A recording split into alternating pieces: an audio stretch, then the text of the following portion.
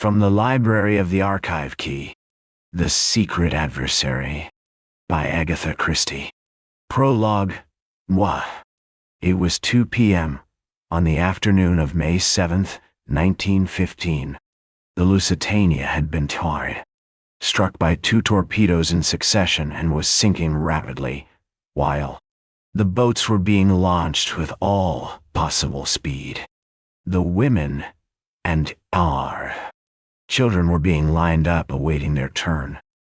Some still clung desperately to husbands and fathers. Others clutched their children closely to their breasts. One girl stood alone, slightly apart from the rest. She was quite young, not more than 18. She did not seem afraid, and her grave, steadfast eyes looked straight ahead. "I beg your pardon." A man's voice beside her made her start and turn. She had noticed the Mikre speaker more than once amongst the first-class passengers. There had been a hint of mystery about him which had appealed to her imagination. He spoke to no one. If anyone spoke to him, he was quick to rebuff the overture. Also, he had a nervous way of looking over his shoulder with a swift, suspicious glance. She noticed now that he was greatly agitated. There were beads of perspiration on his brow. He was evidently in a state of overmastering fear, and yet he did not strike her as the kind of man who would be afraid to meet death. Yes. Her grave eyes met his inquiringly. He stood looking at her with a kind of desperate irresolution. "It must be," he muttered to himself. "Yes, it is the only way." Then, aloud, he said abruptly, "You are an American?" "Yes." "A patriotic one?" The girl flushed. "I guess you've no right to ask such a thing." "Of course I am. Don't be offended. You wouldn't be if you knew how much there was at stake. But I've got to trust someone, and it must be a woman." "Why?"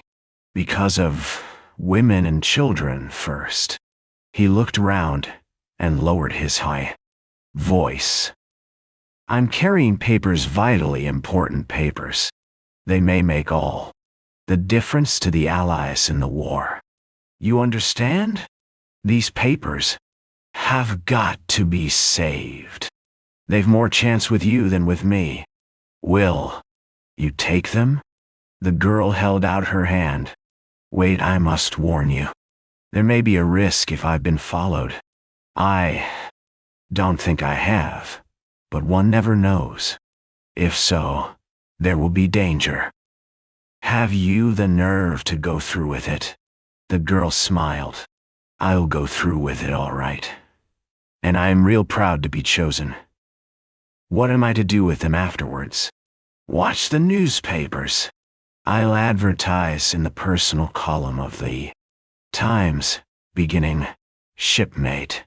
At the end of 3 days, if there's nothing, well, you'll know I'm down and out. Then take the packet to the American Embassy and deliver it into the ambassador's own hands. Is that clear?" "Quite clear." "Then be ready, I'm going to say goodbye." He took her hand in his. "Goodbye? Good luck to you," he said in a louder tone. Her hand closed on the oilskin packet that had lain in his palm. The Lusitania settled with a more decided list to starboard. In answer to a quick command, the girl went forward to take her place in the boat. Chapter 1. The Young Adventurers Ltd. "Tommy, old thing. Tuppence, old bean." The 2 young people greeted each other affectionately, and momentarily blocked the Dover Street tube exit in doing so. The adjective "old" was misleading. Their united ages would certainly not have totaled 45. "Not seen you for simply centuries," continued the young man. "Where are you off to?" "Come and chew a bun with me." We're getting a bit unpopular here, blocking the gangway as it were. Let's get out of it." The girl assenting, they started walking down Dover Street towards Elm, Piccadilly. "Now then," said Tommy, "where shall we go?" The very faint anxiety which underlay his tone did not escape the astute ears of Miss Prudence Cowley, known to her intimate friends for some mysterious reason as Tuppence. She pounced at once. "Tommy, you're stony." "Not a bit of it," declared Tommy unconvincingly. "Rolling in cash." "You always were a shocking liar," said Tuppence severely, "though you did once persuade Sister Greenbank that the doctor had ordered you beer as a tonic, but forgotten to write it on the chart. Do you remember?" Tommy chuckled. "I should think I did. Wasn't the old cat in a rage when she found him out? Not that she was a bad sort, really, old Mother Greenbank. Good old hospital demobbed like everything else, I suppose. Not. Tuppence sighed. "Yes, you too." Tommy nodded. 2 months ago. "Gratuity," hinted Tuppence. "Spent." "Oh, Tommy." "No, old thing. Not in riotous dissipation. No such luck. The cost of living ordinary plain or garden living nowadays is, I assure you, if you do not know." "My dear child," interrupted Tuppence, "there is nothing I do not know about the cost of living. Here we are at Lyons, and we will each of us pay for our own. That's it." And Tuppence led the way upstairs. The place was full, and they wandered about looking for a table, catching odds and ends of conversation as they did so. "And do you know," she sat down and cried when I told her she couldn't have the flat after all. "It was simply a bargain, my dear. Just like the one Mabel Lewis brought from Paris. Funny scraps one does over here," murmured Tommy. "I passed 2 Johnnies in the street today, talking about someone called Jane Finn. Did you ever hear such a name?" "Nothing much." But at that moment, 2 elderly ladies rose and collected parcels, and Tuppence deftly ensconced herself in one of the vacant seats. Tommy ordered tea and buns. Tuppence ordered tea and buttered toast. "And mind the tea comes in separate teapots," she added severely. Tommy sat down opposite her. His bared head revealed a shock of exquisitely slicked back red hair. His face was pleasantly ugly, nondescript, yet unmistakably the face of a gentleman and a postman. His brown suit was well cut, but perilously near the end of the end. Its tether. They were an essentially modern-looking couple as they sat there. Tuppence had no claim to beauty, but there was character and charm in her. The elfin lines of her little face, with its determined chin and large, wide-apart gray eyes that looked mistily out from under straight, black brows. She wore a small bright green toque over her black bobbed hair, and her extremely short and rather shabby skirt revealed a pair of uncommonly dainty ankles. Her appearance presented a valiant attempt at smartness. The tea came at last, and Tuppence, rousing herself from a fit of meditation, poured it out. "Now then," said Tommy, taking a large bite of bun. "Let's get up to date. Remember, I haven't seen you since that time in hospital. 1916. Very well." Tuppence helped herself liberally to buttered toast. Abridged biography of Miss Prudence Cowley, 5th daughter of Archdeacon Cowley of Little Missendell, Suffolk, See. Miss Cowley left the way, delights and drudgeries of her home life early in the war and came up to London, where she entered an officer's hospital. First month, washed up 648 plates every day. Second month, promoted to drying aforesaid plates. Third month, promoted to peeling potatoes. Fourth month, promoted to cutting bread and butter. Fifth month, promoted one floor up to duties of ward maid with mop and pail. Sixth month, promoted to waiting at table. Seventh month, pleasing appearance and nice manners so striking that I'm promoted to waiting on the sisters. Eighth month, slight check in career. Sister Bond 8 Sister West Heavens. Egg. Grand row. Ward maid clearly to blame. Inattention in such important matters cannot be too highly censured. Mop and pail again. How are the mighty fallen. Ninth month. Promoted to sweeping out wards, where I found a friend of my childhood and Lieutenant Thomas Beresford, Beau. Tommy, whom I had not seen for 5 long years. The meeting was affecting. 10th month. Reproved by matron for visiting the pictures in it. Company with one of the patients, namely, the aforementioned Lieutenant Thomas Beresford. 11th and 12th months. Parlor maid duties. Resumed with entire success. At the end of the year, left hospital in a blaze of glory. After that, the talented Miss Cowley drove successively a trade delivery van, a motor lorry, and a general. The last was the pleasantest. He was quite a young general. Oh, what blighter was that? Inquired Tommy, perfectly sickening the way those brass hats drove from the War Office to the Savoy, and from the Savoy to the War Office. Eesh. Oh, I've forgotten his name now, confessed Tuppence. To resume, that was, in a way, the apex of my career. I next entered a government office. We had several very enjoyable tea parties.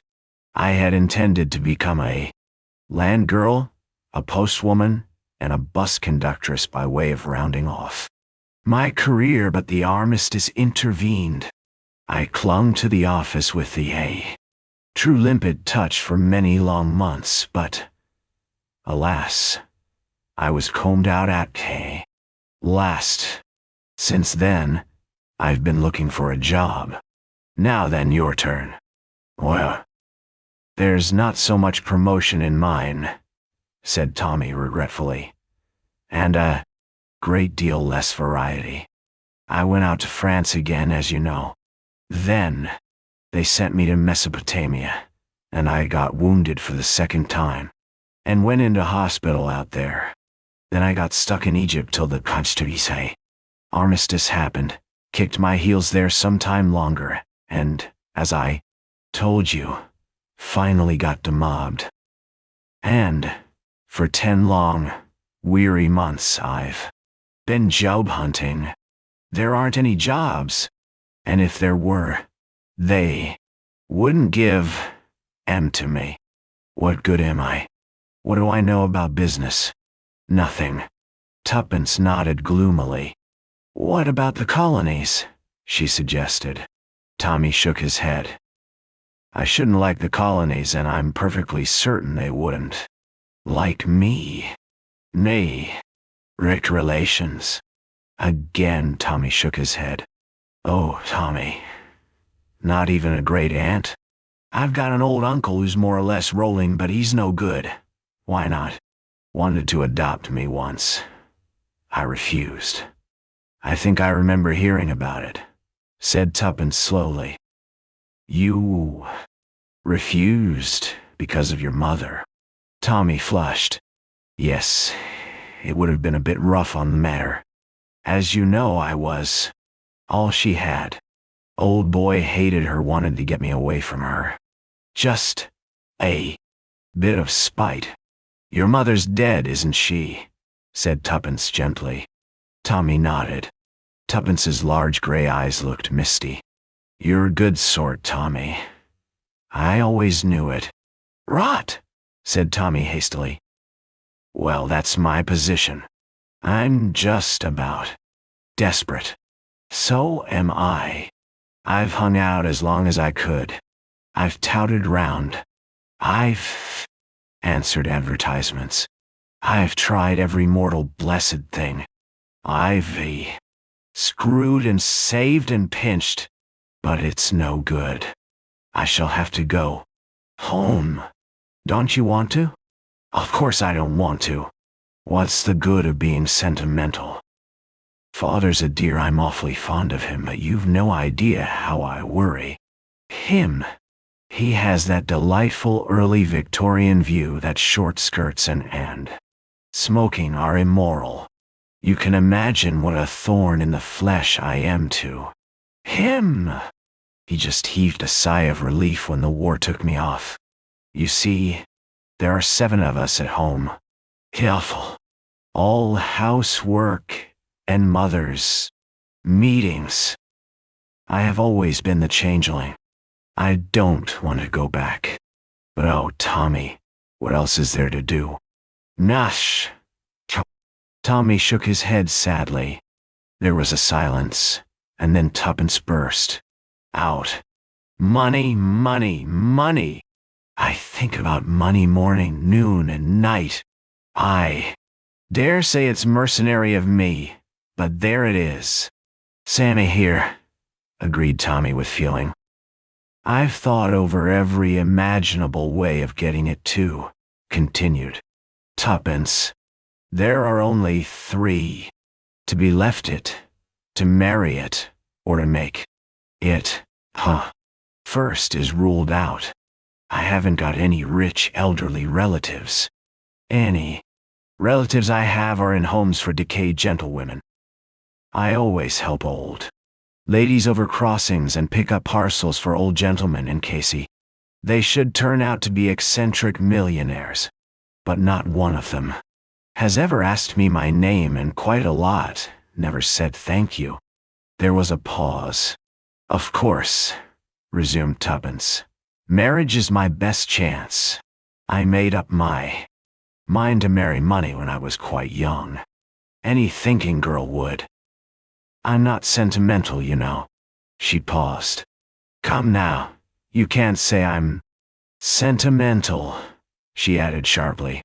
Certainly not, agreed Tommy hastily. No one would ever think of sentiment in connection with you.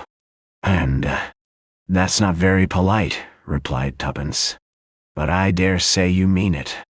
All right. Well, there it is. I'm ready and willing, but I never meet any rich men. All the boys I know are about as hard up as I am. What about the general? Inquired Tommy. I fancy he keeps a bicycle shop in time of peace, explained Tuppence. No, there it is. Now you could marry a rich girl. I'm like you. I don't know any. That doesn't matter. You can always get to know one. Now, if I see a man in a fur coat come out of the Ritz, I can't rush up to him and say, look here, you're rich. I'd like to know you. Well, do you suggest that I should do that to a similarly garbed female? Don't be silly. You tread on her foot, or pick up her handkerchief. Something like that. If she thinks you want to know her, she's flattered, and will manage it for you somehow. You overrate my manly charms, murmured Tommy. On the other hand, proceeded Tuppence, my millionaire would probably run for his life. No marriage is fraught with difficulties. Remains to make money. We've tried that, and failed, Tommy reminded her. We've tried all the orthodox ways, yes. But suppose we try the unorthodox. Tommy, let's be adventurers. Certainly, replied Tommy cheerfully. How do we begin? That's the difficulty. If we could make ourselves known, people might hire us to commit crimes for them. Delightful, commented Tommy. Especially coming from a clergyman's daughter. Oh meh. The moral guilt, Tuppence pointed out, would be theirs, not mine. You must admit that there's a difference between stealing a diamond necklace for yourself and being hired to steal it. Nah, there wouldn't be the least difference if you were caught. Perhaps not, but I shouldn't be caught. I'm so clever. Modesty always was your besetting sin, remarked Tommy. Don't rag. Look here, Tommy, shall we really? Shall we form a business? Partnership? Form a company for the stealing of diamond necklaces? That was only an illustration. Let's have a, what do you call it in bookkeeping? Don't know. Never did any. I have, but I always got mixed up, and used to put credit entries on the debit side, and vice versa, so they fired me out. Oh, I know a joint venture. It struck me as such a romantic phrase to come across in the middle of musty old figures. It's got an Elizabethan flavor about. It makes one think of galleons and doubloons. A joint venture, trading under the name of the Young Adventurers Ltd. Is that your idea, Tuppence? Oh, it's all very well to laugh, but I feel there might be something in it. How right? How do you propose to get in touch with your would-be employers? Advertisement, replied Tuppence promptly. Have you got a bit of paper? And a pencil? Men usually seem to have, just like we had hairpins and powder puffs.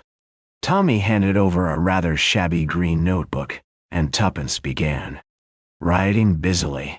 Shall we begin? Young officer, twice wounded in the war. Certainly not. Oh, very well, my dear boy.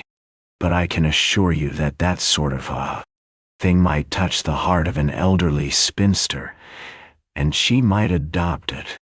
You. And then there would be no need for you to be a young adventurer at all. Nah, EJ. I don't want to be adopted. I forgot you had a prejudice against it. I was only ragging you. The papers are full up to the brim with that type of thing. Now, listen, how's this? 2 young adventurers for hire.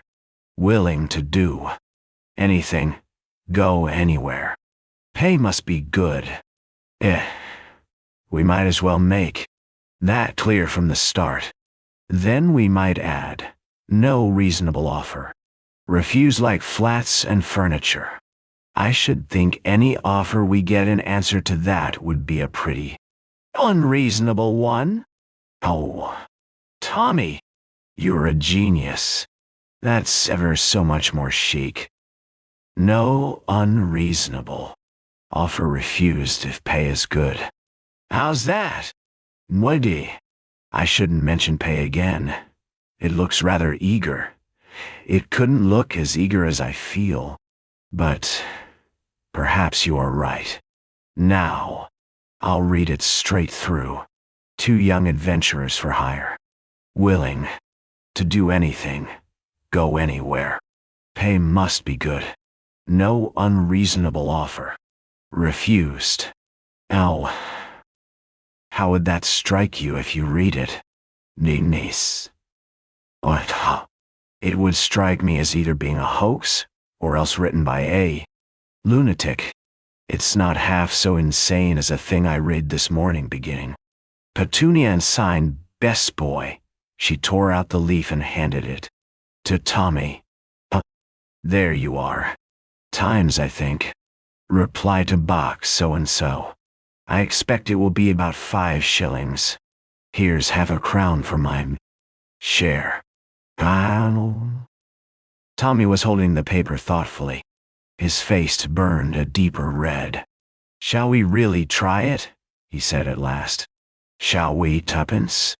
Just for the fun of the thing." "Ah, Tommy, you're a sport. I knew you would be. Let's drink to success." She poured some cold dregs of tea into the 2 cups. "Here's to our joint venture, and may it prosper." "The Young Adventurers Ltd," responded Tommy. They put down the cups and laughed rather uncertainly. Tuppence rose. "I must return to my palatial suite at the hostel. Perhaps it is time I strolled round to the Ritz," agreed Tommy with a grin. "Where shall we meet? And when?" 12 o'clock tomorrow. Piccadilly Tube Station. Will that suit you?" "My time is my own," replied Mr. Beresford magnificently. "So long, then. Goodbye, old thing." The 2 young people went off in opposite directions. Tuppence's hostel was situated in what was charitably called Southern Belgravia. For reasons of economy, she did not take a bus. She was halfway across St. James Park when a man's voice behind her made her start. "Excuse me," it said, "but may I speak to you for a moment?" Chapter 2.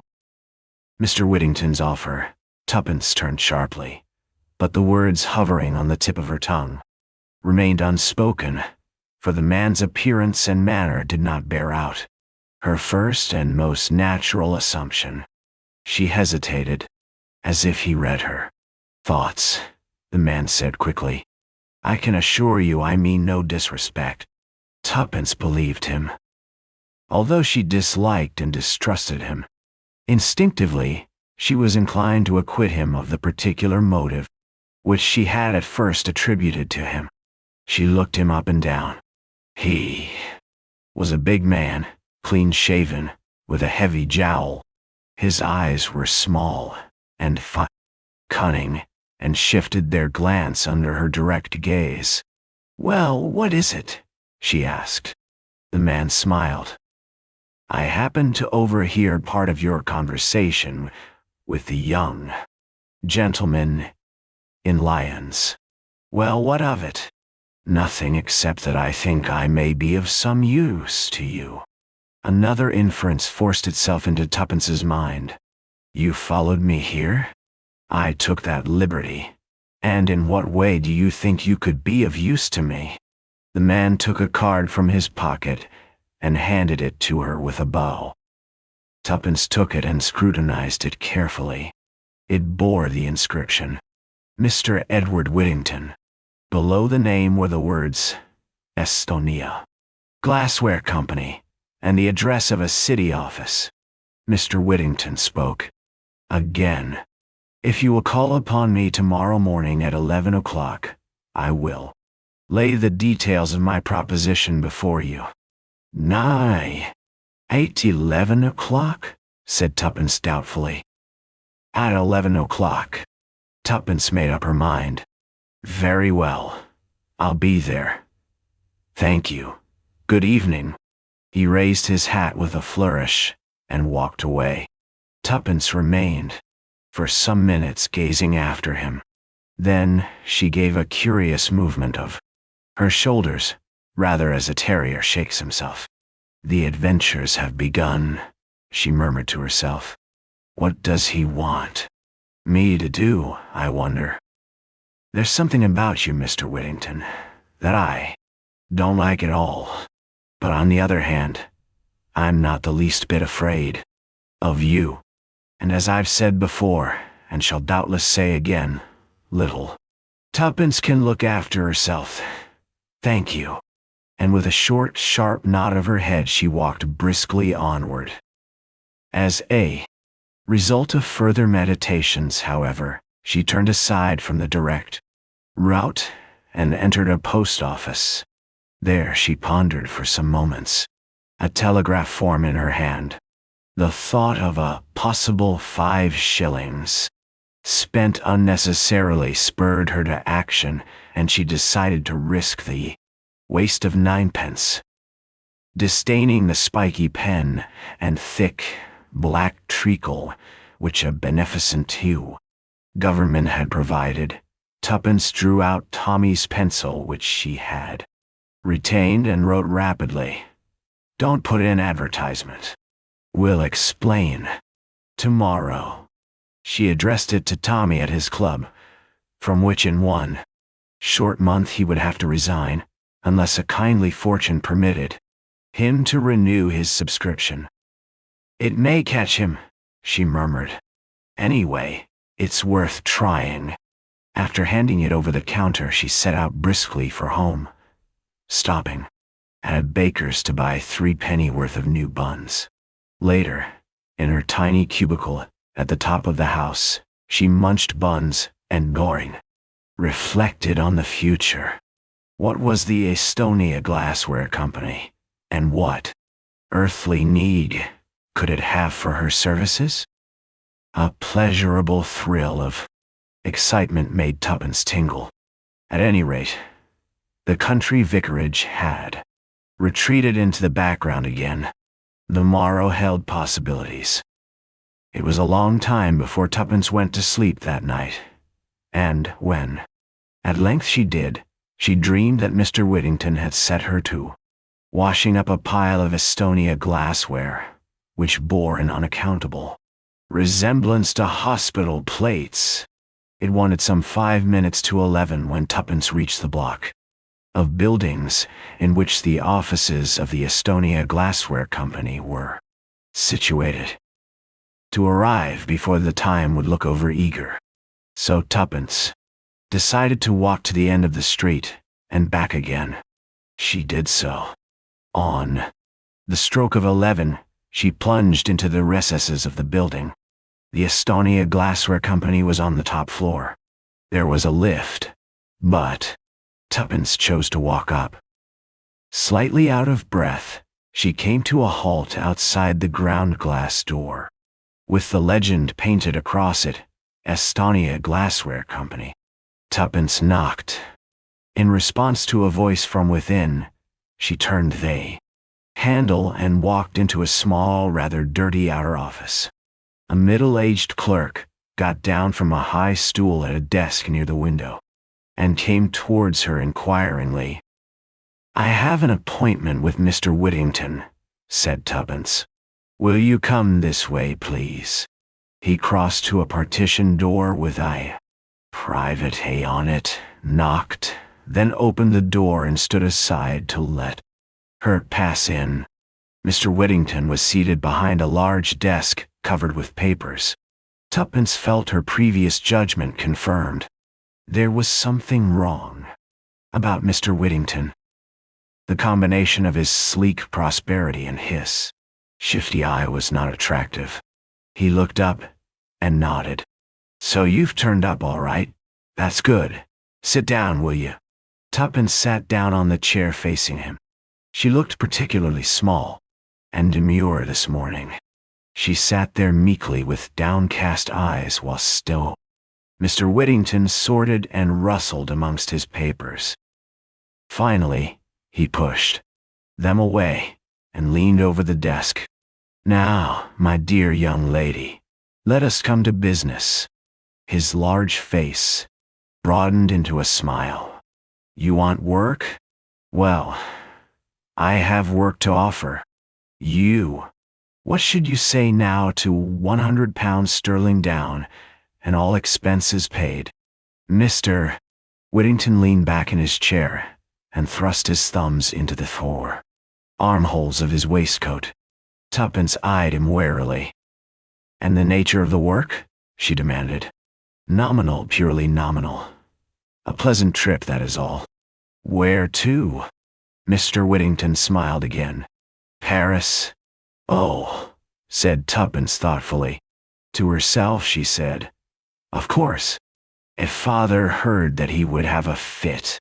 But somehow I don't see Mr. Whittington in the role of the gay deceiver." "Yes," continued Whittington. "What could be more delightful? To put the clock back a few years, a very few. I am sure Henry enter one of those charming pensionnats de jeunes filles with which Paris abounds. Tuppence interrupted him. A pensionnat? Exactly. Madame Colombier's in the Avenue de Neuilly. Tuppence knew the name well. Nothing could have been more select.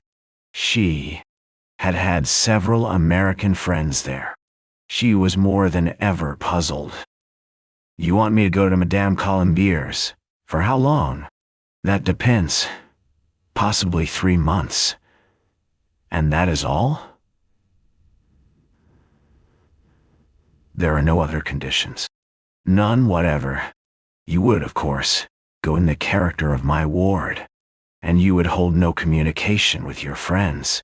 I should have to request absolute secrecy for the time being. By the way, you are English, are you not? Oh, yes. Yet you speak with a slight American accent. My great pal in hospital was a little American girl. I dare say I picked it up from her. I can soon get out of it again. On the contrary, it might be simpler for you to pass as an American. Details about your past life in England might be more difficult to sustain. Yes, I think that would be decidedly better. Then, one moment, Mr. Whittington. You seem to be taking my consent for granted. Whittington looked surprised. Surely you are not thinking of refusing. I can assure you that Madame Colombier's is a most high-class and orthodox establishment, and the terms are most liberal. Exactly, said Tuppence. That's just it. The terms are almost too liberal, Mr. Whittington. I cannot see any way in which I can be worth that amount of money to you. No, said Whittington softly. Well, I will tell you. I could doubtless obtain someone else for very much less. What I am willing to pay for is a young lady with sufficient intelligence and presence of mind to sustain her part well, and also one who will have sufficient discretion not to ask too many questions.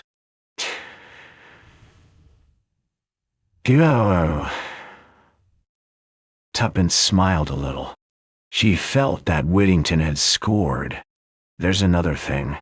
So far, there has been no mention of Mr. Beresford. Where does he come in? Mine. Mr. Beresford.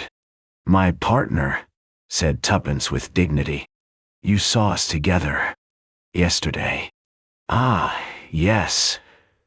But I'm afraid we shan't require his services. Then it's off. Tuppence rose. It's both or neither. Sorry, but that's how it is. Good morning, Mr. Whittington.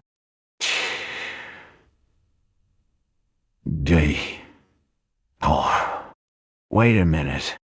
Let us see if something can't be managed. Sit down. Again, miss, he paused interrogatively.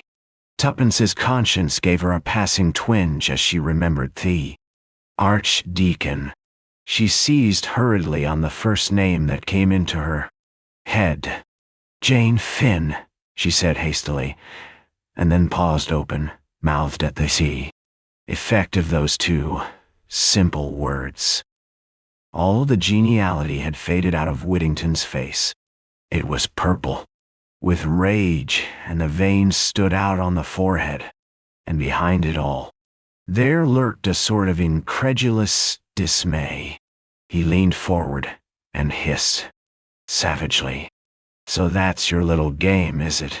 Tuppence, though utterly taken aback, nevertheless kept her head. She had not the faintest comprehension of his meaning, but she was naturally quick-witted, and felt it imperative to keep her end up as she phrased it.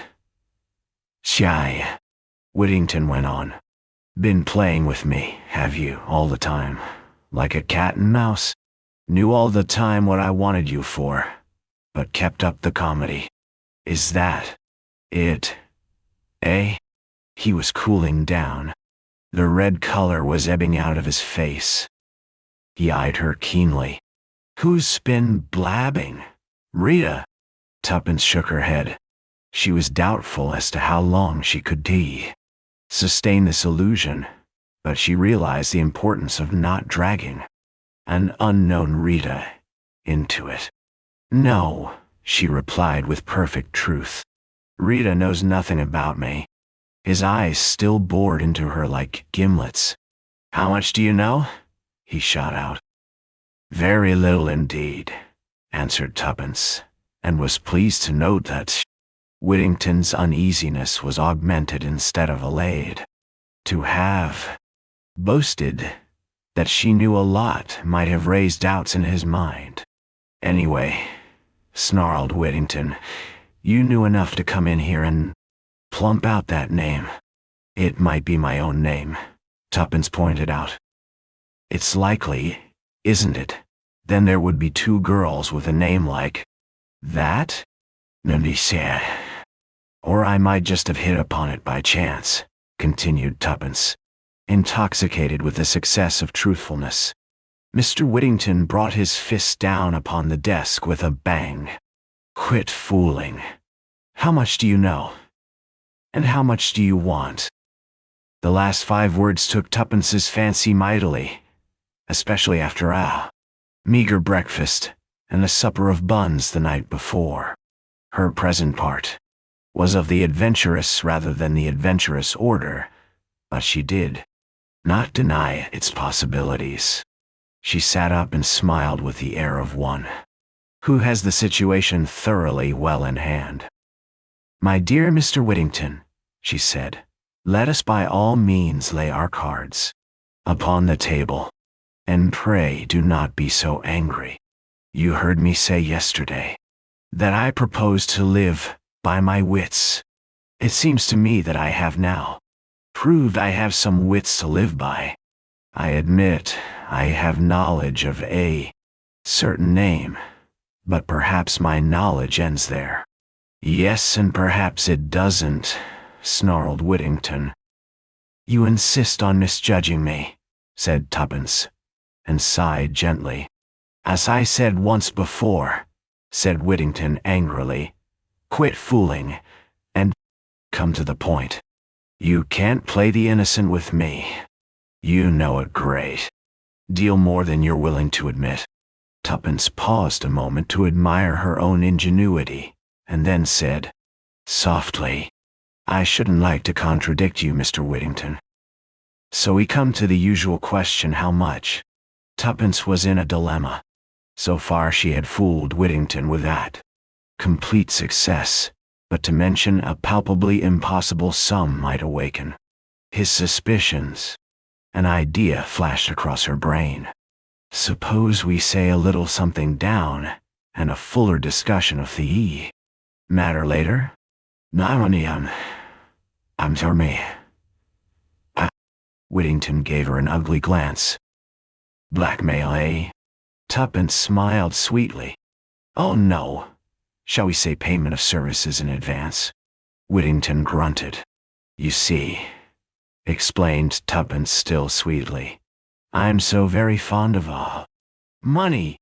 You're about the limit, that's what you are, growled Whittington, without a sort of unwilling admiration. You took me in all right. Thought you were quite a meek little kid with just enough brains for my purpose. Nay, life, moralized Tuppence, is full of surprises. All the same, continued Whittington.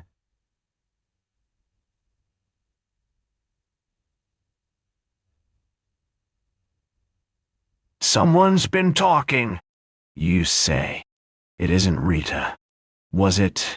Oh, come in. The clerk followed his discreet knock into the room, and laid a paper at his master's elbow. Telephone message just come for you, sir. Whittington snatched it up and read it. A frown gathered on his brow. That'll do, Brown. You can go. The clerk withdrew, closing the door behind him. Whittington turned to Tuppence. Come tomorrow at the same time. I'm busy now. Here's 50 to go on it with. He rapidly sorted out some notes and pushed them across the table to Tuppence, then stood up, obviously impatient for her to go. The girl counted the notes in a businesslike manner, secured them in her handbag and rose. "Good morning, Mr. Whittington," she said politely. "At least, au revoir, I should say. Ishai. Cateo." "Exactly, au revoir." Whittington looked almost genial again. A reversion that aroused in Tuppence a faint misgiving. "Au revoir, my hair. Clever and charming young lady." Tuppence sped lightly down the stairs. A wild elation possessed her. A neighboring clock showed the time to be 5 minutes to 12. "Let's give Tommy a surprise," murmured Tuppence, and hailed a taxi. The cab drew up outside the tube station. Tommy was just within the entrance.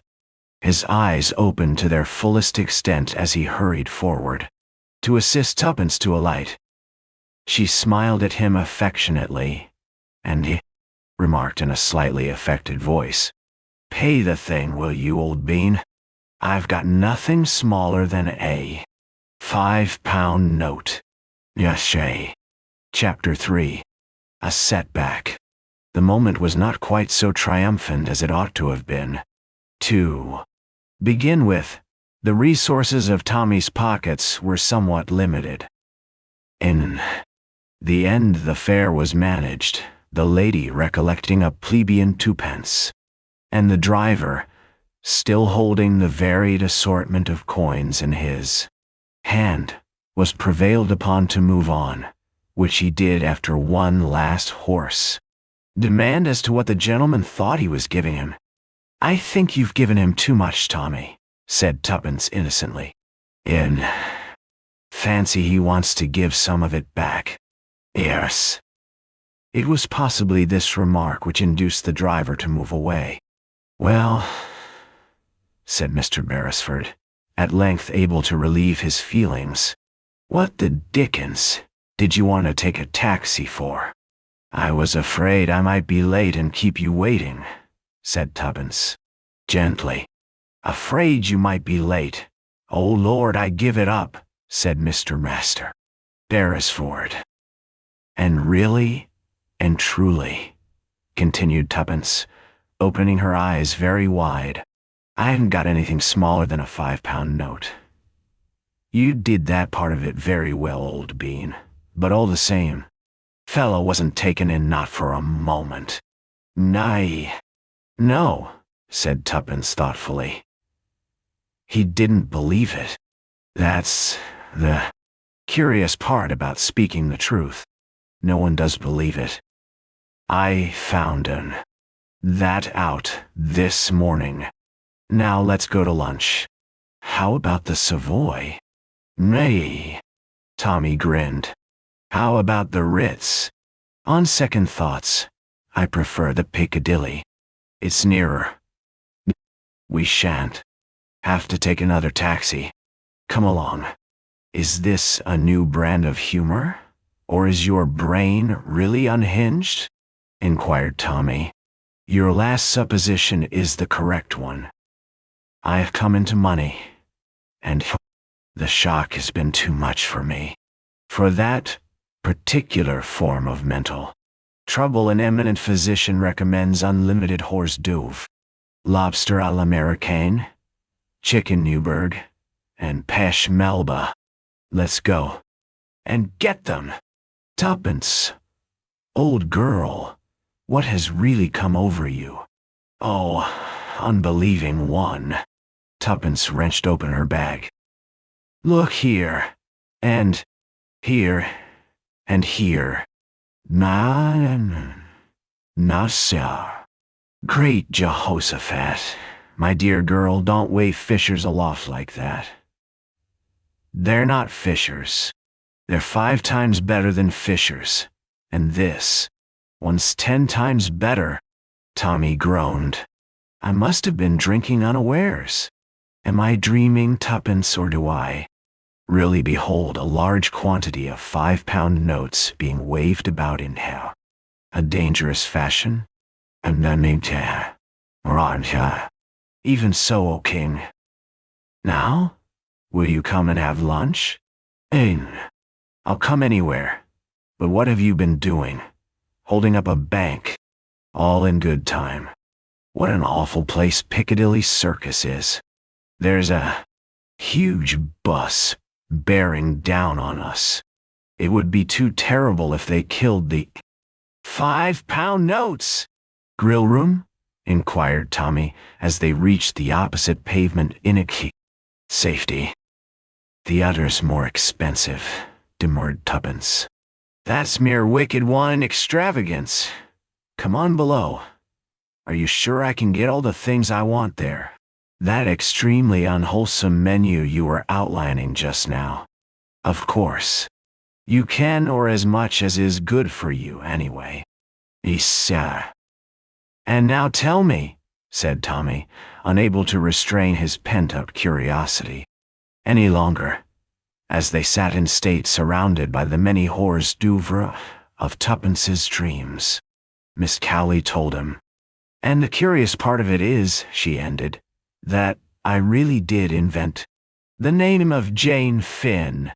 I didn't want to give my own because of poor father in case I should get mixed up in anything shady. Perhaps that's so, said Tommy slowly. But you didn't invent it. What? No, I told it to you. Don't you remember? I said yesterday I'd overheard 2 people talking about a female called Jane Finn?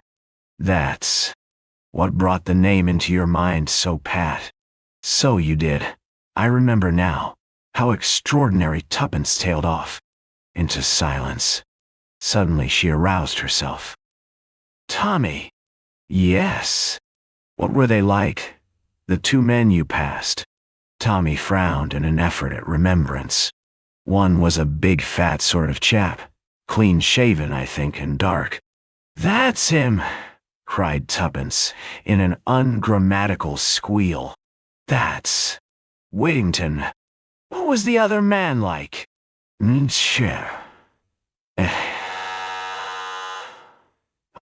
I can't remember.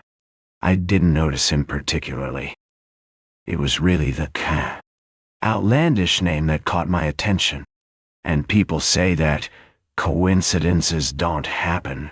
Tuppence tackled her. Pesh Melba happily. But Tommy had become serious. Look here, Tuppence, old girl. What is this going to lead to? More money, replied his companion. I know that. You've only got one idea in your head. What I mean is, what about the next step? How are you going to keep the game up? Eden? Kabahai. Oh! Tuppence laid down her spoon. You're right, Tommy, it is a bit of a poser. After all, you know, you can't bluff him forever. You're sure to slip up sooner or later. And, anyway, I'm not at all sure that it isn't actionable blackmail, you know. Nonsense. Blackmail is saying you'll tell unless you are given money. Now there's nothing I could tell, because I don't really know anything. Said Tommy doubtfully. Well, anyway, what are we going to do? Whittington was in a hurry to get rid of you this morning, but next time, he'll want to know something more before he parts with his money. Hell, want to know how much you know and where you got your information from, and a lot of other things that you can't cope with. What are you going to do about it? Tuppence frowned severely. We must think. Order some Turkish coffee, Tommy. Stimulating to the brain. Oh dear, what a lot I have eaten. You have made rather a hog of yourself. So have I for that matter, but I flatter myself that my choice of dishes was more judicious than yours. 2 coffees. Nah. This was to the waiter. 1 Turkish, 1 French. Tuppence sipped her coffee with a deeply reflective air, and snubbed Tommy when he spoke to her. Be quiet, I'm thinking. Shades of Pelmanism, said Tommy, and relapsed into silence. There, said Tuppence at last. I've got a plan. Obviously what we've got to do is to find out more about it all. Tommy applauded. Don't jeer. We can only find out through Whittington. We must discover where he lives, what he does sleuth him in fact. Now I can't do it, because he knows me, but he only saw you for a minute or 2 in Lyons. He's not likely to recognize you. After all, one young man is much like another. No. I repudiate that remark utterly. I'm sure my pleasing features and distinguished appearance would single me out from any crowd. My plan is this, Tuppence went on calmly. I'll go alone tomorrow. I'll put him off again like I did today. It doesn't matter if I don't get any more money at once.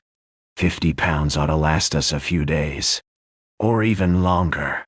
You'll hang about outside. When I come out, I shan't speak to you in case he's watching, but I'll take up my stand somewhere near. And when he comes out of the building, I'll drop a handkerchief or something, and off you go. Off I go where? Follow him, of course, silly. What do you think of the idea? Sort of thing one reads about in books. I somehow feel that in real life one will feel a bit of an ass standing in the street for hours with nothing to do. People will wonder what I'm up to. Not in the city. Everyone's in such a hurry. Probably no one will even notice you at all. That's the 2nd time you've made that sort of remark. Never mind. I forgive you. Anyway, it will be rather a lark. What are you doing this afternoon? Mind. Well, said Tuppence meditatively, I had thought of hats. Or perhaps silk stockings. Or perhaps hold hard, admonished Tommy. There's a limit to £50. But let's do dinner and a show tonight at all events. Rather. The day passed pleasantly. The evening even more so. 2 of the sea. £5 notes were now irretrievably dead. They met by arrangement the following morning, and proceeded citywards.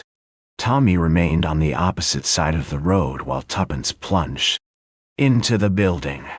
Tommy strolled slowly down to the end of the street, then back again. Just as he came abreast of the building, Tuppence darted across the road. Tommy! Yes, what's up? The place is shut.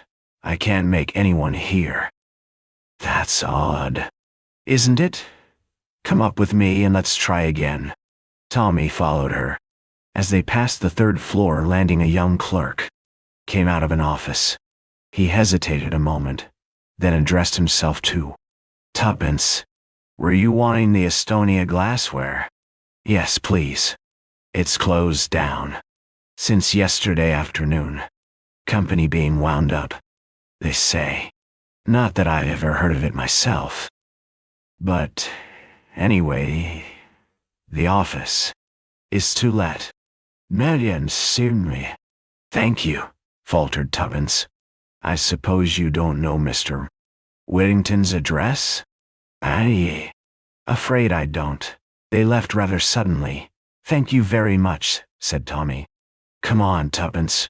They descended to the street again, where they gazed at one another blankly.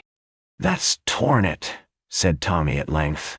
And I never suspected it. wailed Tuppence. Cheer up, old thing. It can't be helped. Can't it, though? Tuppence's little chin shot out defiantly. Do you, think this is the end? If so, you're wrong. It's just the beginning. The beginning of what? Of our adventure. Tommy, don't you see if they are scared enough to run away like this? It shows that there must be a lot in this Jane Finn business. Well, we'll get to the bottom of it. We'll run them down. We'll be sleuths in earnest. Yes, but there's no one left to sleuth. No, that's why we'll have to start all over again. Lend me that bit of pencil. Thanks. Wait a minute, don't interrupt. There. Tuppence handed back the pencil and surveyed the piece of paper on which she had cow written with a satisfied eye. What's that? Advertisement. You're not going to put that thing in after all. No, it's a different one. She handed him the slip of paper. Tommy read the words on it aloud. Wanted. Any information respecting Jane Finn. Apply I. Chapter 4. Who is Jane Finn? End. The next day passed slowly. It was necessary to curtail expenditure. Carefully husbanded. £40 will last a long time. Luckily, this weather was fine, and walking is cheap, dictated Tuppence. An outlying picture house provided them with recreation for the evening. The day of disillusionment had been a Wednesday. On Thursday, advertisement had duly appeared.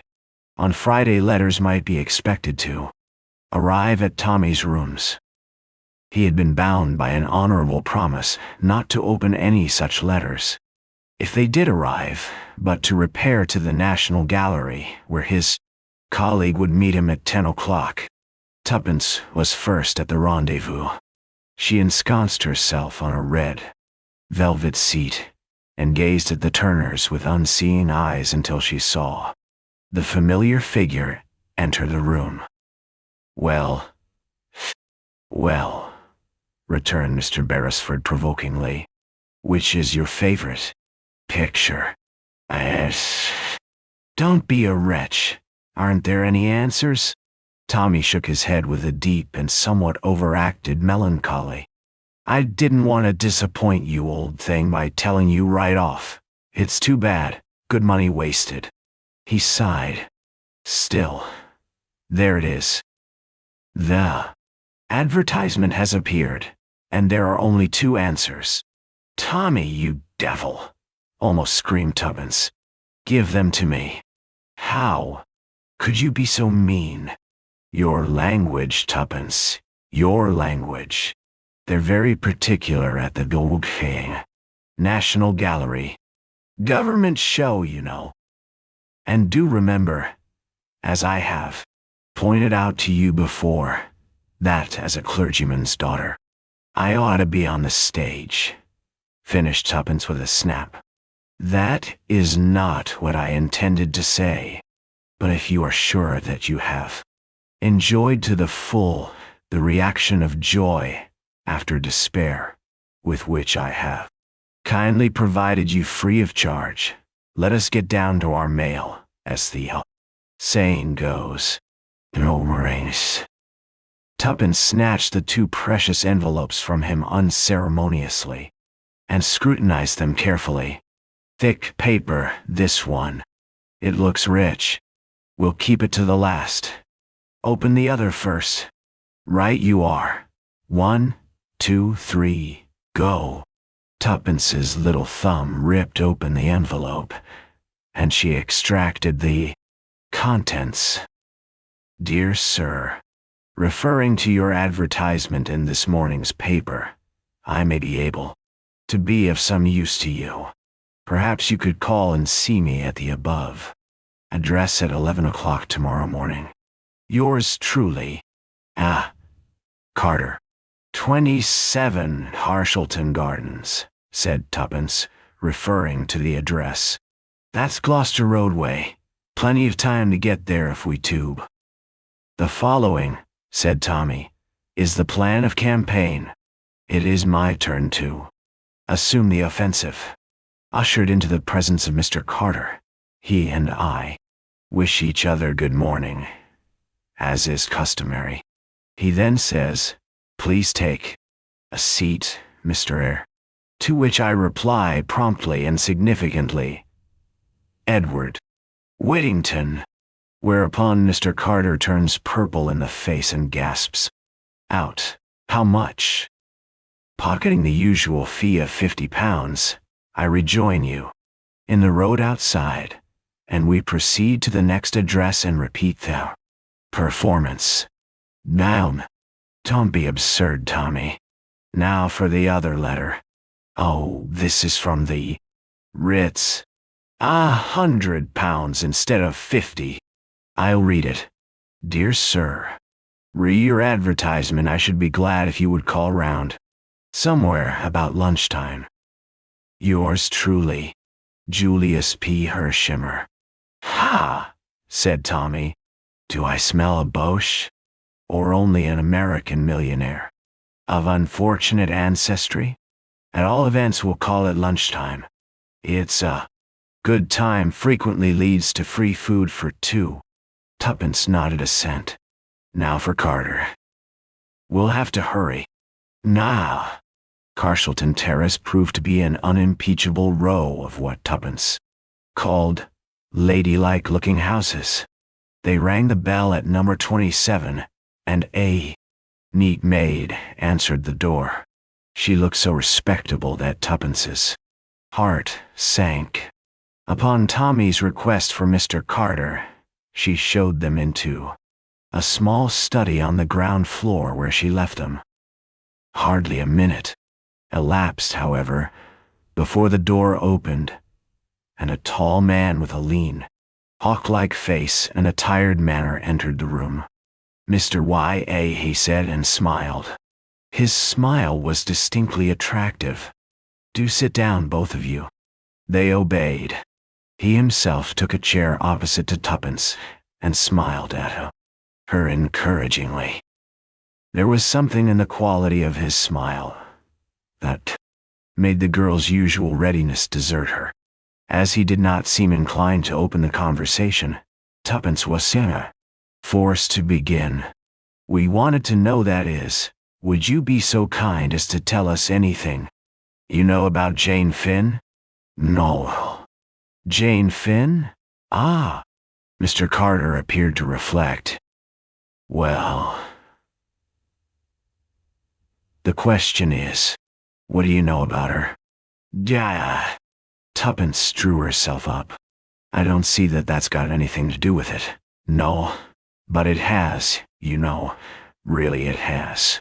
He smiled again in his tired way, and continued reflectively. "So that brings us down to it again. What do you know about Jane Finn?" "Come now," he continued, as Tuppence remained silent. "You must know something to have advertised as you did?" He leaned forward a little. His weary voice held a hint of persuasiveness. "Suppose you tell me." There was something very magnetic about Mr. Carter's personality.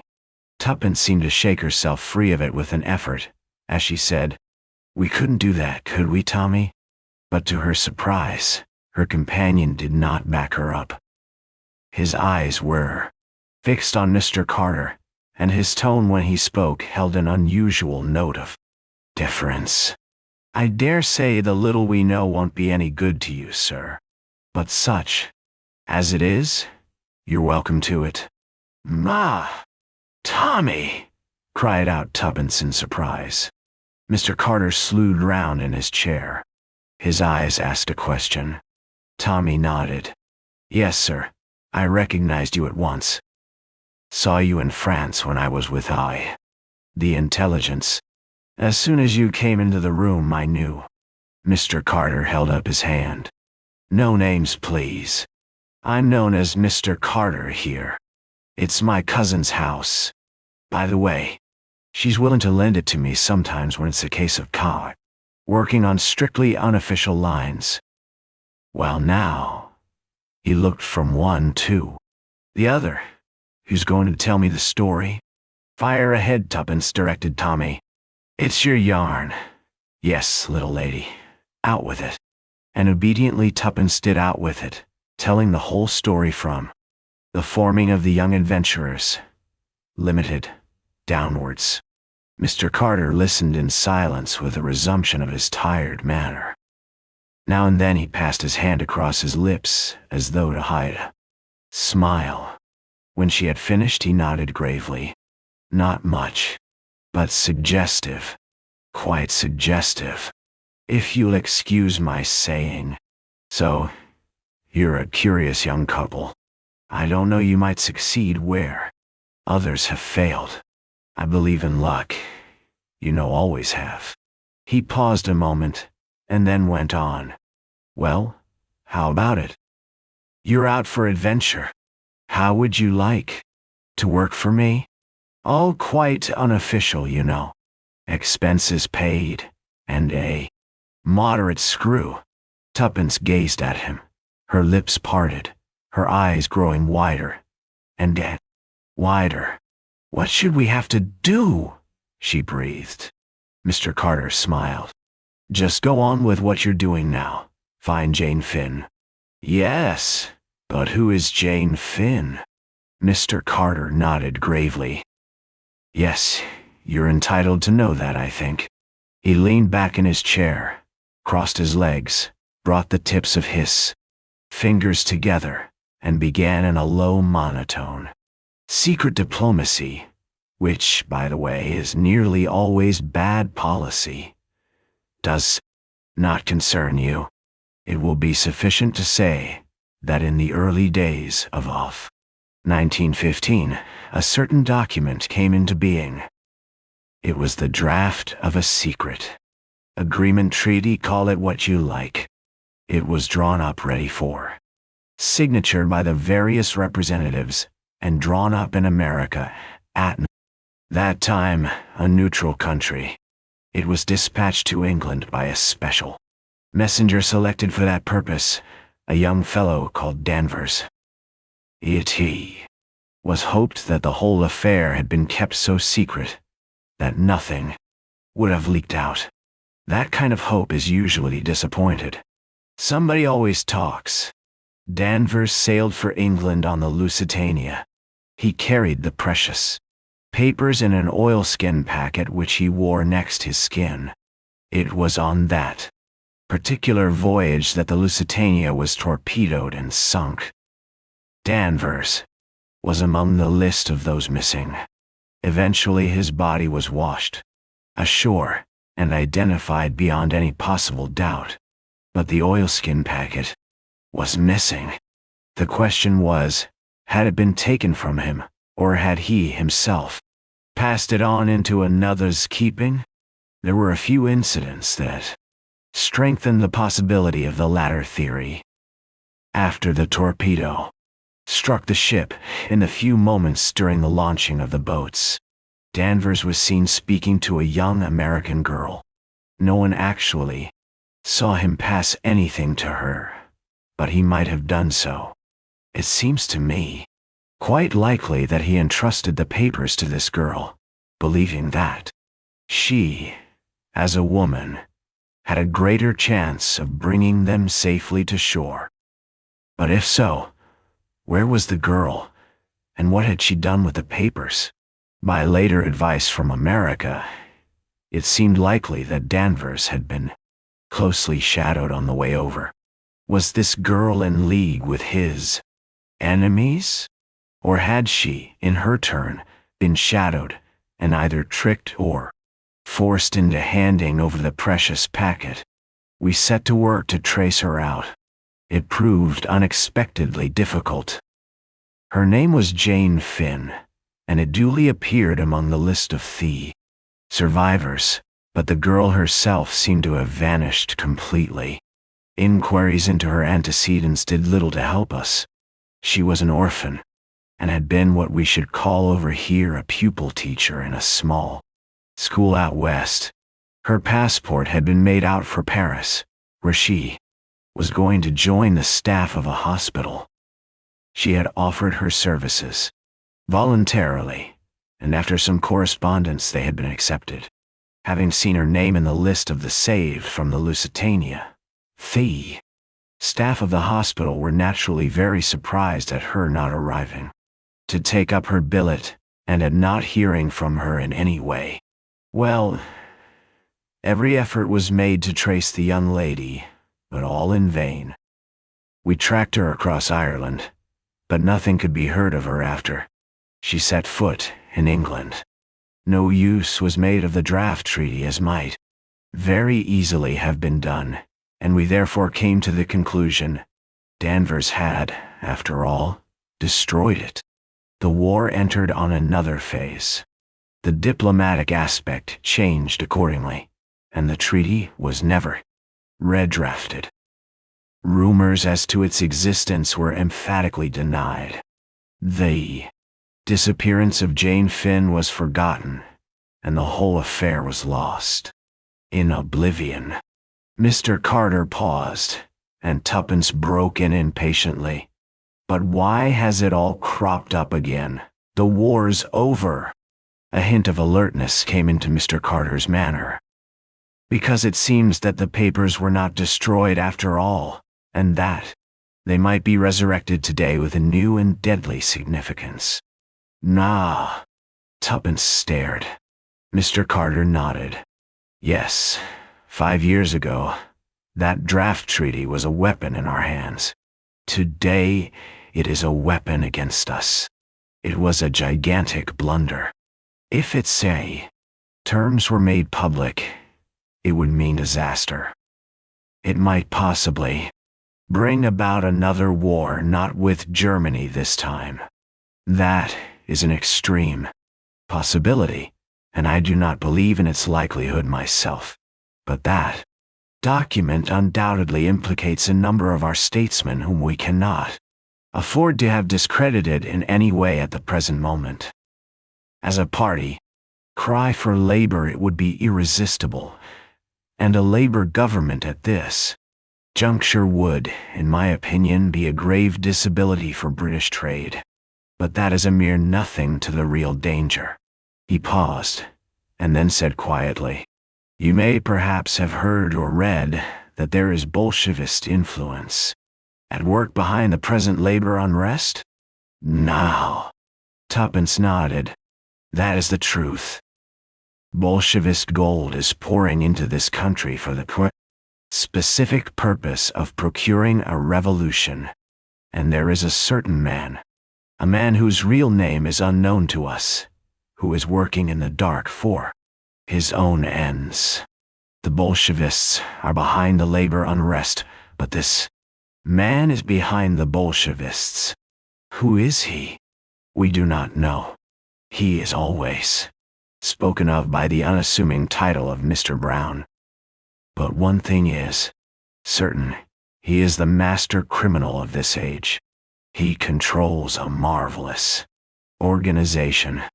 Most of the peace propaganda during the war was originated and financed by him. His spies are everywhere. A naturalized German? Asked Tommy. On the contrary, I have every reason to believe he is an Englishman. He was pro-German, as he would have been pro-Boer. What he seeks to attain, we do not know. Probably supreme power for himself, of a kind unique in history. We have no clue as to his real personality. It is reported that even his own followers are ignorant of it. Where we have come across his tracks, he has always played a secondary part. Somebody else assumes the chief role. But afterwards we always find that there has been some non-entity, a servant or a clerk, who has remained in the background, unnoticed, and that the elusive Mr. Brown has escaped us once more. Oh! Tuppence jumped. I wonder. Yes, I remember in Mr. Whittington's office. The clerk, he called him Brown. You don't think? Carter nodded thoughtfully. Very likely. A curious point is that the name is usually mentioned. An idiosyncrasy of genius. Can you describe him at all? Ah, I really didn't notice. He was quite ordinary, just like anyone else. Mr. Carter sighed in his tired manner. That is the invariable description of Mr. Brown. Brought a telephone. Message to the man Whittington, did he? Notice a telephone in the outer office? Try. Tuppence thought. No, I don't think I did. Exactly. That messages was Mr. Brown's way of giving an order to his subordinate. He overheard the whole conversation, of course. Was it after that Whittington handed you over the money and told you to come the following day? Oh, Tuppence nodded. Yes, undoubtedly the hand of Mr. Brown. Mr. Carter paused. Well, there it is. You see what you are pitting yourselves against? Possibly the finest criminal brain of the age. I don't quite like it, you know. You're such young things, both of you. I shouldn't like anything to happen to you. Shouldn't. It won't, Tuppence assured him positively. I look after her, sir, said Tommy. And I'll look after you, retorted Tuppence, resenting the manly assertion. Well then, look after each other, said Mr. Carter, smiling. Now, let's get back to business. There's something mysterious about this draft treaty that we haven't fathomed yet. We've been threatened with it in plain and unmistakable terms. The revolutionary element is good, as declare that it's in their hands, and that they intend to produce it at a given moment.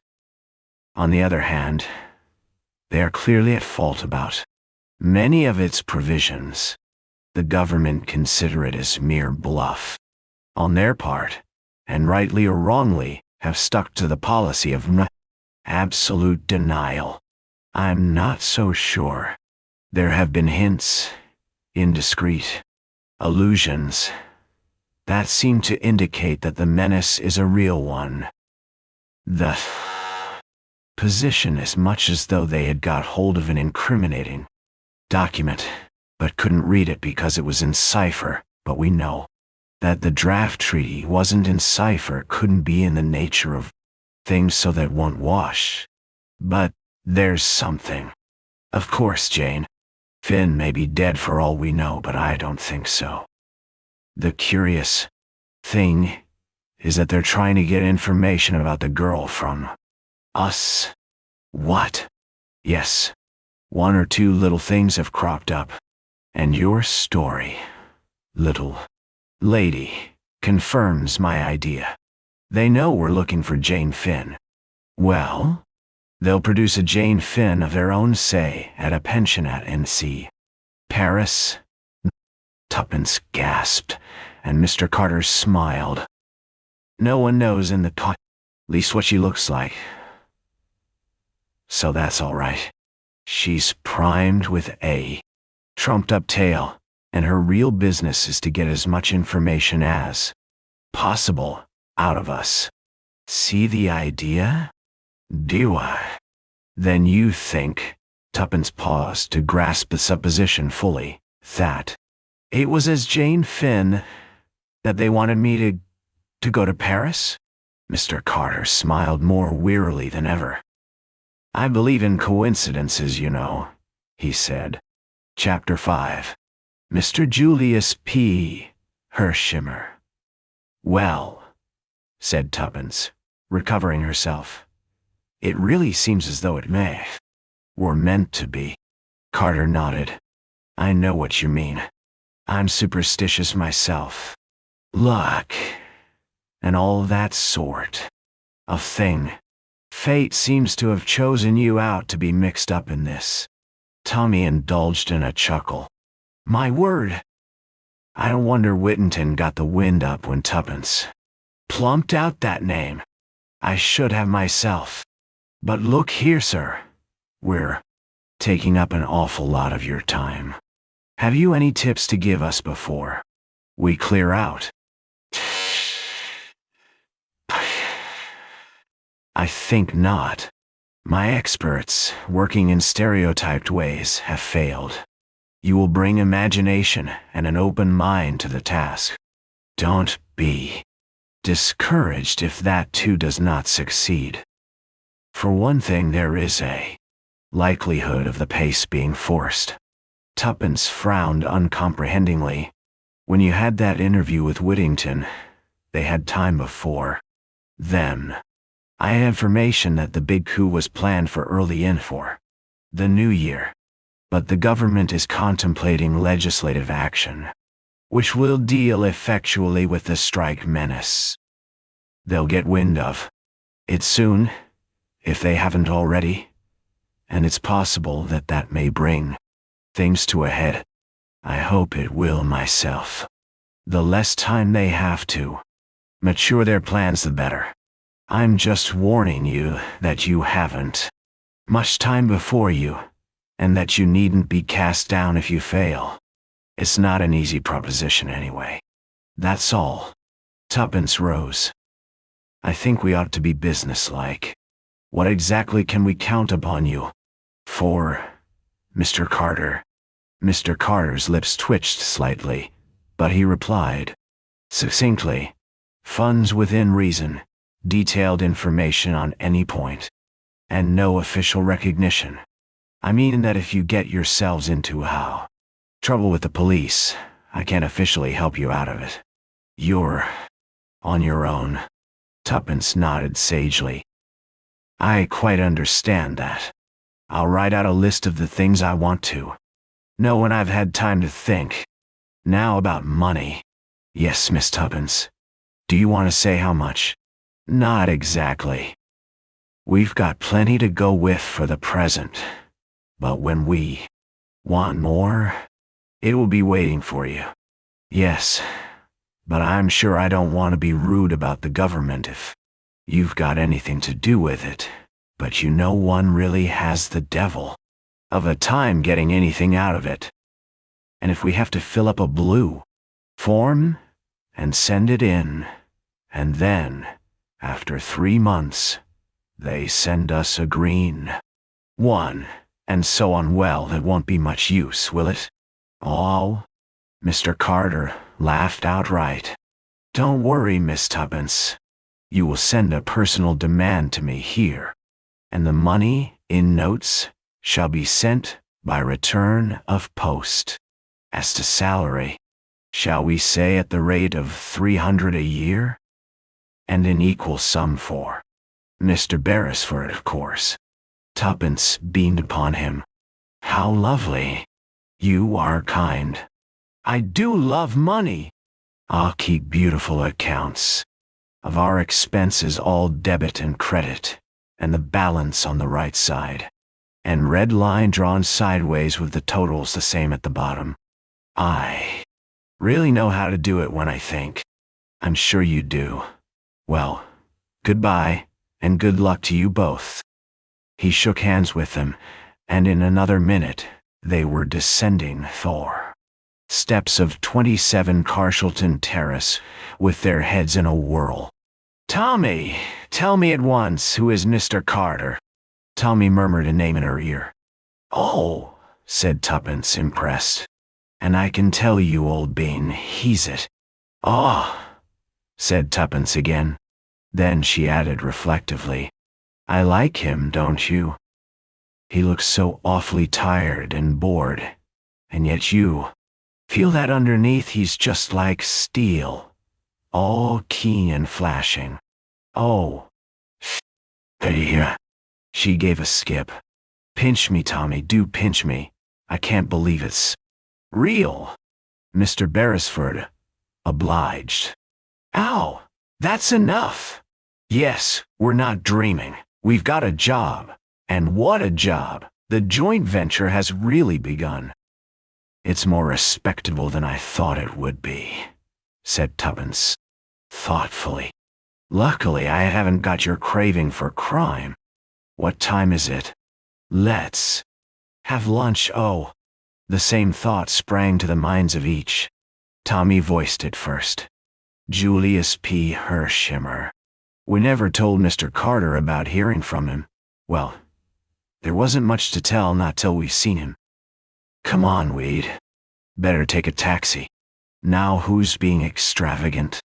All expenses paid, remember. Hop in. At any rate, we shall make a better effect arriving this way, said Tuppence, leaning back luxuriously. I'm sure blackmailers never arrive. In buses. We've ceased being blackmailers, Tommy pointed out. I'm not sure I have, said Tuppence darkly.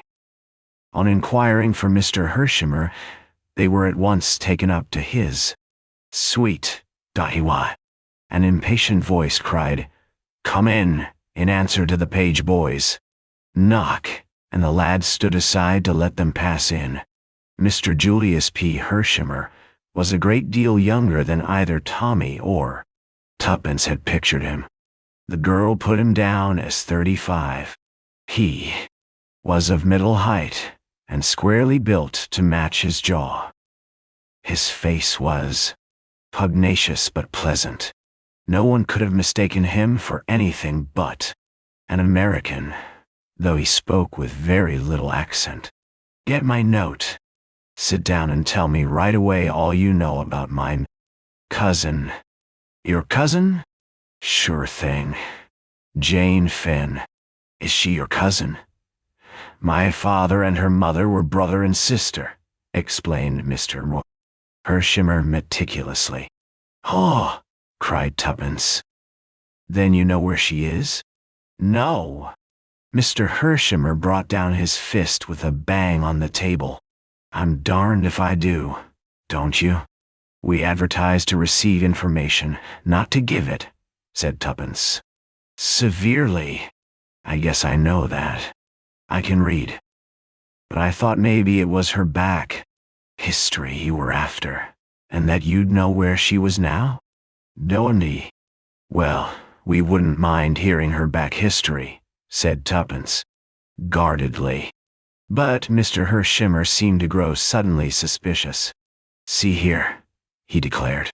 This isn't Sicily. No demanding ransom or threatening to crop her ears if I refuse. These are the British Isles. So, quit the funny business, or I'll just sing out for that beautiful big British policeman I see out there in Piccadilly. Tommy hastened to explain. We haven't kidnapped your cousin. On the contrary, we're trying to find her. We're employed to do so. Mr. HERSHEIMMER leant back in his chair. Put me wise, he said succinctly. Tommy fell in with this demand, insofar as he gave him a guarded version of the disappearance of Jane Finn and of the possibility of her having been mixed up unawares in some political show.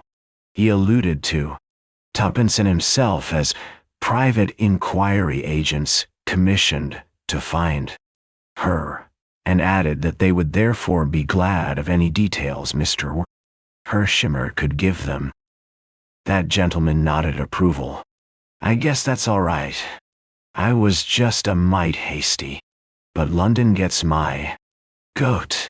I only know little old New York. Just trot out your questions and I'll answer. For the moment this paralyzed the young adventurers, but Tuppence, recovering herself, plunged boldly into the breach with a reminiscence, culled from detective fiction. When did you last see your cousin, I mean? Never seen her, responded Mr. HERSHEIMMER. What? Demanded Tommy, astonished. HERSHEIMMER turned to him. No, sir. As I said before, my father and her mother were brother and sister, just as you might be. Tommy did not correct this view of their relationship, but they didn't always get on together. And when my aunt made up her mind to marry Amos Finn, who was a poor school teacher out west, My father was just mad. Said if he made his pile, as he seemed, in a fair way to do, she'd never see a cent of it. Well, the upshot was that Aunt Jane went out west and we never heard from her again. The old man did pile it up. He went into oil, and he went into steel, and he played a bit with railroads, and I can tell you he made Wall Street sit up. He paused. Then he died last fall, and I got the $. Well, would you believe it, my conscience got busy. Kept knocking me up and saying, "What about your Aunt Jane way out west?" Worried me some. You see, I figured it out, that Amos Finn would never make good. He wasn't the sort. End of it was, I hired a man to hunt her down. Result, she was dead, and Amos Finn was dead, but they'd left a daughter Jane who'd been torpedoed in the Lusitania on her way to Paris. She was saved all right, but they didn't seem able to hear of her over this side. I guess they weren't hustling any, so I thought I'd come along over and speed things up. I phoned Scotland Yard and the Admiralty first thing. The Admiralty rather choked me off, but Scotland Yard were very civil, said they would make inquiries, even sent a man round this morning to get her photograph. I'm off to Paris tomorrow, just to see what the prefecture is doing. I guess if I go to and fro, hustling them, they ought to get busy. The energy of Mr. HERSHEIMMER was tremendous. They bowed before it. But say now, he ended, you're not after her for anything. Contempt of court or something British. A proud-spirited young American girl might find your rules and regulations in wartime rather irksome, and get up against it. If that's the case, and there's such a thing as graft in this country, I'll buy her off. Tuppence reassured him. That's good. Then we can work together. What about some lunch? Shall we have it up here, or go down to the restaurant? Nay. Tuppence expressed a preference for the latter, and Julius bowed to her. Shin. Oysters had just given place to sole Colbert, when a card was brought to HERSHEIMMER. Inspector Japp, CID Scotland Yard again. Another man this time. What? Does he expect I can tell him that I didn't tell the first chap? I hope. They haven't lost that photograph. That Western photographer's place was burned down and all his negatives destroyed. This is the only copy in existence. I got it from the principal of the college there. An unformulated dread swept over Tuppence. You don't know the name of the man who came this morning? Yes, I do. No, I don't. Half a second. It was on his card. Oh, I know. Inspector Brown. Quiet, unassuming sort of chap. Chapter 6. A plan of campaign. A veil might with profit be drawn over the events of the next half hour. Suffice it to say that no such person as Inspector Brown was known to Scotland Yard. The photograph of Jane Finn, which would have been of the utmost value to the police in tracing her, was lost beyond recovery. Once again, Mr. Brown had triumphed. The immediate result of this setback was to effect a rapprochement between Julius HERSHEIMMER and the young adventurers. All barriers went down with a crash, and Tommy and Tuppence felt they had known the young American all their lives. They abandoned the discreet reticence of private inquiry agents and revealed to him the whole history of the joint venture, whereat the young man declared himself tickled to death. He turned to Tuppence at the close of the narration. I've always had a kind of idea that English girls were just a mite Moss grown. Old-fashioned and sweet, you know, but scared to move round. Without a footman or a maiden aunt. I guess I'm a bit behind the times.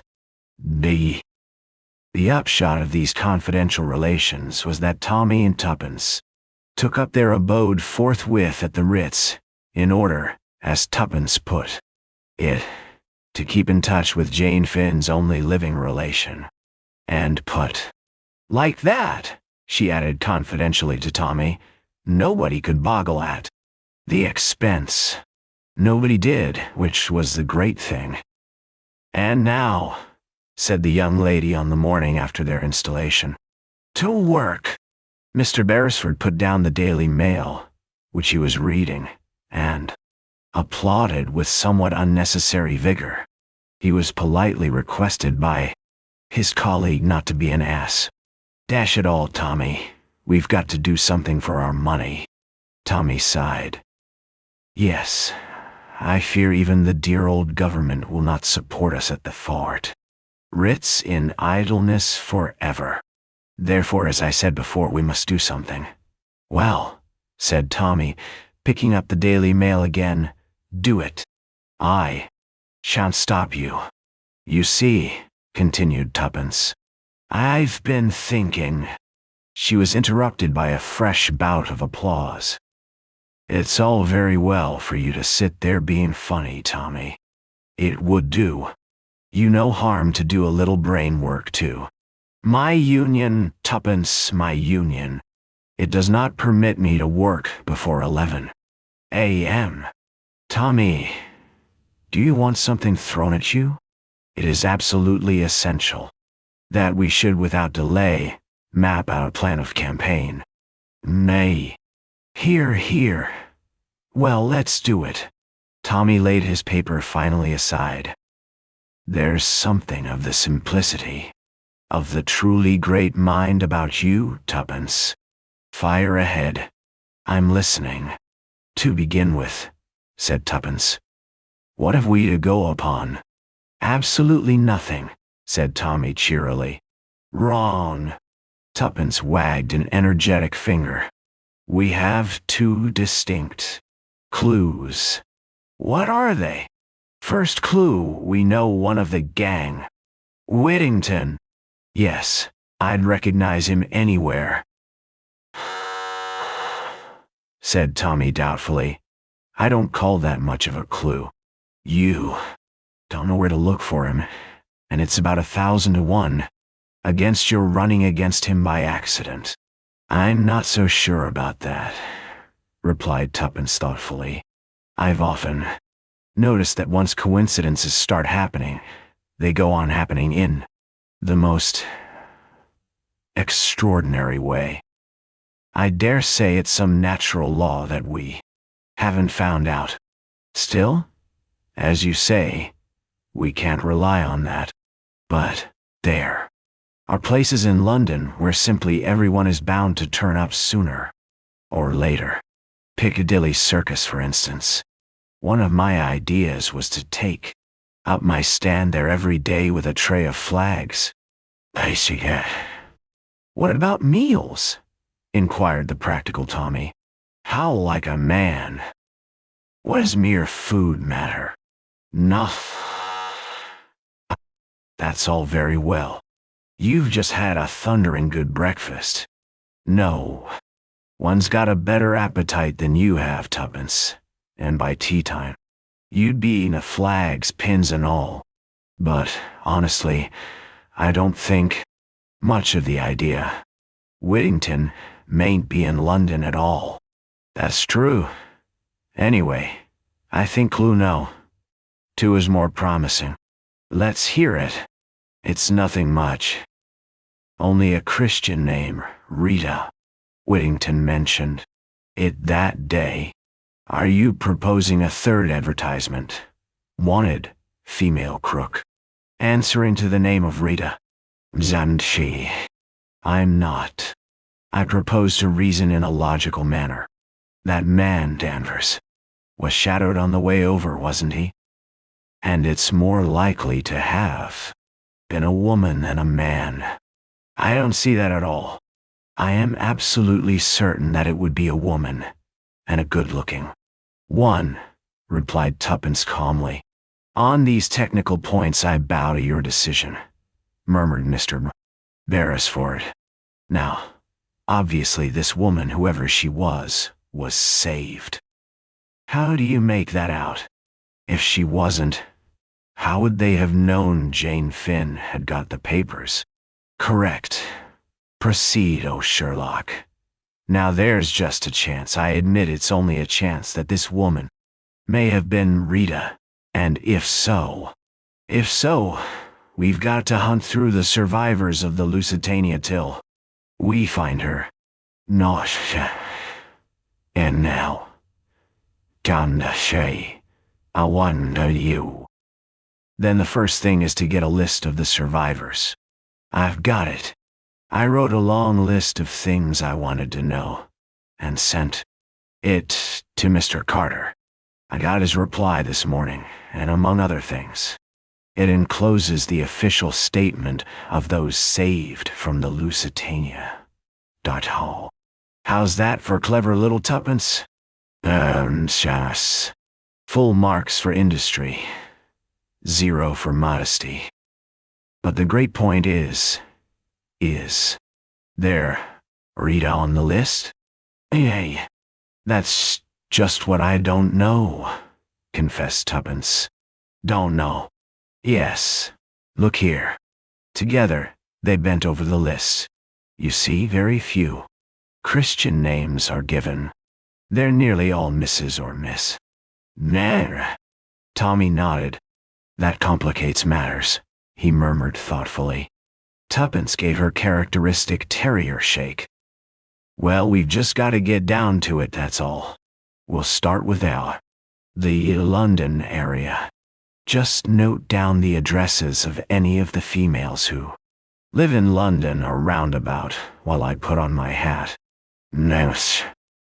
5 minutes later, the young couple emerged into Piccadilly, and a few seconds later a taxi was bearing them to the Laurels, Glendower Road. N7. The residence of Mrs. Edgar Keith, whose name figured first in a list of 7 reposing in Tommy's pocketbook. The Laurels was a dilapidated house, standing back from the road with a few grimy bushes to support the fiction of a front garden. Tommy paid off the taxi and accompanied Tuppence to the front doorbell. As she was about to ring it, he arrested her hand. What are you going to say? What am I going to say? Why, I shall say, oh dear, I don't know. It's very awkward. Yowen. I thought as much, said Tommy with satisfaction. How like a woman. No. Foresight. Now just stand aside and see how easily the mere male deals with the situation. He pressed the bell. Tuppence withdrew to a suitable spot. A slatternly-looking servant, with an extremely dirty face and a pair of eyes that did not match, answered the door. Tommy had produced a notebook and pencil. Good morning, he said briskly and cheerfully. From the Hampstead Borough Council. The new voting register. Mrs. Edgar Keith lives here. Does she not? No. Yes, said the servant. Christian name? Asked Tommy, his pencil poised. Mrs. Eleanor Jane. Eleanor, spelt Tommy. Any sons or daughters over 21? Now. Thank you. Tommy closed the notebook with a brisk snap. Good morning, Mrs. The servant volunteered her first remark. I thought perhaps as you'd come about the gas, she observed cryptically, and shut the door. Tommy rejoined his accomplice. You see, Tuppence, he observed. Child's play to the masculine mind. I don't mind admitting that for once you've scored handsomely. I should never have thought of that. Good wheeze, wasn't it? And we can repeat it ad lib. Lunchtime found the young couple attacking a steak and chips in an obscure hostelry with avidity. They had collected a Gladys Mary and Marjorie, been baffled by one change of address, and had been forced to listen to a long lecture on universal suffrage from a vivacious American lady whose Christian name had proved to be Sadie. Said Tommy, imbibing a long draught of beer. I feel better. Where's the next draw? The notebook lay on the table between them. Tuppence picked it up. Mrs. Vandemeyer, she read, 20 South Audley Mansions. Miss Wheeler, 43, Clappington Road, Battersea Day. She's a lady's maid, as far as I remember, so probably won't be there, and anyway she's not likely. Nothing. Then the Mayfair lady is clearly indicated as the first port of call. Tommy, I'm getting discouraged. Buck up, old bean. We always knew it was an outside chance. And, anyway, we're only starting. If we draw a blank in London, there's a fine tour of England, Ireland, and Scotland before us. Oh, true, said Tuppence, her flagging spirits reviving. And all expenses paid. But Tommy, I do like things to happen quickly. So far, adventure has succeeded adventure, but this morning has been dull as dull. Dial. You must stifle this longing for vulgar sensation, Tuppence. Remember that if Mr. Brown is all he is reported to be, it's a wonder that he has not ere now done us to death. That's a good sentence. Quite a literary flavor about it. You're really more conceited than I am with less excuse. Ahem. But it certainly is queer that Mr. Brown has not yet wreaked vengeance upon us. You see, I can do it too. We'd pass on our way unscathed. Perhaps he doesn't think us worth bothering about, suggested the young man simply. Tuppence received the remark with great disfavor. How horrid you are, Tommy. Just as though we didn't count. Sorry, Tuppence. What I meant was that we work like moles in the dark, and that he has no suspicion of our nefarious schemes. Ha ha. Nah. Ha ha, echoed Tuppence approvingly as she rose.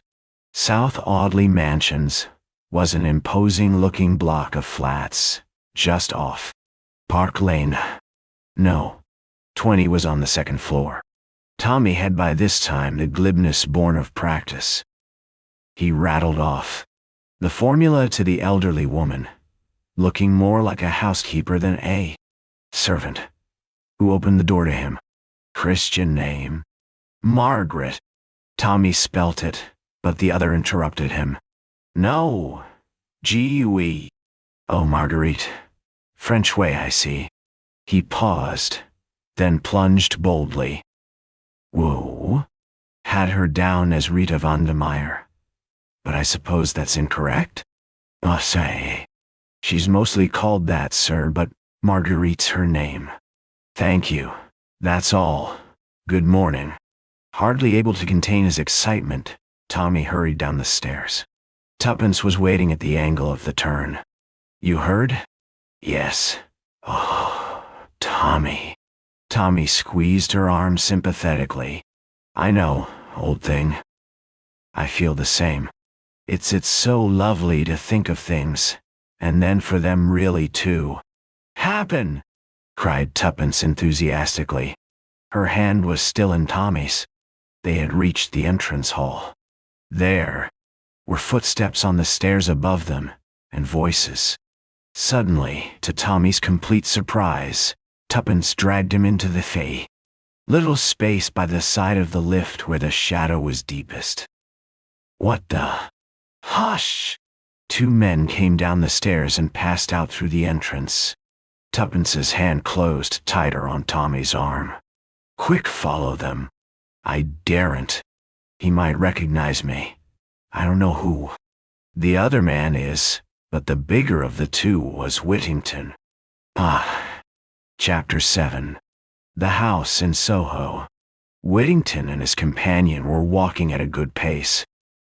Tommy started in pursuit at once, and was in time to see them turn the corner of the corner street.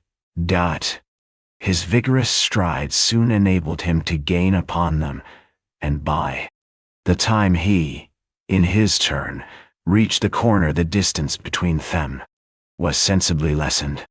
The small Mayfair streets were comparatively deserted, and he judged it wise to content himself with keeping them in sight. The sport was a new one to him, though familiar with the technicalities. From a course of novel reading, he had never before attempted to follow anyone, and it appeared to him at once that, in actual practice, the proceeding was fraught with difficulties. Supposing, for instance, that they should suddenly hail a taxi. In books, you simply leapt into another, promised the driver a sovereign or its modern equivalent, and there you were. In actual fact, Tommy foresaw that it was extremely likely there would be no second taxi. Therefore, he would have to run. What happened in actual fact to a young man who ran incessantly and persistently through the London streets? In a main road, he might hope to create the illusion that he was merely running for a bite. But in these obscure aristocratic byways, he could not but feel that an officious policeman might stop him to explain matters. At this juncture in his thoughts, a taxi with flag erect turned the corner of the street ahead. Tommy held his breath. Would they hail it? He drew a sigh of relief as they allowed it to pass unchallenged. Their course was a zigzag one, designed to bring them as quickly as possible to Oxford Street, when at length they turned into it, proceeding in an easterly direction. Tommy slightly increased his pace. Little by little, he gained upon them. On the crowded pavement, there was little chance of his attracting their notice, and he was anxious, if possible, to catch a word or two of their conversation. In this, he was completely foiled. They spoke low, and the din of the traffic drowned their voices effectually. Just before the Bond Street tube station, they crossed the road, Tommy, unperceived, faithfully at their heels, and entered the Big Lions. There they went up to the first floor, and sat at a small table in the bureau window. It was late, and the place was thinning out. Tommy took a seat at the table next to them, sitting directly behind Whittington in case of recognition. On the other hand, he had a full view of the second man, and studied him attentively. He was fair, with a weak, unpleasant face, and Tommy put him down as being either a Russian or a Pole. He was probably about 50 years of age. His shoulders cringed a little as he talked, and his eyes, small and crafty, shifted unceasingly. Having already lunched heartily, Tommy contented himself with ordering a Welsh rarebit and a cup of coffee. Whittington ordered a substantial lunch for himself and his companion. Then, as the waitress withdrew, he moved his chair a little closer to the table and began to talk earnestly, in a low voice. The other man joined in. Listen as he would, Tommy could only catch a word here and there, but the gist of it seemed to be some directions or orders which the big man was impressing on his companion, and with which the latter seemed from time to time to disagree. Whittington addressed the other as Boris. Tommy caught the word Ireland several times, also propaganda, but of Jane Finn there was no mention. Suddenly, in a lull in the clatter of leisure, the room, he got one phrase entire. Whittington was speaking. But you don't know Flossie. She's a marvel. An archbishop would swear she was his own mother. She gets the voice right every time, and that's really the principal thing. Me fay. Tommy did not hear Boris's reply, but in response to it Whittington said something that sounded like, "Of course, only in an emergency." Then he lost the thread again. But presently the phrases became distinct again, whether because the other two had insensibly raised their voices, or because Tommy's ears were getting more attuned, he could not tell. But two words certainly had a most stimulating effect upon the listener. They were uttered by Boris, and they were Mr. Brown. Whittington seemed to remonstrate with him, but he merely laughed. "Why not, my friend? It is a name most respectable, most common. Did he not choose it for that reason? I should like to meet him, Mr. Brown. Nah." There was a steely ring in Whittington's voice as he replied, "Who knows? You may have met him already." "Bah," retorted the other. "That is children's talk, a fable for the police. Do you know what I say to myself sometimes? That he is a fable, invented by the inner ring, a bogey to frighten us with. It might be so. And it might not. I wonder. Or is it indeed true that he is with us and amongst us, unknown to all but a chosen few? If so, he keeps his secret well.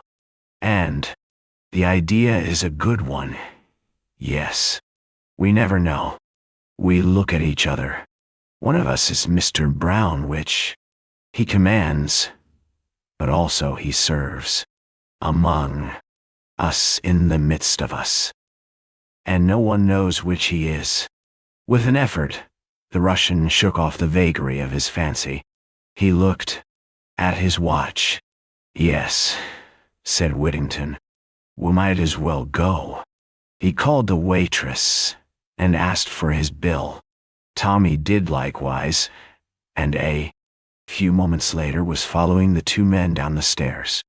Outside, Whittington hailed a taxi and directed the driver to go to Waterloo. Taxis were plentiful here, and before Whittington's had driven off, another was drawing up to the curb in obedience to Tommy's peremptory hand. "Follow that other taxi," directed the young man. "Don't lose it." The elderly chauffeur showed no interest. He merely grunted and jerked down his flag. The drive was uneventful. Tommy's taxi came to rest at the departure platform just after Whittington's. Tommy was behind him at the booking office. He took a first-class single ticket to Bournemouth. Tommy did the same. As he emerged, Boris remarked, glancing up at the clock, "You are early. You have nearly half an hour." Boris's words had aroused a new train of thought in Tommy's mind. Clearly Whittington was making the journey alone, while the other remained in London. Therefore he was left with a choice as to which he would follow. Obviously, he could not follow both of them unless, like Boris, he glanced up at the clock and then to the announcement. Board of the trains. The Bournemouth train left at 3:30. It was now 10 past. Whittington and Boris were walking up and down by the bookstall. He gave one doubtful look at them, then hurried into an adjacent telephone box. He dared not waste time in trying to get hold of Tuppence. In all probability she was still in the neighborhood of South Audley Mansions. But there remained another ally. He rang up the Ritz and asked for Julius HERSHEIMMER. There was a click and a buzz. Oh, if only the young American was in his room. There was another click, and then, hello, in unmistakable accents came over the wire. That you, HERSHEIMMER? Beresford speaking. I'm at Waterloo. I've followed Whittington, and another man here. No time to explain. Whittington's off to Bournemouth by the 3.3. Can you get there by then? The reply was reassuring. Sure, I'll hustle. The telephone rang off. Tommy put back the receiver with a sigh of relief. His opinion of Julius' power of hustling was high. He felt, instinctively, that the American would arrive, in time. Whittington and Boris were still where he had left them. If Boris remained to see his friend off, all was well. Then Tommy fingered his pocket thoughtfully. In spite of the carte blanche assured to him, he had not yet acquired the habit of going about with any considerable sum of money on him. The taking of the first-class ticket to Bournemouth had left him with only a few shillings in his pocket. It was to be hoped that Julius would arrive better provided. In the meantime, the minutes were creeping by. 3:15, 3.25, 3.27. Supposing Julius did not get there in time. 3:29. Doors were banging. Tommy felt cold waves of despair pass over him. Then a hand fell on his shoulder. Here I am, son. Your British traffic beats description. Put me wise to the crooks right away. That's Whittington there, getting in now, that big dark man. The other is the foreign chap he's talking to. I'm on to them. Which of the two is my bird? Sorry. Tommy had thought out this question. Got any money with you? Julius shook his head, and Tommy's face fell. I guess I haven't more than $300 or $400 with me at tea. The moment, explained the American. Tommy gave a faint whoop of relief. Oh, you millionaires. You don't talk the same language. Climb aboard the lugger. Here's your ticket. Whittington's your man. Me for Whittington, said Julius darkly. The train was just starting as he swung himself aboard. So long, Tommy. The train slid out of the B station. Tommy drew a deep breath. The man Boris was coming along the platform towards him. Tommy allowed him to pass, and then took up the chase once more. From Waterloo, Boris took the tube as far as Piccadilly Circus. Then he walked up Shaftesbury Avenue, finally turning off into the maze of mean streets round Soho. Tommy followed him at a judicious distance. They reached at length a small, dilapidated square. The houses there had a sinister air in the midst of their dirt and decay. Boris looked round, and Tommy drew back into the shelter of a friendly porch. The place was almost deserted. It was a cul-de-sac, and consequently no traffic passed that way. The stealthy way the other had looked round stimulated Tommy's imagination. From the shelter of the doorway he watched him go up the steps of a particularly evil-looking house and rap sharply, with a peculiar rhythm, on the door. It was opened promptly. He said a word or two to the doorkeeper, then passed inside. The door was shut to again. It was at this juncture that Tommy lost his head.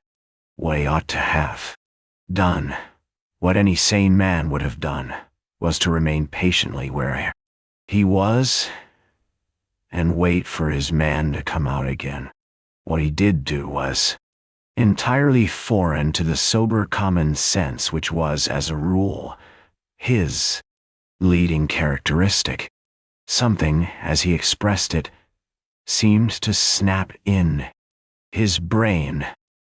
Without a moment's pause for reflection, he too went up the steps and reproduced as far as he was able the peculiar knock. The door swung open with the same promptness as before. A villainous-faced man with close-cropped hair stood in the doorway. "Well," he grunted. It was at that moment that the full realization of his folly began to come home to Tommy, but he dared not hesitate. He seized at the first words that came into his mind. "Mr. Brown," he said. To his surprise, the man stood aside. "Upstairs," he said, jerking his thumb over his shoulder. "Second door. On your left." See. Chapter 8. The Adventures of Tommy. Taken aback though he was by the man's words, Tommy did not hesitate. If audacity had successfully carried him so far, it was to be hoped it would carry him yet farther. He quietly passed into the house and mounted the ramshackle staircase. Everything in the house was filthy beyond words. The grimy paper, of a pattern now indistinguishable, hung in loose festoons from the wall. In every angle was a gray mass of mold, cobwebbed out. Tommy proceeded leisurely. By the time he reached the bend of the staircase, he had heard the man below disappear into a back room. Clearly no suspicion attached to him as yet. To come to the house and ask for Mr. Brown appeared indeed to be a reasonable and natural proceeding. At the top of the stairs, Tommy halted to consider his next move. In front of him ran a narrow passage, with doors opening on either side of it. From the one nearest him on the left came a low murmur of voices. It was this room which he had been directed to enter. But what held his glance fascinated was a small recess immediately on his right, half concealed by a torn velvet curtain. It was directly opposite the left-handed door, and, owing to its angle, it also commanded a good view of the upper part of the staircase. As a hiding place for one, or at a pinch, two men, it was ideal, being about 2 feet deep and 3 feet wide. It attracted Tommy mightily. He thought things over in his usual slow and steady way, deciding that the mention of Mr. Brown was not a bad request for an individual, but in all probability a password used by the gang. His lucky use of it had gained him admission. So far he had aroused no suspicion, but he must decide quickly on his next step. Suppose he were boldly to enter the room on the left of the passage. Would the mere fact of his having been admitted to the house be sufficient? Perhaps a further password would be required, or, at any rate, some proof of identity.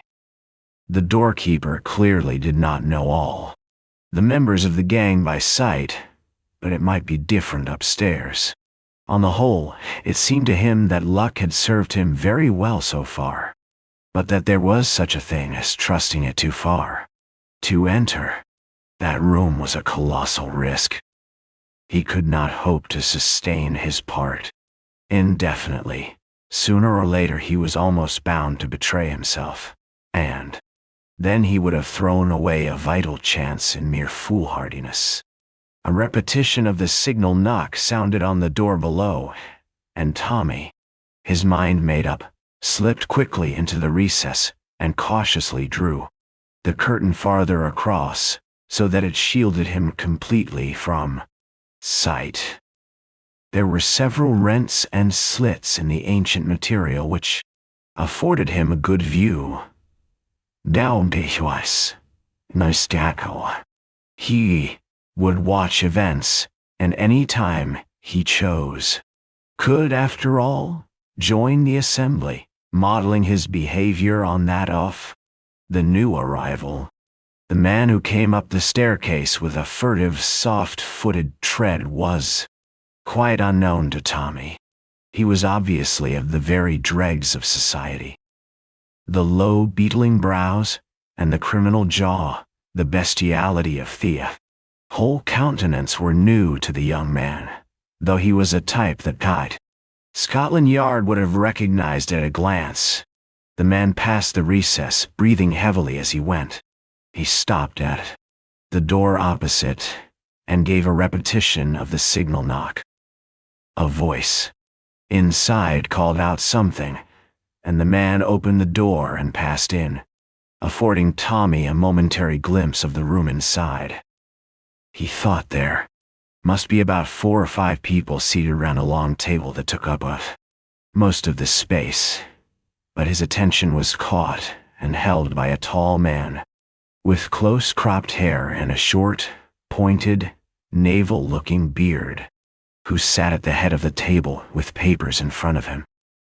As the newcomer entered, he glanced up, and with a correct but curiously precise enunciation which attracted Tommy's notice, he asked, "Your number, comrade?" 14, governor, replied the other hoarsely. "Correct." The door shut again. "If that isn't a Hun, I'm a Dutchman," said Tommy to himself. "And running the show darned systematically too, as they always do. Lucky I didn't roll in. I'd have given the wrong number, and there would have been the deuce to pay. No, this is the place for me. Hello. Here's another knock." This visitor proved to be of an entirely different type to the last. Tommy recognized in him an Irish Sinn Féiner. Certainly Mr. Brown's organization was a far-reaching concern. The common criminal, the Cowley, well-bred Irish gentleman, the pale Russian, and the efficient German, master of the ceremonies. Truly a strange and sinister gathering. Who was this man who held in his finger these curiously variegated links of hair? An unknown chain? In this case, the procedure was exactly the same. The signal knock, demand for a number, and the reply, correct. 2 knocks followed in quick succession on the door below. The first man was quite unknown to Tommy, who put him down as a city clerk. A quiet, intelligent-looking man, rather shabbily dressed. The second was of the working classes, and his face was vaguely familiar to the young man. 3 minutes later came another, a man of commanding appearance, exquisitely dressed, and evidently well-born. His face, again, was not unknown to the watcher, though he could not for the moment put a name to it. After his arrival, there was a long wait. In fact, Tommy concluded that the gathering was now complete and was just cautiously creeping out from his hiding place when another knock sent him scuttling back to Covert. This last comer came up the stairs so quietly that he was almost abreast of Tommy before the young man had realized his presence. He was a small man, very pale, with a gentle, almost womanish air. The angle of the cheekbones hinted at his Slavonic ancestry. Otherwise, there was nothing to indicate his nationality. As he passed the recess, he turned his head slowly. The strange light eyes seemed to burn through the curtain. Tommy could hardly believe that the man did not know he was there, and in spite of himself he shivered. He was no more fanciful than the majority of young Englishmen, but he could not rid himself of the impression that some unusually potent force emanated from the man. The creature reminded him of a venomous snake. A moment later his impression was proved correct. The newcomer knocked on the door as all had done. but his reception was very different. The bearded man rose to his feet, and all the others followed suit. The German came forward and shook hands. His heels clicked together. "We are honored," he said. "We are greatly honored.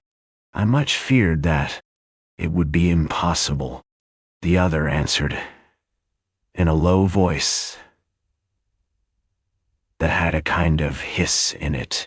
"There were difficulties. It will not be possible again, I fear. But one meeting is essential to define my policy. I can do nothing without Mr. Brown, Det. He is here." The change in the German's voice was audible as he replied with slight hesitation. "We have received a message. It is impossible for him to be present in person." He stopped, giving a curious impression of having left the sentence unfinished. A very slow smile overspread the face of the other. He looked round at a circle of uneasy faces. "Ah, I understand. I have read of his methods. He works in the dark and trusts no one. But, all the same, it is possible that he is among us. Now. He looked round him again, and again that expression of fear swept over the group. Each man seemed eyeing his neighbor doubtfully. The Russian tapped his cheek. "So be it. Let us proceed." The German seemed to pull himself together. He indicated the place he had been occupying at the head of the table. The Russian demurred, but the other insisted. "It is the only possible place," he said, "for number 1. Perhaps number 14 will shut the door." Nanshewis. In another moment, Tommy was once more confronting bare wooden panels, and the voices within had sunk once more to a mere undistinguishable murmur. Tommy became restive. The conversation he had overheard had stimulated his curiosity. He felt that by hook or by crook, he must hear more. There was no sound from below, and it did not seem likely that the doorkeeper would come upstairs.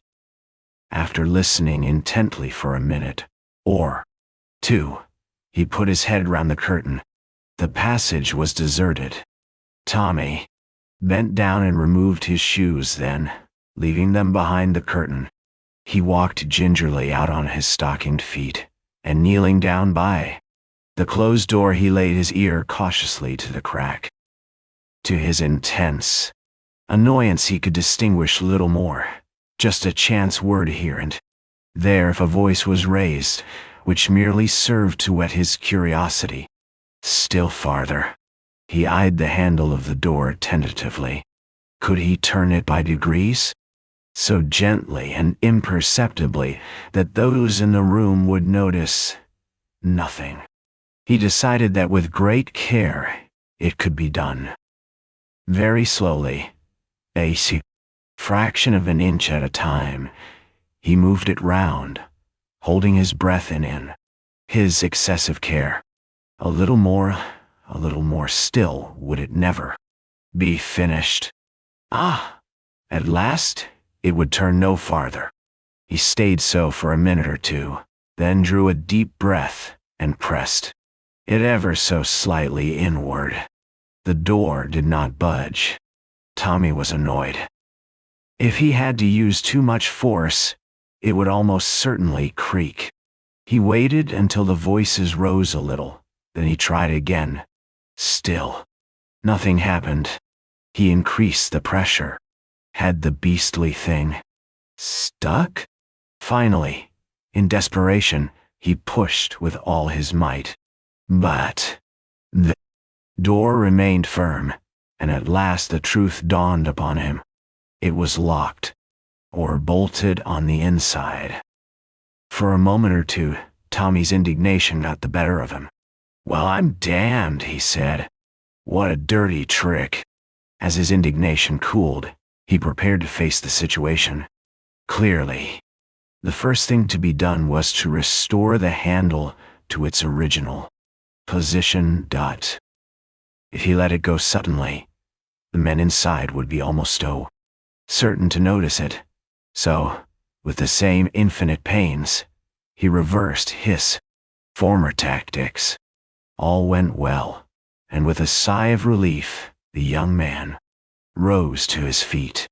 There was a certain bulldog tenacity about Tommy that made him slow to admit defeat. Checkmated for the moment, he was far from abandoning the conflict. He still intended to hear what was going on in the locked room. As one plan had failed, he must hunt about for another. He looked round him. A little farther along the passage on the left was a second door. He slipped silently along to it. He listened for a moment or two, then tried the handle. It yielded, and he slipped inside. The room, which was untenanted, was furnished as a bedroom.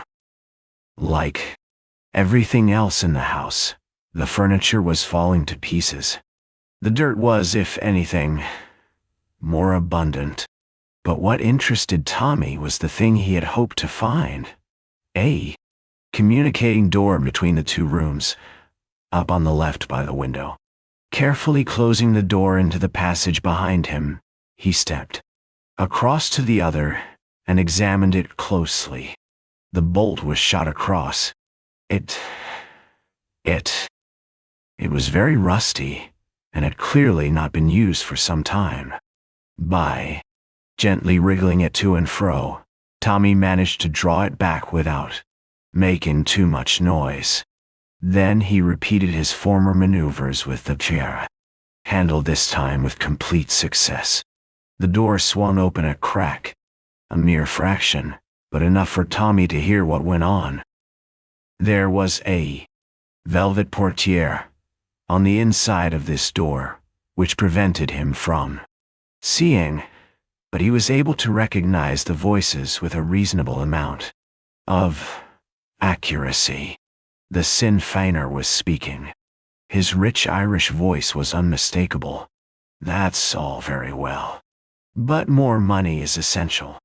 No money, no results. Yes. Another voice, which Tommy rather thought was that of Boris, replied, "Will you guarantee that there are results? In a month from now, sooner or later, as you wish, I will guarantee you such a reign of terror in Ireland as shall shake the British Empire to its foundations." There was a pause, and then came the soft, sibilant accents of number 1. "Good. You shall have the money. Boris, you will see to that." Boris asked a question. "Via the Irish Americans, and Mr. Potter as usual?" "I guess that'll be all right," said a new voice with a transatlantic intonation, though I'd like to point out here and now that things are getting a mite difficult. There's not the sympathy there was, and a growing disposition to let the Irish settle their own affairs without interference from America. Tommy felt that Boris had shrugged his shoulders as he answered, "Does that matter, since the money only nominally comes from the familiar states?" "The chief difficulty is the landing of the ammunition," said the Sinn Feiner. "The money is conveyed in easily enough thanks to our colleague here." Another voice, which Tommy fancied was that of the tall, commanding-looking man whose face had seemed familiar to him, said, "Think of the feelings of Belfast if they could hear you." "That is settled then," said the sibilant tones. "Now, in the matter of the loan to an English newspaper, you have arranged the details satisfactorily, Boris?" "Oh, I think so." "That is good. An official denial from Moscow will be forthcoming if necessary." There was a pause, and then the clear voice of the German broke silence. I am directed by Mr. Brown to place the summaries of the reports from the different unions before you. That of the miners is most satisfactory. We must hold back the railways. There may be trouble with theirs. The ASE. For a long time, there was a silence, broken only by the rustle of papers, and an occasional word of explanation from the German. Then Tommy heard the light tap-tap of fingers, drumming on the table. And the date, my friend, said number 1. The 29th. The Russians seemed to consider. That is rather soon, I know. But it was settled by the principal labor leaders, and we cannot seem to interfere too much. They must believe it to be entirely their own show. The Russian laughed softly, as though amused. Yes, he said. That is true. They must have no inkling that we are using them for our own ends. They are honest men, and that is their raw value to us. It is curious, but you cannot make a revolution without honest men. The instinct of the populace is infallible. He paused, and then repeated, as though the phrase pleased him. Every revolution has had its honest men. They are soon disposed of afterwards. There was a sinister note in his voice. The German resumed. Climbs must go. He is too far-seeing. Number 14 will see to that. There was a hoarse murmur. That's all right, Governor. And then after a moment or two, suppose I'm nabbed.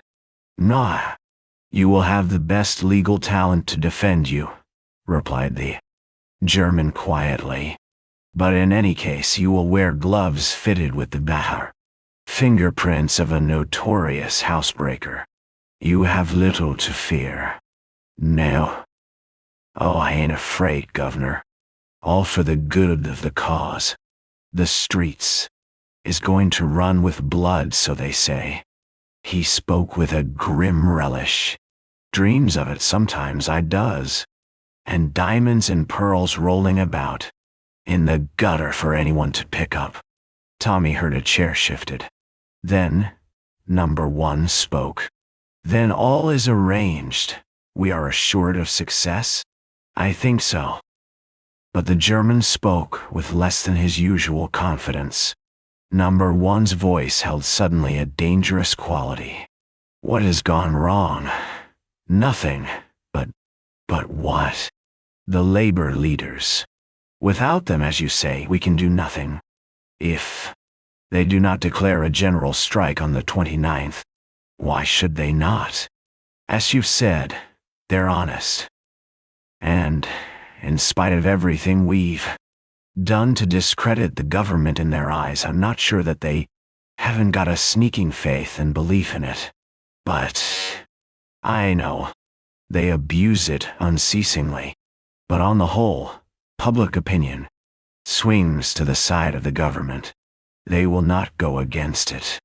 Again, the Russian's fingers drummed on the table. To the point, my friend. I was given to understand that there was a certain document in existence which assured success. That is so. If that document were placed before the leaders, the result would be immediate. They would publish it broadcast throughout England and declare for the revolution without a moment's hesitation.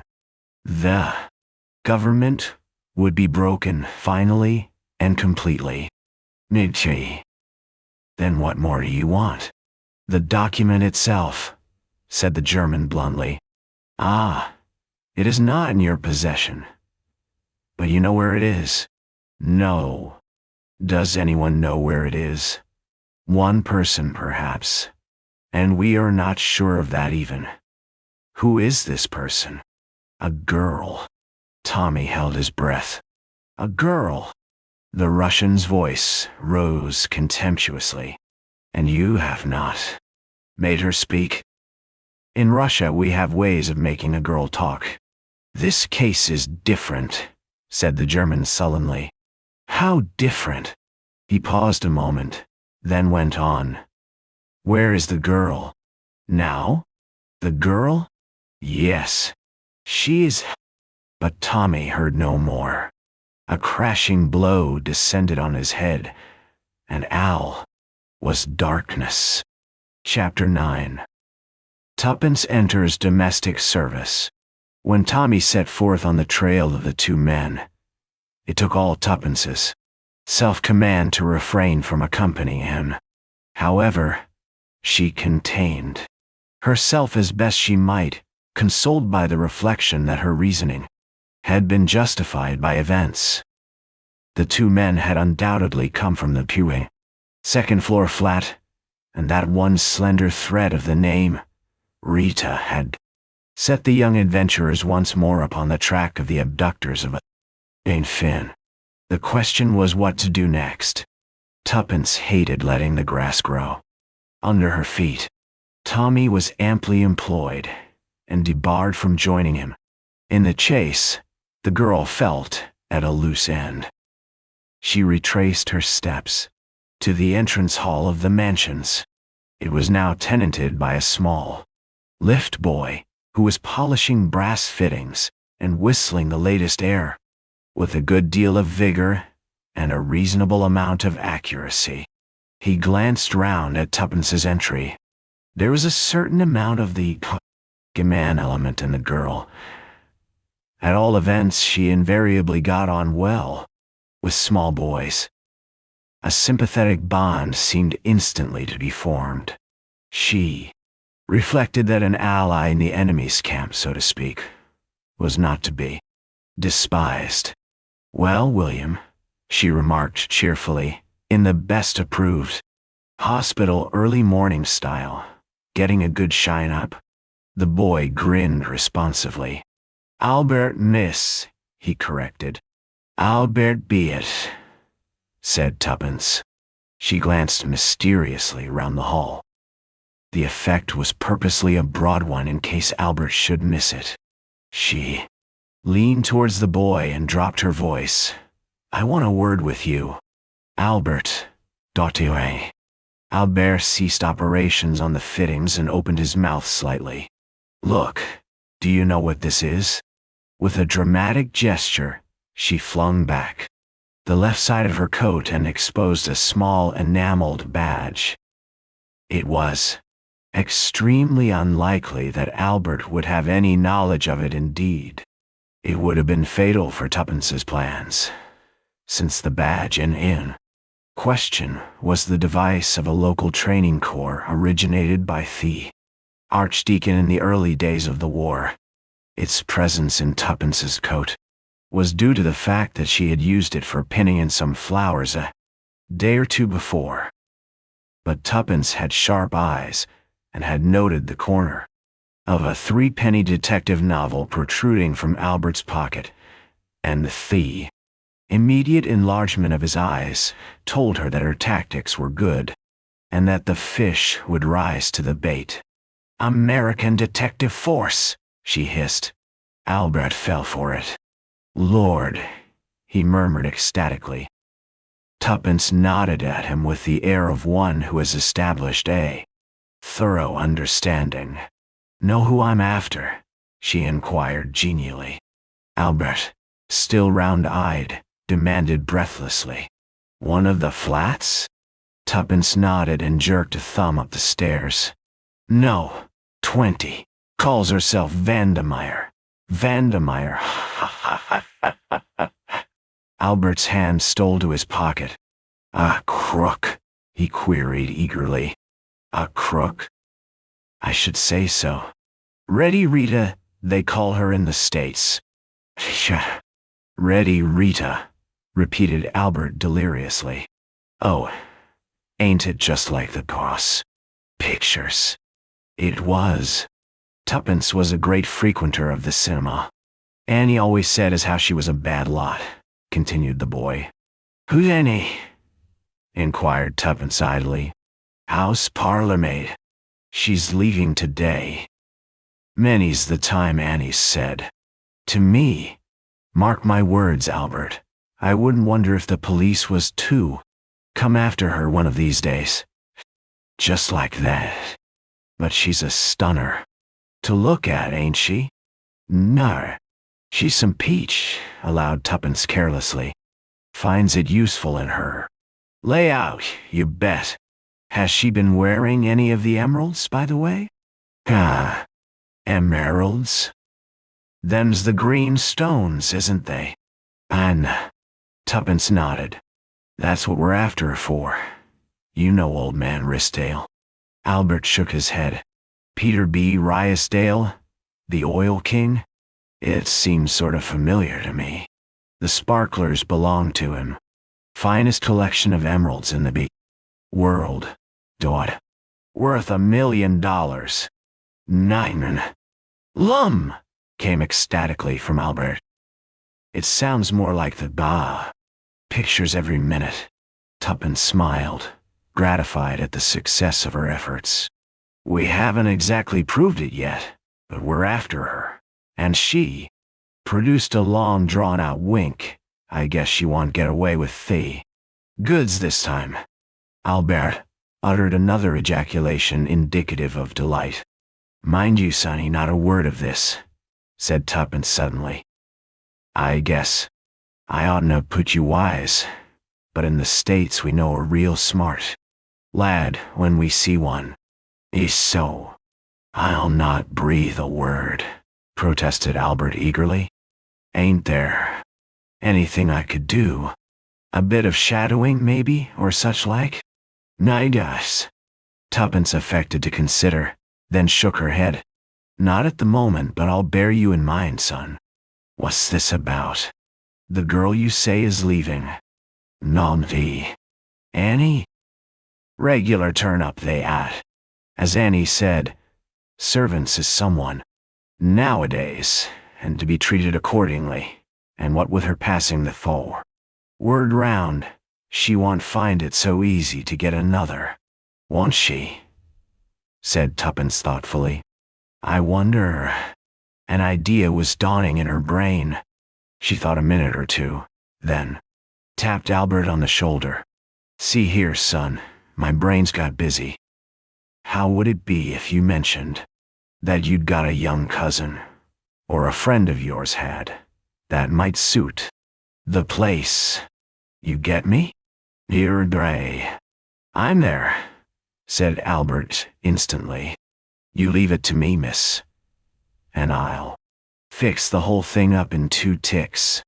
Some lad, commented Tuppence, with a nod of approval. You might say that the young woman could come in right away. You let me know, and if it's okay, I'll be round tomorrow at 11 o'clock. Nice. Where am I to let you know to? Ritz, replied Tuppence laconically. Name of Cowley. Albert eyed her enviously. It must be a good job, this tech business. It sure is, drawled Tuppence, especially when old man Rysdale backs the bill. But don't fret, son. If this goes well, you shall come in on the ground floor. Nay, gosh. With which promise she took leave of her new ally, and walked briskly away from South Audley Mansions, well pleased with her morning's work. But there was no time to be lost. She went straight back to the Ritz, and wrote a few brief words to Mr. Carter. Having dispatched this, and Tommy not having yet returned, which did not surprise her, she started off on a shopping expedition which, with an interval for tea and assorted creamy cakes, occupied her until well after 6 o'clock, and she returned to the hotel jaded, but satisfied with her purchases. Starting with a cheap clothing store, and passing through 1 or 2 second-hand establishments, she had finished the day at a well-known hairdresser's. Now, in the seclusion of her bedroom, she unwrapped That final purchase. 5 minutes later, she smiled contentedly at her fear. Reflection in the glass. With an actress's pencil, she had slightly altered the line of her eyebrows, and that, taken in conjunction with the new luxuriant growth of fair hair above, so changed her appearance that she felt confident that even if she came face to face with Ace Whittington, he would not recognize her. She would wear elevators in her shoes, and the cap and apron would be an even more valuable disguise. From hospital experience, she knew only too well that a nurse out of uniform is frequently unrecognized by her patients. "Yes," said Tuppence aloud, nodding at the pert reflection in the glass. "You'll do." She then resumed her normal appearance. Dinner was a solitary meal. Tuppence was rather surprised at Tommy's non-return.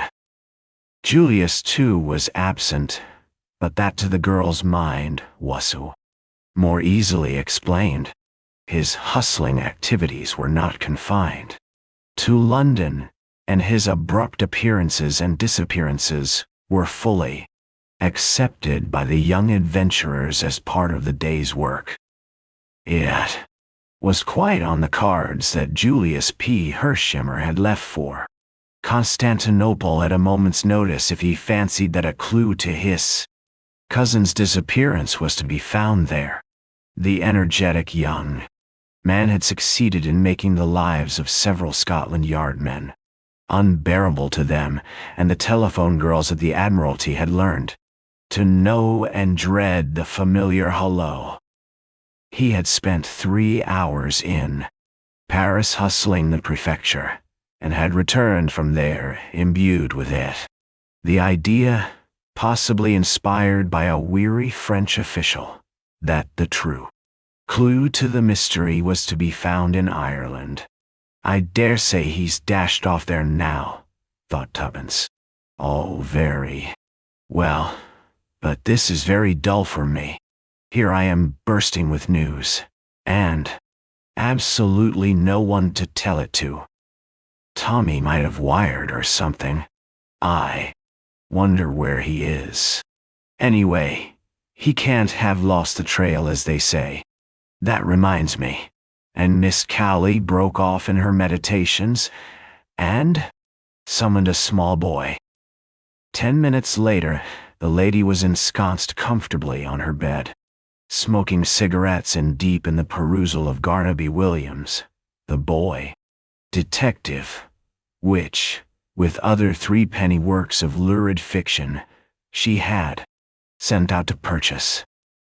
She felt, and rightly, that, before the strain of attempting further intercourse with Albert, it would be as well to fortify herself with a good supply of local color.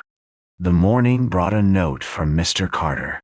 "Dear Miss Tuppence, you have made a splendid start, and I congratulate you. I feel, though, that I should like to point out to you once more the risks you are running, especially if you pursue the course you indicate. Those people are absolutely desperate and incapable of either mercy or pity. I feel that you probably underestimate the danger, and therefore warn you again that I can promise you no protection. You have given us valuable information, and if you choose to withdraw now, no one could blame you. At any rate, think the matter over well before you decide. If, in spite of my warnings, you make up your mind to go through without it, you will find everything arranged. You have lived for 2 years with Miss Dufferin. The parsonage, Laneley, and Mrs. Vandemeyer can apply to her for a reference. May I be permitted a word or two of advice? Stick as near to the truth as possible. It minimizes the danger of slips. I suggest that you should represent yourself to be what you are, a former VAD who has chosen domestic service as a profession. There are many such at the Forsyth Cantoneer. Present time. That explains away any incongruities of voice or manner, which otherwise might awaken suspicion. Whichever way you decide, good luck to you. Your sincere friend, Mr. Carter. Tuppence's spirits rose mercurially. Mr. Carter's warnings passed unheeded. The young lady had far too much confidence in herself to pay any heed to them. With some reluctance, she abandoned the interesting part she had sketched out for herself. Although she had no doubts of her own powers to sustain a role indefinitely, she had too much common sense not to recognize the force of Mr. Carter's arguments.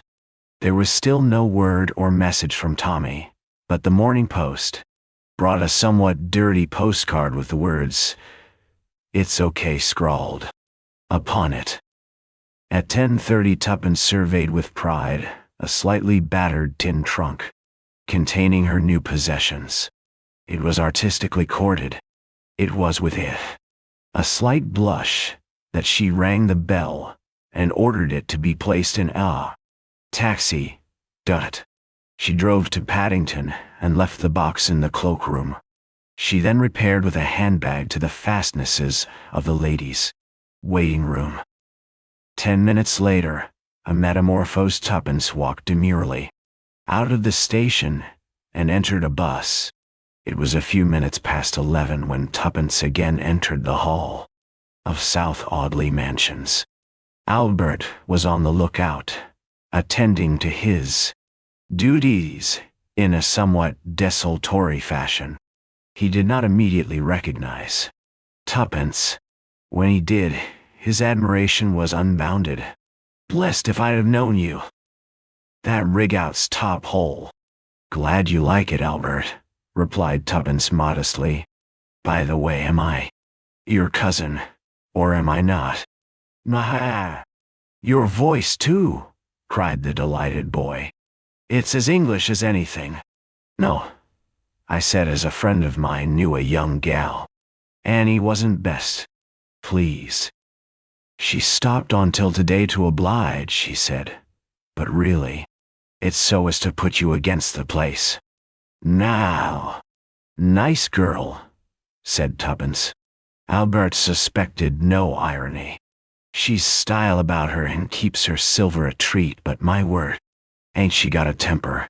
Are you going up now, miss? Step inside the car. Lift. No, 20 did you say?" And he winked. Tuppence quelled him with a stern glance and stepped inside. As she rang the bell of number 20, she was conscious of Albert's eyes slowly descending beneath the level of the floor. A smart young woman opened the door. "I've come about the place," said Tuppence. "It's a rotten place," said the young woman without hesitation. "Regular. Old cat. Always interfering. Accused me of tampering with her letters. May. The flap was half undone anyway. There's never anything in the waste paper basket. She burns everything. She's a wrong that's what she is. Swell clothes but no class. Cook knows something about her, but she won't tell. Scared to death of her. And suspicious. She's on to you in a minute if you as much as speak to a fellow. I can tell you."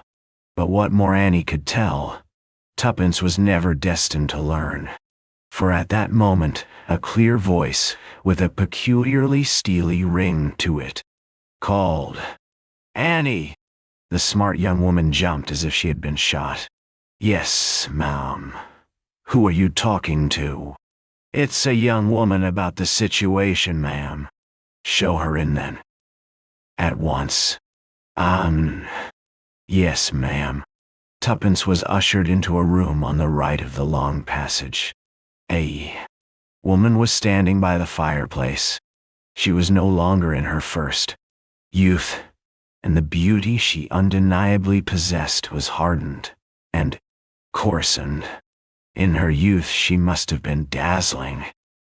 Her pale gold hair, owing a slight assistance to art, was coiled low on her neck. Her eyes, of a piercing electric blue, seemed to possess a faculty of boring into the very soul of the person she was looking at. Her exquisite figure was enhanced by a wonderful gown of indigo charmeuse. And yet, despite her swaying grace and the almost ethereal beauty of her face, you felt instinctively a presence of something hard and menacing, a kind of metallic strength that found expression in the tones of her voice and in that gimlet-like quality of her eyes. For the first time, Tuppence felt afraid. She had not feared Whittington, but this woman was different. As if fascinated, she watched the long, cruel line of the red curving mouth, and again she felt that sensation of panic pass over her. Her usual self-confidence deserted her. Vaguely, she felt that deceiving this woman would be very different to deceiving Whittington. Daniel. Mr. Carter's warning recurred to her mind. Here, indeed, she might expect no mercy. Fighting down that instinct of panic which urged her to turn tail, run without further delay, Tuppence returned the lady's gaze firmly and respectfully. As though that first scrutiny had been satisfactory, Mrs. Vandermeyer motioned to a chair. "You can sit down. How did you hear I wanted a house parlour-maid?" "Through a friend who knows the lift boy here. He thought the place might suit me." Again that basilisk glance seemed to pierce her through. "You speak like an educated girl?" Glibly enough, Tuppence ran through her imaginary career on the lines suggested by Mr. Carter. It seemed to her as she did so that the tension of Mrs. Vandermeyer's attitude relaxed. "I see," she remarked at length. "Is there anyone I can write to for a reference?"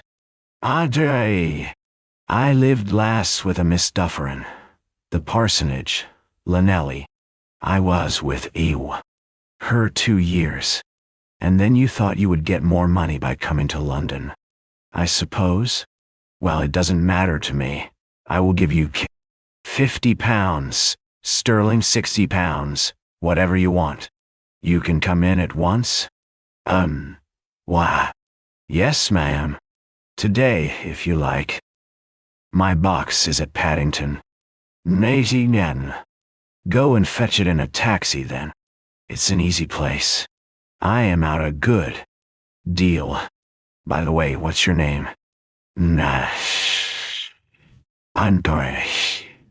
"Prudence Cooper, ma'am." "Very well, Prudence. Go away and fetch your box. I shall be out to lunch. The cook will show you where everything is." "Thank you, ma'am." Tuppence withdrew. The smart Annie was not in evidence. In the hall, below, a magnificent hall porter had relegated Albert to the background. Tuppence did not even glance at him as she passed meekly out. The adventure had begun, but she felt less elated than she had done earlier in the morning. It crossed her mind that if the unknown Jane Finn had fallen into the hands of Mrs. Vandermeyer, it was likely to have gone hard with her. Chapter 10. Enter Sir James Peel Edgerton. Tuppence betrayed no awkwardness in her new duties. The daughters of the 209 Archdeacon were well grounded in household tasks. They were also experts in training a raw girl, the inevitable result being that the raw girl, once trained, departed elsewhere where her newly acquired knowledge commanded a more substantial remuneration than the Archdeacon's meager purse allowed. Tuppence had therefore very little fear of proving inefficient. Mrs. Vandermeyer's cook puzzled her. She evidently went in deadly terror of her mistress. The the girl thought it probable that the other woman had someone hold over her. For the rest, she cooked like a chef, as Tuppence had an opportunity of judging that evening. Mrs. Vandermeyer was expecting a guest to dinner, and Tuppence accordingly laid the beautifully polished table for two. She was a little exercised in her own mind as to this visitor. It was highly possible that it might prove to be Whittington, although she felt fairly confident that he would not recognize her. Yet, she would have been better pleased had the guest proved to be a total stranger. However, there was nothing for it but to hope for the best. At a few minutes past 8, the front door bell rang, and Tuppence went to answer it with some inward trepidation. She was relieved to see that the visitor was the second of the two men whom Tommy had taken upon himself to follow. He gave his name as Count Stepanov. Tuppence announced him, and Mrs. Vandermeyer rose from her seat on a low divan with a quick murmur of pleasure. "It is delightful to see you, Boris Ivanovich," she said. "And you, madame." He bowed low over her hand. Tuppence returned to the kitchen. "Count Stepanov, or some such," she remarked, and affecting a frank and irresolute, unvarnished curiosity. "Who's he?" "A Russian gentleman, I believe. Come here much?" "Once in a while." "What do you want to know for?" "Demsay. Fancied he might be sweet on the missus, that's all," explained the shore girl, adding with an appearance of sulkiness, "How you do take one up. I'm not quite easy in my mind about the souffle," explained the Thillar. But you know something," thought Tuppence to herself, but aloud she only said, "Going to dish up now." "Right-o." Whilst waiting at table, Tuppence listened closely to all that was said. She remembered that this was one of the men Tommy was shadowing when she had last seen him. Already, although she would hardly admit it, she was becoming uneasy about her partner. Where was he? Why had no word of any kind come from him?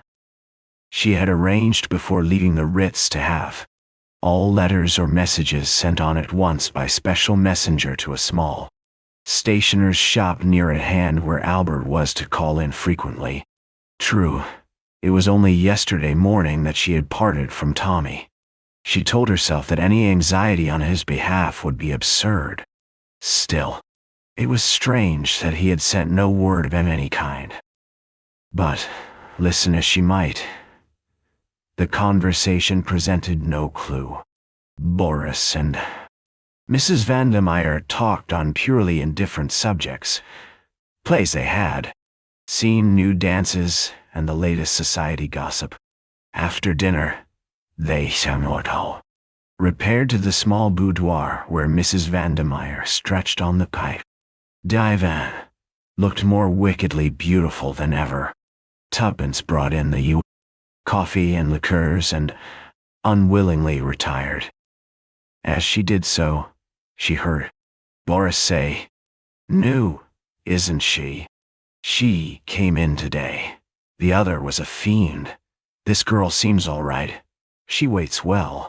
Tuppence lingered a moment longer by the door which she had carefully neglected to close and heard him say, "Quite safe, I suppose." "Really, Boris, you are absurdly suspicious. I believe she's the cousin of the hall porter, or something of the kind. And nobody even dreams that I have any connection with our mutual friend, Mr. Brown. For heaven's sake, be careful, Rita. That door isn't shut." "Well, shut it then," laughed the woman. Tuppence removed herself speedily. She dared not absent herself longer from the back premises, but she cleared away and washed up with a breathless speed acquired in hospital. Then she slipped quietly back to the boudoir door. The cook, more leisurely, was still busy in the kitchen, and, if she missed the other, would only suppose her to be turning down the beds. Alas! The conversation inside was being carried on in too low a tone to permit of her hearing anything of it. She dared not reopen the door, however gently. Mrs. Vandermeyer was sitting almost facing it. Tuppence respected her mistress's lynx-eyed powers of observation. Nevertheless, she felt she would give a good deal to overhear what was going on. Possibly, if anything unforeseen had happened, she might get news of Tommy. For some moments she reflected desperately. Then her face brightened. She went quickly along the passage to Mrs. Vandermeyer's bedroom, which had long French windows leading onto a balcony that ran the length of the flat. Slipping quickly through the window, Tuppence crept noiselessly along till she reached the boudoir window. As she had thought, it stood a little ajar, and the voices within were plainly audible. Tuppence listened attentively, but there was no mention of anything that could be twisted to apply it to Tommy. Mrs. Vandermeyer and the Russian seemed to be at variance over some matter, and finally the latter exclaimed bitterly, "With your persistent recklessness, you will end by ruining us." "Bah!" laughed the woman. "Notoriety of the right kind is the best way of disarming suspicion. You will realize that one of these days, perhaps sooner than you think. In the meantime, you are going about everywhere with Peel Edgerton. Not only is he, perhaps, the most celebrated KC in England, but his special hobby is criminology. It is madness. I know that his eloquence has saved untold men from the gallows," said Mrs. Vandermeyer calmly. "What of it? I may need his assistance in that line myself some day. If so, how fortunate to have such a friend at court, or perhaps it would be more to the point to say in court." Boris got up and began striding up and down. He was very excited. "You are a clever woman, Rita, but you are also a fool. Be guided by me, and give up Peel Edgerton now." Mrs. Vandermeyer shook her head gently. "I think not. You refuse?" There was an ugly ring in the Russian's voice. "I do." "Then by heaven," snarled the Russian, "we will see." But Mrs. Vandermeyer also rose to her feet, her eyes flashing. "You forget, Boris," she said. "I am accountable to no one. I take my orders only from Mr. Brown." The other threw up his hands in despair. "You are impossible," he muttered. "Impossible. Already, it may be too late. They say Peel Edgerton can smell a criminal. How do we know what is at the bottom of his sudden interest in you? Perhaps, even now, his suspicions are aroused. He guesses." Mrs. Vandermeyer eyed him scornfully. "Reassure yourself, my dear Boris. He suspects nothing. With less than your usual chivalry, you seem to forget that I am commonly accounted a beautiful woman. I assure you that is all that interests Peel Edgerton." Boris shook his head doubtfully. "He has studied crime as no other man in this kingdom has studied it. Do you fancy that you can deceive him?" "Oh." Mrs. Vandermeyer's eyes narrowed. "If he is all that you say, would amuse me to try." "Good heavens, Rita. Besides," added Mrs. Vandermeyer, "he is extremely rich. I am not one who despises money. The sinews of war, you know, Boris. No. Money.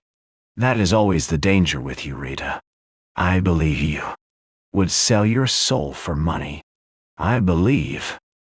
He paused, Then, in a shy, low, sinister voice, he said slowly, "Sometimes I believe that you would, sell us." "Nah."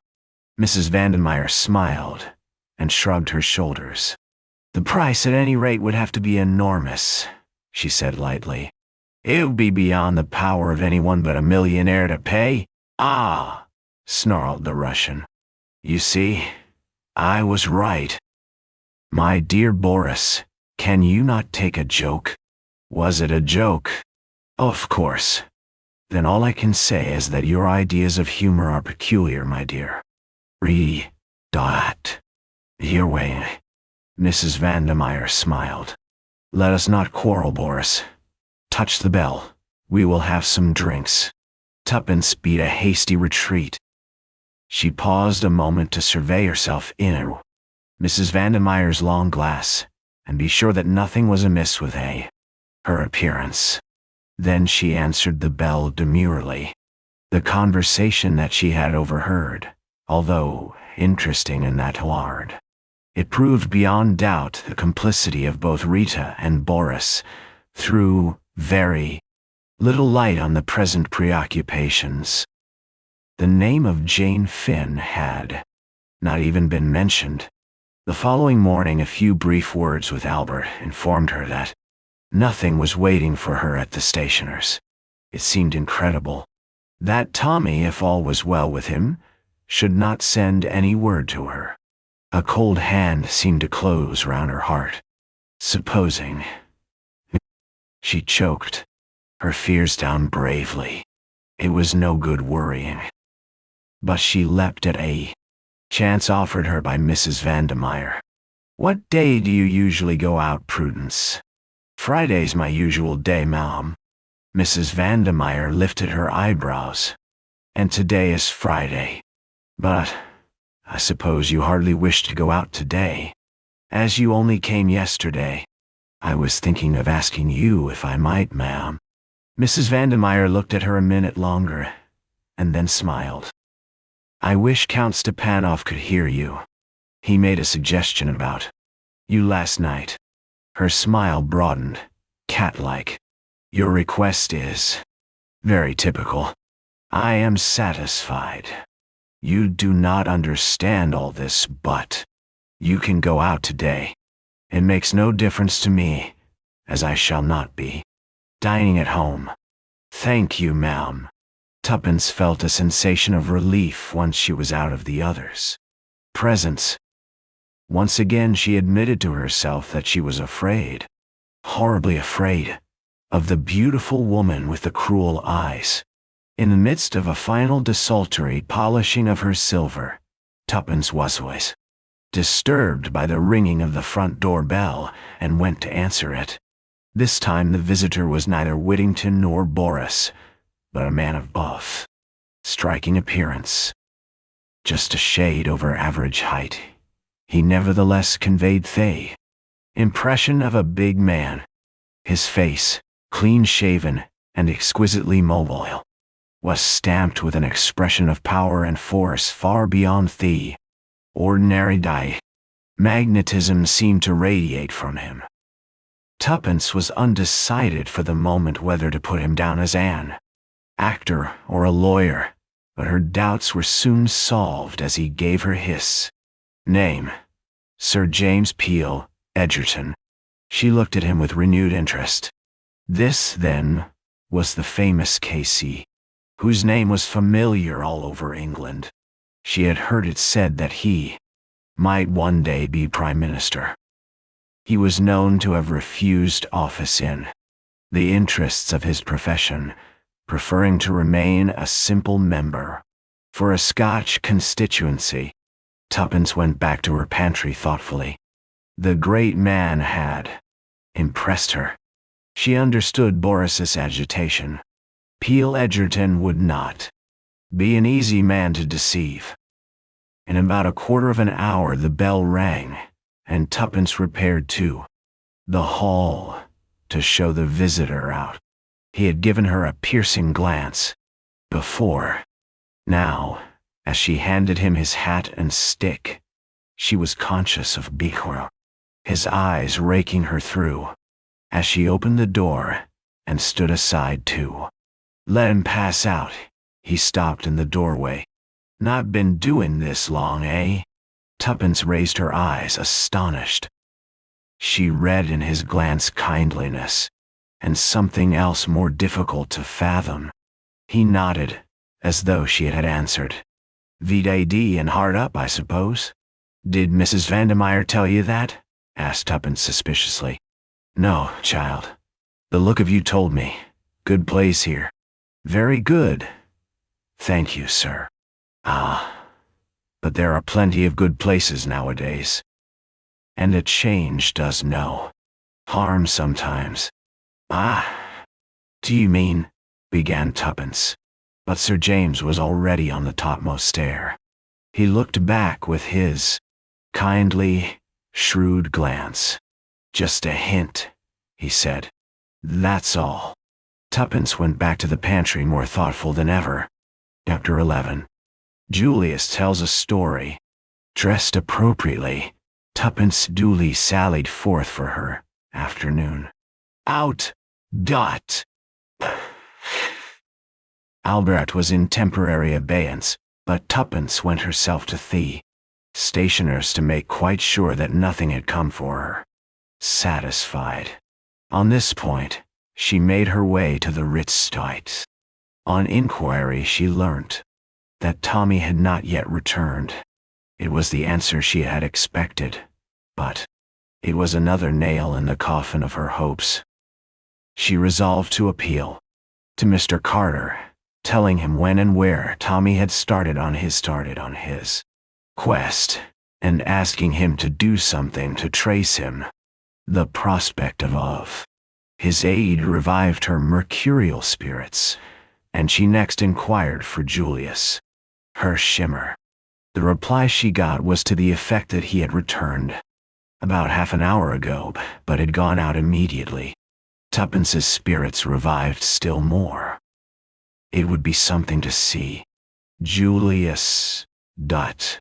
Perhaps he could devise some plan for finding out what had become of Tommy. She wrote her note to Mr. Carter in Julius' sitting room, and was just addressing the envelope when the door burst opened. What the hell? Began Julius, but checked himself abruptly. I beg your pardon, Miss Tuppence. Those fools down at the office would have it that Beresford wasn't here any longer, hadn't been here since Wednesday. Is that so?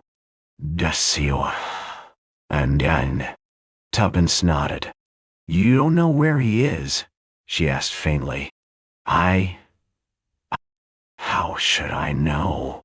I haven't had one darned word from him, though I wired him yesterday morning. I expect your wire's at the office unopened. But where is he? I don't know. I hoped you might. I tell you, I haven't had one darned word from him since we parted at the depot on Wednesday. Oh, what depot? Waterloo. Your London and South Western Road. Waterloo? Frowned Tuppence.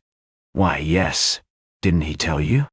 I haven't seen him either, replied Tuppence impatiently.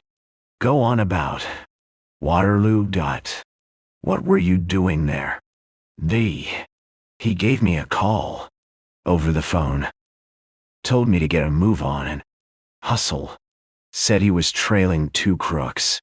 Oh, said Tuppence, her eyes opening. I see. Go on. I hurried along right away. Beresford was there. He pointed out the crooks. The big one was mine. The guy you bluffed. Tommy shoved a ticket into my hand and told me to get aboard the cars. He was going to sleuth the other crook. Julius paused. I thought for sure you'd know all this. None. Julius, said Tuppence firmly. Stop walking up and down. It makes me giddy. Sit down in that armchair and tell me the whole story with Few fancy turns of speech as possible. Mr. HERSHEIMMER obeyed. "Sure," he said. "Where shall I begin?" "Where you left off." "At Waterloo." "Well," began Julius, "I got into one of your dear old-fashioned, first-class, British compartments. The train was just off. First thing I knew, a guard came along and informed me mighty politely that I wasn't in a smoking carriage. I handed him out $50, and that settled that. I did a bit of prospecting along the corridor to the next coach. Whittington was there right enough. When I saw the skunk, with his big, sleek fat face, and thought of poor little Jane in his clutches, I felt real mad that I hadn't got a gun with me. I'd have tickled him up some. We got to Bournemouth all right. Whittington took a cab and gave the name of an hotel. I did likewise, and we drove up within 3 minutes of each other. He hired a room, and I hired one too. So far, it was all plain sailing. He hadn't the remotest notion that anyone was on to him.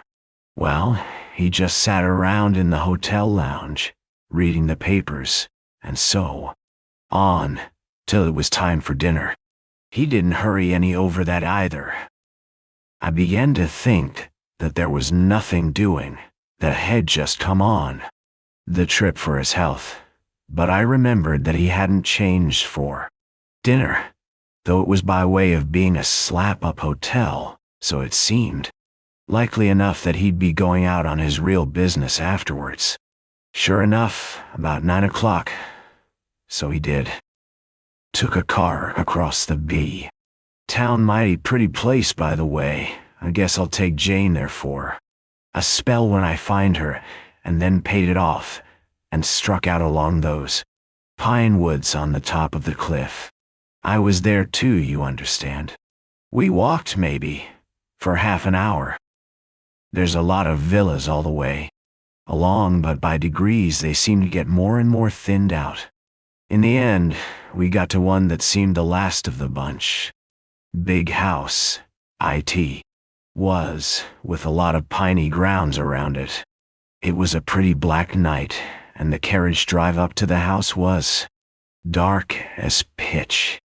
I could hear him ahead, though I couldn't see him.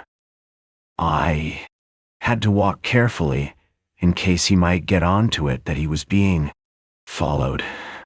I turned a curve, and I was just in time to see him ring bell and get admitted to the house. I just stopped where I was. It was beginning to rain, and I was soon pretty near soaked through. Also, it was almighty cold. Whittington didn't come out again, and by I got kinda restive, and began to mouch around. All the ground floor windows were shuttered tight, but upstairs, on the first floor, it was a 2-storied house. Noticed a window with a light burning, and the curtains not drawn. Now, just opposite to that window, there was a tree growing. It was about 30 foot away from the house maybe, and I sort of got it in too. My head that, if I climbed up that tree, I'd very likely be able to see into that room. Of course, I knew there was no reason why Whittington should be in that room rather than in any other less reason. In fact, for the betting would be on his being in one of the reception rooms downstairs. But I guess I'd got the hump from standing so long in the rain, and anything seemed better than going on doing nothing. So I started up. It wasn't so easy by a long chalk. The rain had made the boughs mighty slippery, and it was all I could do to keep a foothold, but bit by bit, I managed it, until at last there I was level with the window. But then, I was disappointed. I was too far to the left. I could only see sideways into the room. a bit of curtain, and a yard of wallpaper was all I could command. Well, that wasn't any manner of good to me, but just as I was going to give it up and climb down ignominiously, one inside moved and threw his shadow on my little bit of wall, and by gum, it was Whittington. After that, my blood was up. I just gotta get a look into that room, T-Ray. It was up to me to figure out how.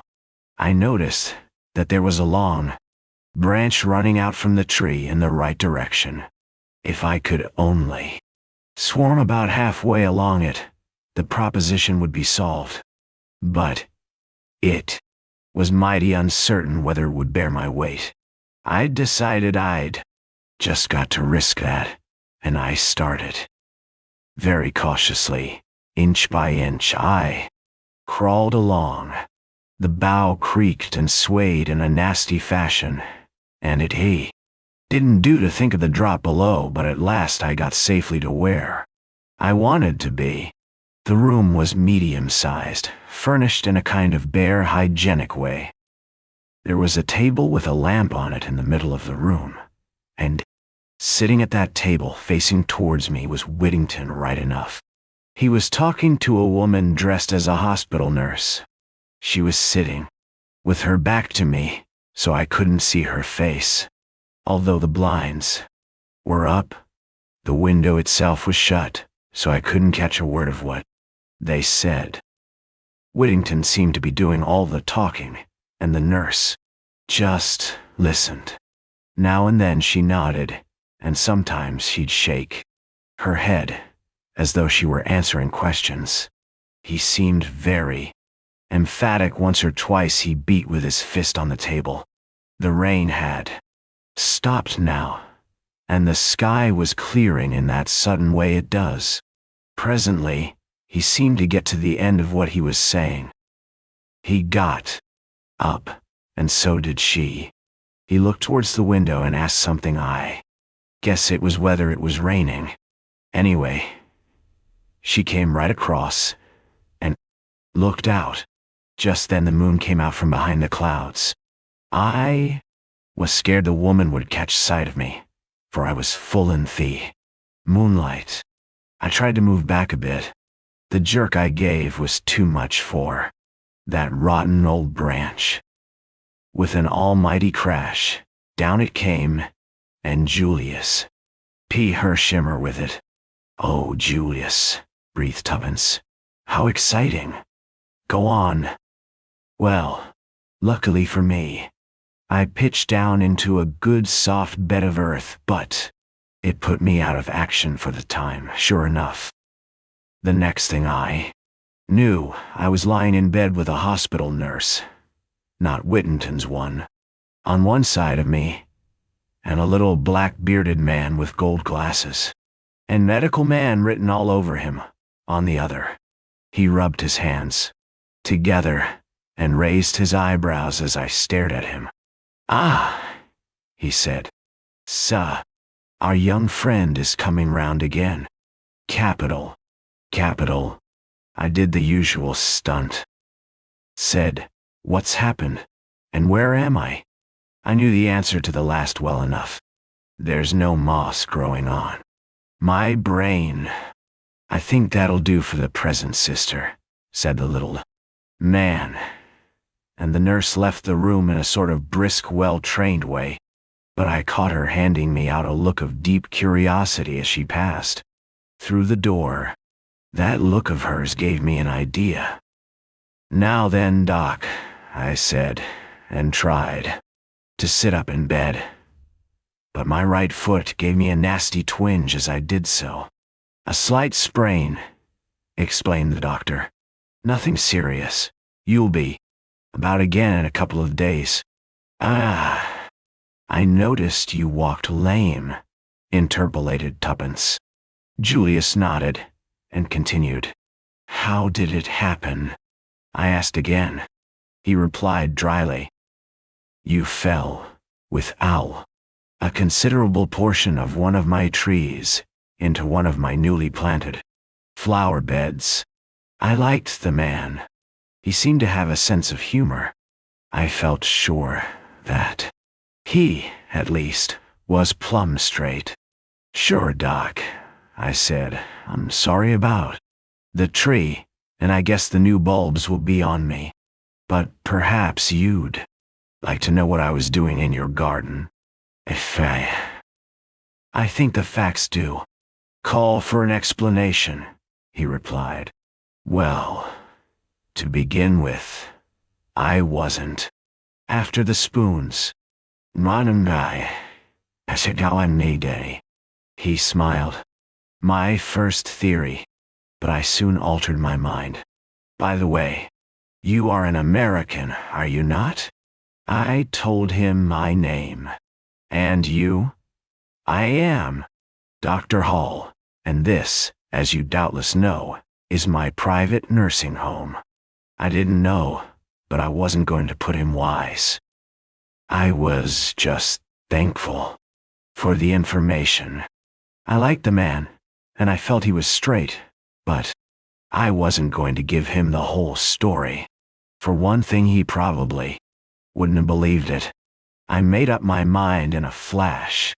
"Why, doctor," I said, "I guess I feel an almighty fool, but I owe it to you to let you know that it wasn't the Bill Sykes business I was up to. Oh." Then I went on and mumbled out something about a girl. I trotted out the stern guardian business, and a nervous breakdown, and finally explained that I had fancied I recognized her among the patients at the home, hence my nocturnal adventures. Guess it was just the kind of story he was expecting. "Quite a romance," he said genially, when I'd finished. "Now, Doc," I went on, "will you be frank with me? Have you here now, or have you had here at any time, a young girl called Jane Finn?" He repeated the name thoughtfully. "Jane Finn?" He said. "No." I was chagrined, and I guess I showed it. "You are sure?" "Quite sure. Mr. HERSHEIMMER. It is an uncommon name, and I should not have been likely to forget it." Well, that was flat. It laid me out for a space. I'd kind of hoped my search was at an end. "That's that," I said at last. "Now there's another matter.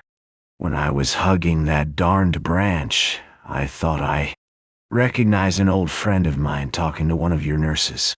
And I purposely didn't mention any name because, of course, Whittington might be calling himself something quite different down here.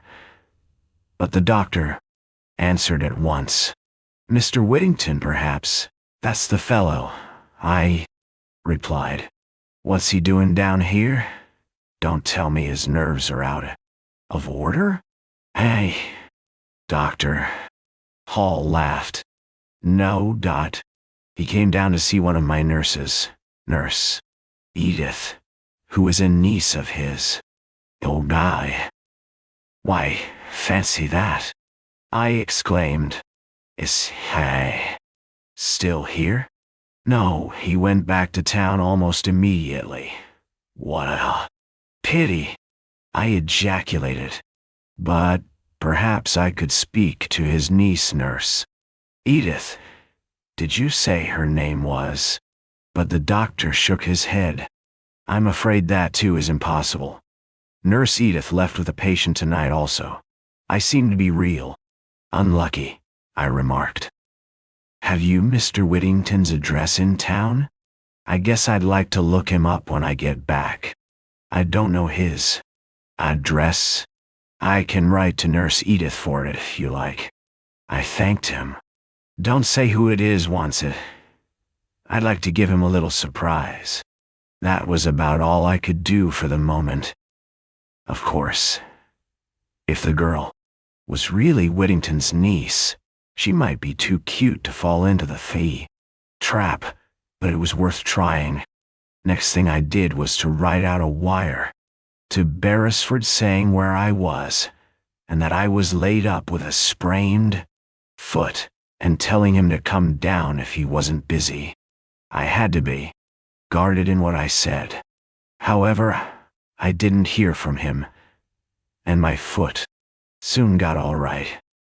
It was only ricked, not really sprained, so today, I said goodbye to the little doctor chap, asked him to send me word if he heard from Nurse Edith, and came right away back to town. Say, Miss Tuppence, you're looking mighty pale. It's Tommy, said Tuppence. What can have happened to him? Buck up. I guess he's all right, really. Why shouldn't he be? See here. It was a foreign-looking guy he went off after. Maybe they've gone abroad to Poland or something like that? Nah. Tuppence shook her head. He couldn't without passports and things. Besides, I've seen that man. Bore something since. He dined with Mrs. Vandermeyer last night. Mrs. who? I forgot. Of course you don't know all that. I'm listening, said Julius, and gave vent to his favorite expression. Put me wise. Tuppence thereupon related the events of the last 2 days. Julius. Astonishment and admiration were unbounded. Bully for you. Fancy you a menial. It just tickles me to death. Then, he added seriously, but say now, I don't like it, Miss Tuppence. I sure don't. You're just as plucky as they make 'em, but I wish you'd keep right out of this. These crooks we're up against would as soon croak a girl as a man any day. Do you think I'm afraid? Said Tuppence indignantly, valiantly, repressing memories of the steely glitter in Mrs. Vandemeyer's eyes. I said before you were darned plucky, but that doesn't alter facts. Bother me, said Tuppence impatiently. Let's think about what can have happened to Tommy.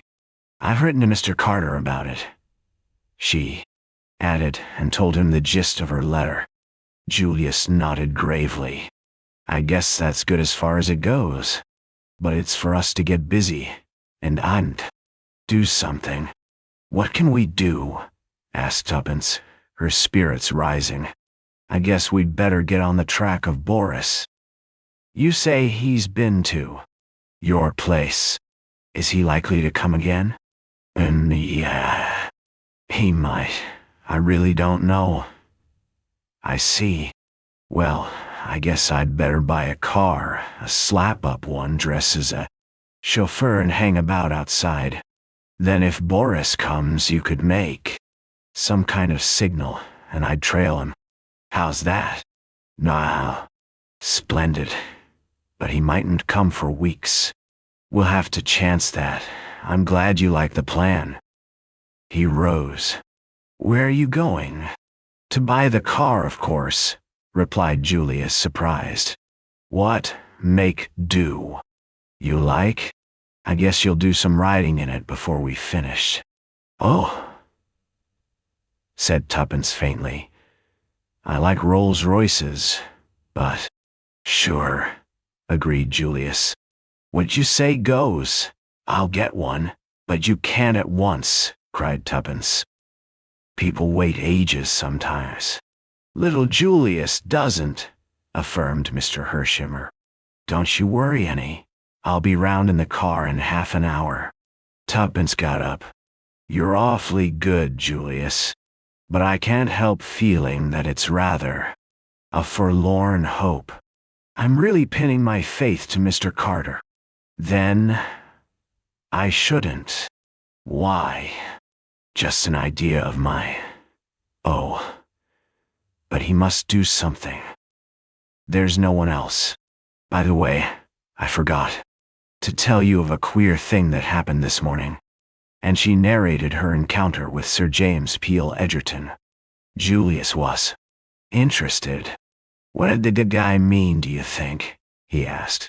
I don't quite know, said Tuppence meditatively. But I think that, in faith, an ambiguous legal, without prejudicious lawyer's way. He was trying to warn me. Nyan. Why should he? I don't know, confessed Tuppence. But he looked kind and simply awfully clever. I wouldn't mind going to him and telling him everything. Somewhat to her surprise, Julius negatived the idea sharply. See here, he said. We don't want any lawyers mixed up in this. That guy couldn't help us any. Well, I believe he could, reiterated Tuppence obstinately. Don't you think it? So long. I'll be back in half an hour. 35 minutes had elapsed when Julius returned. He took Tuppence by the arm and walked her to the window. There she is. Oh, said Tuppence with a note of reverence in her voice as she gazed down at the enormous car. She's some pacemaker, I can tell you, said Julius complacently. How did you get it? Gasped Tuppence. She was just being sent home to some bigwig. Well, I went round to his house, said Julius. I said that I reckoned a car like that was worth every penny of $20,000. Then I told him that it was worth just about $50,000 to me if he'd get out. Nothing. Well, said Tuppence, intoxicated. Well, returned Julius. He got out. That's all. Chapter 12. A Friend in Need. Friday and Saturday passed uneventfully. Tuppence had received a brief answer to her appeal from Mr. Carter. In it he pointed out that the young adventurers had undertaken the work at their own risk and had been fully warned of the dangers. If anything had happened to Tommy, he regretted it deeply, but he could do nothing. This was cold comfort. Somehow, without Tommy, all the savor went out of the adventure, and for the first time Tuppence felt doubtful of success. While they had been together, she had never questioned it for a minute. Although she was accustomed to take the lead and pride herself on her quick-wittedness, in reality she had relied upon Tommy more than she realized at the time. There was something so eminently sober and clear-headed about him.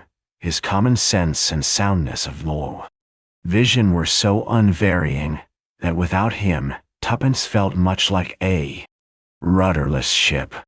It was curious that Julius, who was undoubtedly much cleverer than Tommy, did not give her the same feeling of support. She had accused Tommy of being a pessimist, and it is certain that he always saw the disadvantages and difficulties which she herself was optimistically given to overlooking, but nevertheless, she had really relied a good deal on his judgment. He might be slow, but he was very sure. It seemed to the girl that, for the first time, she realized the sinister character of the mission they had undertaken so lightheartedly. It had begun like a page of romance. Now, shorn of its glamour, it seemed to be turning to grim reality. Tommy, that was all that mattered. Many times in the day, Tuppence blinked the tears out of her eyes. Resolutely. Little fool, she would apostrophize herself. Don't snivel. Of course you're fond of him. You've known him all your life. But there's no need to be sentimental about it. In the meantime, nothing more was seen of Boris. He did not come to the Chernoir flat, and Julius in the car waited in vain. Tuppence gave herself over to new meditations. Whilst admitting the truth of Julius' objections, she had nevertheless not entirely relinquished the idea of appealing to Sir James Peel Edgerton. Indeed, she had gone so far as to look up his address in the Red Book. Had he meant to warn her that day? If so, why Surely she was at least entitled to demand an explanation. He had looked at her so kindly. Perhaps he might tell them something concerning Mrs. Vandermeyer, which might lead to a clue to Tommy's whereabouts. Anyway, Tuppence decided with her usual shake of the shoulders, it was worth trying, and try it she would. Sunday was her afternoon out. She would meet Julius, persuade him to her point of view, and they would beard the lion in his den. When the day arrived, Julius needed a considerable amount of persuading, but Tuppence held firm. It can do no harm, was what she always came back to. In the end, Julius gave in, and they proceeded in the car to Carlton House Terrace. The door was opened by an irreproachable butler. Tuppence felt a little nervous. After all, perhaps it was colossal cheek on her part. She had decided not to ask if Sir James was at home, but to adopt a more personal attitude. Will you ask Sir James if I can see him for a few minutes? I have an important message for him. The butler retired, returning a moment or two later. Sir James will see you. Will you step this way? He ushered them into a room at the back of the house, furnished as a library. The collection of books was a magnificent one, and Tuppence noticed that all one wall was devoted to works on crime and criminology. There were several deep, padded leather armchairs, and an old-fashioned, open hearth.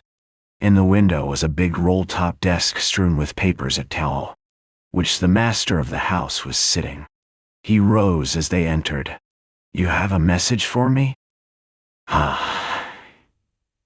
He recognized Tuppence with a smile. It's you, is it? Brought a message from Mrs. Vandermeyer, I suppose?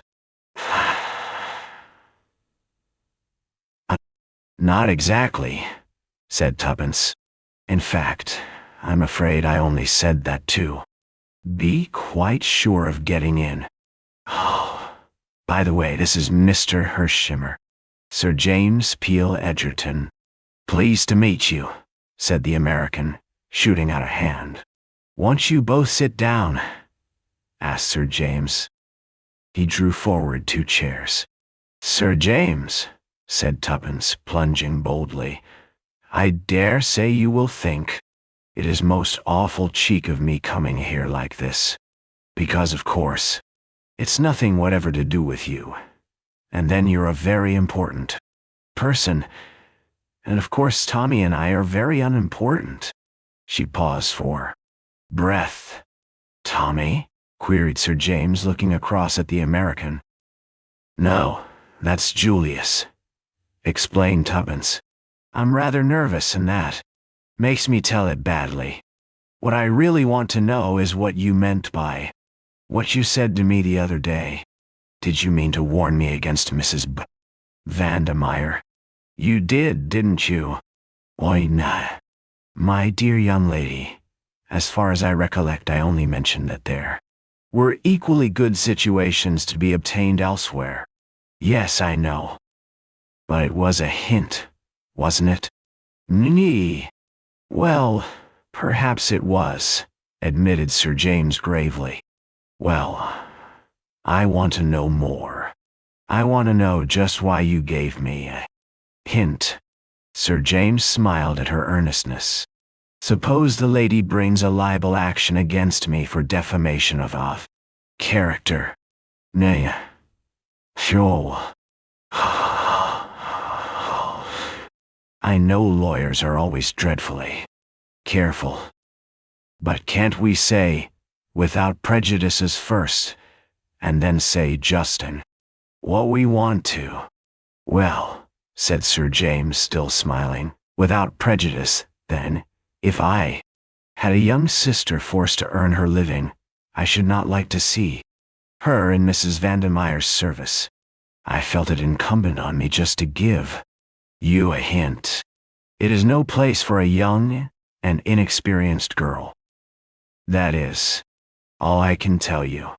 I see, said Tuppence thoughtfully. Thank you very much. But I'm not really inexperienced, you know. I knew perfectly that she was a bad lot when I went there. As a matter of fact, that's why I went. She broke off, seeing some bewilderment on the lawyer's face, and went on. I think perhaps I'd better tell you the whole story, Sir James. I've a sort of feeling that you'd know in a minute if I didn't tell the truth, and so you might as well know all about it from the beginning. What do you think, Julius? Now, Matt, as you're bent on it, I'd go right ahead with the facts, replied the American, who had so far sat in silence.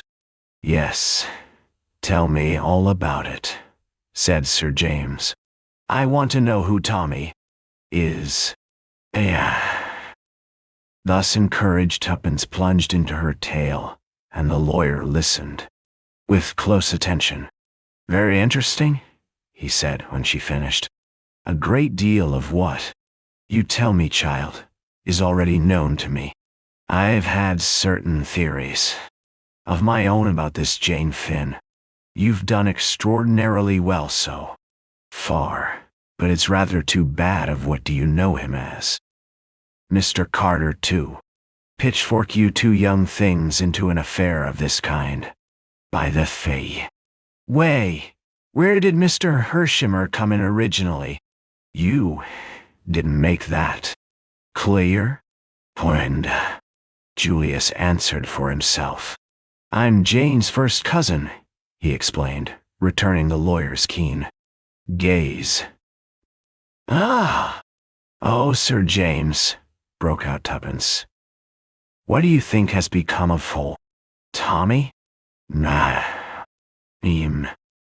The lawyer rose and paced slowly up and down. When you arrived, young lady, I was just packing up my traps, going to Scotland by the night train for a few days fishing. But there are different kinds of fishing. I've a good mind to stay and see if we can't get on the track of that young chap. Oh! Tuppence clasped her hands ecstatically. All the same, as I said before, it's too bad of Carter to set you two babies on a job like this. Now, don't get offended, Mr. Cowley. Prudence Cowley. But my friends call me Tuppence. Well, Miss Tuppence then, as I'm certainly going to be a friend. Don't be offended because I think you're young. Youth is a failing only too easily outgrown. Now about this young Tommy of yours. Yes. Tuppence clasped her hands. Frankly, things look bad for him. He's been butting in somewhere where he wasn't wanted. Not a doubt of it. But don't give up hope. And you really will help us? There, Julius. He didn't want me to come, she added by way of explanation. Said the lawyer, favoring Julius with another keen glance. And, why was that? I reckon it would be no good worrying you with a petty little business like this. Me? I see. He paused a moment. This petty little business, as you call it, bears directly on a very big business, bigger perhaps than either you or Miss Tuppence know. If this boy is alive, he may have very valuable information to give us. Therefore, we must find him. Day. One tour. Yes, but how? Cried Tuppence. I've tried to think of everything. Sir James smiled. And yet, there's one person quite near at hand who in all probability knows where he is, or at all events where he is likely to be. Who is that? Asked Tuppence, puzzled. Mrs. Vandermeyer. Yes, but she'd never tell us. Ah, that is where I come in. I think it quite likely that I shall be able to make Mrs. Vandermeyer tell me what I want to know. JULIUS. How? Demanded Tuppence, opening her eyes very wide. Oh, just by asking her questions, replied Sir James easily. That's the way we do it, you know. He tapped with his finger on the table, and Tuppence felt again the intense power that radiated from the man. And she won't tell? Asked Julius suddenly. I think she will. I have one or two powerful levers. Still, in that unlikely event, there is always the possibility of bribery. Sure, and that's where I come in, cried Julius, bringing his fist down on the table with a bang. You can count on me, if necessary, for $1 million. Yes, sir, $1 million. Narration. Sir James sat down and subjected Julius to a long scrutiny. Mr. HERSHEIMMER, he said at last, that is a very large sum. I guess it'll have to be. These aren't the kind of folk to offer. 6 pence to 80 at the present rate of exchange, it amounts to considerably over £250,000. And phew. That's so. Maybe you think I'm talking through my hat, but I can deliver the goods all right, with enough over to spare for your fee.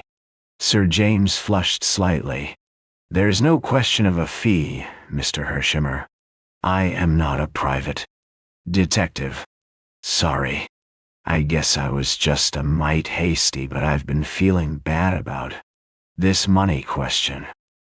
I wanted to offer a big reward for news of Jane some days ago, but your crusted institution of Scotland Yard advised me against it, said it was undesirable.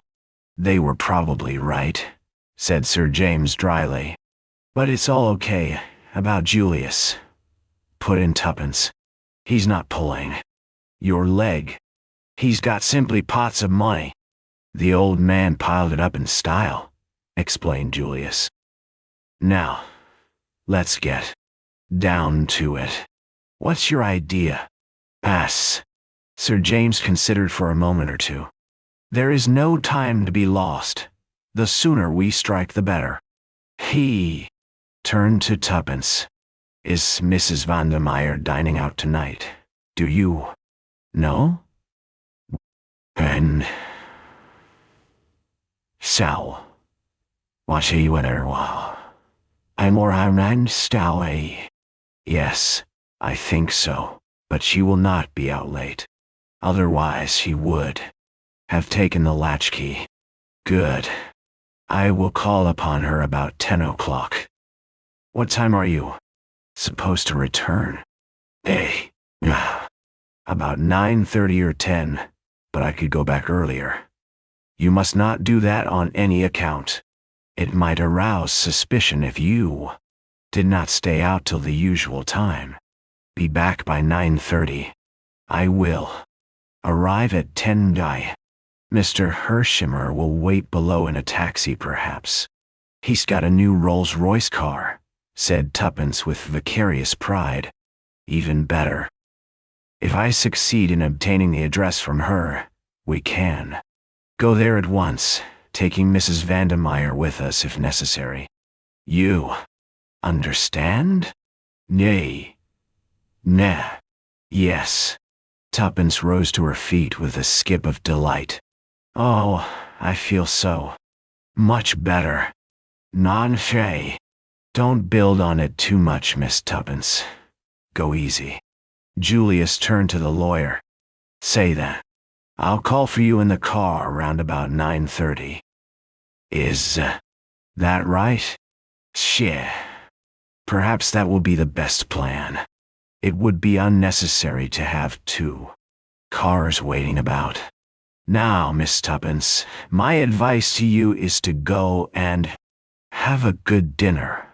A really good one, mind. And don't think ahead. More than you can help. He shook hands with them both, and a moment later they were outside. Isn't he a duck? Inquired Tuppence ecstatically, as she skipped down The steps. Oh, Julius, isn't he just a duck? Well, I allow he seems to be the goods all right, and I was wrong about it's being useless to go to him. Say, shall we go right away back to the Ritz? Missen. I must walk a bit, I think. I feel so excited. Drop me in the park, will you? Us. Unless you'd like to come too. No. I want to get some petrol, he explained, and send off a cable or two. All right. I'll meet you at the Ritz at 7. We'll have to dine upstairs. I can't show myself in these glad rags. Sure. I'll get Felix help me choose the menu. He's some head waiter. That. So long. Ain't. Tuppence walked briskly along towards the Serpentine, first glancing at her watch. It was nearly 6 o'clock. She remembered that she had had no tea, but felt too excited to be conscious of hunger. She walked as far as Kensington Gardens, and then slowly retraced her steps, feeling infinitely better for the fresh air and exercise. It was not so easy to follow Sir James' advice and put the possible events of the evening out of her head. As she drew nearer and nearer to Hyde Park Corner, temptation to return to South Audley Mansions was almost irresistible. At any rate, she decided, it would do no harm just to go and look at the building. Perhaps then, she could resign herself to waiting patiently for 10 o'clock. South Audley Mansions looked exactly the same as usual. What Tuppence had expected she hardly knew, but the sight of its red brick stolidity slightly assuaged the growing and entirely unreasonable uneasiness that possessed her. She was just turning away when she heard a piercing whistle, and the faithful Albert came running from the building to join her. Tuppence frowned. It was no part of the program to have attention called to her presence in the neighborhood, but Albert was purple within suppressed excitement. I say, miss, she's a-going. Who's going? Demanded Tuppence sharply. The crook. Ready, Rita. Why, Mrs. Vandermeyer. She's a-packing up, and she's just sent down word for me to get her a taxi. What? Tuppence clutched his arm. It's the truth, miss. I thought maybe as you didn't know about it. Whoa. Albert, cried Tuppence, you're a brick. If it hadn't been for you, we'd have lost her. Albert flushed with pleasure at this tribute. There's no time to lose, said Tuppence, crossing the road. I've got to stop her. At all costs, I must keep her here until... She broke off. Albert, there's a telephone here, isn't there? The boy shook his head. The flats mostly have their own, miss. But there's a box just round the corner. You. I see. Go to it then, at once, and ring up the Ritz Hotel. Ask for Mr. HERSHEIMMER, and when you get him, tell him to get Sir James and come on at once, as Mrs. Vandermeyer is trying to hook it. If you can't get him, ring up Sir James Peel Edgerton. You'll find his number in the book, and tell him what's happening. You won't forget the names, will you? Albert repeated them glibly. You trust to me, miss, it'll be all right. But what about you? Aren't you afraid to trust yourself with her? No, no. That's all right. But go and telephone. Be quick. Drawing a long breath, Tuppence entered the Mansions and ran up to the faith door of Nomo 20. How she was to detain Mrs. Vandermeyer until the two men arrived she did not know, but somehow or other it had to be done, and she must accomplish the task single-handed. What had occasioned this Precipitate departure? Did Mrs. Vandermeyer suspect her? Speculations were idle. Tuppence pressed the bell firmly. She might learn something from the cook.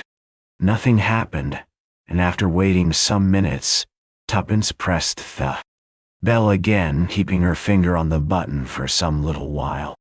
At last she heard footsteps inside, and a moment later, Mrs. Vandermeyer herself opened the door. She lifted her eyebrows at the sight of the sight. Girl died. You? I had a touch of toothache, ma'am, said Tuppence glibly. So thought. It better to come home and have a quiet evening. Mrs. Vandermeyer said nothing, but she drew back and let Tuppence pass into the hall. How unfortunate for you, she said coldly. You had better go to bed. Oh, I shall be all right in the kitchen, ma'am. Cook will. Cook is out, said Mrs. Vandermeyer, in a rather disagreeable tone. Send her out. So you see you had better go to bed. Suddenly, Tuppence felt afraid. There was a ring in Mrs. Vandermeyer's voice that she did not like at all. Also, the other woman was slowly edging her up the passage. Tuppence turned at bay. I don't want. Then, in a flash, a rim of cold steel touched her temple, and Mrs. Vandermeyer's voice rose cold and menacing. You damned little fool. Do you think I don't know? No, don't answer. If you struggle or cry out, I'll shoot you like a dog. The rim of steel pressed a little harder against the girl's temple. Now then, march, went on Mrs. Vandermeyer. This way into my room. In a minute, when I've done with you, you'll go to bed as I told you to. And you'll sleep, oh yes, my little spy, you'll sleep all right. Nay. There was a sort of hideous geniality in the last words which Tuppence did not at all like. For the moment, there was nothing to be done. And she walked obediently into Mrs. Vandermeyer's bedroom. The pistol never left her forehead. The room was in a state of wild disorder. Clothes were flung about right and left. A suitcase and a hat box, half-packed, stood in the middle of the floor. Tuppence pulled herself together with an effort. Her voice shook a little, but she spoke out bravely. Come now, she said. This is nonsense. You can't shoot me. Why, every one in the building would hear the report. I'd risk that, said Mrs. Vandermeyer cheerfully. But as long as you don't sing out for help, you're all right, and I don't think you will. You're a clever girl. You deceived me, all right. I hadn't a suspicion of you. So I've no doubt that you understand perfectly well that this is where I'm on top and you're underneath. Now then, sit on the bed. Put on your hands above your head, and if you value your life, don't move them. Tuppence obeyed passively. Her good sense told her that there was nothing else to do but accept the situation. If she shrieked for help, there was very little chance of anyone hearing her, whereas there was probably quite a good chance of Mrs. Vandermeyer's shooting her. In the meantime, every minute of delay gained was valuable. Mrs. Vandermeyer laid down the revolver on the edge of the washstand, within reach of her hand, and, still eyeing Tuppence like a lynx in case the girl should attempt to move, she took a little stoppered bottle from its place on the marble and poured some of its contents into a glass, which she filled up with water. What's that? Asked Tuppence sharply. Something to make you sleep soundly. Tuppence paled a little. Are you going to poison me? She asked in a whisper. Perhaps, said Mrs. Vandermeyer, smiling agreeably. Then I shan't drink it, said Tuppence firmly. I'd much rather be shot. Dud. At any rate, that would make a row, and someone might hear it. But I won't be killed off quietly like a lamb. Mrs. Vandermeyer stamped her foot. Don't be a little fool. Do you really think I want to hue and cry for murder out after me? If you've any sense at all, you'll realize that poisoning you wouldn't suit my book at all. It's a sleeping draft. That's all. You'll wake up tomorrow morning none the worse. I simply don't want the bother of tying you up and gagging you. That's the alternative, and you won't like it, I can tell you. I can be very rough, if I choose. So drink this down like a good girl, and you'll be none the worse for it. In her heart of hearts, Tuppence believed her. The arguments she had adduced rang true. It was a simple and effective method of getting her out of the way for the time being. Nevertheless, the girl did not take kindly to the idea of being tamely put to sleep without as much as one bid for freedom. She felt that once Mrs. Vandermeyer gave them the slip, the last hope of finding Tommy would be gone. Tuppence was quick in her mental processes.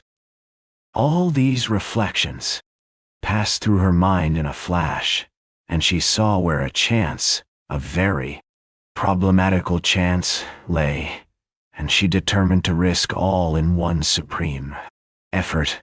Accordingly, she lurched suddenly off the bed and fell on her knees before Mrs. Vandermeyer, clutching her skirts frantically. I don't believe it, she moaned. It's poison, I know it's poison. Oh, don't make me drink it. Her voice rose to a shriek. Don't make me drink it. Mrs. Vandermeyer, glass in hand, looked down with a curling lip at this sudden collapse. Get up, you little idiot. Don't go on driveling there. How you ever had the nerve to play your part as you did, I can't think.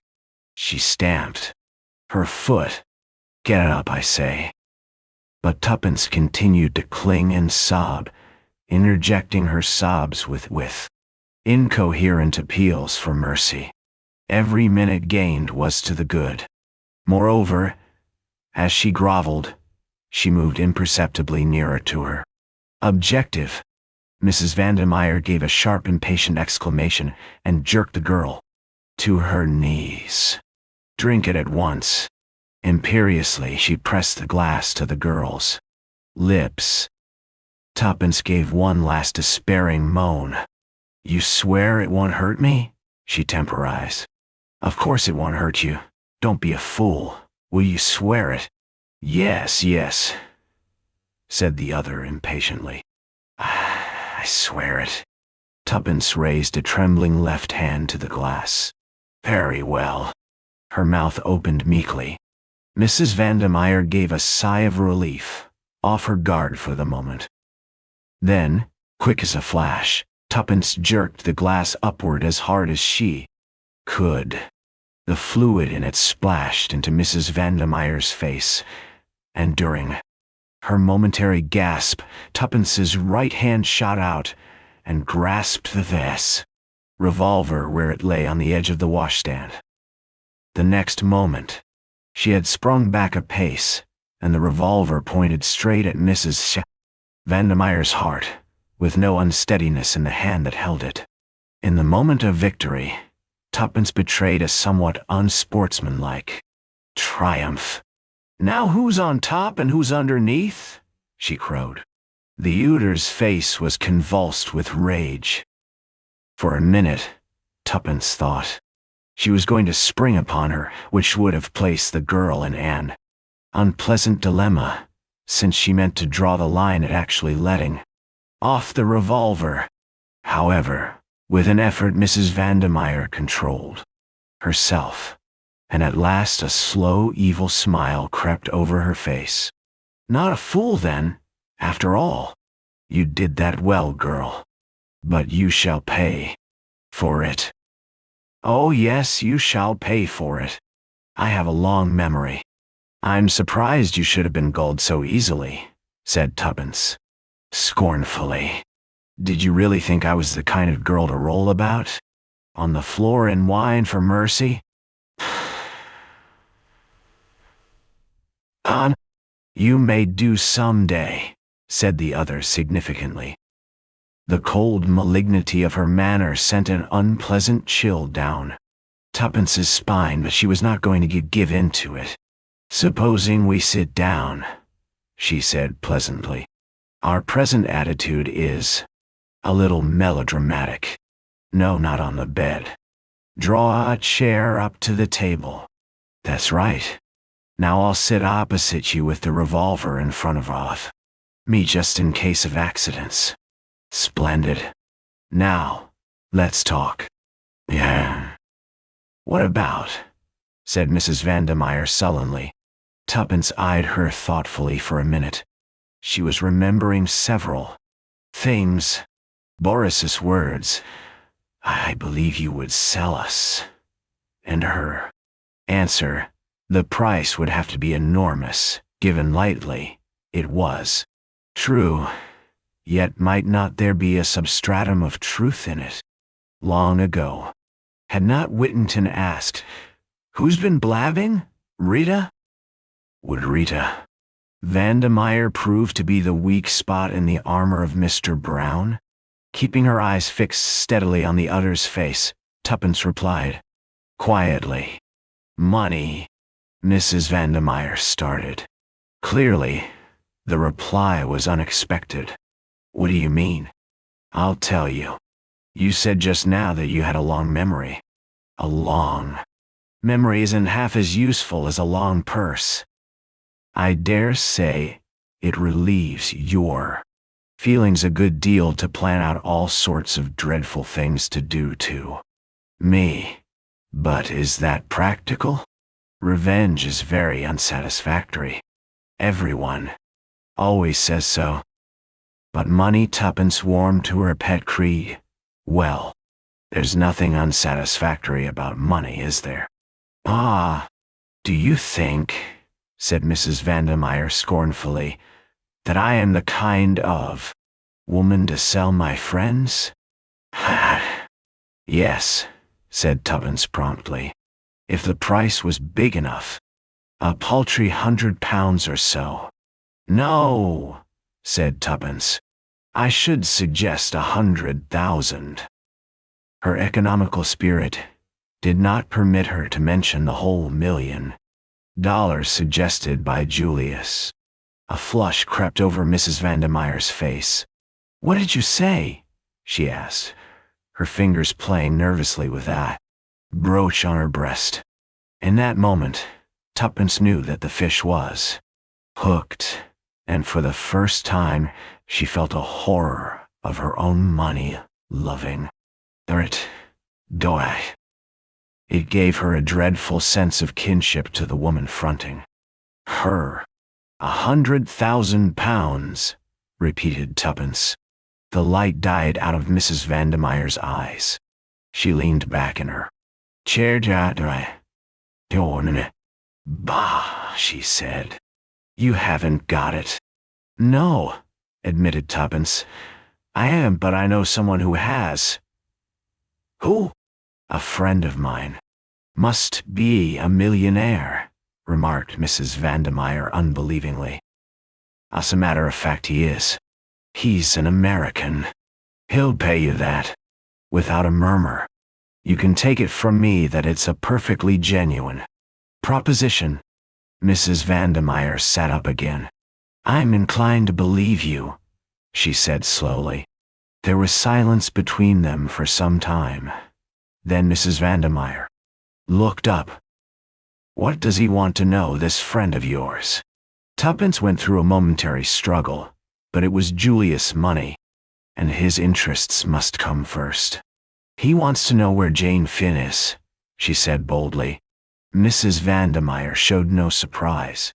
I am not sure where she is at the present moment, she replied. But you could find out. "Oh yes," returned Mrs. Vandermeyer carelessly. "There would be no difficulty about that." "Then," Tuppence's voice shook a little, "there's a boy, a friend of mine. I'm afraid something's happened to him, through your pal Boris." "Nah. What's his name?" "Tommy Beresford. Never heard of him. But I'll ask Boris. He'll tell me anything he knows." "Thank you." Tuppence felt a terrific rise in her spirits. It impelled her to more audacious efforts. "There's one thing more." "Well?" Tuppence leaned forward and lowered her voice. "Who is Mr. Brown?" Her quick eye saw the sudden paling of the beautiful face. With an effort, Mrs. Vandermeyer pulled herself together and tried to resume her former manner. But the attempt was a mere parody. She shrugged her shoulders. "You can't have learnt much about us if you don't know that nobody knows who Mr. Brown is." "Oh, merci. You do," said Tuppence quietly. Again the color deserted the other's face. "What makes you think that?" "I don't know," said the girl truthfully. "But I'm sure." Mrs. Vandermeyer stared in front of her for a long time. "Yes," she said hoarsely. "At last, I know. I was beautiful. You see, very beautiful. You are still," said Tuppence with admiration. Mrs. Vandermeyer shook her head. There was a strange gleam in her electric blue eyes. "Not beautiful enough," she said in a soft, dangerous voice. "Not beautiful enough. And sometimes lately, I've been afraid. It's dangerous to know too much." She leaned forward across the table. "Swear that my name shan't be brought into it, that no one shall ever know." "I swear it. And once is he caught, you'll be out of danger." A terrified look swept across Mrs. Vandermeyer's face. Shall I ever be?" She clutched Tuppence's arm. "You're sure about the money?" "Only quite sure. When shall I have it?" "There must be no delay. This friend of mine will be here presently. He may have to send cables, or something like that. But there won't be any delay. He's a terrific hustler." A resolute look settled on Mrs. Vandermeyer's face. "I'll do it. It's a great sum of money. And besides," she gave a curious smile, "it is not wise to throw over a woman like me." For a moment or two, she remained smiling and lightly tapping her fingers on the table. Suddenly she started, and her face blanched. "What was that?" "I heard nothing." Mrs. Vandermeyer gazed round her fearfully. "If there should be someone listening." "Nonsense. Who could there be? Even the walls might have ears," whispered the other. "I tell you I'm frightened. You don't know him." "Think of the £100,000, said Tuppence soothingly.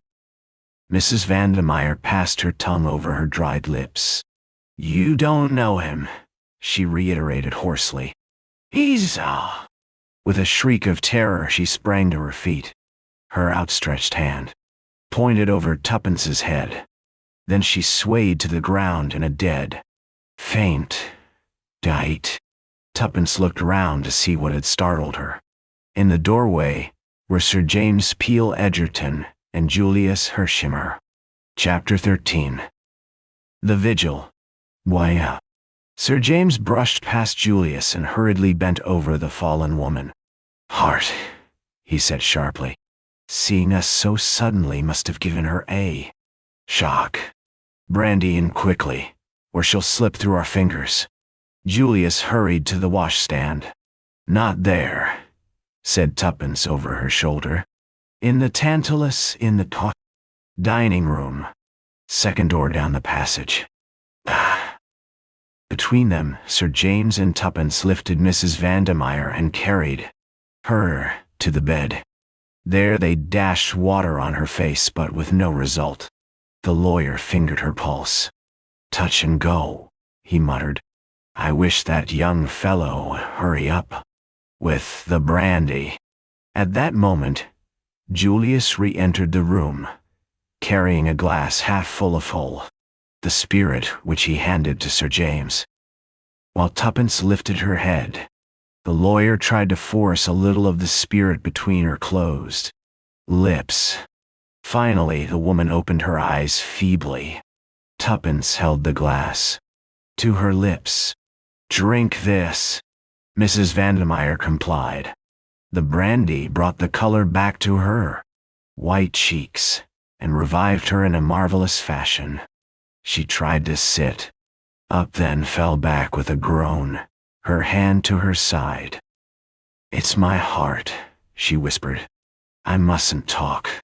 She lay back with closed eyes. Sir James kept his finger on her wrist a minute longer, then withdrew it with a nod. "Shall do now."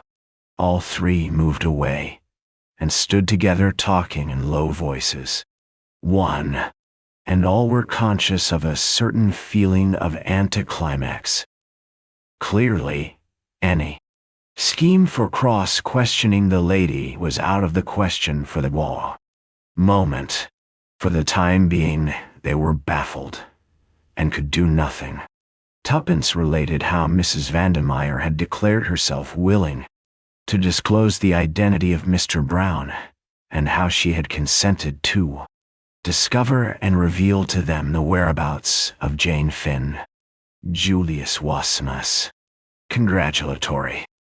"That's all right, Miss Tuppence. Splendid.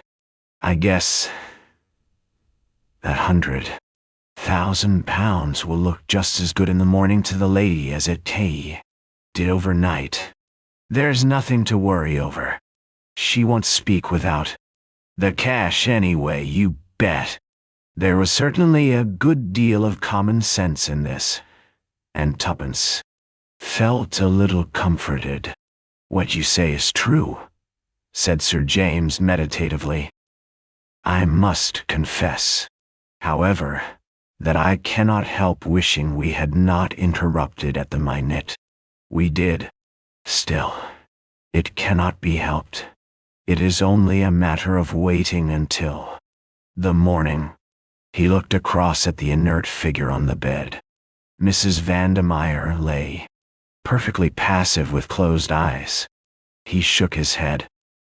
"Well," said Tuppence, with an attempt at cheerfulness, "we must wait until the morning, that's all. But I don't think we ought to leave the flat. What about leaving that bright boy of yours on guard, Albert? And suppose she came round again and hooked it? Albert couldn't stop her. I guess she won't want to make tracks away from the dollars. She might. She seemed very frightened of Mr. Brown." "What? Real plumb scared of him?" "Yes.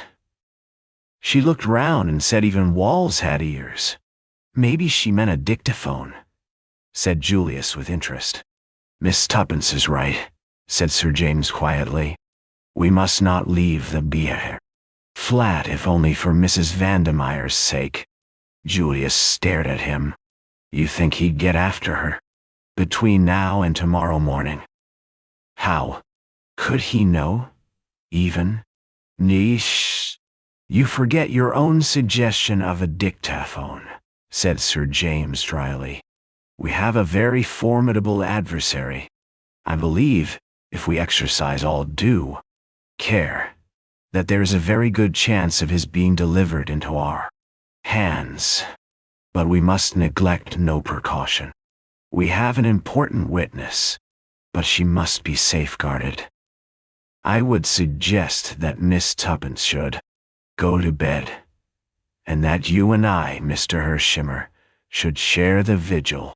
Tuppence was about to protest, but happening to glance at the bed, she saw Mrs. Vandermeyer her eyes half open, with such an expression of mingled fear and malevolence on her face that it quite froze the words on her lips. For a moment she wondered whether the faint and the heart attack had been a gigantic sham, but remembering the deadly pallor, she could hardly credit the supposition.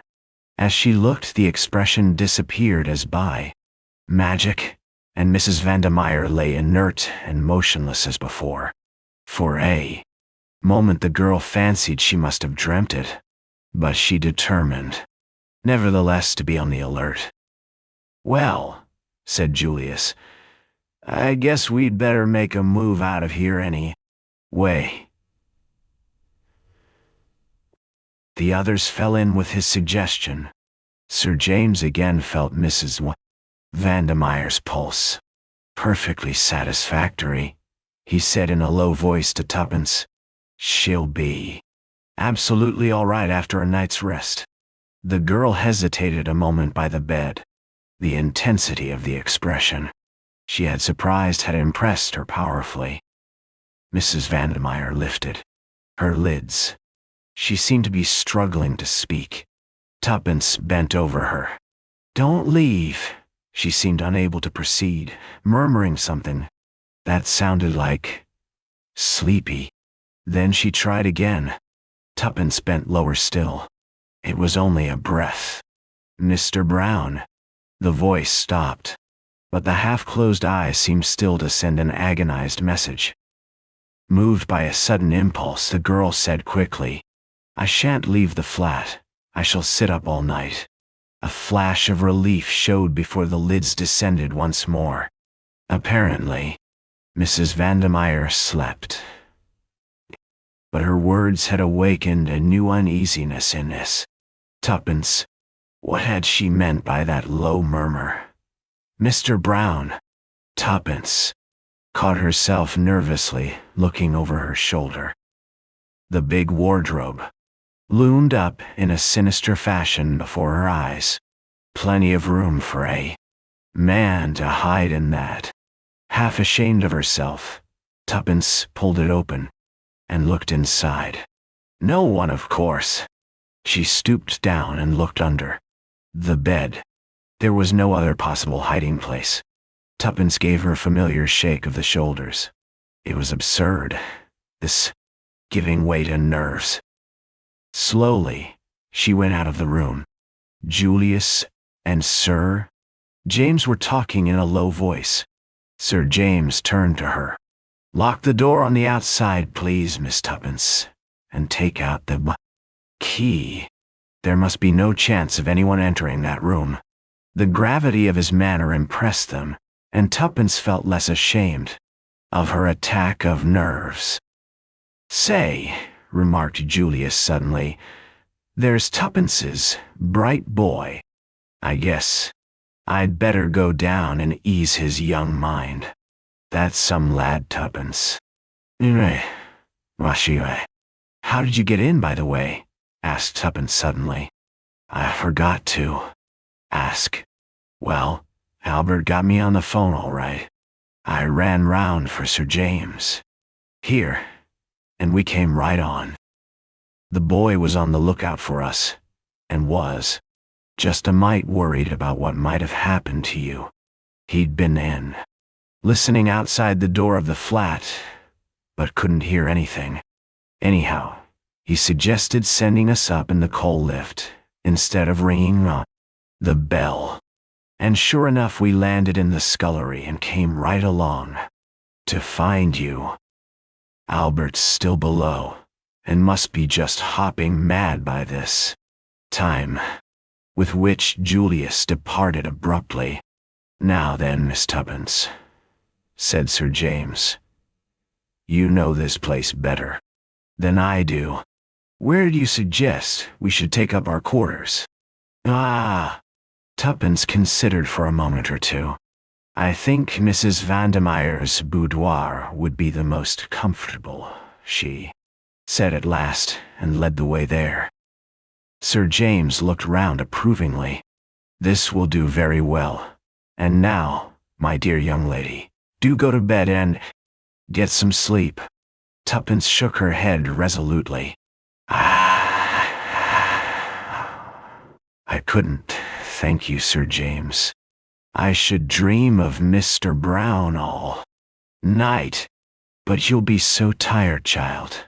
No, I shan't. I'd rather stay up, really. The lawyer gave in. Julius reappeared some minutes later, having reassured Albert and rewarded him lavishly for his services, having in his turn failed to persuade Tuppence to go to bed. He said decisively. At any rate, you've got to have something to eat right away. Where's the larder? Tuppence directed him, and he returned in a few minutes with a cold pie and 3 plates. After a hearty meal, the girl felt inclined to pooh-pooh her fancies of France. Half an hour before, the power of the money bribed could not fail. And now, Miss Tuppence, said Sir James, we want to hear your file. Adventures. That's so, agreed Julius. Tuppence narrated her adventures with some complacence. Julius occasionally interjected an admiring bully. Sir James said nothing until she had finished, when his quiet, well done, Miss Tuppence, matey, her flush with pleasure. There's one thing I don't get clearly, said Julius. What put her up to clearing out? Sure, I don't know, confessed Tuppence. Sir James stroked his chin thoughtfully. The room was in great disorder. That looks as though her flight was unpremeditated. Almost as though she got a sudden warning to go from someone. Us. Mr. Brown, I suppose, said Julius scoffingly. The lawyer looked at him deliberately for a minute or two. Why not? He said. Remember, you yourself have once been worsted by him. Julius flushed with vexation. I feel just mad when I think of how I handed out Jane's photograph to him like a lamb. Gee, if I ever lay hands on it again, I'll freeze on to it like hell. That contingency is likely to be a remote one, said the other dryly. I guess you're right, said Julius frankly. And, in any case, it's the original I'm out after. Where do you think she can be, Sir James? The lawyer shook his head. Impossible to say, but I've a very good idea where she has been. You have? Where? Oh. Sir James smiled. At the scene of your nocturnal adventures, the Bournemouth nursing home. There? Impossible, I asked. No, my dear sir, you asked if anyone of the name of Jane Finn had been to there. Now, if the girl had been placed there, it would almost certainly be under an assumed name. Bully for you, cried Julius. I never thought of that. It was fairly obvious, said the other. Perhaps the doctor's in it too, suggested Tuppence. Julius shook his head. I don't think so. I took to him at once. No, I'm pretty sure Dr. Hall's. All right. Hall, did you say? Asked Sir James. That is curious, really very curious. Gawain. Why? Demanded Tuppence. Because I happened to meet him this morning. I've known him slightly on and off for some years, and this morning I ran across him in the street. Staying at the Metropole, he told me. He turned to Julius. Didn't he tell you he was coming up to town? Julius shook his head. Curious, mused Sir James.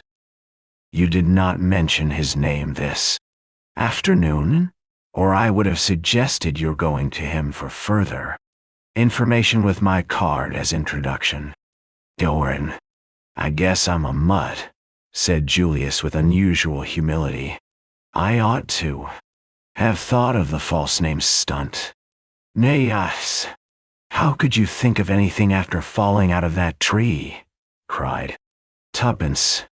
"I'm sure anyone else would have been killed right off." "Well, I guess it doesn't matter now anyway," said Julius. "We've got Mrs. Vandermeyer on a string, and that's all we need." "Yes," said Tuppence, but there was a lack of assurance in her voice. A silence settled down over the party. Little by little, the magic of the night began to gain a hold on them. There were sudden creaks of the palmy and furniture, imperceptible rustlings in the curtains. Suddenly Tuppence sprang up with a cry. "I can't help it. I know Mr. Brown's somewhere in the flat. I can feel him." "Sure, Tuppence, how could he be? This door's open into the hall." "No. One could have come in by the front door without our seeing and hearing him." "I can't help it. I feel he's here." She looked appealingly at Sir James, who replied gravely, "With due deference to your feelings, Miss Tuppence, and mine as well, for that matter, I do not see how it is humanly possible for anyone to be in the flat without our knowledge." The girl was a little comforted by his words. "Sitting up at night is always rather jumpy," she confessed. "Yes," said Sir James. "We are in the condition of people holding a séance. Perhaps if a medium were present we might get some marvelous results." "Do you believe in spiritualism?" asked Tuppence, opening her eyes wide. The lawyer shrugged his shoulders. "There is some truth in it without a doubt, but most of the testimony would not pass muster in the witness box." The hours drew on. With the first faint glimmerings of dawn, Sir James drew aside the curtains. They beheld what few Londoners see, the slow rising of the sun over the sleeping city. Somehow, with the coming of the light, the dreams and fancies of the past night seemed absurd. Tuppence's spirits revived to the normal. "Hooray!" she said. "It's going to be a gorgeous day, and we shall find Tommy and Jane Finn, and everything will be lovely. I shall ask Mr. Carter if I can't be made a dame." At 7 o'clock Tuppence volunteered to go and make some tea. She returned with a tray containing the teapot and 4 cups. "Who's the other cup for?" inquired Julius. "The prisoner, of course. I suppose we might call her that. Taking her tea seems a kind of anticlimax to last night," said Julius, thoughtfully. "Yes, it does," admitted Tuppence. "But anyway, here goes. Perhaps you'd both come too, in case she springs on me or anything. You see, we don't know what mood she'll wake up in." Sir James and Julius accompanied her to the door. "Where's the key?" "Oh, of course, I've got it myself." She put it in the lock and turned it, then paused. "Supposing, after all, she's escaped," she murmured in a whisper. "Plumb impossible," replied Julius reassuringly. But Sir James said nothing. Tuppence drew a long breath and entered. She heaved a sigh of relief as she saw that Mrs. Vandermeyer was lying on the bed. "Good morning," she remarked cheerfully. "I've brought you some tea." Mrs. Vandermeyer did not reply. Tuppence put down the cup on the table by the bed and went across to draw up the blinds. When she turned, Mrs. Vandermeyer still lay without a movement, with a sudden fear clutching at her heart. Tuppence ran to the bed. The hand she lifted was cold as ice. Mrs. Vandermeyer would never speak now. Her cry brought the others. A very few minutes sufficed. "Mrs. Vandermeyer, Was dead, must have been dead some hours. She had evidently died in her sleep. If that isn't the cruelest luck, cried Julius in despair.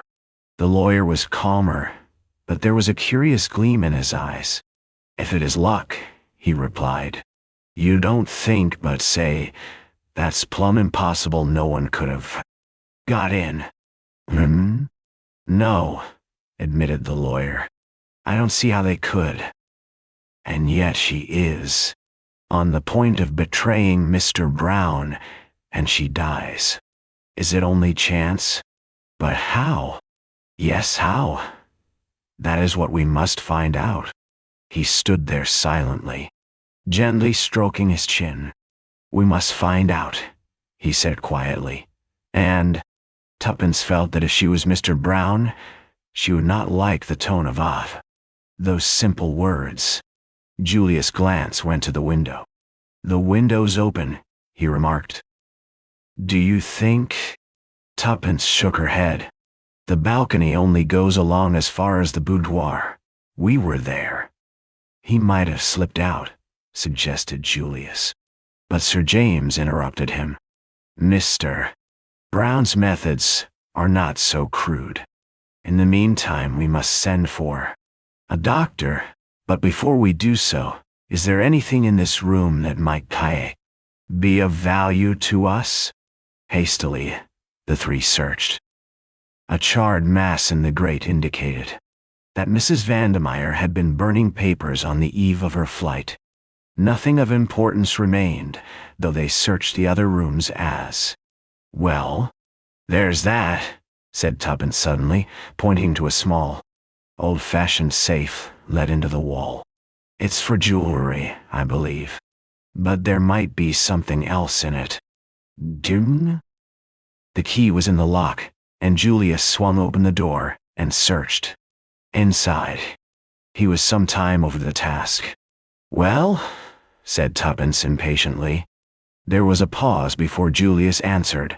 Then he withdrew his head and shut to the door. Nothing, he said.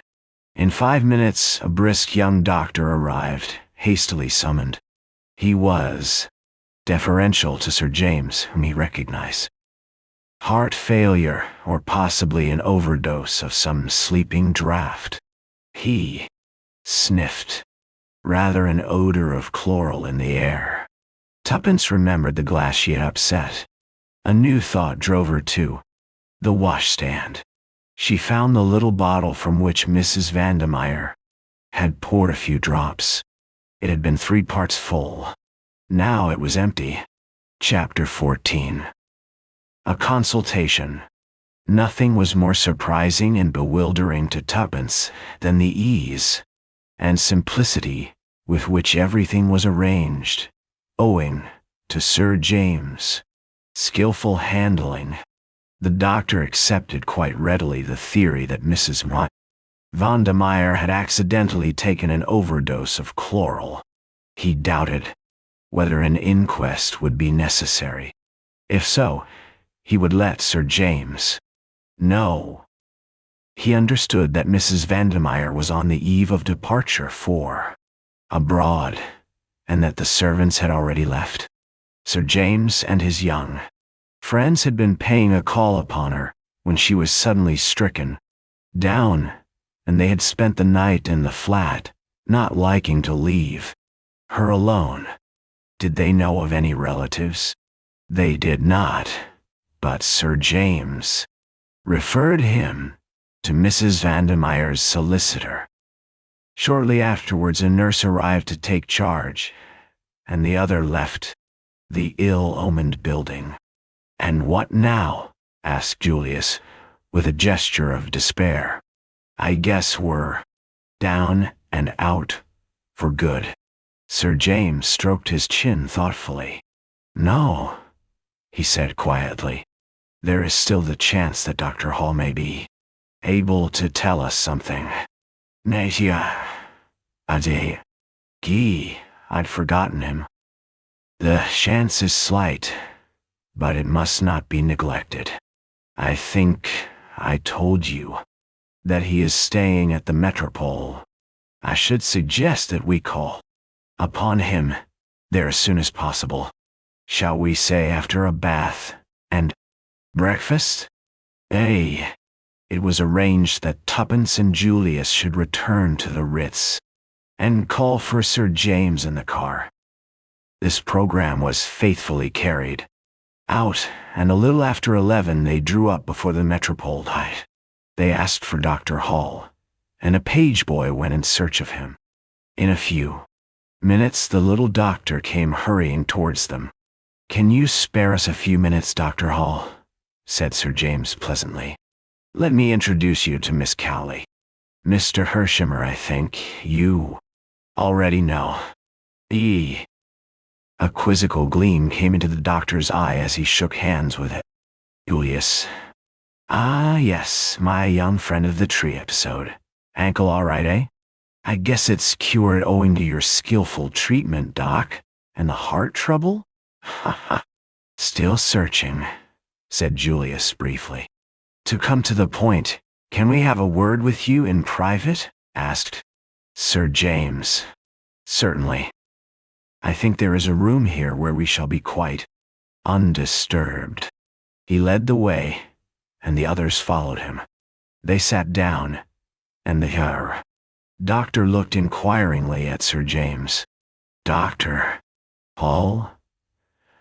I am very anxious to find a certain young lady for the purpose of obtaining a statement from her. I have reason to believe that she has been at one time or another in your establishment at Bournemouth.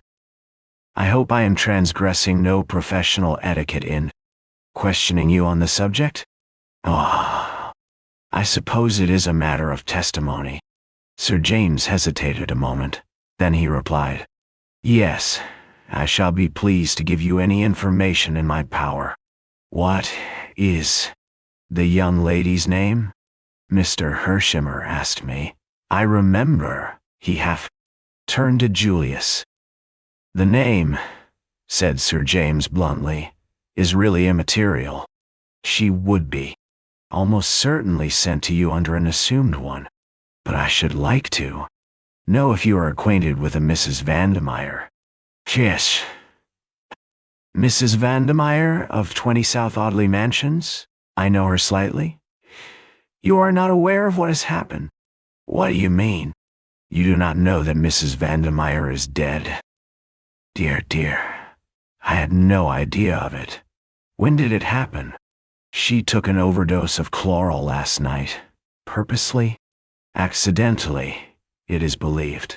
I should not like to say myself.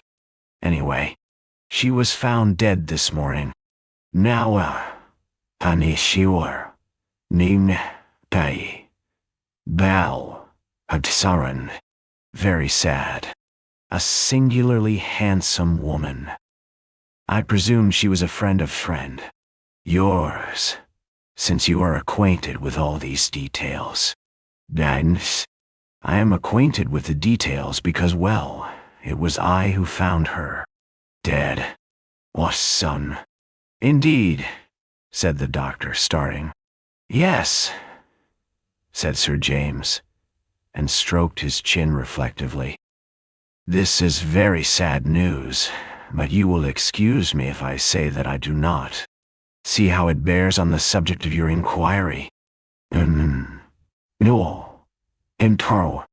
It bears on it in this way. Is it not a fact that Mrs. Vandemeyer committed a young relative of hers to your charge?" "Oh." Julius leaned forward eagerly. "That is the case," said the doctor quietly.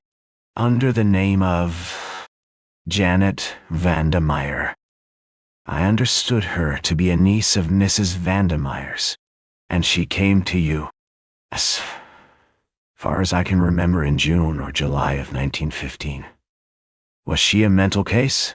"She is perfectly sane, if that is what you mean. I understood from Mrs. Vandemeyer that the girl had been with her on the Lusitania when that ill-fated ship was sunk and had suffered a severe shock in a consequence. We're on the right track, I think." Sir James looked round. "As I said before, I'm a mutt," returned Julius. The doctor looked at them all curiously. "You spoke of wanting a statement from her," he said. "Supposing she is not able to give one?" "Yeah. What? You have just said that she is perfectly sane." "So she is. Nevertheless, if you want a statement from her concerning any events prior to May 7th, 1915, she will not be able to give it to you." They looked at the little man, stupefied. He nodded cheerfully. "It's a pity," he said. "A great pity, especially as I gather, Sir James, that the matter is important. But there it is. She can tell you nothing." "But why, man? Darn it all, why?" The little man shifted his benevolent glance to the excited young American. "Because Janet Vandermeyer is suffering from a complete loss of memory." "What?" "Quite so. An interesting case. A very interesting case. Not so uncommon, really, as you would think. There are several very well-known parallels. It's the first case of the kind that I've had under my own personal observation, and I must admit that I found it of absorbing interest."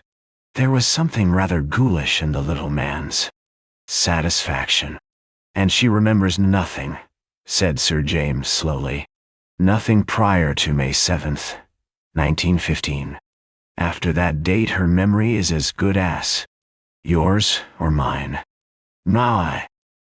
"Then the first thing she remembers is landing with the survivors. Everything before that is a blank.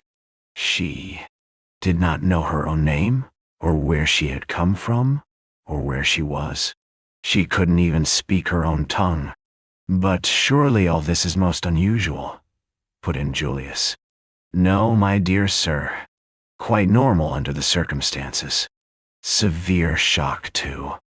The nervous system.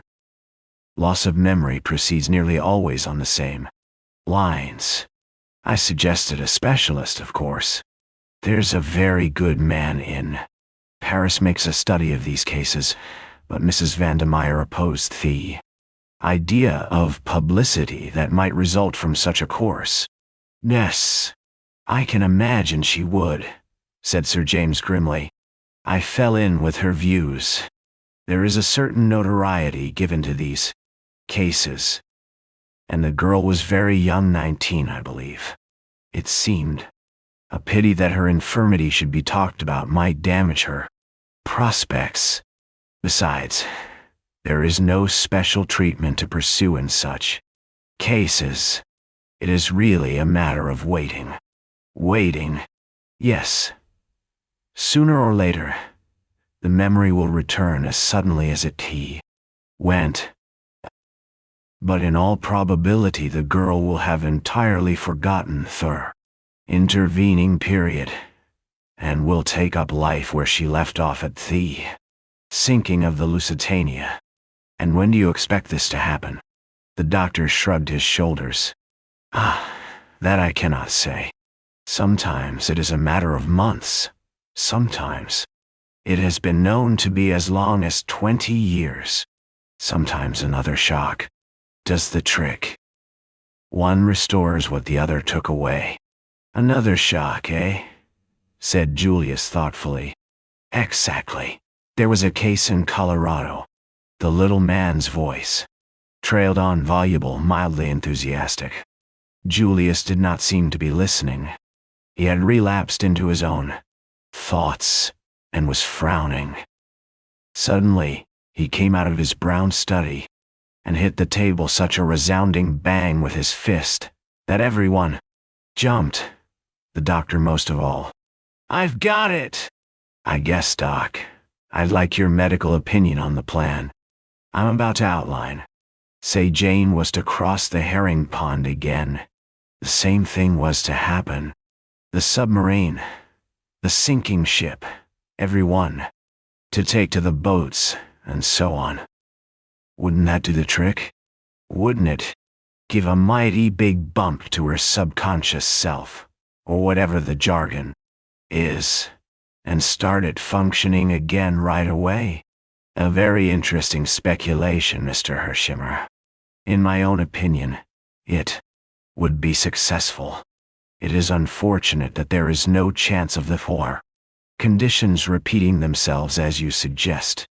Not by nature, perhaps, Doc. But I'm talking about art. Art? Why, yes. What's the difficulty? Hire a liner.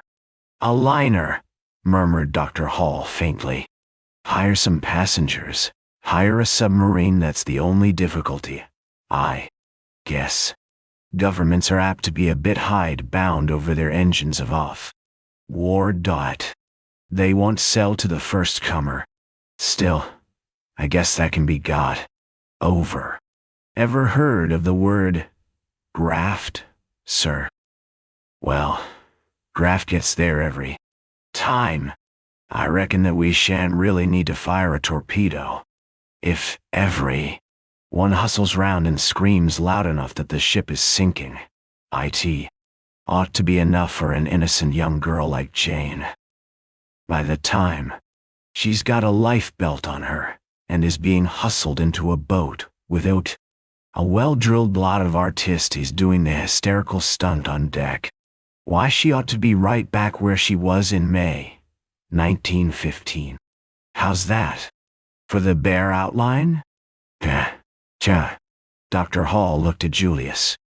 Everything that he was, for the moment, incapable of saying was eloquent in that look.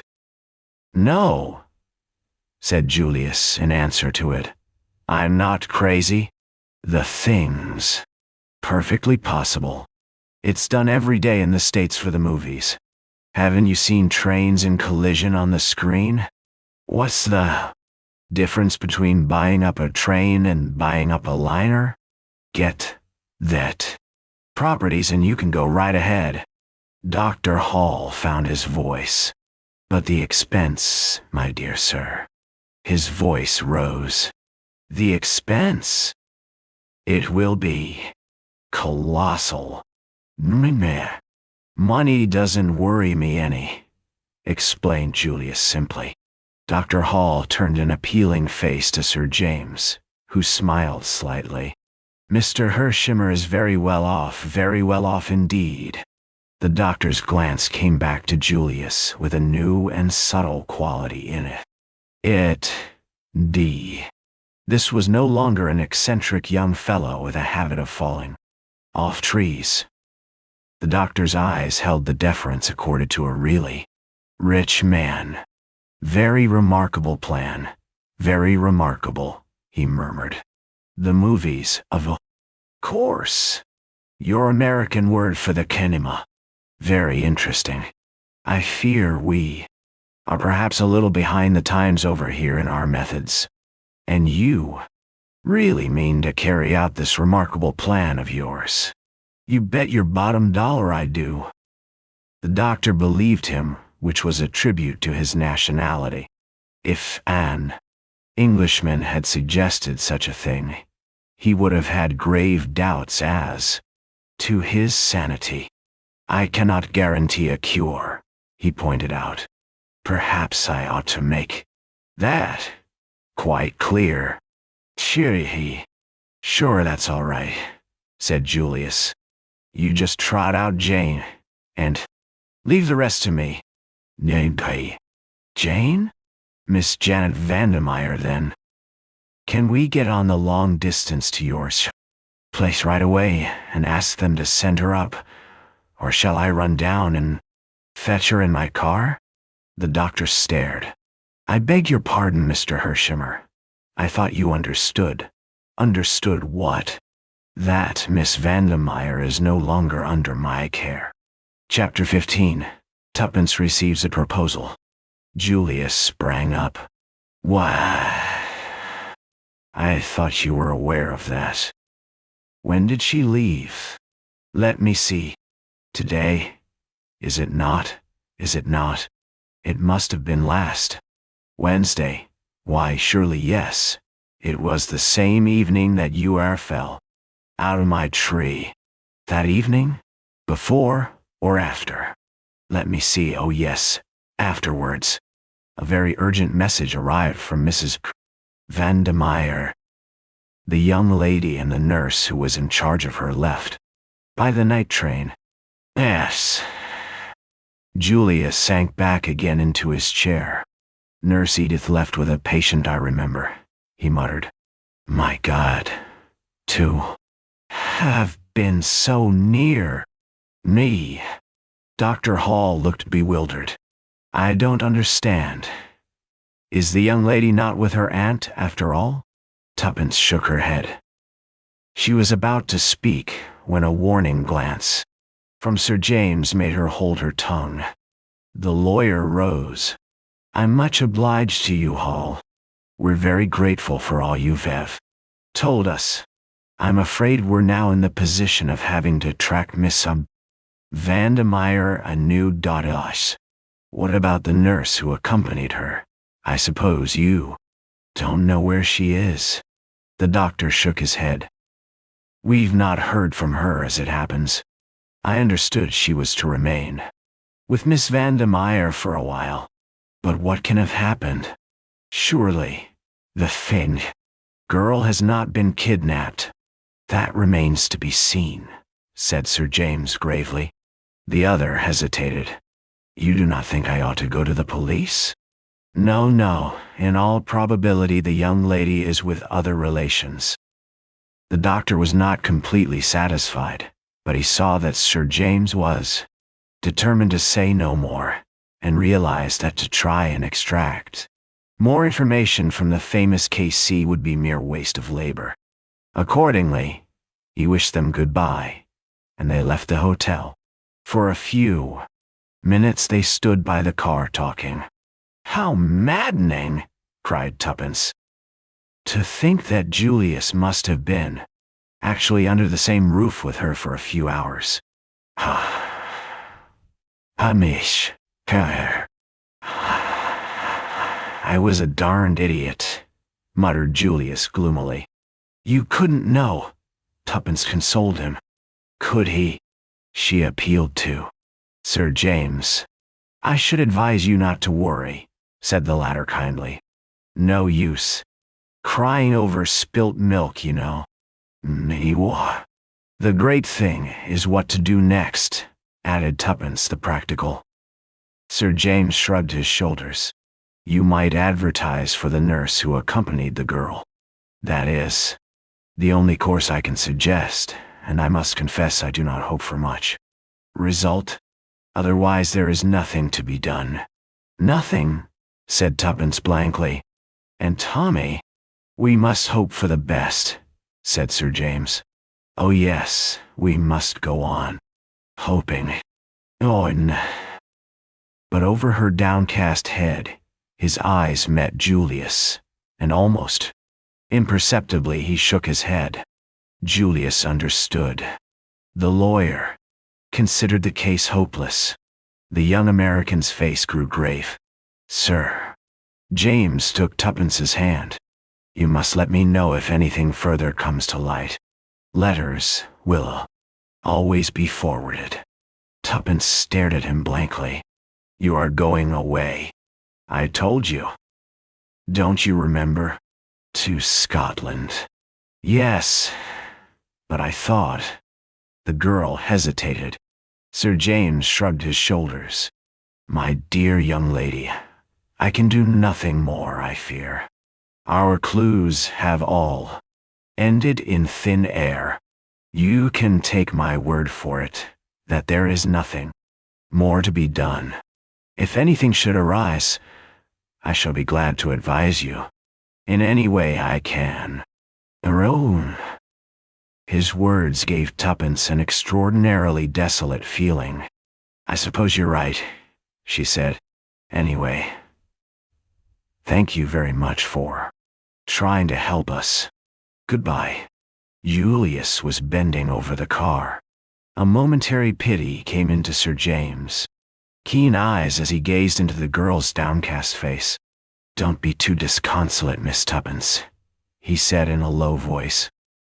"Remember, holiday time isn't always all playtime. One sometimes manages to put in some work as well." Something in his tone made Tuppence glance up sharply. He shook his head with a smile. "No, I shan't say any more. Great mistake to say too much. Remember that. Never tell all you know, not even to the person you know best. Understand? Goodbye." He strode away. Tuppence stared after him.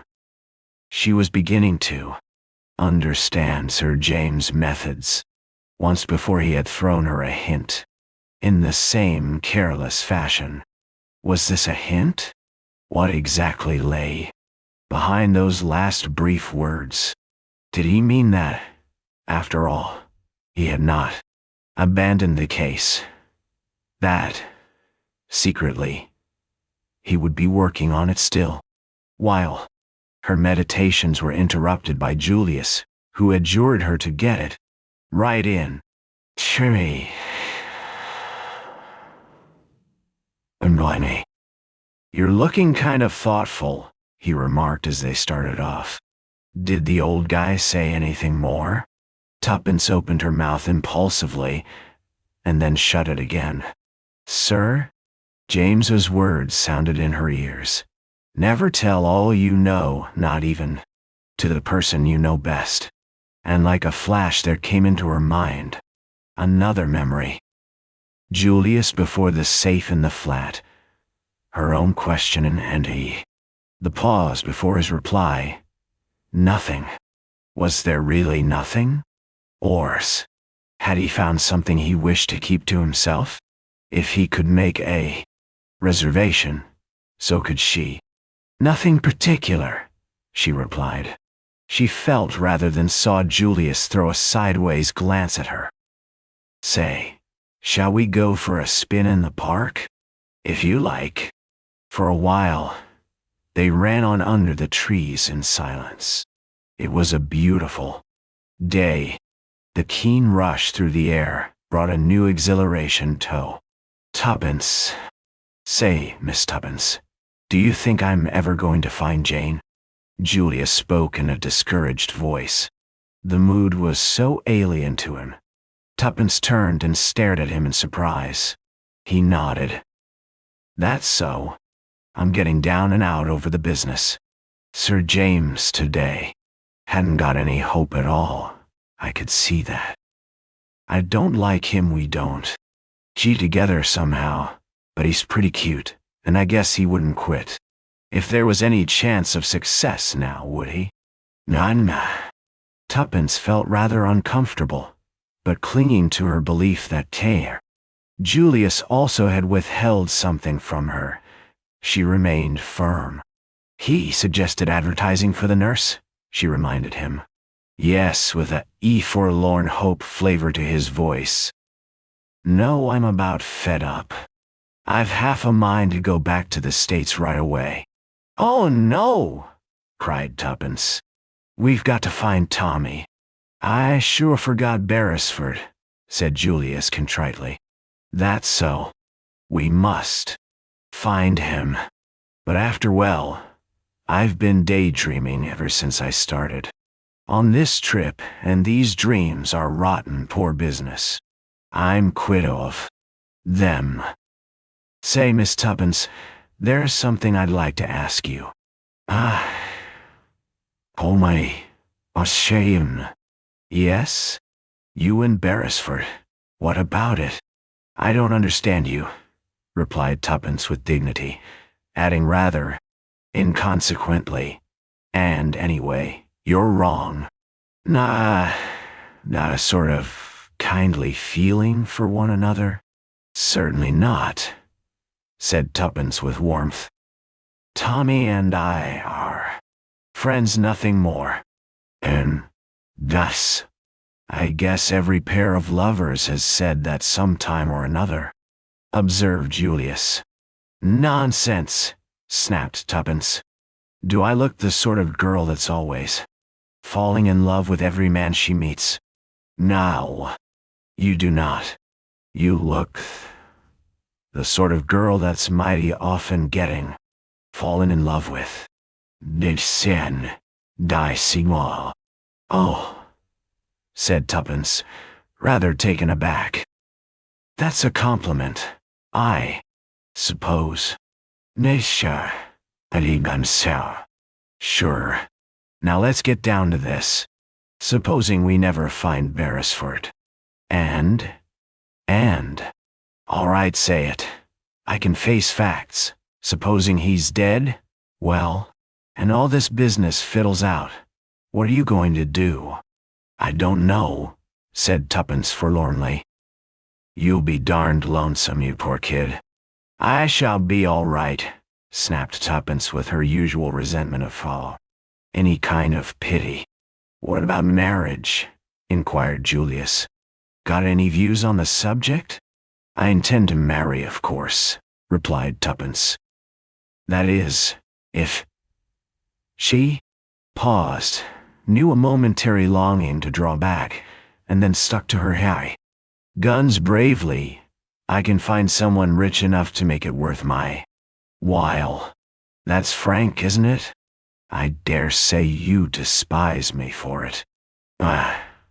Kitchen. I never despise business instinct, said Julius. What particular figure have you in mind? Oh, figure, asked Tuppence, puzzled. Do you mean tall or short? No, some income. Oh, I haven't quite worked that out. What about me? You? Sure thing. Oh, I couldn't. Why not? I tell you I couldn't. Again, why not? It would seem so unfair. I don't see anything unfair about it. I call your bluff, that's all. I admire you immensely, Miss Tuppence. More than any girl I've ever met. You're so darned plucky. I'd just love to give you a real rattling good time. Say the word, and we'll run round right away to some high-class jeweler and fix up the ring business. I can't, gasped Tuppence. Because of Beresford? No. Well then, Tuppence merely continued to shake her head violently. You can't reasonably expect more dollars than I've got. Oh, it isn't that, gasped Tuppence with an almost hysterical laugh. But, thanking you very much and all that, I think I'd better say no. I'd be obliged if you'd do me the favor to think it over until tomorrow. It's no use. Still, I guess we'll leave it like that. Very well, said Tuppence meekly. Neither of them spoke again until they reached the Ritz. Tuppence went upstairs to her room. She felt morally battered to the ground after her conflict with Julius' vigorous personality. Sitting down in front of the glass, she stared at her own reflection for some minutes. Fool, murmured Tuppence at length, making a grimace. Little fool. Everything you want, everything you've ever hoped for, and you go and you bleed out. No, like an idiotic little sheep. It's your one chance. Why? Don't you take it? Grab it? Snatch at it? What more do you want? As if in answer to her own question, her eyes fell on a small snapshot of Tommy that stood on her dressing table in a shabby frame. For a moment she struggled for self-control, and then abandoning all presence, she held it to her lips and burst into a fit of sobbing. Oh, Tommy, Tommy, she cried, I do love you so, and I may never see you again. At the end of 5 minutes, Tuppence sat up, blew her nose, and pushed back her hair. That's that, she observed sternly. Let's look facts in the face. I seem to have fallen in love with an idiot of a boy who probably doesn't care two straws about me. Here she paused. Anyway, she resumed, though arguing with an unseen opponent, I don't know that he does. He'd never have dared to say so. I've always jumped on sentiment, and here I am being more sentimental than anybody. What idiots girls are. I've always thought so. I suppose I shall sleep with his photograph under my pillow and dream about him all night. It's dreadful to feel you've been false to your principles. Tuppence shook her head sadly as she reviewed her backsliding. I don't know what to say to Julius, I'm sure. Oh, what a fool I feel. I'll have to say something. He's so American and thorough. He'll insist upon having a reason. I wonder if he did find anything in that safe. Tuppence's meditations went off on another tack. She reviewed the events of last night carefully and persistently. Somehow, they seemed bound up with Sir James' enigmatical words. Suddenly she gave a great start. The color faded out of her face. Her eyes, fascinated, gazed in front of her, the pupils dilated. Impossible, she murmured. Impossible. I must be going mad even to think of such a thing. Nash. Monstrous, yet it explained everything. After a moment's reflection, she sat down and wrote a note, weighing each word as she did so. Finally, she nodded her head as though satisfied, and slipped it into an envelope which she addressed to Julius. She went down the passage to his sitting room and knocked at the door. As she had expected, the room was empty. She left the note on the table. A small page boy was waiting outside her own door when she returned to telegram for you, miss. Tuppence took it from the salver and tore it open carelessly. Then she gave a cry. The telegram was from Tommy. Chapter 16. Further Adventures of Tommy. From a darkness punctuated with throbbing stabs of fire, Tommy dragged his senses slowly back to life. When he at last opened his eyes, he was conscious of nothing but an excruciating pain through his temples. He was vaguely aware of unfamiliar surroundings. Where was he? What had happened? He blinked feebly. This was not his bedroom at the Ritz. And what the devil was the matter with his head? Damn, said Tommy, and tried to sit up. He had remembered. He was in that sinister house in Soho. He uttered a groan and fell back. Through his almost closed lids he reconnoitered carefully. Hey, he's coming to, remarked a voice very near Tommy's ear. He recognized it at once for that of the bearded and efficient German, and lay artistically inert. He felt that it would be a pity to come round too soon, and until the pain in his head became a little less acute, he felt quite incapable of collecting his wits. Painfully, he tried to puzzle out what had happened. Obviously, somebody must have crept up behind him as he listened and struck him down with a blow on the head. They knew him now for a spy, and would in all probability give him short shrift. Undoubtedly, he was in a tight place. Nobody knew where he was, therefore. He need expect no outside assistance, and must depend solely on his own wits. Well, here goes, murmured Tommy to himself, and repeated his former remark. Damn, he observed, and this time succeeded in sitting up. In a minute, the German stepped forward and placed a glass to his lips. With the brief command, drink, Tommy obeyed. The potency of the draught made him choke, but it cleared his brain in a marvelous manner. He was lying on a couch in the room in which the meeting had been held. On one side of him was the German, on the other, the villainous-faced doorkeeper who had let him in. The others were grouped together at a little distance away, but Tommy missed one face. The man known as Number 1 was no longer of the company. "Feel better?" asked the German, as he removed the empty glass. "Yes, thanks," returned Tommy cheerfully. "Ah, my young friend, it is lucky for you your skull is so thick. The Shire. Good Conrad struck hard." He indicated the evil-faced doorkeeper by a nod. The man grinned. Tommy twisted his head round with an effort. "Oh," he said. "So you're Conrad, are you?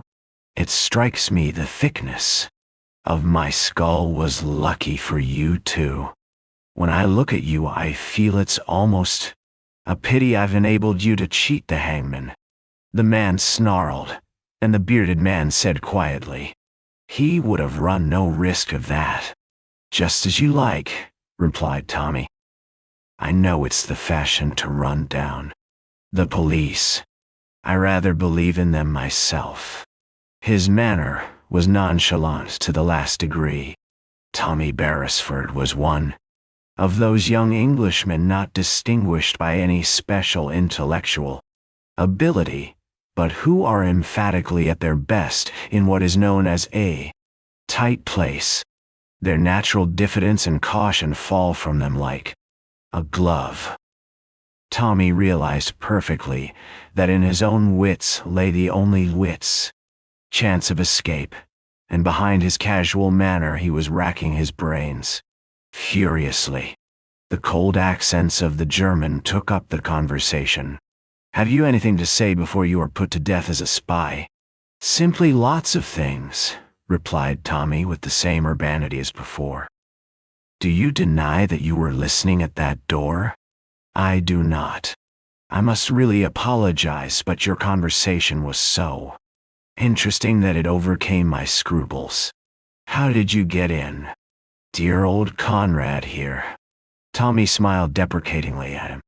"I hesitate to suggest pensioning off a faithful servant, but you really ought to have a better watchdog."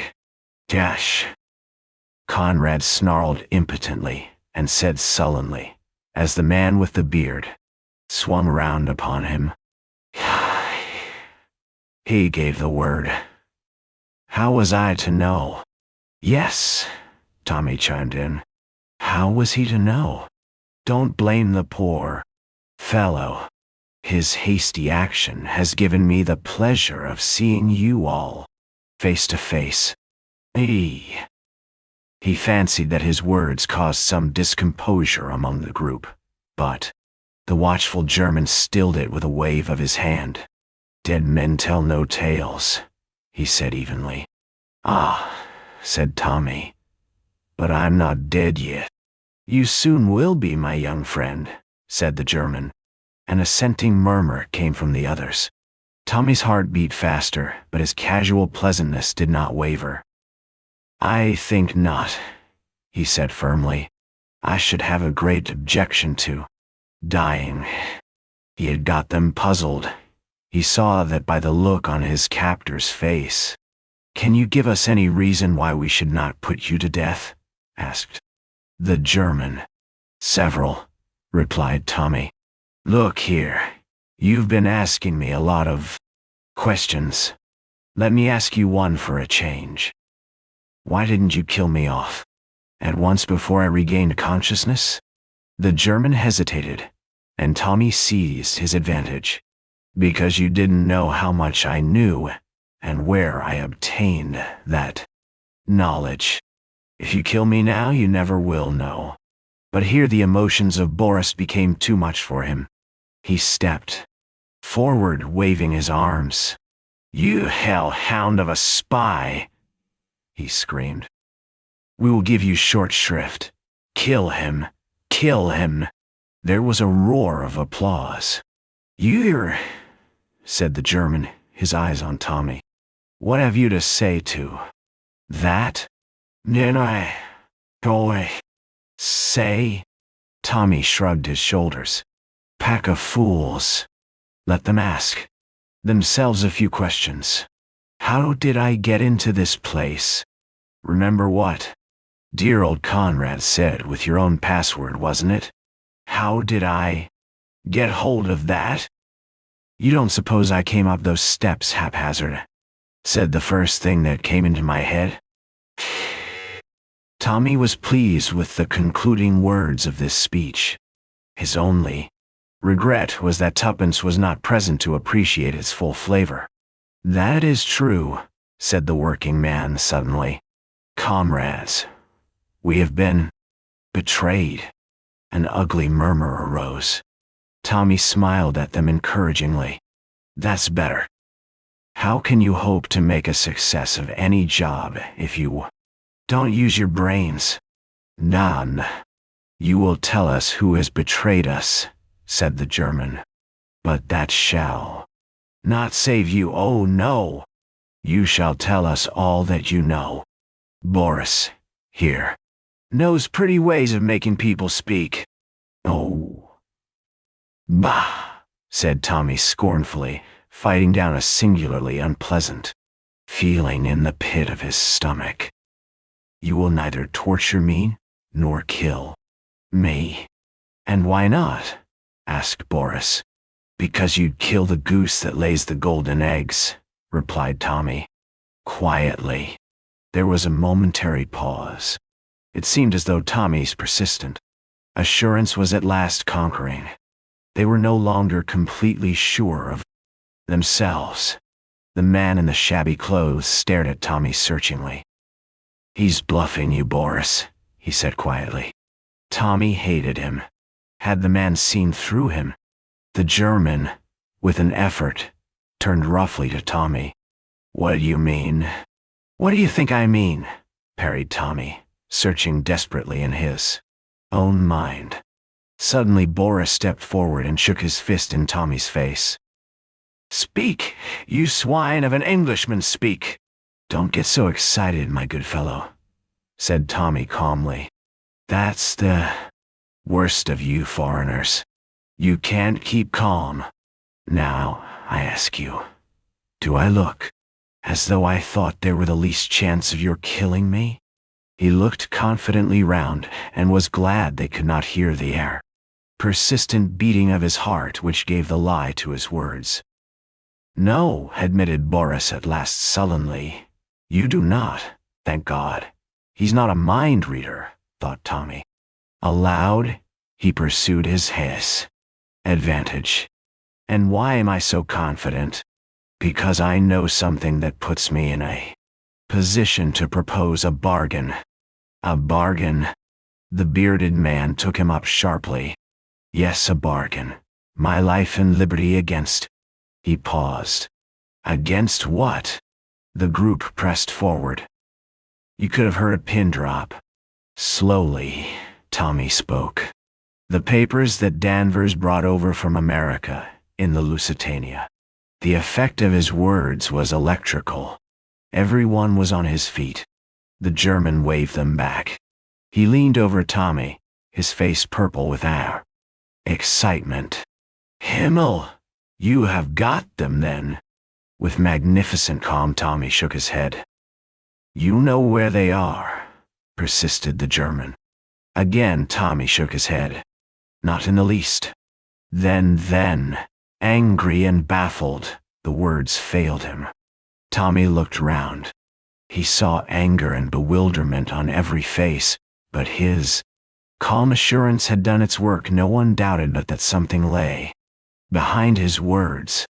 "I don't know where the papers are, but I believe that I can find them.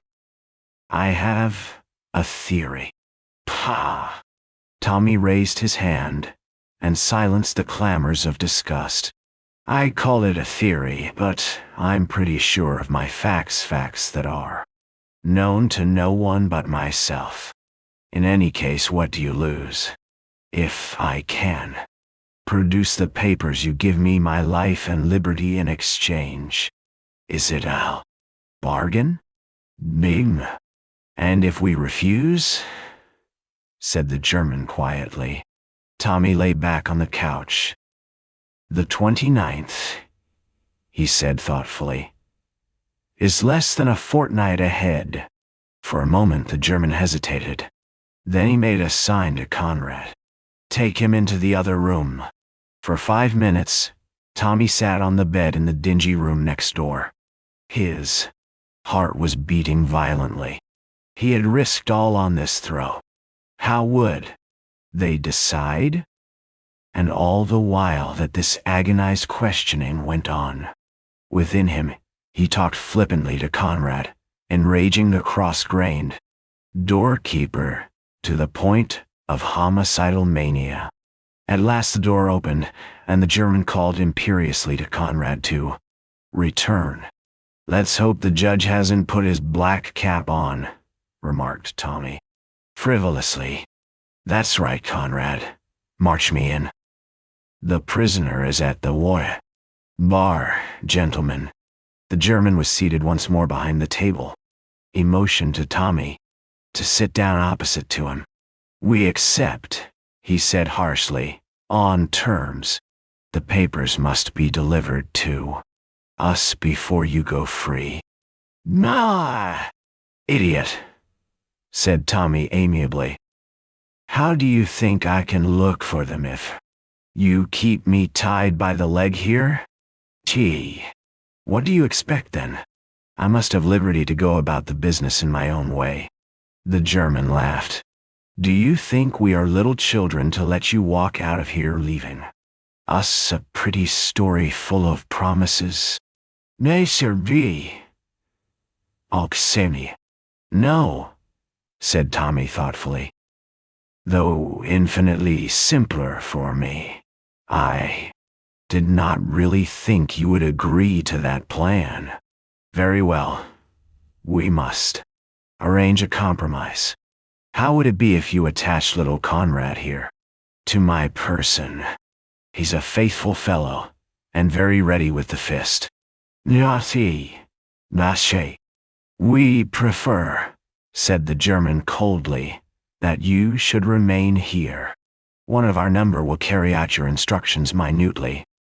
If the operations are complicated, he will return to you with a report and you can instruct him further.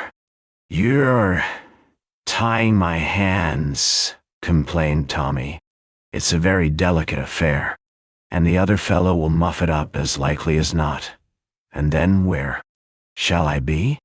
I don't believe one of you has got an ounce of tact. The German rapped the table. Those are our terms. Otherwise, death. Ah. Tommy leaned back wearily. I like your style. Curt, but attractive. So be it then. But one thing is essential. I must see the girl. What girl? Jane Finn, of course. The other looked at him curiously for some minutes. Then he said slowly, and as though choosing his words with care, do you not know that she can tell you nothing? Tommy's heart beat a little faster. Would he succeed in coming face to face with the girl he was seeking? I shall not ask her to tell me anything, he said quietly. Not in so many words, that is. Then why see her? Tommy paused. To watch her face when I ask her one question, he replied at last. Again, there was a look in the German's eyes that Tommy did not quite understand. She will not be able to answer your question. That does not matter. I shall have seen her face when I ask it, and you think that will tell you anything. He gave a short, disagreeable laugh. More than ever, Tommy felt that there was a factor somewhere that he did not understand. The German looked at him searchingly. I wonder whether, after all, you know as much as we think, he said softly. Tommy felt his ascendancy less sure than a moment before. His hold had slipped a little, but he was puzzled. What had he said wrong? He spoke out on the impulse of the moment. There may be things that you know which I do not. I have not pretended to be aware of all the details of your show. But equally I've got something up my sleeve that you don't know about. And that's where I mean to score. Danvers was a damned clever fellow, he broke off as if he had said too much. But the German's face had lightened a little. Danvers, he murmured. I see. He paused a minute, then waved to Conrad. Take him away. Upstairs, you know. Wait a minute, said Tommy. What about the girl? That may perhaps be arranged. It must be. We will see about it.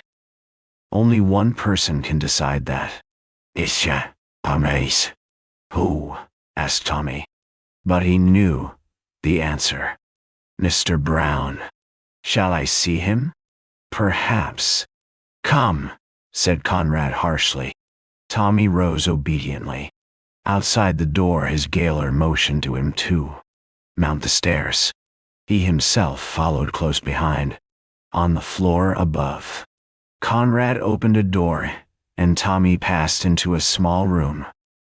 Conrad lit a hissing gas burner and went out. Tommy heard the sound of the key being turned in the lock. He set to work to examine his prison. It was a smaller room than the one downstairs, and there was something peculiarly airless about the atmosphere of it. Then he realized that there was no window. He walked round it. The walls were filthily dirty, as everywhere else. 4 pictures hung crookedly on the wall, representing scenes from Faust. Marguerite with her box of jewels, the church scene, Sibyl and his flowers, and Faust and Mephistopheles. The latter brought Tommy's mind back to Mr. Brown again. In this sealed and closed chamber, with its close-fitting heavy door, he felt cut off from the world, and the full, sinister power of the arch-criminal seemed more real. Shout as he would, no one could ever hear him. The place was a living tomb. With an effort Tommy pulled himself together. He sank onto the bed and gave himself up to reflection. His head ached badly. Also, he was hungry. The silence of the place was dispiriting. Anyway, said Tommy, trying to cheer himself, I shall see the chief, the mysterious Mr. Brown, and with a bit of luck in bluffing, shall see the mysterious Jane Finn also. After that, Tommy was forced to admit the prospect looked dreary. Chapter 17. Annette. The troubles of the future, however, soon faded before the troubles of the present, and of these, the most immediate and pressing was that of hunger. Tommy had a healthy and vigorous appetite. The steak and the chips partaken of for lunch seemed now to belong to another decade. He regretfully recognized the fact that he would not make a success of a hunger strike. He prowled aimlessly about his prison. Once or twice, he discarded dignity and pounded on the door, but nobody answered the summons. Hang it all, said Tommy indignantly. They can't mean to starve me to death. A newborn fear passed through his mind that this might, perhaps, be one of those pretty ways of making a prisoner speak, which had been attributed to Boris. But on reflection, he dismissed the idea. It's that sour-faced brute Conrad, he decided. That's a fellow I shall enjoy getting even with one of these days. This is just a bit of spite on his part. I'm certain of it. Further meditations induced in him the feeling that it would be extremely pleasant to bring something down with a whack on Conrad's egg-shaped head. Tommy stroked his own head tenderly and gave himself up to the pleasures of imagination. Finally, a bright idea flashed across his brain. Why not convert imagination into reality? Conrad was undoubtedly the tenant of the house. The others, with the possible exception of the bearded German, merely used it as a rendezvous. Therefore, why not wait in ambush for Conrad behind the door, and when he entered, bring down a chair, or one of the decrepit pictures, smartly, onto his head. One would, of course, be careful not to hit too hard, and then, simply walk out. If he met anyone on the way down, well, Tommy brightened at the thought of an encounter with his fists. Such an affair was infinitely more in his line than the verbal encounter of this afternoon. Intoxicated by his plan, Tommy gently unhooked the picture of the devil and Faust and settled himself in position. His hopes were high. The plan seemed to him simple but excellent. Time went on, but Conrad did not appear.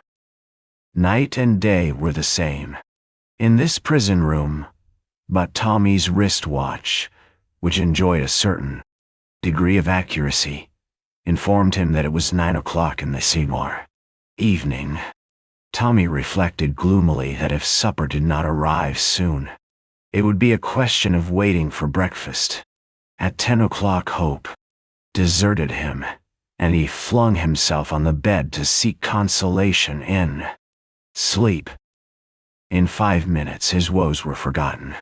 The sound of the key turning in the lock awoke him from his slumbers. Not belonging to the type of hero who is famous for awaking in full possession of his faculties, Tommy merely blinked at the ceiling, and wondered vaguely where he was. Then he remembered, and looked at his watch. It was 8 o'clock. It's either early morning tea or breakfast, deduced the young man. And pray God it's the latter. The door swung open. Too late. Tommy remembered his scheme of obliterating the unprepossessing Conrad. A moment later he was glad that he had, for it was not Conrad who entered, but a girl. She carried a tray which she set down on the table. In the feeble light of the gas burner, Tommy blinked at her. He decided, at once, that she was one of the most beautiful girls he had ever seen. Her hair was a full, rich brown, with sudden glints of gold in it as though there were imprisoned sunbeams struggling in its depths. There was a wild rose quality about her face. Her eyes, set wide apart, were hazel, a golden hazel that again recalled a memory of sunbeams. A delirious thought shot through Tommy's mind. "Are you Jane Finn?" he asked breathlessly. The girl shook her head wonderingly. "My name is Annette, monsieur." She spoke in a soft, broken English. "Oh," said Tommy, rather taken aback. "Français?" he hazarded. "Oui, monsieur." "Monsieur parle français?" "Oh, not for any length of time," said Tommy. "What's that? Breakfast?" The girl nodded. Tommy dropped off the bed and came and inspected the contents of the tray. It consisted of a loaf, some margarine, and a jug of coffee. "The living is not equal to the Ritz," he observed with a sigh.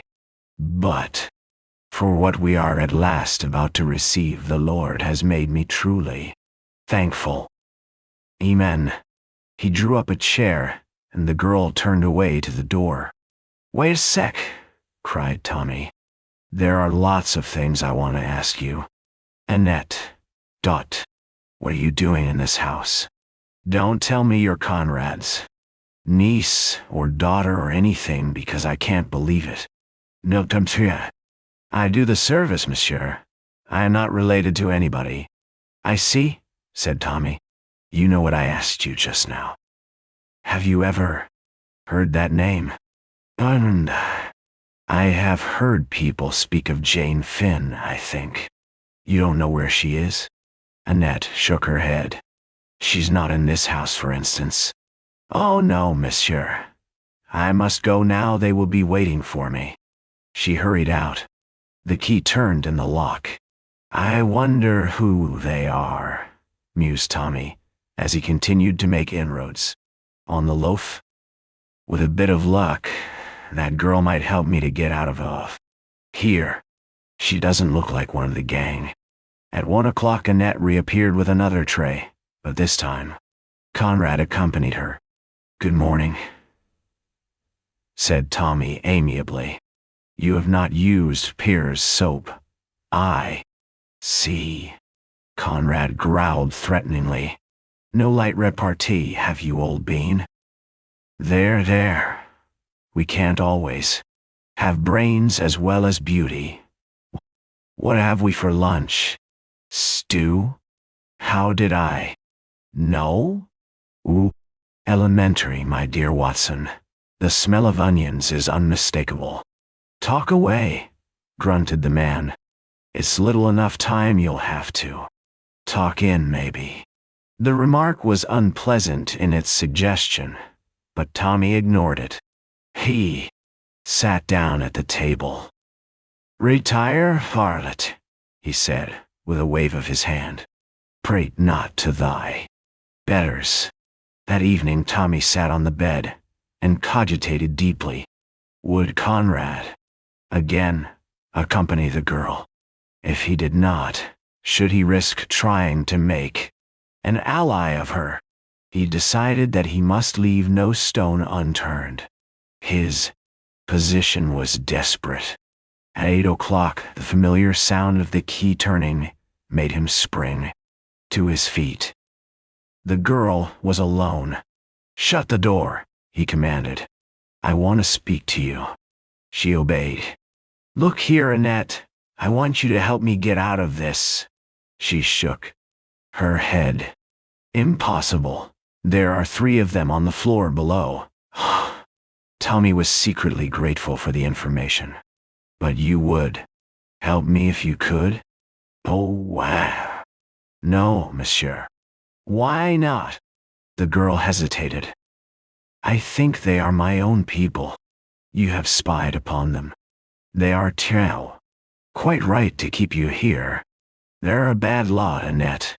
If you'll help me, I'll take you away from the lot of them, and you'd probably get a good whack of money.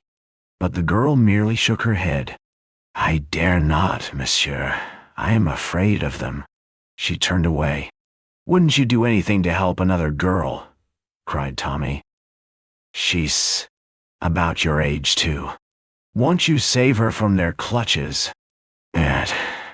You mean Jane Finn? Yes. It is her you came here to look for? Yes? That's it. The girl looked at him, then passed her hand across her forehead. Jane Finn. Always I hear that name.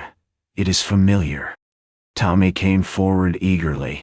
You must know something about her? But the girl turned away abruptly. I know nothing, only the name. She walked towards the door. Suddenly, she uttered a cry. Tommy stared. She had caught sight of the picture he had laid against the wall the night before. For a moment he caught a look of terror in her eyes. As inexplicably, it changed to relief.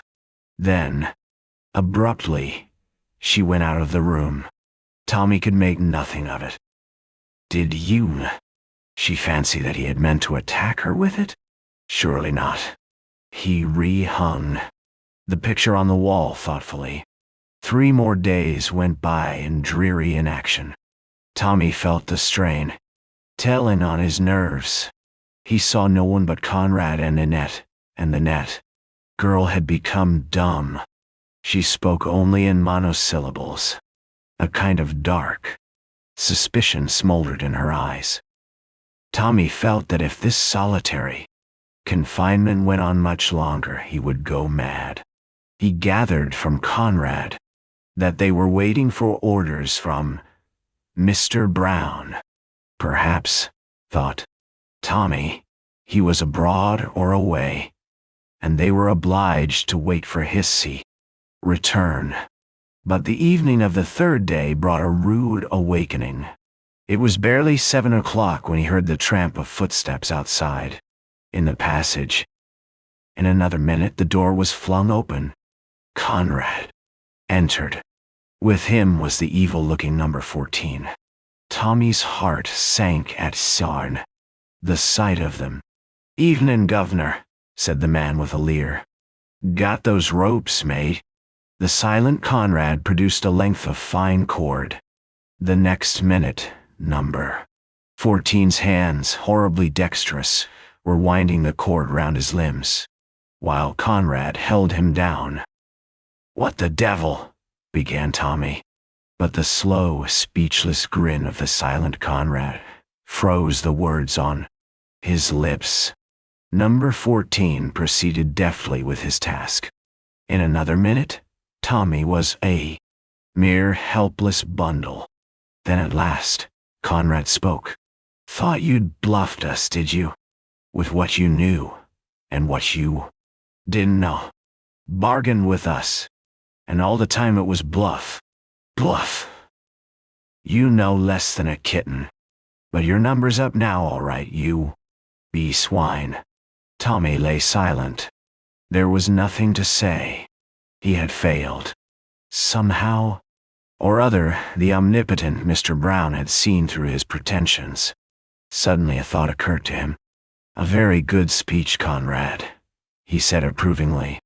"But wherefore the bonds and fetters? Why not let this kind gentleman here cut my throat? Without delay? I'll bear with sure." "Garn," said number 14 unexpectedly. "Think we're as green as to do you in here and have the police nosing round? Not, Alf, we've ordered the carriage for your lordship tomorrow morning, but in the meantime we're not taking any chances, see?" "Nothing," said Tommy, "could be plainer than your words unless it was your face. Stow it," said number 14. "With pleasure," replied Tommy. "You're making a sad mistake, but yours will be the loss." "Show, Madhouse. You don't kid us that way again," said number 14. "Talking as though you were still at the blooming Ritz, aren't you?" "And Tommy made no reply. He was engaged in wondering how Mr. Brown had discovered his identity.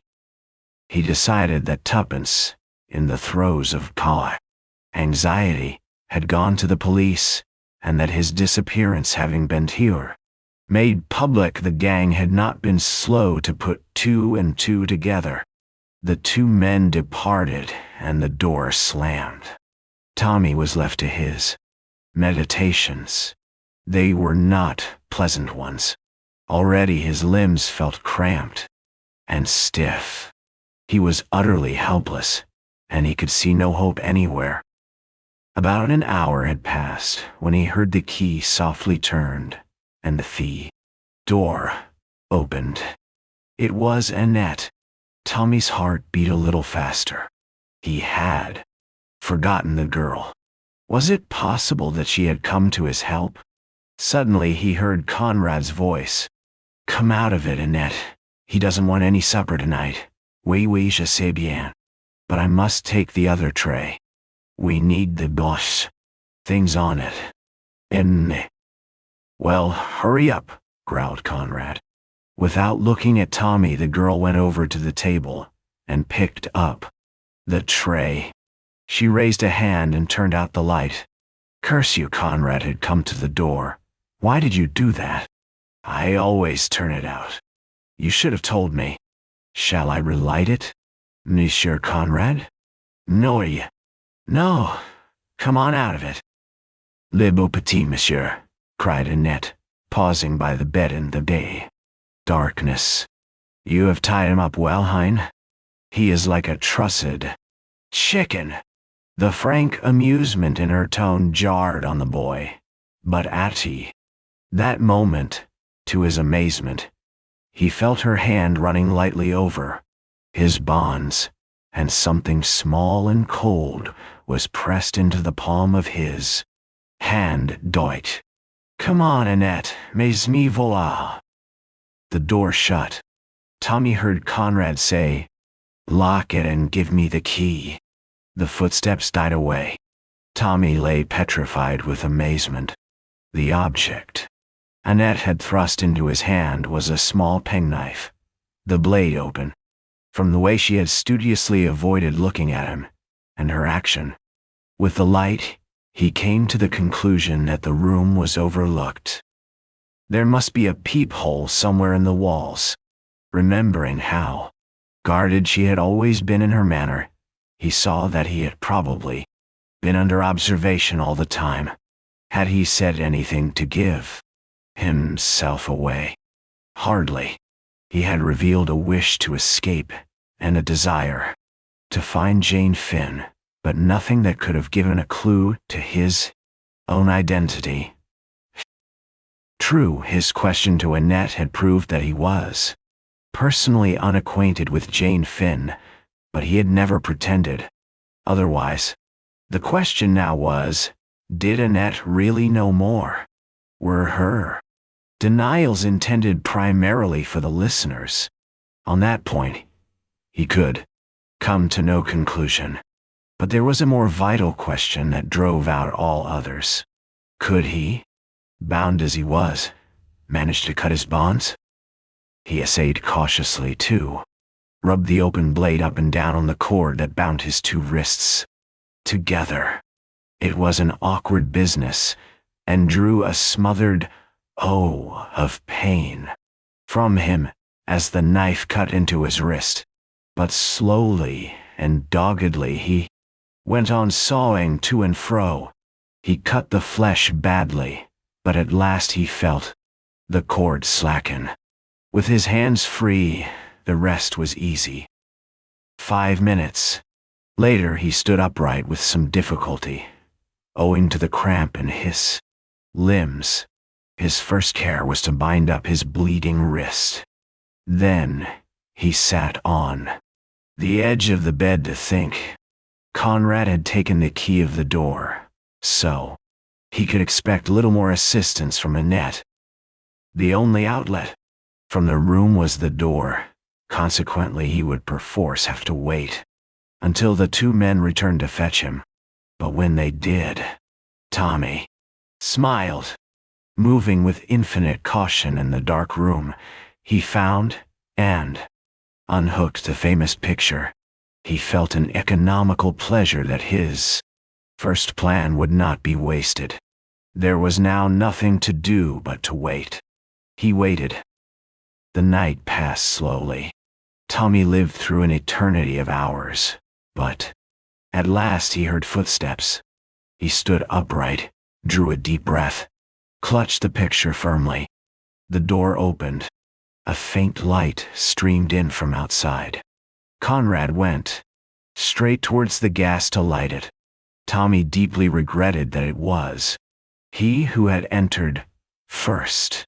It would have been pleasant to get even without Conrad. Number 14 followed.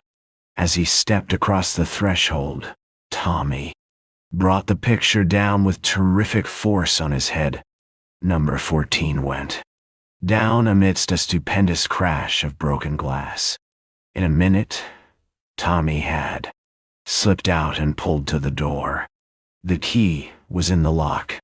He turned it and withdrew it just as Conrad hurled himself against the door from the inside with a volley of curses.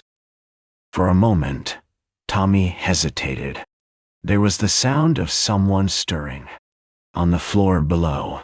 Then the German's voice came up the stairs. "Gott in Himmel, Conrad, what is it?" Tommy felt a small hand thrust into his. Beside him stood Annette. She pointed up a rickety ladder that apparently led to some attics. Quick up here. She dragged him after her up the ladder. In another moment they were standing in a dusty garret littered with lumber. Tommy looked round. This won't do. It's a regular trap. There's no way out. Hush! Wait! The girl put her finger to her lips. She crept to the top of the ladder and listened. The banging and beating on the door was terrific. The German and another were trying to force the door in. Annette explained in a whisper. They will think you are still inside. They cannot hear what Conrad says. The door is too thick. I thought you could hear what went on in the room? There's a peephole into the next room. It was clever of you to guess. But they will not think of that they are only anxious to get in. Yes, but look here. Leave it to me. She bent down. To his amazement, Tommy saw that she was fastening the end of a long piece of string to the handle of a big, cracked jug. She arranged it carefully, then turned to Tommy. Have you the key of the door? Yes. Give it to me. He handed it to her. I am going down. Do you think you can go halfway, and then swing yourself down behind the ladder so that they will not see you? Tommy nodded. There's a big cupboard in the shadow of the landing. Stand behind it. Take the end of this string in your hand. When I've let the others out, pull. Chefs. Before he had time to ask her anything more, she had flitted lightly down the ladder and was in the midst of the group with a loud cry. Mon Dieu, qu'est-ce qu'il y a? The German turned on her with an oath. Get out of this. Go to your room. Very cautiously, Tommy swung himself down the back of the ladder. So long as they did not turn round, all was well. He crouched behind the SOHO cupboard. They were still between him and the stairs. Annette appeared to stumble over something. She stooped. Mon Dieu, voilà la clef. The German snatched it from her. He unlocked the door. Conrad stumbled out, swearing. Where is he? Have you got him? We have seen no one, said the German sharply. His face paled. Who do? You mean? Die. You die. Conrad gave vent to another oath. He's got away. Impossible. He would have passed us. At that moment, with an ecstatic smile, Tommy pulled the string. A crash of crockery came from the attic above. In a trice, the men were pushing each other up the rickety ladder and had disappeared into the darkness above. Quick as a flash, Tommy leapt from his hiding place and dashed down the stairs, pulling the girl with him. There was no one in the hall. He fumbled over the bolts and chain. At last they yielded. The door swung open. He turned. Annette had disappeared. Tommy stood spellbound. Had she run upstairs again? What madness possessed her? He fumed with impatience, but he stood his ground. He would not go without her. And suddenly, there was an outcry overhead, an exclamation from the German, and then Annette's voice, clear and high. Ma foi, he has escaped, and quickly. Who would have thought it? Tommy still stood rooted to the ground. Was that a command to him to go? He fancied it was. And then, louder still, the words floated down to him. This is a terrible house. I want to go back to Marguerite. To Marguerite. To Marguerite. Hey. Tommy had run back to the stairs. She wanted him to go and leave her. But why? At all costs he must try and get her away with him. Then his Heart sank. Conrad was leaping down the stairs, uttering a savage cry at her. The sight of him. After him came the others. Tommy stopped Conrad's rush with a straight blow with his fist. It caught the other on the point of the jaw, and he fell like a log. The Sakeress. Second man tripped over his body and fell. From higher up the staircase. There was a flash, and a bullet grazed Tommy's ear. He realized that it would be good for his health to get out of this house as soon as possible. As regards Annette, he could do nothing. He had got even with Conrad, which was one satisfaction. The blow had been a good one. He leapt for the door, slamming it behind him. The square was deserted. In front of the house was a baker's van. Evidently he was to have been taken out of London in that, and his body found many miles from the house in Soho. The driver jumped to the pavement and tried to bar Tommy's way. Again Tommy's fist shot out, and the driver sprawled on the pavement. Tommy took to his heels and ran none too soon. The front door opened, and a hail of bullets followed him. Fortunately, none of them hit him. Turned the corner of the square. There's one thing, he thought to himself. They can't go on shooting. They'll have the police after them if they do. I wonder they dared to. There. He heard the footsteps of his pursuers behind him, and redoubled his own pace. Once he got out of these byways, he would be safe. There would be a policeman about somewhere, not that he really wanted to invoke the aid of the police if he could possibly do without it. It meant explanations and general awkwardness. In another moment he had reason to bless his luck. He stumbled over a prostrate figure, which started up with a yell of alarm and dashed off down the street. Tommy drew back into a doorway. In a minute, he had the pleasure of seeing his two pursuers, of whom the German was one, industriously tracking down the red herring. Tommy sat down quietly on the doorstep and allowed a few moments to elapse while he recovered his breath. Then he strolled gently in the opposite direction. He glanced at his watch. It was a little after 5:30. It was rapidly growing light. At the next corner, he had passed a policeman. The policeman cast a suspicious eye on him. Tommy felt slightly offended. Then, passing his hand over his face, laughed. He had not shaved or washed for 3 days. What a guy he must look. He betook himself without more ado to a Turkish bath establishment which he knew to be open all night. He emerged into the busy daylight feeling himself once more, and able to make plans. First of all, he must have a square meal. He had eaten nothing since midday yesterday. He turned into an ABC shop and ordered eggs and bacon and coffee. Whilst he ate, he read a morning paper propped up in front of him. Suddenly, he stiffened. There was a long article on Kremenin, who was described as the man behind Bolshevism in Russia, and who had just arrived in London, some thought, as an unofficial envoy.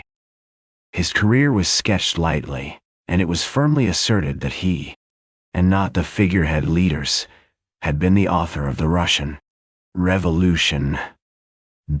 In the center of the page was his portrait. "So that's who number one is," said Tommy with his mouth full of eggs and bacon. "Not a doubt about it. I must push on." He paid for his breakfast and betook himself to Whitehall. There, he sent up his name and the message that it was urgent. A few minutes later, he was in the presence of the man who did not here go by the name of Mr. Carter. There was a frown on his face. Look here.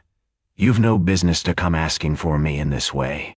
I thought that was distinctly understood. And, Gary, it was, sir, but I judged it important to lose no time. And as briefly and succinctly as possible, he detailed the experiences of the last few days. Halfway through, Mr. Carter interrupted him to give a few cryptic orders through the telephone. All traces of displeasure had now left his face. He nodded energetically when Tommy had finished. Quite right. Every moment's of value. Fear we shall be too late anyway. They wouldn't wait. Would clear out at once. Still, they may have left something behind them that will be a clue. You say you've recognized number one to be criminal? That's important. We want something against him. Badly to prevent the cabinet falling on his neck too freely. What about the others? You say two faces were familiar to you? One's a labor man. You think? Just look through these photos and see if you can spot him. A minute later, Tommy held one up. Mr. Carter exhibited some surprise. Ah, Westway. Shouldn't have thought it. Poses as being moderate. As for the other fellow, I think I can give a good guess. He handed another photograph to Tommy and smiled at the other's exclamation. I'm right. Then, who is he? Irishman. Prominent Unionist MP, all a blind of blind. Course, we've suspected it but couldn't get any proof. Yes, you've done very well, young man. The 29th, you say, is the date. That gives us very little time indeed. But Tommy hesitated. Mr. Carter read his thoughts. We can deal with the general strike menace, I think. It's a toss-up, but we've got a sporting chance. But if that draft treaty turns upward done, England will be plunged in anarchy. Oh, what's that? The car? Come on, Beresford. We'll go and have a look at this house of yours. 2 constables were on duty in front of the house in Soho.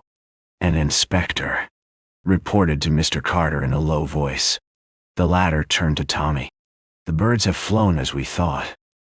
We might as well go over it. See. Going over the deserted house seemed to Tommy to partake of the character of a dream. Everything was just as it had been. The prison room with the crooked pictures, the broken jug in the attic, the meeting room with its long table. But nowhere was there a trace of papers. Everything of that kind had either been destroyed or taken away. And there was no sign of Annette. What you tell me about the girl puzzled me, said Mr. Carter. You believe that she deliberately went back? Insomnia. It would seem so, sir. She ran upstairs while I was getting the door. Open-eyed guy. She must belong to the gang then. But, being a woman, didn't feel like standing by to see a personable young man killed.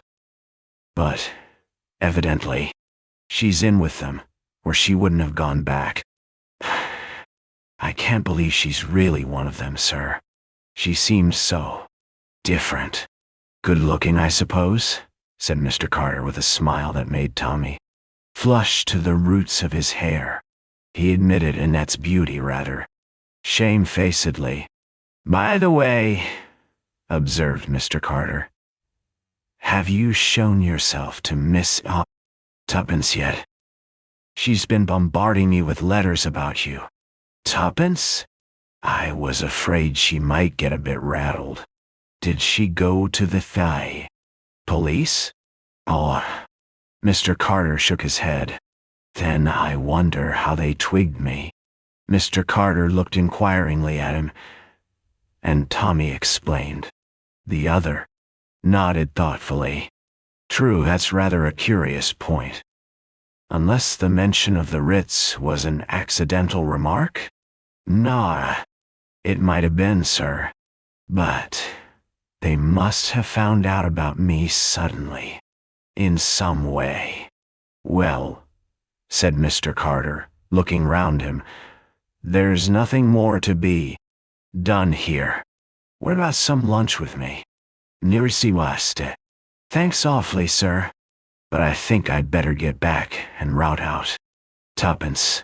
Nah, of course. Give her my kind regards, and tell her not to believe you're killed too readily next time. Tommy grinned. I take a lot of killing, sir, so I perceive, said Mr. Carter dryly. Well, goodbye. Remember you're a marked man now, and take reasonable care of yourself. Thank you, sir. Hailing a taxi briskly, Tommy stepped in and was swiftly borne to the Ritz, dwelling the while on the pleasurable anticipation of startling Tuppence. Wonder what she's been up to. Dogging Rita, most likely. By the way, I suppose that's who Annette meant by Marguerite. I didn't get it at the beerage time.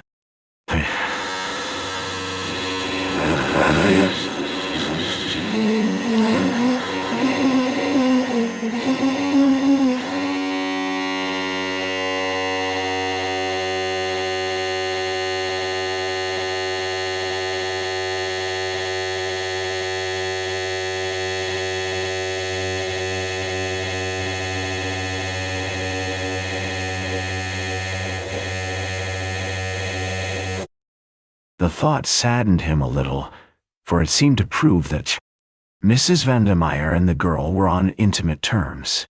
The taxi drew up at the Ritz dyke. Tommy burst into its sacred portals.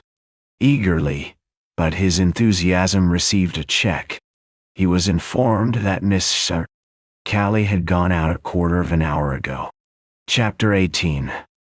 The Telegram. Baffled for the moment, Tommy strolled into the restaurant and ordered a meal of surpassing excellence. His 4 days' imprisonment had taught him anew to value good food. He was in the middle of conveying a particularly choice morsel of solum à la Jeannette to his mouth when he caught sight of Julius entering the room. Tommy waved a menu cheerfully and succeeded in attracting far others' attention. At the sight of Tommy, Julius' eyes seemed as though they would pop out of his head. He strode across and pump-handled Tommy's hand with what seemed to the latter quite unnecessary vigor. "Holy snakes," he ejaculated. "Is it really you?" "Of course it is. Why shouldn't it be? Why shouldn't it be? Say, man, don't you know you've been given up for dead? I guess we'd have had a solemn requiem for you in another few days." "Who thought I was dead?" demanded Tommy. "Tuppence. She remembered the proverb about the good dying young, I suppose. There must be a certain amount of original sin in me to have survived." "Where is Tuppence, by the way?" "Not. Isn't she here?" "No. The fellows at the office said she'd just gone out. Gone shopping, I guess. I dropped her here in the car about an hour ago. But say, can't you shed that British calm of yours and get down to it? What on God's earth have you been doing all this time?" "Monsieur, if you're feeding here," replied Tommy, "order now. It's going to be a long story." "Hey." Julius drew up a chair to the opposite side of the table, summoned a hovering waiter, and dictated his wishes. Then he turned to Tommy. "Fire ahead. I guess you've had some few adventures." "1 or 2, replied Tommy modestly, and plunged into his recital. Julius listened spellbound. Half the dishes that were placed before him, he forgot to eat. At the end he heaved a long sigh. Bully for you. Reads like a dime novel. And now for the home front, said Tommy, stretching out his hand for a peach. Well, drawled Julius, I don't mind admitting we've had some adventures too. He, in his turn, assumed the role of narrator.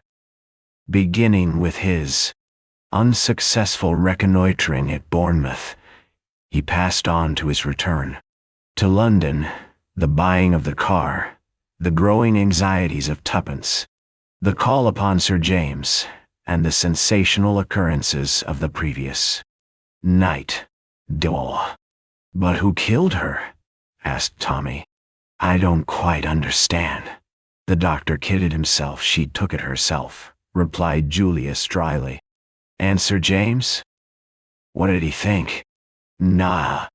Being a legal luminary, he is likewise a human oyster, replied Julius. I should say he reserved judgment. He went on to detail the events of the morning. Lost her memory, eh? Said Tommy with interest. By Jove, that explains why they looked at me so queerly when I spoke of questioning her. Bit of a slip on my part, that. But it wasn't the sort of thing a fellow would be likely to guess. Now, they didn't give you any sort of hint as to where Jane was. Tommy shook his head regretfully. Not a word. I'm a bit of an ass, as you know. I ought to have got more out of them somehow. Ness. I guess you're lucky to be here at all. That bluff of yours was the goods, all right. How you ever came to think of it all so pat beats me too. A frazzle. Nine. I was in such a funk I had to think of something, said Tommy simply.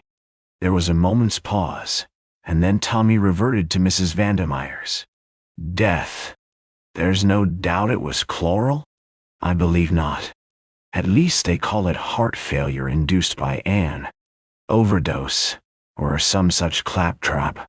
It's all right.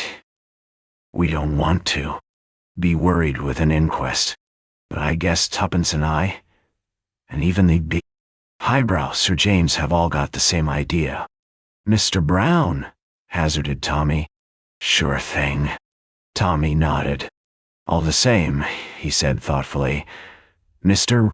Brown hasn't got wings. I don't see how he got in and out. How about some high-class thought transference stunt? Some magnetic influence that irresistibly impelled Mrs. Vandemeyer to commit suicide? Manstein. Tommy looked at him with respect. Good, Julius. Distinctly good. Especially the phraseology. But leaves me cold. I yearn for a real Mr. Brown of flesh and blood. I think the gifted young detectives must get to work, study the entrances and exits, and tap the bumps on their foreheads until the solution of the mystery dawns on them. Let's go round to the scene of the crime. I wish we could get hold of Tuppence. The Ritz would enjoy the spectacle of the glad reunion.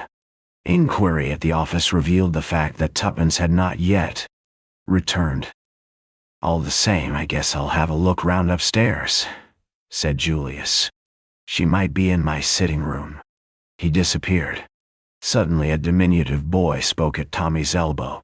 The young lady, she's gone away by train, I think, sir, he murmured shyly. What? Tommy wheeled round upon him. The small boy became pinker than before. The taxi, sir. I heard her tell the driver Charing Cross and to look sharp. Dale. Tommy stared at him, his eyes opening wide in surprise. Emboldened, the small boy proceeded. So I thought, having asked for an ABC and a Bradshaw. Tommy interrupted him. When did she ask for an ABC and a Bradshaw? When I took her the telegram, sir. Telegram? Yes, sir. When was that? About 12:30, sir. Tell me exactly what happened. The small boy drew a long breath. I took up a telegram to Noah. 891, the lady was there. She opened it and gave a gasp, and then she said very jolly-like, "Bring me up a Bradshaw and an ABC, and look sharp, Henry."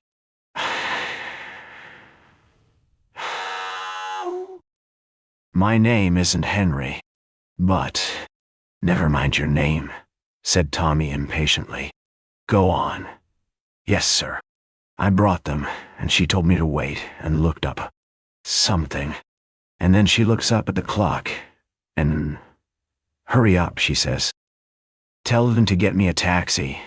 And she begins a shoving on of her hat in the front of the glass, and she was down in 2 ticks, almost as quick as I was, and I seed her going down the steps and into the taxi, and I heard her call out what I told you. The small boy stopped and replenished his lungs. Tommy continued to stare at him. At that moment, Julius rejoined him. He held an open letter in his hand. I say, HERSHEIMMER, Tommy turned to him. Tuppence has gone off, sleuthing on her own. Shucks. Yes, she has. She went off in a taxi to Charing Cross in the deuce of a hurry after getting a telegram. His eye fell on the letter in Julius. And what? Oh, she left a note for you. That's all right. Where's she off to? Now, almost unconsciously he held out his hand for the letter, but Julius folded it up and placed it in his pocket. He seemed a trifle embarrassed. I guess this has nothing to do with it. It's about something else, something I asked her that she was to let me know about. Why? Tommy looked puzzled and seemed waiting for more. See here, said Julius suddenly. I'd better put you wise. I asked Miss C. Tuppence to marry me this morning. Oh, said Tommy mechanically. He felt dazed. Julius' words, totally unexpected. For the moment, they benumbed his brain. I'd like to tell you, continued Julius, that before I suggested anything of the kind to Miss Tuppence, I made it clear that I didn't want to butt in any way between her and you. Tommy roused himself. That's all right, he said quickly. Tuppence and I have been pals for years. Nothing more. He lit a cigarette with a hand that shook ever so little. That's quite all right. Tuppence always said that she was looking out for. He stopped abruptly, his face crimsoning, but Julius was in no way discomposed. Oh, I guess it'll be the dollars that'll do the trick. Miss Tuppence put me wise to that right away. There's no humbug about her. We ought to gee along together very well. You know. Tommy looked at him curiously for a minute, as though he were about to speak, then changed his mind and said nothing. Tuppence and Julius. Well, why not? Had she not lamented the fact that she knew no rich men? Had she not openly avowed her intention of marrying for money if she ever had the chance? Her meeting with the young American millionaire had given her the chance, and it was unlikely she would be slow to avail herself of it. She was out for money. She had always said so. Why blame her because she had been true to her creed? Nevertheless, Tommy did blame her. He was filled with a passionate and utterly illogical resentment. It was all very well to say things like that, but a real girl would never marry for money. Tuppence wasn't utterly cold-blooded and selfish, and he would be delighted if he never saw her again. And it was a rotten world. Julius' voice broke in on these meditations. Yes, we ought to get along together very well. I've heard that a girl always refuses you once a sort of convention. Ha! Tommy caught his arm. Refuses? Did you say refuses? Sure thing. Didn't I tell you that? She just rapped out a no without any kind of reason to it. The eternal feminine, the Huns call it. I've heard. But she'll come round right enough. Likely enough, I hustled her. Some. But Tommy interrupted regardless of decorum. What did she say in that note? He demanded fiercely. The obliging Julius handed it to him. There's no earthly clue in it as to where she's gone, he assured Tommy. But you might as well see for yourself if you don't believe me. The note, in Tuppence's well-known schoolboy writing, ran as follows. Dear Julius, it's always better to have things in black and white. I don't feel I can be bothered to think of marriage until Tommy is found. Let's leave it till then. Yours affectionately, Tuppence. Tommy handed it back, his eyes shining. His feelings had undergone sharp reaction. He now felt that Tuppence was all that was noble. Disinterested. Had she not refused Julius without hesitation? True, the note betokened signs of weakening, but he could excuse that. It read, almost like a bribe to Julius to spur him on in his efforts to find Tommy. But he supposed she had not really meant it that way. Darling Tuppence, there was not a girl in the world to touch her. When he saw her, his thoughts were brought up with a sudden jerk. As you say, he remarked, pulling himself together, there's not a hint here as to what she's up to. Henry! Ah. The small boy came obediently. Tommy produced 5 shillings. One thing more. Do you remember what the young lady did with the young telegram? Yeah, why? Henry gasped and spoke. She crumpled it up into a ball and threw it into the grate, and made a sort of noise like, whoop, sir. Me. Very graphic, Henry, said Tommy. Here's your 5 shillings. Come on. Julius. We must find that telegram. Ow. They hurried upstairs. Tuppence had left the key in her door. The room was as she had left it. In the fireplace was a crumpled ball of orange and white. Tommy disentangled it and smoothed out the telegram. Come at once, Moat House, Ebury, Yorkshire. Great developments, Tommy. They looked at each other in stupefaction. Julius spoke first. You didn't send it? Course not. What does it mean? Embarrassed. I guess it means the worst, said Julius quietly. They've got her. What? What? Sure thing. They signed your name, and she fell into the trap like a lamb. And she. My God, what shall we do? Get busy and go after her. Right now. There's no time to waste. It's almighty luck that she didn't take the wire with her. If she had, would probably never have traced her. But we've got to hustle. Where's that? Bradshaw? The energy of Julius was infectious. Left to himself, Tommy would probably have sat down to think things out for a good half-hour before he decided on a plan of action. But with Julius HERSHEIMMER about, hustling was inevitable. After a few muttered imprecations, he handed the Bradshaw to Tommy as being more conversant with its mysteries. Tommy abandoned it in favor of an ABC. Here we are. Avebury, Yorks. From King's Cross. Or St. Pancras. Boy, must have made a mistake. It was King's Cross, not Charing Cross. 12:50. That's the train she went by. 2.1. That's gone. 3.2 is the next. And a damned slow train, too. What about the car? Tommy shook his head. Send it up if you like, but we'd better stick to the train. The great thing is to keep calm. Julius groaned. That's so. But it gets my goat to think of that innocent young girl. Innocent. Danger. Tommy nodded abstractedly. He was thinking.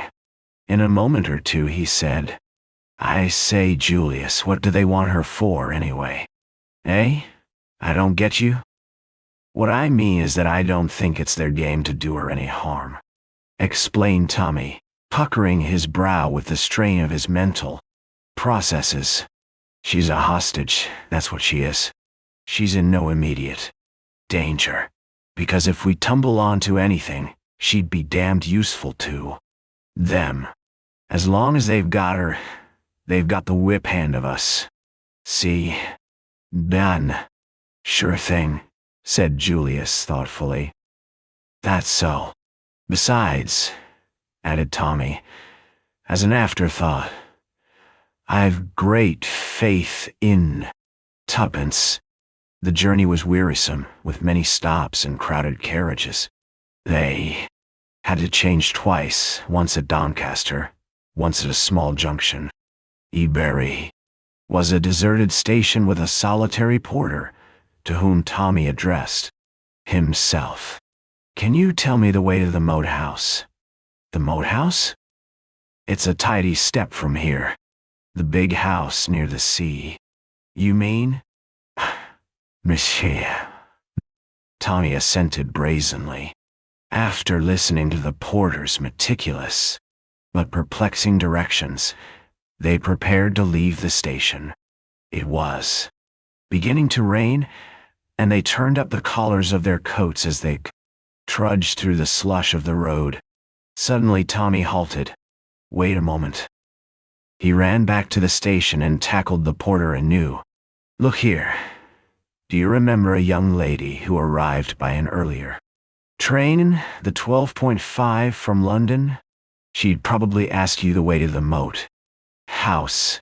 He described Tuppence as well as he could, but the porter shook his high head. Several people had arrived by the train in question.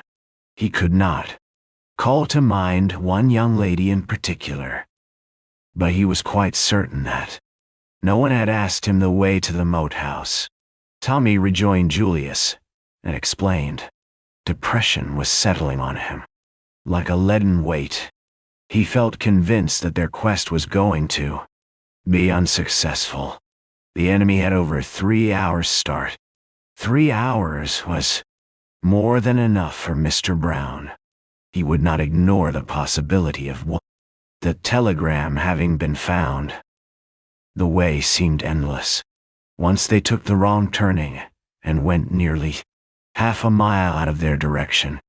It was past 7 o'clock when a small boy told them that Moat House was just past the next corner.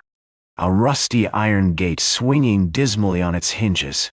An overgrown drive, thick with leaves. There was something about the place that struck a chill to both their hearts. They went up the deserted drive. The leaves deadened their footsteps. The daylight was almost gone. It was like walking in a world of ghosts. Overhead the branches flapped and creaked, with a mournful note. Occasionally, a sodden leaf drifted silently down, startling them with its cold touch on their cheek. A turn of the drive brought them in sight of the house. That, too, seemed empty and deserted. The shutters were closed, the steps up to the door overgrown with moss. Was it indeed to this desolate spot that Tuppence had been decoyed? It seemed hard to believe that a human footstep had passed this way for months. Julius jerked the rusty bell handle. A jangling peal rang discordantly, echoing through the emptiness within. No one came. They rang again, and again, but there was no sign of life. Then they walked completely round the house. Everywhere silence and shuttered windows. If they could believe the evidence of their eyes, the place was empty. Nothing doing, said Julius. They retraced their steps slowly to the gate. There must be a village handy, continued the young American. We better make inquiries there. They'll know something about the place, and whether there's been anyone there lately. Yes, that's not a bad idea. Proceeding up the road, they soon came to a little hamlet. On the outskirts of it, they met a workman swinging his bag of tools, and Tommy stopped him with a question. The moat house? It's empty. Been empty for years. Mrs. Sweeney's got the key if you want to go over it next to the post office. Tommy thanked him. They soon found the post office, which was also a sweet and general fancy shop, and knocked at the door of the cottage. Next to it, a clean, wholesome-looking woman opened it. She readily produced the key of the moat house, though I doubt if it's the kind of place to suit you, sir. In a terrible state of repair, ceilings leaking and all. 'Twould need a lot of money spent on it. Thanks, said Tommy cheerily. I dare say it'll be a washout, but houses are scarce nowadays. Money, that they are, declared the woman heartily. My daughter and son-in-law have been looking for a decent cottage for I don't know how long. It's all the war. Upset things terribly, it has. But excuse me, sir, it'll be too dark for you to see much of the house. Hadn't you better wait until tomorrow? That's all right. We'll have a look around this evening anyway. We have been here before, only we lost our way. What's the best place to stay at for the night round here? Us. Mrs. Sweeney looked doubtful. There's the Yorkshire Arms, but it's not much of a place for gentlemen like you. Oh, it will do very well. Thanks. By the way, you've not had a young lady here asking for this key today? The woman shook her head. No one's been over the place for a long time. Thanks very much. They retraced their steps to the moat house. As the front door swung back on its hinges, protesting loudly, Julius struck a match and examined the floor carefully. Then he shook his head. I'd swear no one's passed this way. Look at the dust. Thick, but not a sign of a footmark. They wandered round the deserted house. Everywhere the same tale. Thick layers of dust, apparently undisturbed. This gets me, said Julius. I don't believe Tuppence was ever in this house. She must have been. Julius shook his head without replying. We'll go over it again tomorrow, said Tommy. Perhaps we'll see more in the daylight. On the morrow they took up the search once more, and were reluctantly forced to the conclusion that the house had not been invaded for some considerable time. They might have left the village altogether, but for a fortunate discovery of Tommy's. As they were retracing their steps to the gate, he gave a sudden cry, and stooping, picked something up from among the leaves, and held it out to Julius. It was a small gold brooch. That's Tuppence's. Are you sure? Absolutely. I've often seen her wear it. Julius drew a deep breath. I guess that settles it. She came as far as here anyway. We'll make that pub our headquarters and raise hell round here until we find her. Somebody must have seen her. Forthwith, the campaign began. Tommy and Julius worked separately, and VIGIL together, but the result was the same. Nobody answering to Tuppence's description had been seen in the vicinity. They were baffled, but not discouraged. Finally, they altered their tactics. Tuppence had certainly not remained long in the neighborhood of the moat house. That pointed to her having been overcome and carried away in a car. They renewed inquiries. Had anyone seen a car standing somewhere near the moat house that day? Again, they met with no success. Julius wired to town for his own car, and they scoured the neighborhood daily with unflagging zeal. A gray limousine on which they had set high hopes was traced to Harrogate and turned out to be the property of a highly respectable maiden lady. Each day saw them set out on a new quest. Julius was like a hound on the leash. He followed up the slenderest clue. Every car that had passed through the village on the fateful day was tracked down. He forced his way into country properties and submitted the owners of the motors to a searching cross-examination. His apologies were as thorough as his methods, and seldom failed in disarming the indignation of his victims. But as day succeeded day, they were no nearer to discovering Tuppence's whereabouts. So well had the abduction been planned that the girl seemed literally to have vanished into thin air. And another preoccupation was weighing on Tommy's mind.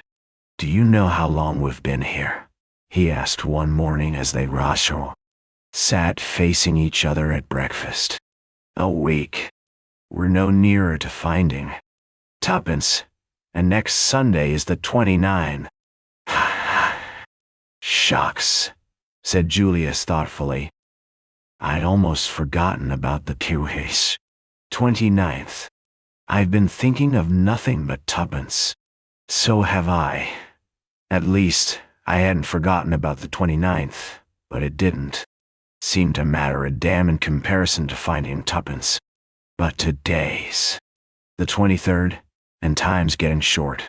If we're ever going to get hold of her at all, we must do it before the 29th. Her life won't be worth an hour's purchase afterwards. The hostage game will be played out by then. I'm beginning to feel that we've made a big mistake in the way we've set about this. We've wasted time and we're no farrader. No, I'm with you there. We've been a couple of mutts who have bitten off a bigger bit than they can chew. I'm going to quit fooling right away. What do you mean? I'll tell you. I'm going to do what we ought to have done a week ago. I'm going right back to London to put the case in the hands of your British police. We fancied ourselves as sleuths. Sleuths. It was a piece of damn foolishness. I'm through. I've had enough of it. Scotland Yard for me. You're right, said Tommy slowly. I wish to God we'd gone there right away. Better late than never. We've been like a couple of babes playing here. We go round the mulberry bush. Now I'm going right along to Scotland Yard to ask them to take me by the hand and show me the way I should go. I guess the professional always scores over the amateur in the end. Are you coming along with me? What? Tommy shook his head. What's the good? One of us is enough. I might as well stay here and nose round a bit longer. Something might turn up. One never knows. Sure thing. Well,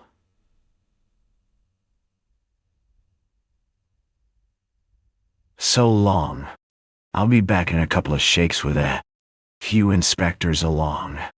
I shall tell them to pick out their brightest and best. But the course of events was not to follow the plan Julius had laid down. Oh yeah. Later in the day, Tommy received a wire. Join me, Manchester Midland Hotel. Important news, Julius. Here. At 7:30 that night, Tommy alighted from a slow cross-country train. Julius was on the platform. Thought you'd come by this train if you weren't out when my wire arrived. Tommy grasped him by the arm. What is it? Is Tuppence found? Julius shook his head. No, but I found this waiting in London. Just arrived. He handed the telegraph form to the other. Tommy's eyes opened as he read. Jane Finn found. Come Manchester Midland Hotel immediately. Peel. Edgerton. Julius took the form back and folded it up. Queer, he said thoughtfully. I thought that lawyer chap had quit. Chapter 19. Jane Finn.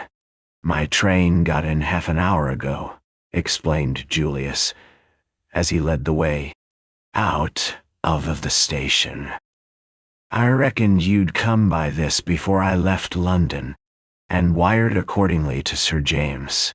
He's booked rooms for us, and will be round to dine at 8. What made you think he'd cease to take any interest in the case? Asked Tommy curiously. What he said, replied Julius dryly. The old bird's as close as an oyster. Like all the darned lot of them, he wasn't going to commit himself till he was sure he could deliver the goods. Chow. Wonder, said Tommy thoughtfully. Julius turned on him. You wonder what? Whether that was his real reason? Sure. You bet your life it was. Tommy shook his head unconvinced. Sir James arrived punctually at 8 o'clock, and Julius introduced Tommy. Sir James shook hands with him warmly. I am delighted to make your acquaintance, Mr. Beresford. I have heard so much about you from Miss Tuppence, he smiled involuntarily, that it really seems as though I already know you quite well. Thank you, sir, said Tommy with his cheerful grin. He scanned the great lawyer eagerly. Like Tuppence, he felt the magnetism of the other's personality. He was reminded of Mr. Carter. The two men, totally unlike so far as physical resemblance went, produced a similar effect. Beneath the weary manner of the one and the professional reserve of the fair other lay the same quality of mind, keen-edged like a rapier. In the meantime, he was conscious of Sir James' close scrutiny. When the lawyer dropped his eyes, the young man had the feeling that the other had. Read him through and through like an open book. He could not but wonder what the final judgment was, but there was little chance of learning that. Sir James took in everything, but gave out only what he chose. Proof of that occurred almost at once. Immediately the first greetings were over, Julius broke out into a flood of eager questions. How had Sir James managed to track the girl? Why had he not let them know that he was still working on the case? And so on. Sir James stroked his chin and smiled. At last he said, Just so. Well, she's found. And that's the great thing, isn't it? Hey, come now, that's the great thing. Sure it is. But just how did you strike her trail? Miss Tuppence and I thought you'd quit for good and all. The lawyer shot a lightning glance at him, then resumed operations. On his chin. You thought that, did you? Did you really? dear me. But I guess I can take it we were wrong, pursued Julius. Well, I don't know that I should go so far as to say that. But it is certainly fortunate for all parties that we've managed to find the young lady. But where is she? Demanded Julius, his thoughts flying off on another tack. I thought you'd be sure to bring her along. That would hardly be possible, said Sir James gravely. Why?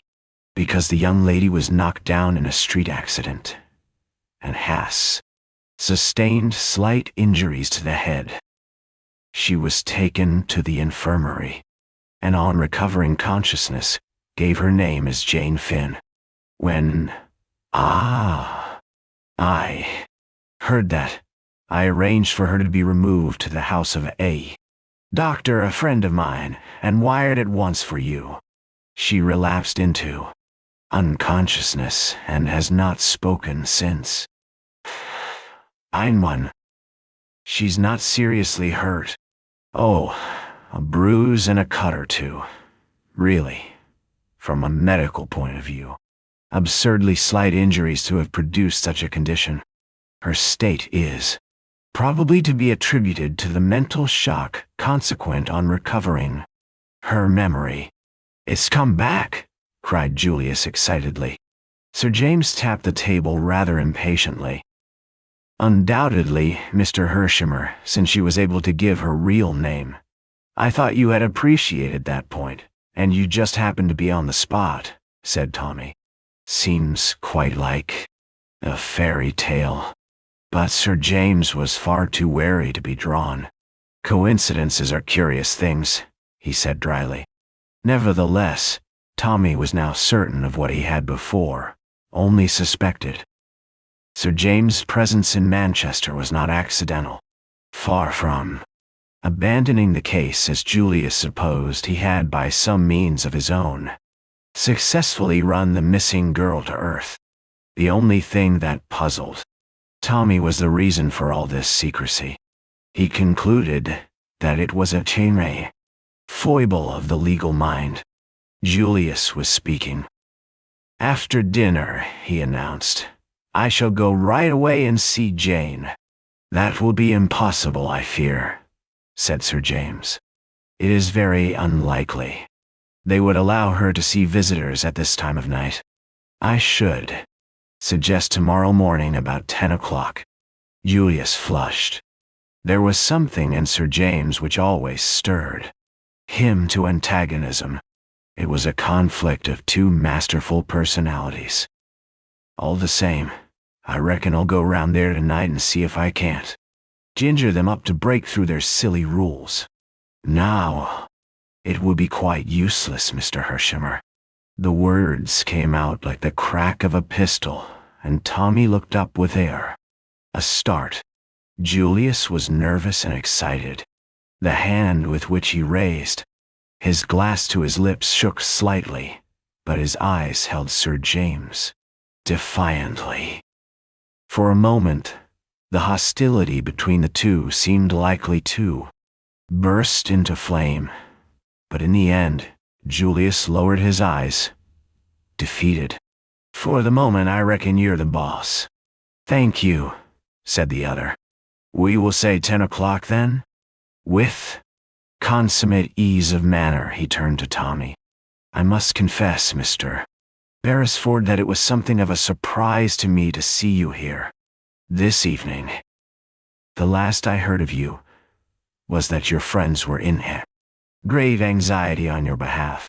Nothing had been heard of you for some days, and Miss Tuppence was inclined to think you had got into difficulties.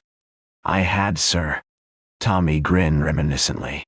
I was never in a tighter place in my life. No. Helped out by questions from Sir James, he gave an abbreviated account of his adventures.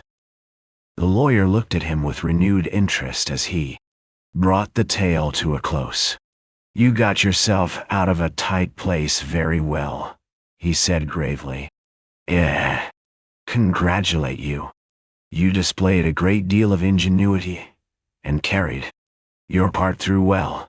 Tommy blushed, his face assuming a prawn-like hue at the praise. I couldn't have got away but for the girl, sir. No. Sir James smiled a little. It was lucky for you she happened to take a fancy to you. Tommy appeared about to protest. But sir, James went on, there's no doubt about her being one of the gang. I suppose? I'm afraid not, sir. I thought perhaps they were keeping her there by force. But the way she acted didn't fit in with that. You see, she went back to them when she could have got away. Ah. Sir James nodded thoughtfully. What did she say? Something about wanting to be taken to Marguerite? Yes, sir. I suppose she meant Mrs. Vandermeyer. She always signed herself Rita Vandermeyer. All her friends spoke of her as Rita. Still, I suppose the girl must have been in the habit of calling her by her full name. And at the moment she was crying out to her, Mrs. Vandermeyer was either dead or dying. Curious. There are 1 or 2 points that strike me as being obscure. Their sudden change of attitude towards yourself, for instance. By the way, the house was raided, of course. Toddy. Yes, sir. But they'd all cleared out. Naturally, said Sir James dryly, and not a clue left behind. I wonder. The lawyer tapped the table thoughtfully. Something in his voice made Tommy look up. Would this man's eyes have seen something where theirs had been blind? He spoke impulsively. I wish you'd been there, sir, to go over the house. I wish I had, said Sir James quietly. He sat for a moment in silence. Then he looked up. And since then, what have you been doing? For a moment, Tommy stared at him. Then it dawned on him that, of course, the lawyer did not know. I forgot that you didn't know about Tuppence, he said slowly. The sickening anxiety, forgotten for a while in the excitement of knowing. Jane Finn was found at last, swept over him again. The lawyer laid down his knife and fork sharply. Has anything happened to Miss Tuppence? His voice was keen-edged. She's disappeared, said Julius. When? A week ago. How? Sir James' questions fairly shot out. Between them, Tommy and Julius gave the history of the last week in their futile search. Sir James went at once to the root of the matter. A wire signed with your name. They knew enough of you both for that. They weren't sure of how much you had learnt in that house. Their kidnapping of Miss Tuppence is the counter-move to your escape. If necessary, they could seal your lips with a threat of what might happen to her. Tommy nodded. That's just what I thought, sir. Sir James looked at him keenly. You had worked that out, had you? Not bad, not at all bad. The curious thing is that they certainly did not know anything about you when they first held you prisoner. You are sure that you did not in any way disclose your identity? Tommy shook his head. That's so, said Julius with a nod. Therefore I reckon someone put them wise and not earlier than Sunday afternoon.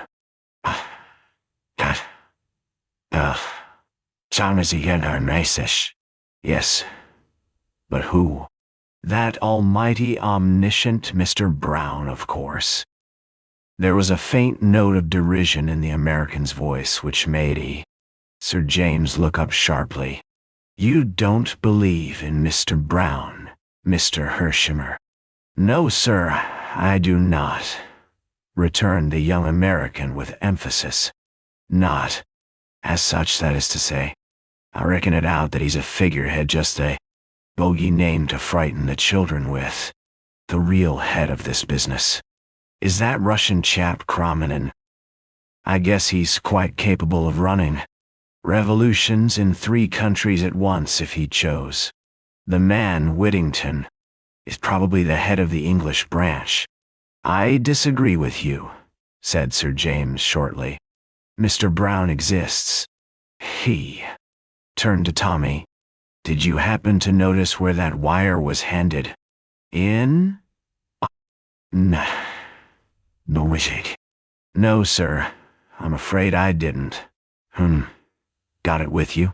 It's upstairs, sir, in my kit. I'd like to have a look at it sometime. No hurry. You've wasted a week. Tommy hung his head. A day or so more is immaterial. We'll deal with Miss Jane Finn first. Afterwards, we'll set to work to rescue Miss Tuppence from bondage. I don't think she's in any immediate danger. That is, so long as they don't know that we've got Jane Finn, and that her memory has returned. We must keep that dark at all costs. You understand? The other 2 assented, and, after making arrangements for meeting on the morrow, the great lawyer took his leave. At 10 o'clock, the 2 young men were at the appointed spot. Sir, James had joined them on the doorstep. He alone appeared unexcited. He introduced them to the doctor. Mr. HERSHEIMMER, Mr. Beresford, Dr. Roylance. How's the patient? My. Going on well. Evidently no idea of the flight of time. Ask this. Morning, how many had been saved from the Lusitania? Was it in the papers yet? That, of course, was only what was to be expected. She seems to have something on her mind, though. I think we can relieve her anxiety. May we go up? Certainly. Tommy's heart beat sensibly faster as they followed the doctor upstairs. Jane Finn at last. The long-sought, the mysterious, the elusive Jane Finn. How wildly improbable success had seemed. And here in this house, her memory almost miraculously restored, lay the girl who held the future of England in her hands. A half-groan broke from Tommy's lips. If only Tuppence could have been at his side to share in the triumphant conclusion of their joint venture. Then he put the thought of Tuppence resolutely aside. His confidence in Sir James was growing. There was a man who would unerringly ferret out Tuppence's whereabouts. In the Shiwu. Meantime, Jane Finn, and suddenly a dread clutched at his heart. It seemed too easy. Suppose they should find her dead, stricken down, by the hand of Mr. Brown?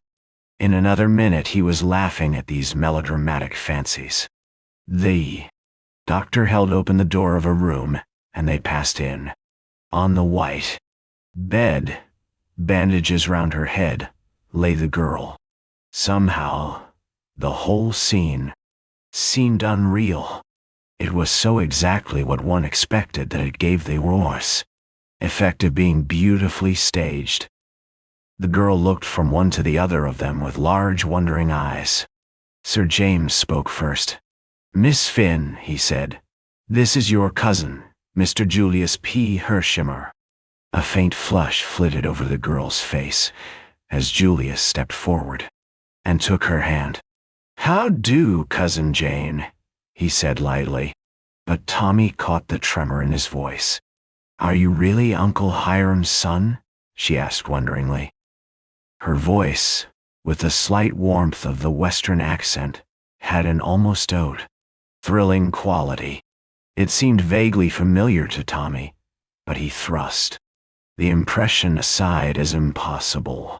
Sure thing. We used to read about Uncle Hiram in the papers, continued the girl. in her low, soft tones. But I never thought I'd meet you one day. Mother figured it out that Uncle Hiram would never get over being mad with it. Her. Knows you I. The old man was like that, admitted Julius. But I guess the new generation's sort of different. Got no use for the family feud business. First thing I thought about, soon as the war was over, was to come along and hunt you up. A shadow passed over the girl's face. They've been telling me things, dreadful things, that my memory went, and that there are years I shall never know about, years lost out of my life. You didn't realize that yourself? The girl's eyes opened wide. Why, no. It seems to me as though it were no time since we were being hustled into those boats. I can see it all now. She closed her eyes with a shudder. Julius looked across at Sir James, who nodded. Don't worry, Annie. It isn't worth it. Now see here, Jane. There's something we want to know about. There was a man aboard that boat with some mighty important papers on him, and the big guns in this country have got a notion that he passed on the goods to you. Is that so? The girl hesitated, her glance shifting to the other two. Julius understood. Mr. Beresford is commissioned by the British government to get those papers back. Sir James Peel Edgerton is an English member of Parliament, and might be a big gun in the cabinet if he liked. It's owing to him that we ferreted you out at last, so you can go right ahead and tell us the whole story. Did Danvers give you the papers? None. Yes. He said they'd have a better chance with me, because they would. Save the women and children first. Just as we thought, said Sir James. He said they were very important, that they might make all difference to the Allies. But if it's all so long ago, and the war's over, what does it matter now? Denies. I guess history repeats itself, Jane. First there was a great hue and cry over those papers. Then it all died down, and now the whole caboodle started all over again for rather different reasons. Then, you can hand them over to us right away? But I can't. What? I haven't got them. You haven't got them? Julius punctuated the words with little pauses. No, I hid them. You hid them? Yes. I got uneasy. People seem to be watching me. It scared me badly. She put her hand to her head. It's almost the last thing I remember before waking up in the hospital. Go on, said Sir James, in his quiet, penetrating tones. What do you remember? She turned to him obediently. It was at Holyhead. I came that way, I don't remember why. That doesn't matter. Go on. In the confusion on the quay, I slipped away. Nobody saw me. I took a car, told the man to drive me out of the town. I watched when we got on the open road. No other car was following us. I saw a path at the side of the road. I told the man to wait. She paused, then went on. The path led to the cliff, and down to the cliff. See, between big yellow gorse bushes, they were like golden flames. I looked round. There wasn't a soul in sight, but just level with my head, there was a hole in the rock. It was quite small, I could only just get my hand in, but it went a long way back. I took the oilskin packet from round my neck and shoved it right in as far as I could. Then I tore off a bit of gorse, but it did prick and plugged the hole with it so that you'd never guess there was a crevice of any kind there. Then I marked the place carefully in my own mind, so that I'd find it again. There was a queer boulder in the path just there for all the world, like a dog sitting up begging. Then I went back to the road. The car was waiting, and I drove back. I just caught the train. I was a bit ashamed of myself for fancying things maybe, but by and by I saw the man opposite me wink at a woman who was sitting next to me, and I felt scared again, and was glad the papers were safe. I went out in the corridor to get a little air. I thought I'd slip into another carriage. But the woman called me back, said I'd dropped something, and when I stooped to look, something seemed to hit me here. She placed her hand to the back of her head. I don't remember anything more until I woke up. In the hospital, there was a pause. "Thank you, Miss Finn." It was Sir James who spoke. "I hope we have not tired you." "Nah. Oh, that's all right. My head aches a little, but otherwise I feel fine. It showing. Dod see were effer." Julius stepped forward and took her hand again. "So long, Cousin Jane. I'm going to get busy after those papers, but I'll be back in 2 shakes of a dog's tail, and I'll tote you up to London and give you the time of your young life before we go back to the States. I mean it, so hurry up and get well. Nah." Or, Chapter 20. Too late. In the street, they held an informal council of war. Sir James had drawn a watch from his pocket. The boat train to Holyhead stops at Chester at T. 12.1 Fort. If you start at once, I think you can catch the connection. Tommy looked up, puzzled. "Is there any need to hurry, sir? Today is only the 24th. "I guess it's always well to get up early in the morning," said Julius. Before the lawyer had time to reply, "We'll make tracks for the depot right away." A little frown had settled on Sir James' brow. "I wish I could come with you. I am due to speak at a meeting at 2:00. It is unfortunate." The reluctance in his tone was very evident. It was clear, on the other hand, that Julius was easily disposed to put up with the loss of the other's company. "I guess there's nothing complicated about this deal," he remarked. "Just a game of hide and seek, that's all." "I hope so," said Sir James. "Sure thing. What else could it be? You are still young, Mr. HERSHEIMMER. At my age you will probably have learnt one lesson. Never underestimate your adversary." The gravity of his tone impressed Tommy, but had little effect upon Julius. "You think Mr. Brown might come along and take a hand? If he does, I'm ready for him." He slapped his pocket. "I carry a gun. Little Willie here travels round with me everywhere." He produced a murderous-looking automatic and tapped it affectionately before returning it to its home. "But he won't be needed this trip. There's nobody to put Mr. Brown wise." The lawyer shrugged his shoulders. There was nobody to put Mr. Brown wise to the fact that Mrs. Vandermeyer meant to betray him. Nevertheless, Mrs. Vandermeyer died without speaking. Julius was silent for once, and Sir James added on a lighter note, "I only want to put you on your guard. Goodbye, and good luck. Take no unnecessary risks once the papers are in your hands.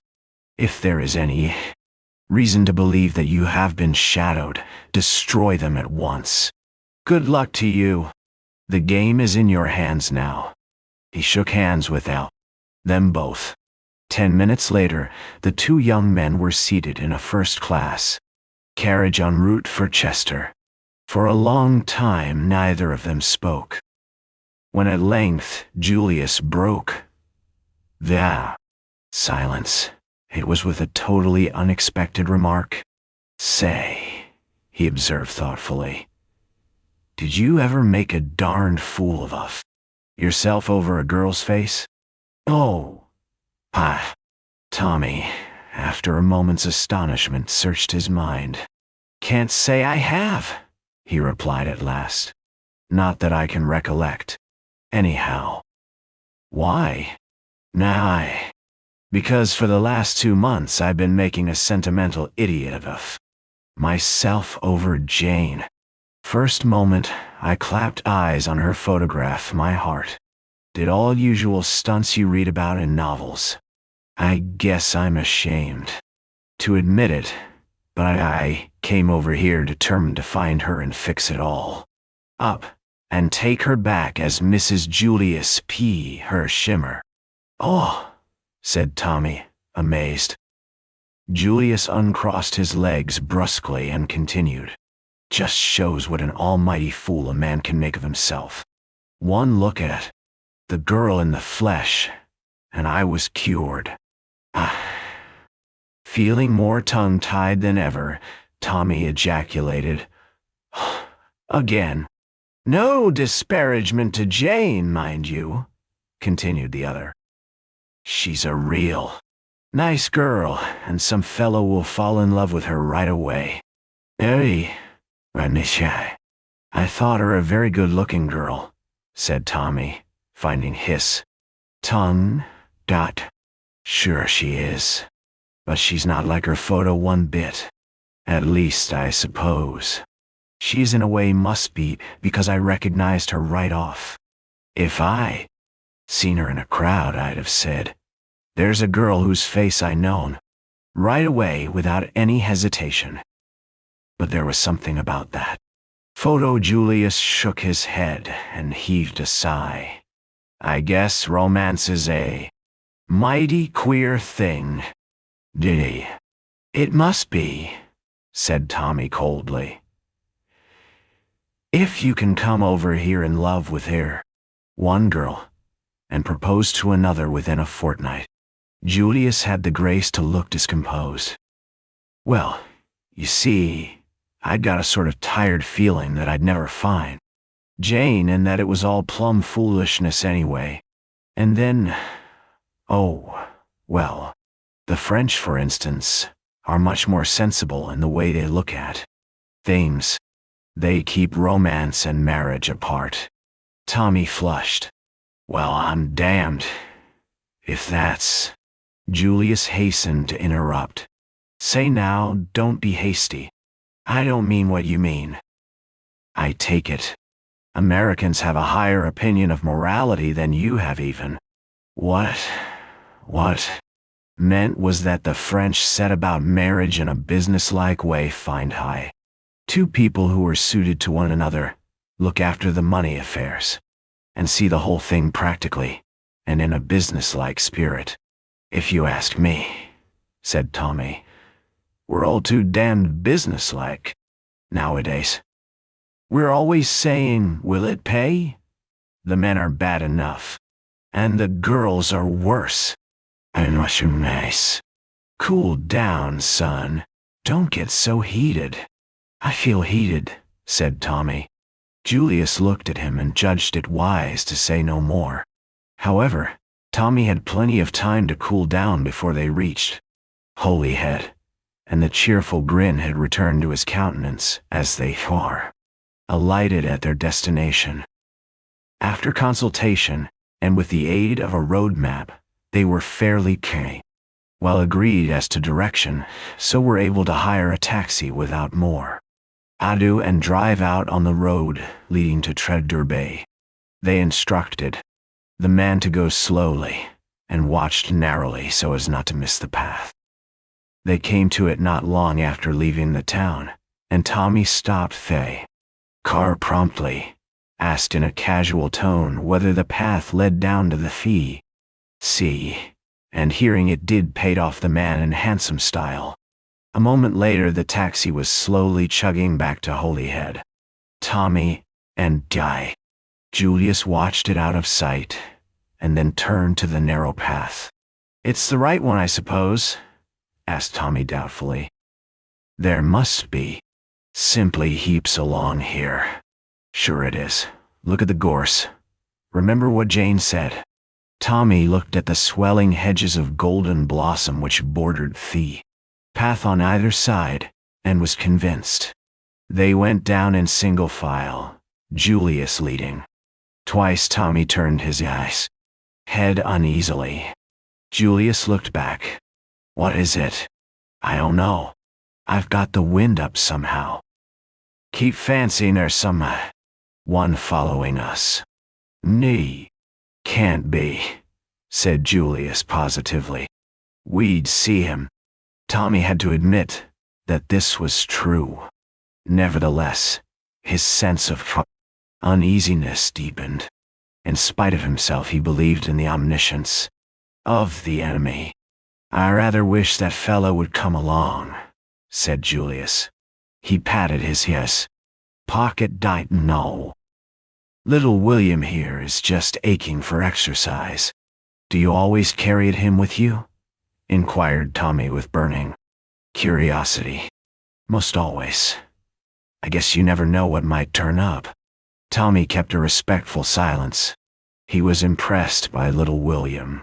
It seemed to remove the menace of Mr. Brown farther away. The path was now running along the side of the cliff, parallel to the sea. Suddenly, Julius came to such an abrupt halt that Tommy cannoned into him. "What's up?" he inquired. "Look there! If that doesn't beat the band." Tommy looked.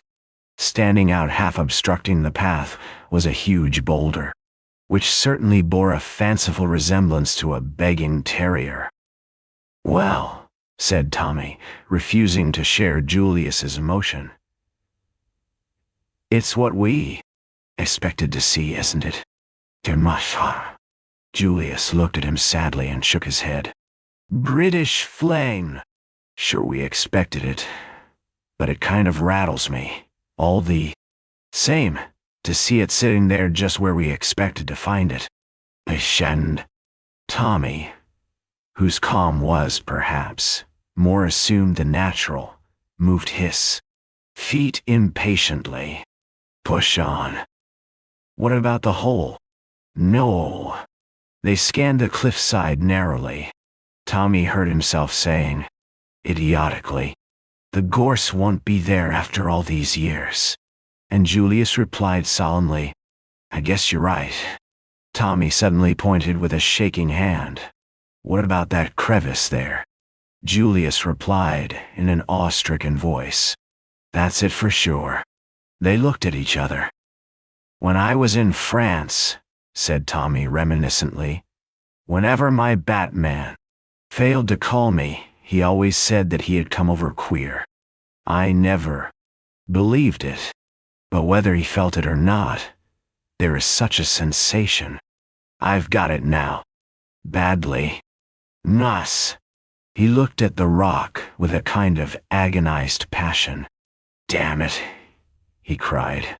"It's impossible. 5 years. Think of it.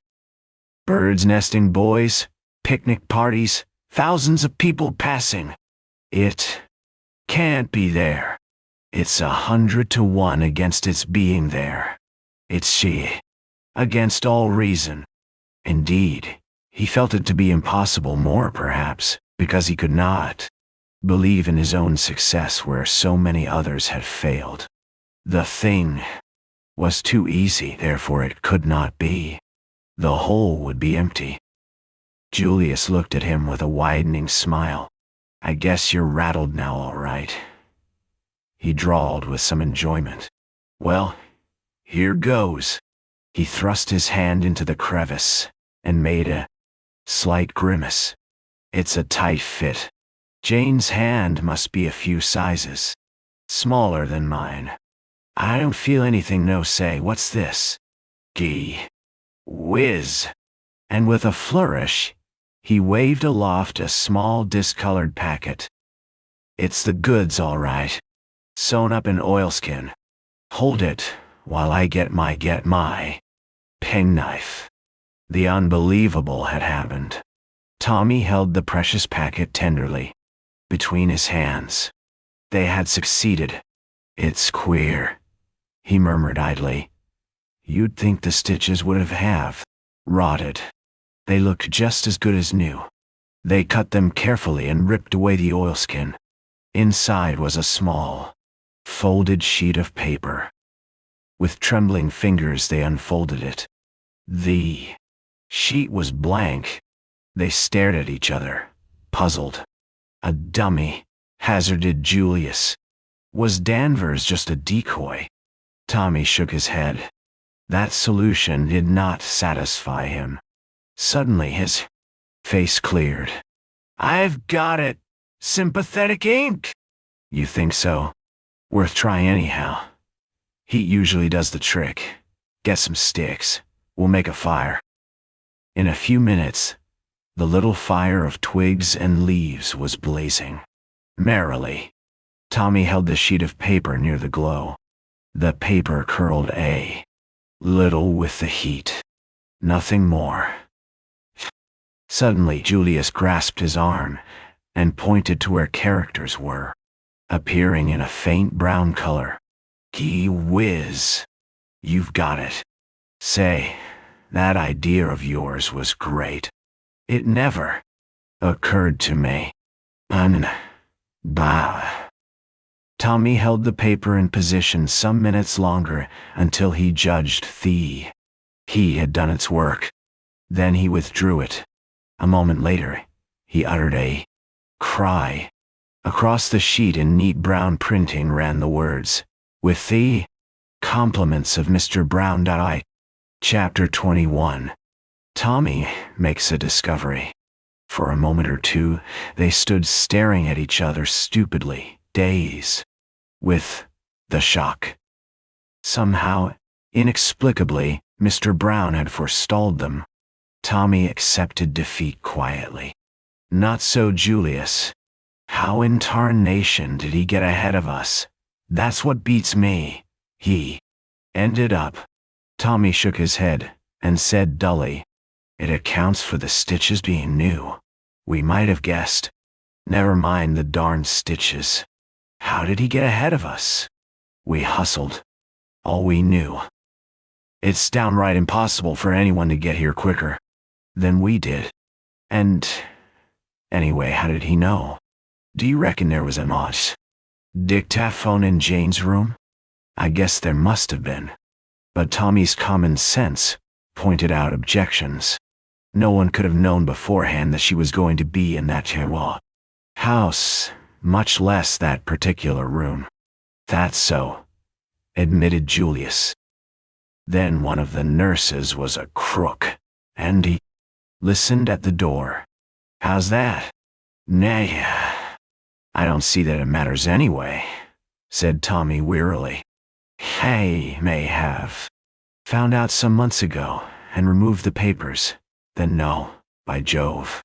That won't wash. They'd have been published at once.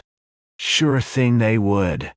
No, someone's got ahead of us today by an hour or so.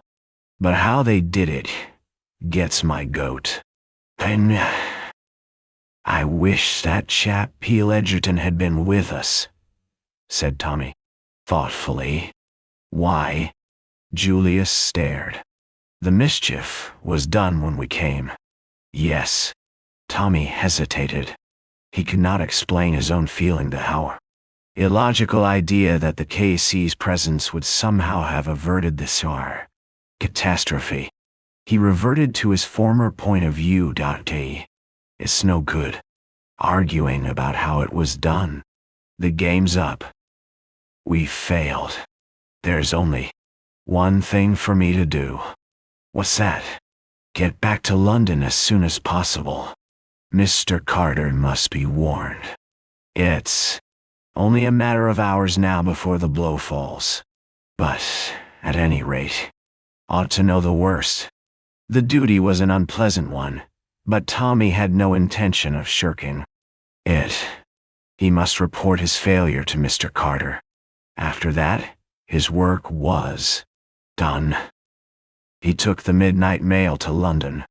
Julius elected to stay the night at Holyhead. Half an hour after arrival, haggard and pale, Tommy stood before his chief. "I've come to report, sir. I've failed badly." Mr. Carter eyed him sharply. "You mean that the treaty is in the hands of Mr. Brown, sir?" "Ah," said Mr. Carter quietly. The expression on his face did not change, but Tommy caught the flicker of despair in his eyes. It convinced him, as nothing else had done, that the outlook was hopeless. "Well," said Mr. Carter after a minute or two, "we mustn't sag at the knees, I suppose. I'm glad to know definitely. We must do what we can." "Yeah." Through Tommy's mind flashed the assurance, "It's hopeless, and he knows. It's hopeless." The other looked up at him. "Don't take it to heart, lad," he said kindly. "You did your best. You were up against one of the biggest brains of the century, and you came very near success. Remember that." "Thank you, sir. It's awfully decent of you. I blame myself. I have been blaming myself ever since I heard this other news." Something in his tone attracted Tommy's attention. A new fear gripped at his heart. "Is there something more, sir?" "I'm afraid so," said Mr. Carter gravely. He stretched out his hand to a sheet on the table. "Tuppence," faltered Tommy. "Read for yourself." The typewritten words danced before his eyes. The description of a green toque, a coat with a handkerchief in the pocket marked PLC. He looked him, an agonized question at Mr. Carter. The latter replied to it. "Washed up on the Yorkshire coast near Ebury. I'm afraid it looks very much like foul play." "My God," gasped Tommy. "Tuppence, those devils'll never rest till I've got even with them. I'll hunt them down. The pity on Mr. Carter's face stopped him. "I know what you feel like, my poor boy. But it's no good. You'll waste your strength uselessly. It may sound harsh, but my advice to you is, cut your losses. Time's merciful. You'll forget." "Forget, Tuppence? Never." Mr. Carter shook his head. "So you think now? Well, it won't bear thinking of that brave little girl. I'm sorry about the whole business, confoundedly sorry." Tommy came to himself with a start. "I'm taking up your time, sir," he said with an effort. "There's no need for you to blame yourself. I dare say we were a couple of young fools to take on such a job. You warned us all right, but I wish to God I'd been the one to get it in the neck. Goodbye, sir." "Whoa, didn't say, Back at the Ritz, Tommy packed up his few belongings mechanically, his thoughts far away. He was still bewildered by the introduction of tragedy into his cheerful, commonplace existence. What fun they had together, he and Tuppence. And now, oh, he couldn't believe it. Couldn't be true. Tuppence dead. Little Tuppence, brimming over with hate. Life. It was a dream. A horrible dream. Nothing more. They brought him a note, a few kind words of sympathy from Peel Edgerton, who had read the news in the paper. There had been a large headline, "XVAD feared drowned." The letter ended with the offer of a post on a ranch in the Argentine, where Sir James had considerable interests. "Kind old beggar," muttered Tommy as he flung it aside.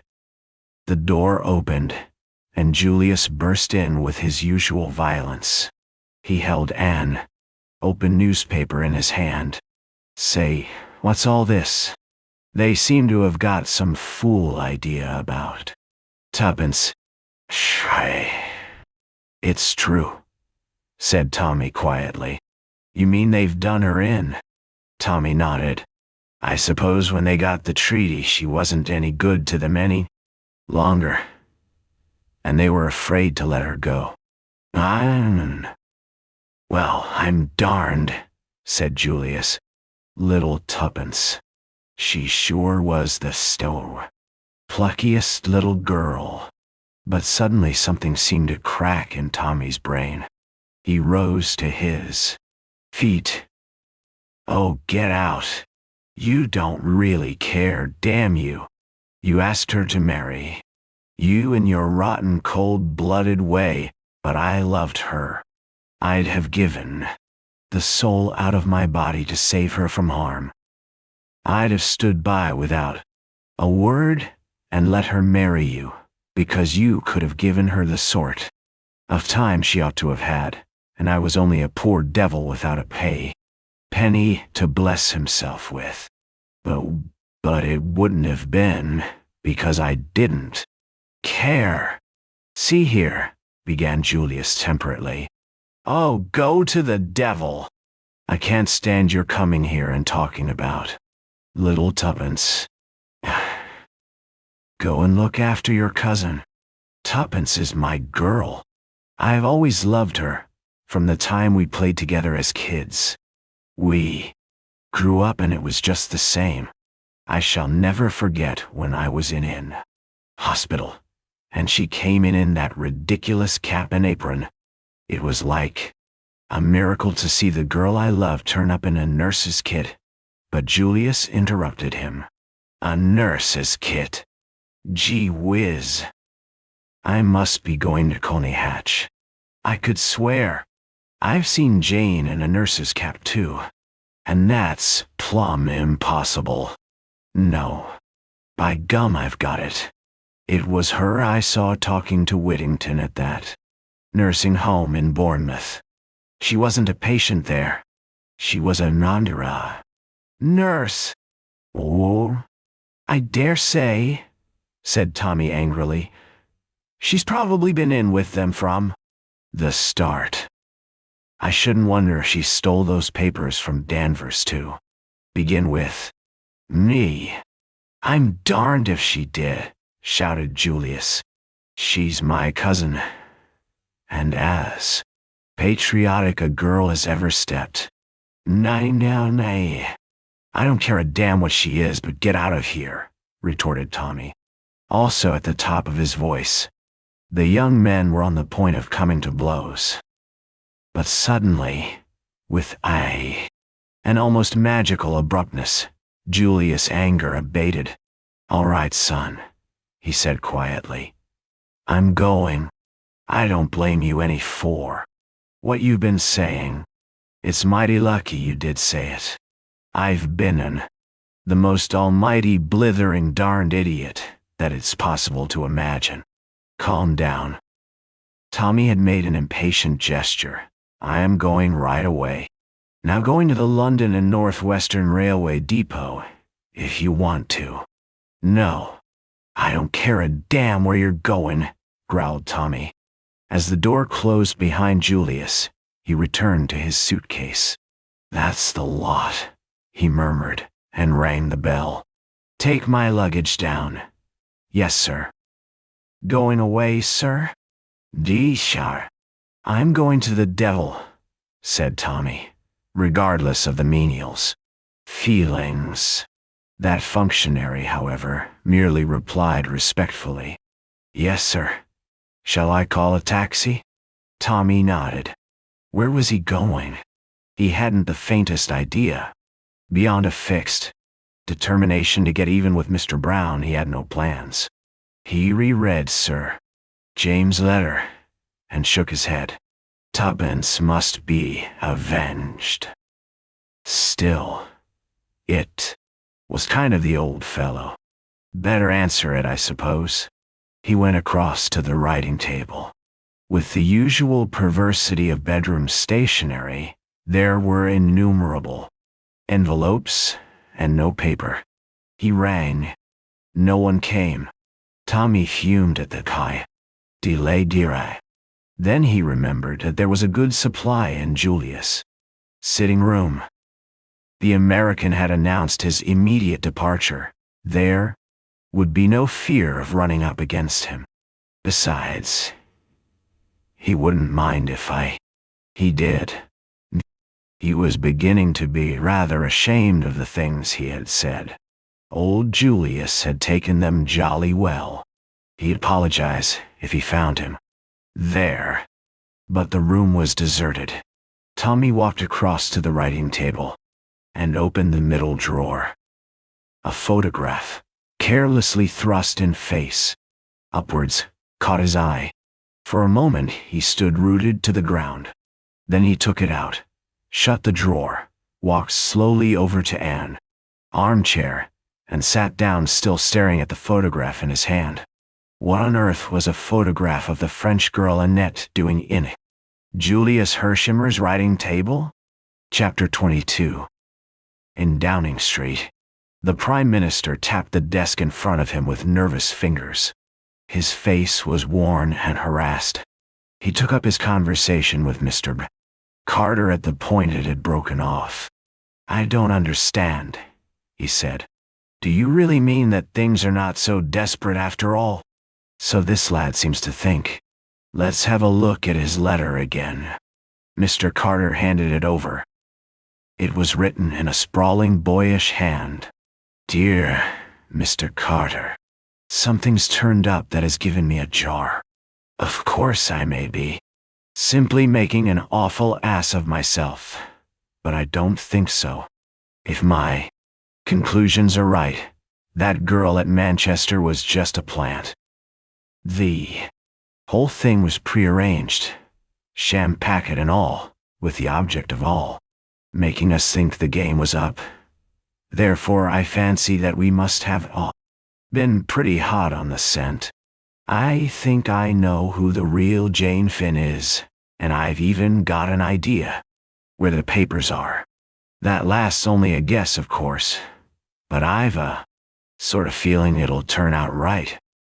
Anyhow, I enclose it in a sealed envelope for what it's worth. I'm going to ask you not to open it until the very last moment, midnight on the 28th, in fact. You'll understand why in a minute. You see, I've figured it out that those things of Tuppence's are a plant too, and she's no more drowned than I am. The way I reason is this: as a last chance, they'll let Jane Finn escape. The hope that she's been shamming this memory stunt, and that once she thinks she's free, she'll go right away to the cash. Of course, it's an awful risk for them to take, because she knows all about them, but they're pretty desperate to get hold of that treaty. But if they know that the papers have been recovered by us, neither of those two girls' lives will be worth an hour's purchase. I must try and get hold of Tuppence before Jane escapes. I want a repeat of that telegram that was sent to Tuppence at the Ritz. Sir James Peel Edgerton said you would be able to manage that for me. He's frightfully clever. One last thing, please have that house in Soho watched day and night. Yours, etc. Thomas Beresford. The Prime Minister looked up. The enclosure? Mr. Carter smiled dryly. In the vaults of the bank. I am taking no chances. You don't think? The Prime Minister hesitated a minute. That it would be better to open it now?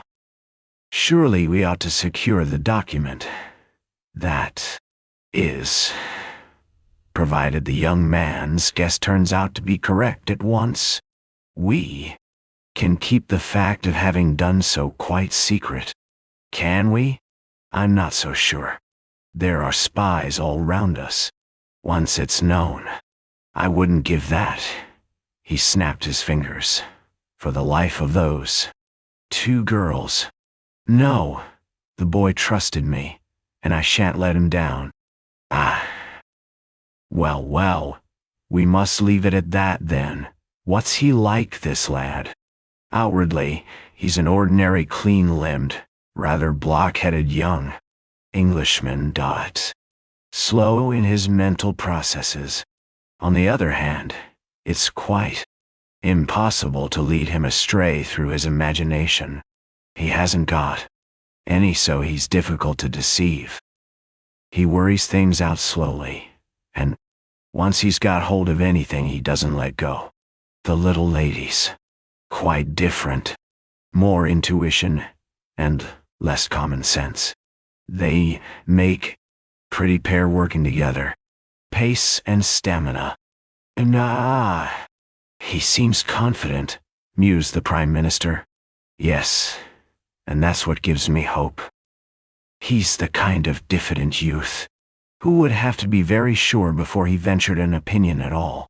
A half-smile came to the other's lips. And it is this boy who will defeat the master criminal of our time. This boy, as you say, but I sometimes fancy I see a shadow behind. You mean Peel Edgerton?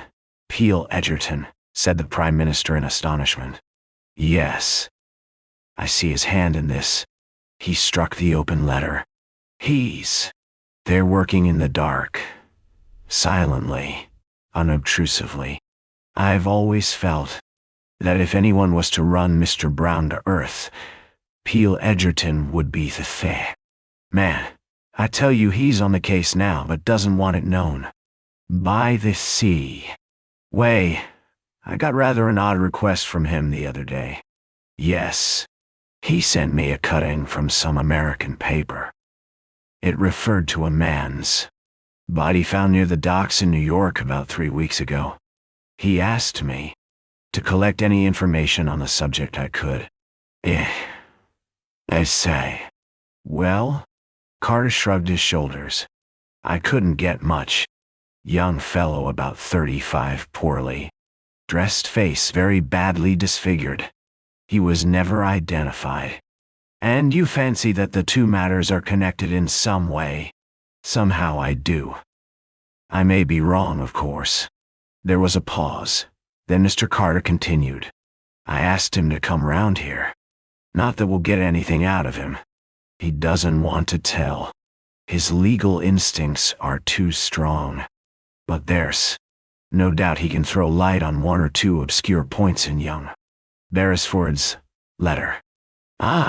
Here he is. The 2 men rose to greet the newcomer. A half-whimsical thought flashed across the Premier's mind. My successor, perhaps. We've had a letter from young Beresford, said Mr. Carter, coming to the point at once. You've seen him, I suppose. You suppose wrong, said the lawyer. Oh. Mr. Carter was a little nonplussed. Sir James smiled and stroked his chin. He rang me up, he volunteered. Would you have any objection to telling us exactly what passed between you? Oh, not at all. He thanked me for a certain letter which I had written to him. As a matter of fact, I had offered him a job. Then he reminded me of something I had said to him at Manchester respecting that bogus telegram which lured Miss Cowley away. I asked him if anything untoward had occurred. He said it had, that in a drawer in Mr. HERSHEIMMER's room he had discovered a photograph. The lawyer paused, then continued. I asked him if the photograph bore the name and address of a Californian photographer. Diamond, he replied. You are on to it, sir. It had. Then he went on to tell me something I didn't know. The original of that photograph was the French girl, Annette, who saved his life. What exactly? I asked the young man with some curiosity what he had done. With the photograph. I knew. He replied that he had put it back where he found it. The lawyer paused again. That was good. You know distinctly. Good. Good. He can use his brains, that young fellow. I congratulated him. The discovery was a providential one. Of course, from the moment that the girl in Manchester was proved to be a plant, everything was altered. Young Beresford saw that for himself without my having to tell it. But he felt he couldn't trust his judgment on the subject of Miss Cowley. Did I think she was alive? I told him, duly weighing the evidence, that there was a very decided chance in favor of it. That brought us back to the telegram. Yes. I advised him to apply to you for a copy of the original wire. It had occurred to me as probable that, after Miss Cowley flung it on the floor, certain words might have been erased and altered with the express intention of setting searchers on a false trail. Carter nodded. He took a sheet from his pocket and read aloud. Come at once, Astley Priors, Gatehouse, Kent. Great developments, Tommy. Nana. How nice. Very simple, said Sir James, and very ingenious. Just a few words to alter, and the thing was done. And the one important clue they shanda overlooked. What was that? The page boy's statement that Miss Cowley drove to Charing Cross. They were so sure of themselves that they took it for granted he had made a mistake.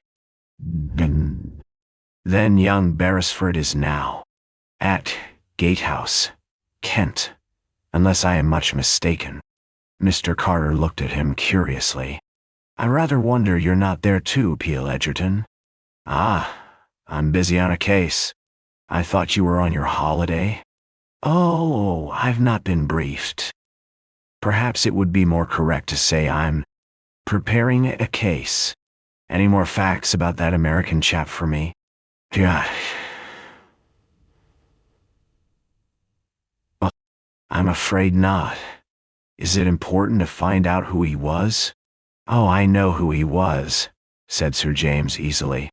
I can't prove it yet, but I know. The other two asked no questions. They had an instinct that it would be mere waste of breath.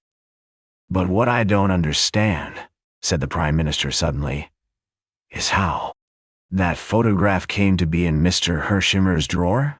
Nadish. Perhaps it never left it, suggested the lawyer gently. But the bogus inspector? Inspector Brown? Ah, said Sir James thoughtfully. He rose to his feet.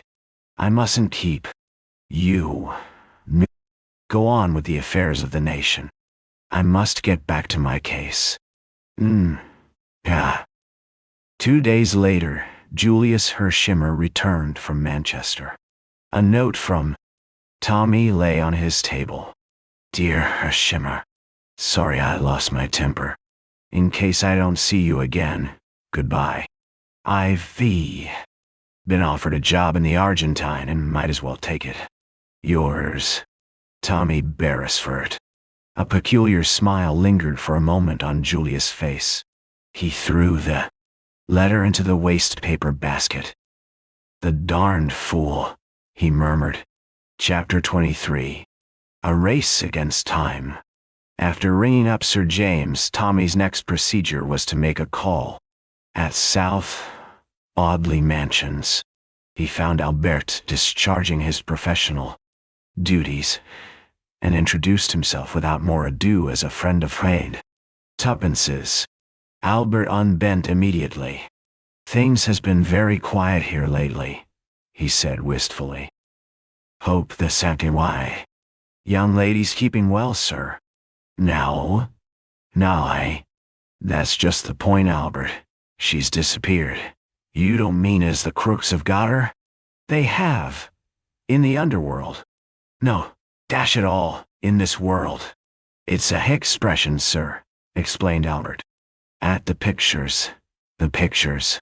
Crooks always have a restaurant in the underworld. But do you think they've done her in, sir? I hope not. By the way, have you by any chance an aunt, a cousin, a grandmother, or any other suitable female relation who might be represented as being likely to kick the bucket? Guy. A delighted grin spread slowly over Albert's countenance. I'm on, sir. My poor aunt what lives in the country has been mortal bad for a long time, and she's asking for me with her dying breath. Tommy nodded approval. Can you report this in the proper quarter and meet me at Charing Cross in an hour's time? I'll be there, sir. You can count on me. As Tommy had judged, the faithful Albert proved an invaluable ally. The two took up their quarters at the inn in Gatehouse. To Albert fell the task of collecting information. There was no difficulty about it. Astley Priors was the property of a Dr. Adams. The doctor no longer practiced, had retired, the landlord believed, but he took a few private patients here. The good fellow tapped his forehead knowingly. Balmy ones. You understand. The doctor was a popular figure in the village. Subscribed freely to all the local sports. A very pleasant, affable gentleman. Not been there long? Oh, a matter of 10 years or so might be. Longer. Scientific gentleman he was. Professors and people often came down from town to see him. Anyway, it was a gay house, always visitors. In the face of all this volubility, Tommy felt doubts. Was it possible that this genial, well-known figure could be in reality a dangerous criminal? His life seemed so open and above board. No hint of sinister doings. Suppose it was all a gigantic mistake? Tommy felt a cold chill at the thought. Then he remembered the private patients, balmy ones. He inquired carefully if there was a young lady amongst them, describing Tuppence.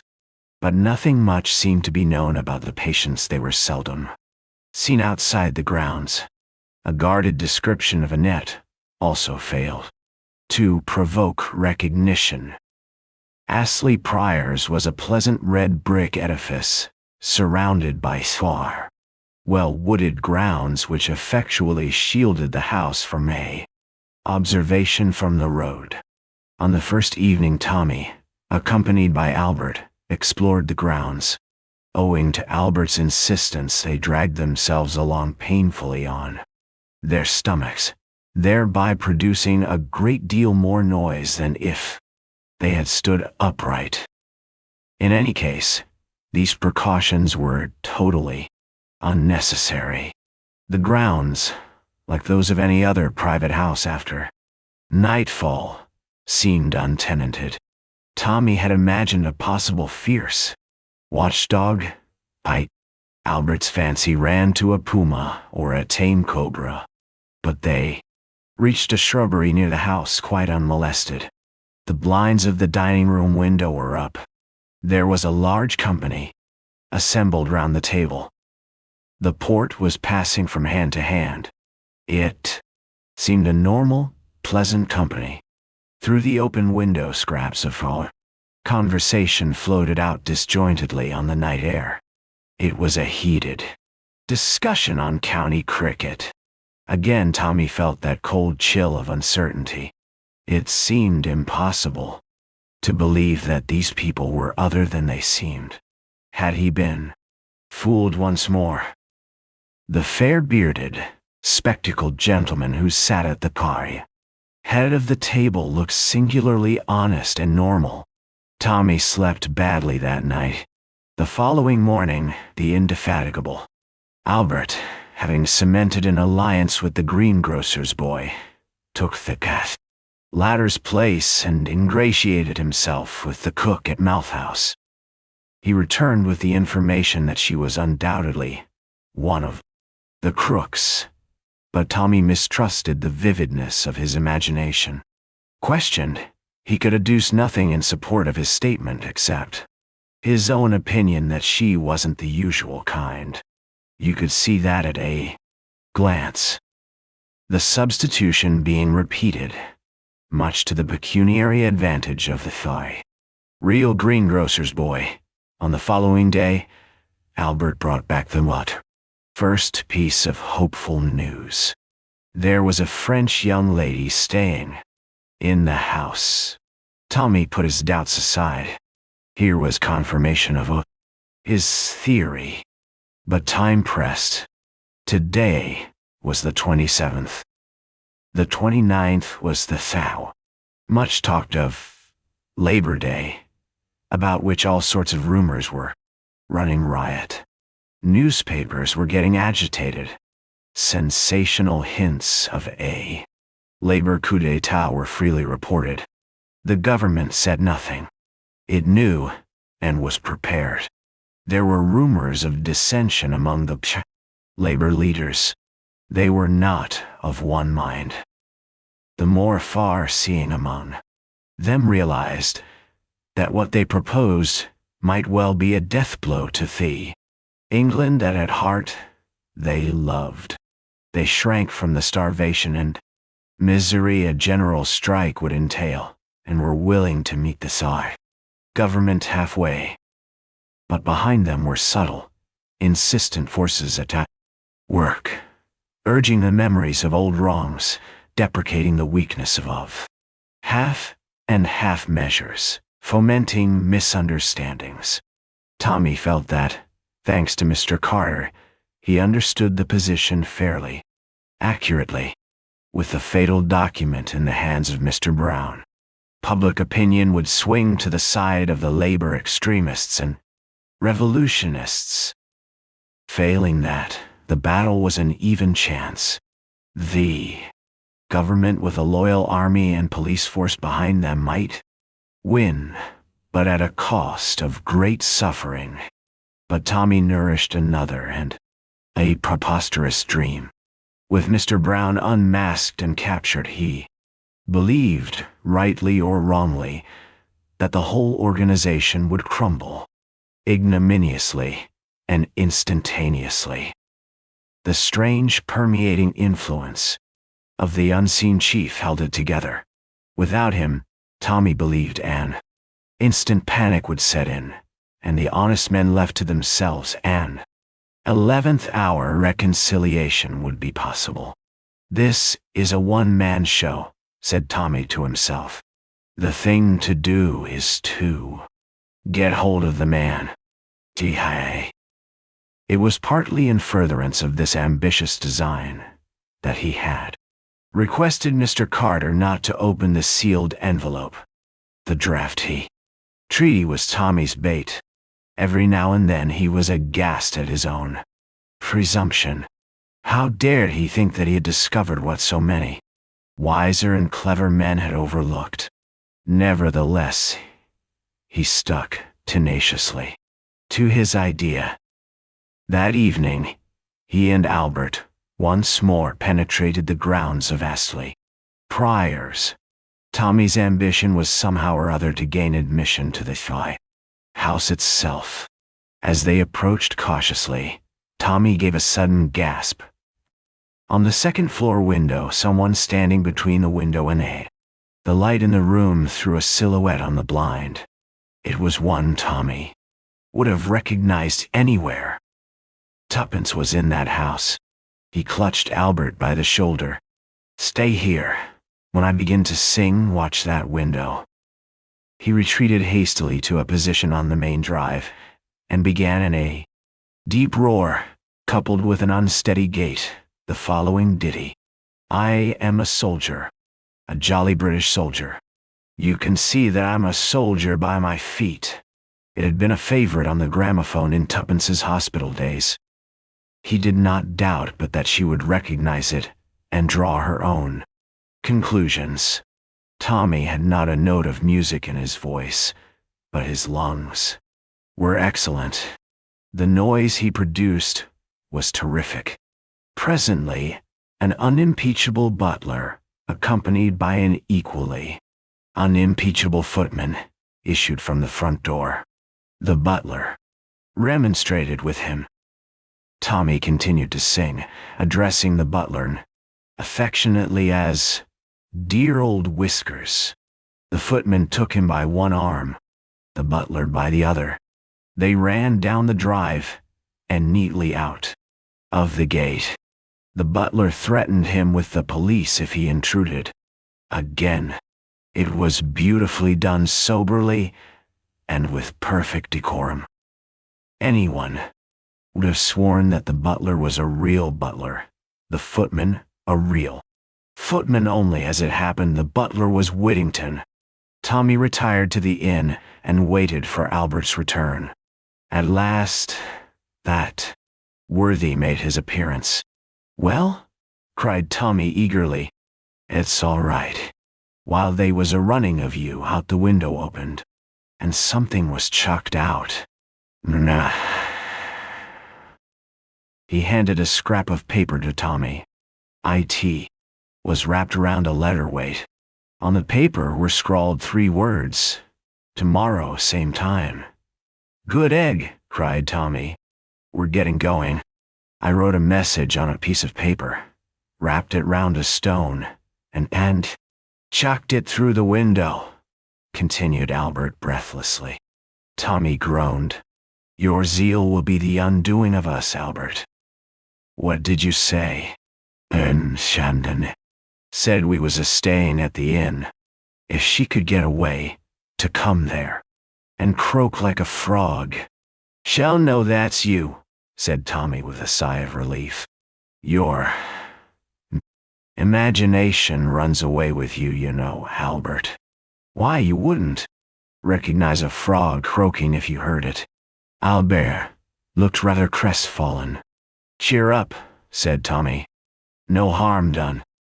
That butler's an old friend of mine. I bet he knew who I was, though he didn't let on. It's not their game to show suspicion. That's why we found it fairly plain sailing. They don't want to discourage me altogether. On the other hand, they don't want to make it too easy. I'm a pawn in their game, Albert. That's what I am. You see, if the spider lets the fly walk out too easily, the fly might suspect it was a put-up job. Hence, the usefulness of that promising youth, Mr. T. Beresford, who's blundered in just at the right moment for them. But later, Mr. T. Beresford had better look out." Tom retired for the night, in a state of some elation. He had elaborated a careful plan for the following evening. He felt sure that the inhabitants of Astley Priors would not interfere with him up to a certain point. It was after that that Tommy proposed to give them a surprise. About 12 o'clock, however, his calm was rudely shaken. He was told that someone was demanding him in the bar. The applicant proved to be a rude-looking carter well coated with mud. "Well, my good fellow, what is it?" asked Tommy. "Might this be for you, sir?" The carter held out a very dirty folded note, on the outside of which was written, "Take this to the gentleman at the inn near Astley Priors. He will give you 10 shillings. The handwriting was Tuppence's. Tommy appreciated her quick-wittedness in realizing that he might be staying at the inn under an assumed name. He snatched at it. "That's all right." The man withheld it. "What about my 10 shillings? Tommy hastily produced a 10-shilling note, and the man relinquished his find. Tommy unfastened it. "Dear Tommy, I knew it was you last night. Don't go this evening. They'll be lying In wait for you. They're taking us away this morning. I heard something. About Wales Holyhead, I think. I'll drop this on the road if I get a rank chance. Annette told me how you'd escaped. Buck up. Yours. Tuppence. Tommy raised a shout for Albert before he had even finished perusing this characteristic epistle. Pack my bag. We're off. Yes, sir. The boots of Albert could be heard racing upstairs. Holyhead? Did that mean that? After all, Tommy was puzzled. He read on slowly. The boots of Albert continued to be active on the floor above. Suddenly a second shout came from below. Albert, I'm a damn fool! Unpack that bag! Ah, sir. Tommy smoothed out the note thoughtfully. Yes, a damned fool, he said softly. But so someone else. And Atty. Last I know who it is. They say. Chapter 24. Bartens. Julius takes a hand. In his suite at Claridge's, Cremanin reclined on a couch and dictated to his secretary in sibilant Russian. Presently the telephone at the secretary's elbow purred, and he took up the receiver, spoke for a minute or two, then turned to his employer. Someone below is asking for you. Who is it? He gives the name of Mr. Julius P. HERSHEIMMER. HERSHEIMMER, repeated Cremanin thoughtfully. I have heard that name before. His father was one of the Steel Kings of America, explained the secretary, whose business it was to know everything. This young man must be a millionaire several times over. The other's eyes narrowed appreciatively. You'd better go down and see him, Ivan. Find out what he wants. The secretary obeyed, closing the door noiselessly behind him. In a few minutes he returned. He declines to state his business, says it is entirely private and personal, and that he must see you. A millionaire several times over, murmured Cremanin. Bring him up, my dear Ivan. Ah. The secretary left the room once more and returned escorting Julius. Monsieur Cremanin, said the latter abruptly. The Russian, studying him attentively with his pale, venomous eyes, bowed. Pleased to meet you, said the American. I've got some very important business I'd like to talk over with you, if I can see you alone. Looked pointedly at the other. My secretary, Monsieur Grieber, from whom I have no secrets. That may be so, but I have, said Julius dryly. So I'd be obliged if you'd tell him to scoot. Ivan, said the Russian softly. Perhaps you would not mind retiring into the next room. The next room won't do, interrupted Julius. I know these do, Cowley. Sweets and I want this one plumb empty except for you and me. Send him round to a store to buy a pen'orth of peanuts, though not particularly enjoying the American's free and easy manner of speech. Cremanin was devoured by curiosity. Will your business take long to state? Bye. Might be an all-night job if you caught on. Very good, Ivan. I shall not require you again this evening. Go to the theater or take a night off. Thank you, Your Excellency. The secretary bowed and departed. Julius stood at the door watching his retreat. Finally, with a satisfied sigh, he closed it and came back to his position in the center of the room. Now, Mr. HERSHEIMMER, perhaps you will be so kind as to come to the point?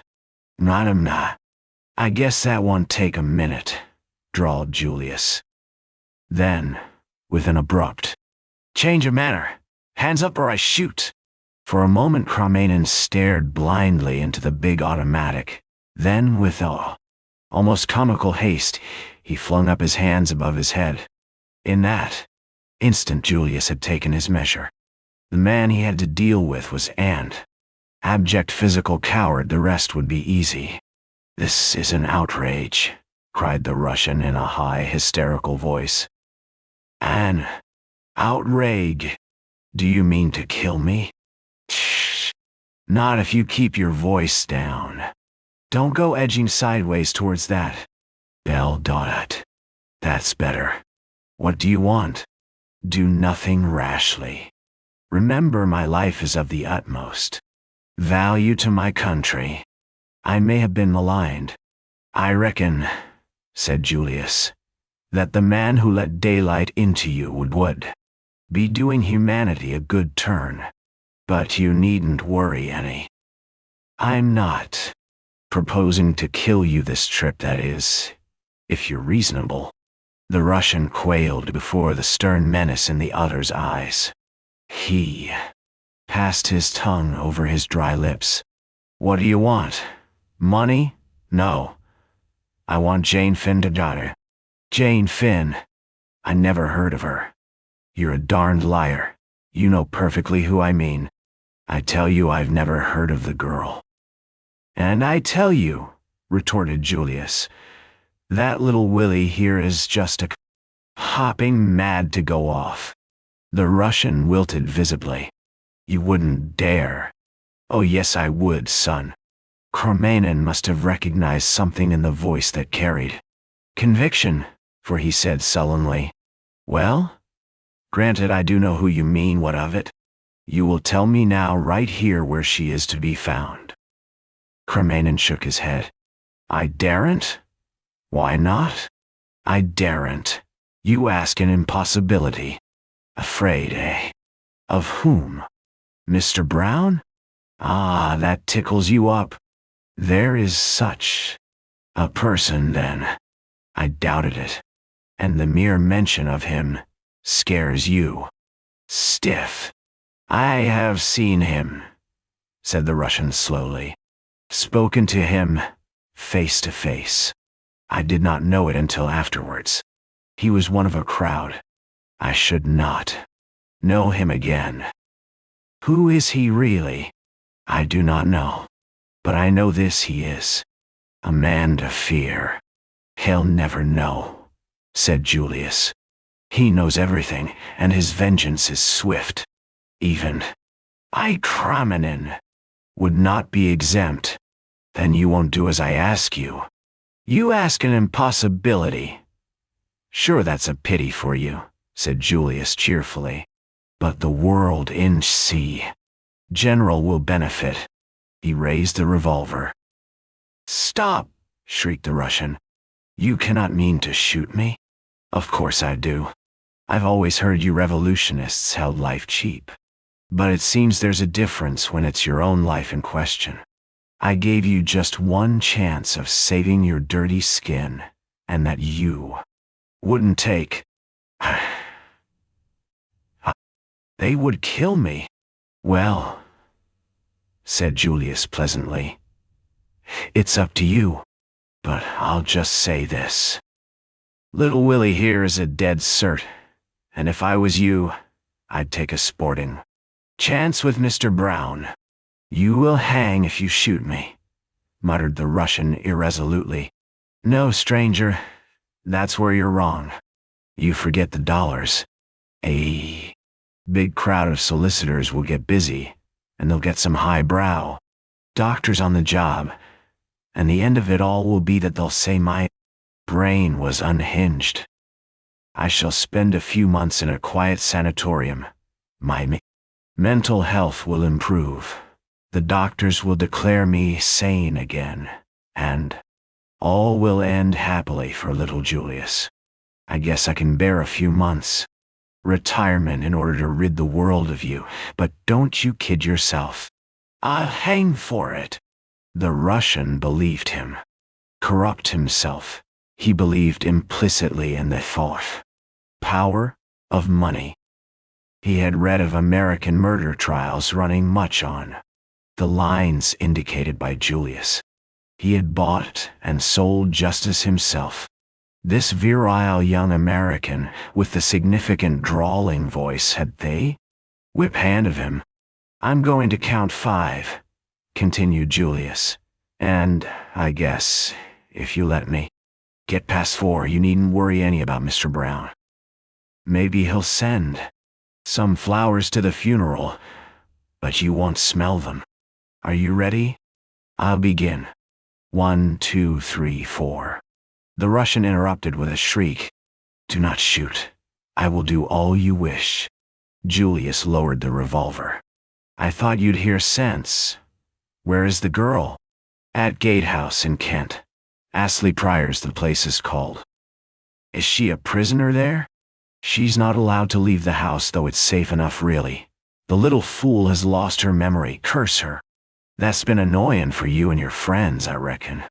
"What about the other girl? The one you decoyed away over a week ago?" "Phew. She's there too," said the Russian sullenly. "That's good," said Julius. "Isn't it all panning out beautifully? And a lovely night for the run." What run?"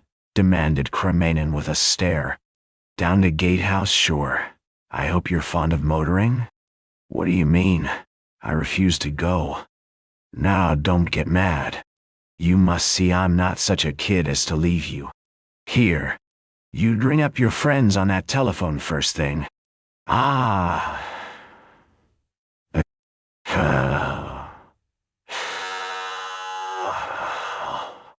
Observed the fall on the other's face. "You see, you got it all fixed." "No, sir. You're coming along with me. This your bedroom next door here. Walk right in. Little Willie and I will come behind. Put on a thick coat, that's right. Fur-lined? And you a socialist. Now we're ready. We walk downstairs and out through the hall to where my car's waiting. And don't you forget I've got you covered every inch of the way. I can shoot just as well through my coat pocket. One word, or a glance even, at one of those liveried menials, and there'll sure be a strange face in the Torah. Sulphur and brimstone works." Together they descended the stairs and passed out to the waiting car. The Russian was shaking with rage. The hotel servants surrounded them. A cry hovered on his lips, but at the last minute his nerve failed him. The American was a man of his word. When they reached the car, Julius breathed a sigh of relief. The danger zone was passed. Fear had successfully hypnotized the man by hiss. "Get in," he ordered.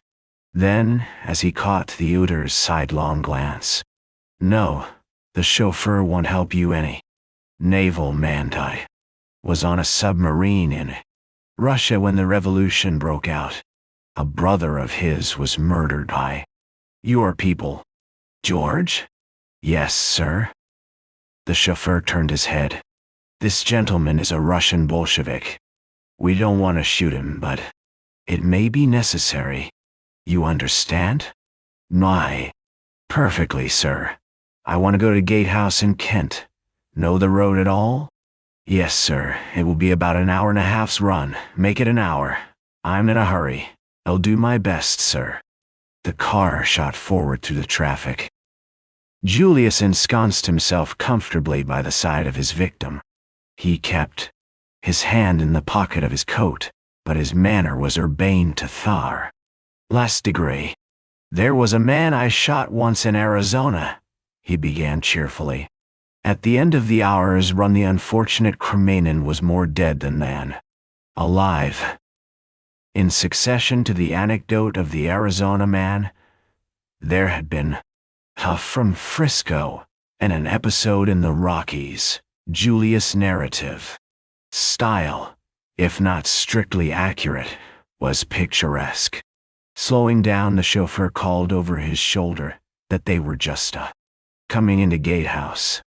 Julius bade the Russian direct them. His plan was to drive straight up to the house. Their criminal was to ask for the two girls. Julius explained to him that little Willie would not be tolerant of failure. Cremanin by this time was as putty in the other's hands. The terrific pace they had come had still further unmanned him. He had given himself up for dead at every corner. The car swept up the drive and stopped before the porch. The chauffeur looked round for orders. "Turn the car first, George. Then ring the bell and get back to your place. Keep the engine going and be ready to scoot like hell when I give the word." "Oh, very good, sir." The front door was opened by the butler. Cremanin felt the muzzle of the revolver pressed against his ribs. "Now," hissed Julius. "And be careful." The Russian beckoned. His lips were white, and his voice was not very cracked. "Steady."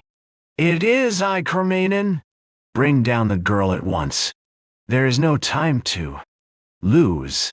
Whittington had come down the steps. He uttered an exclamation of astonishment at seeing the other. "You, what's up? Surely you know the plan." Cremanin interrupted him, using the words that have created many unnecessary panics. "We have been betrayed. Plans must be abandoned. We must save our own skins. The girl, and at once. It's our only chance." Whittington hesitated, but for hardly a moment. "You have orders from him?" "Naturally. Should I be here otherwise?" "Hurry. There is no time to be lost. The other little fool had better come too." Whittington turned and ran back into the house. The agonizing minutes went by. Then two figures hastily huddled in cloaks appeared on the steps and were hustled into the car. The smaller of the two was inclined to resist, and Whittington shoved her in unceremoniously. Julius leaned forward, and in doing so, the light from the open door lit up his face. Another man on the steps behind Whittington gave a startled exclamation. Concealment was at an end. "Get a move on, George," shouted Julius. The chauffeur slipped in his clutch, and with a bound the car started. The man on the steps uttered an oath. His hand went to his pocket. There was a flash and a report. The bullet just missed the taller girl by an inch. "Get down, Jane," cried Julius. Flat on the bottom of the car. Thrust her sharply forward, then standing up, he took careful aim and fired. "Have you hit him?" cried Tuppence eagerly. "Sure," replied Julius. "He isn't killed though.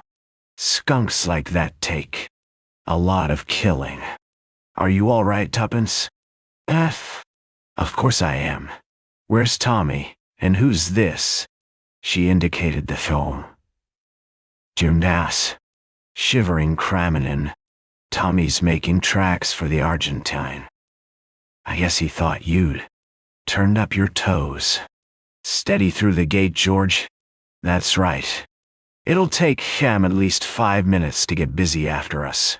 They'll use the telephone, I guess, so look out for snares ahead and don't take the direct route."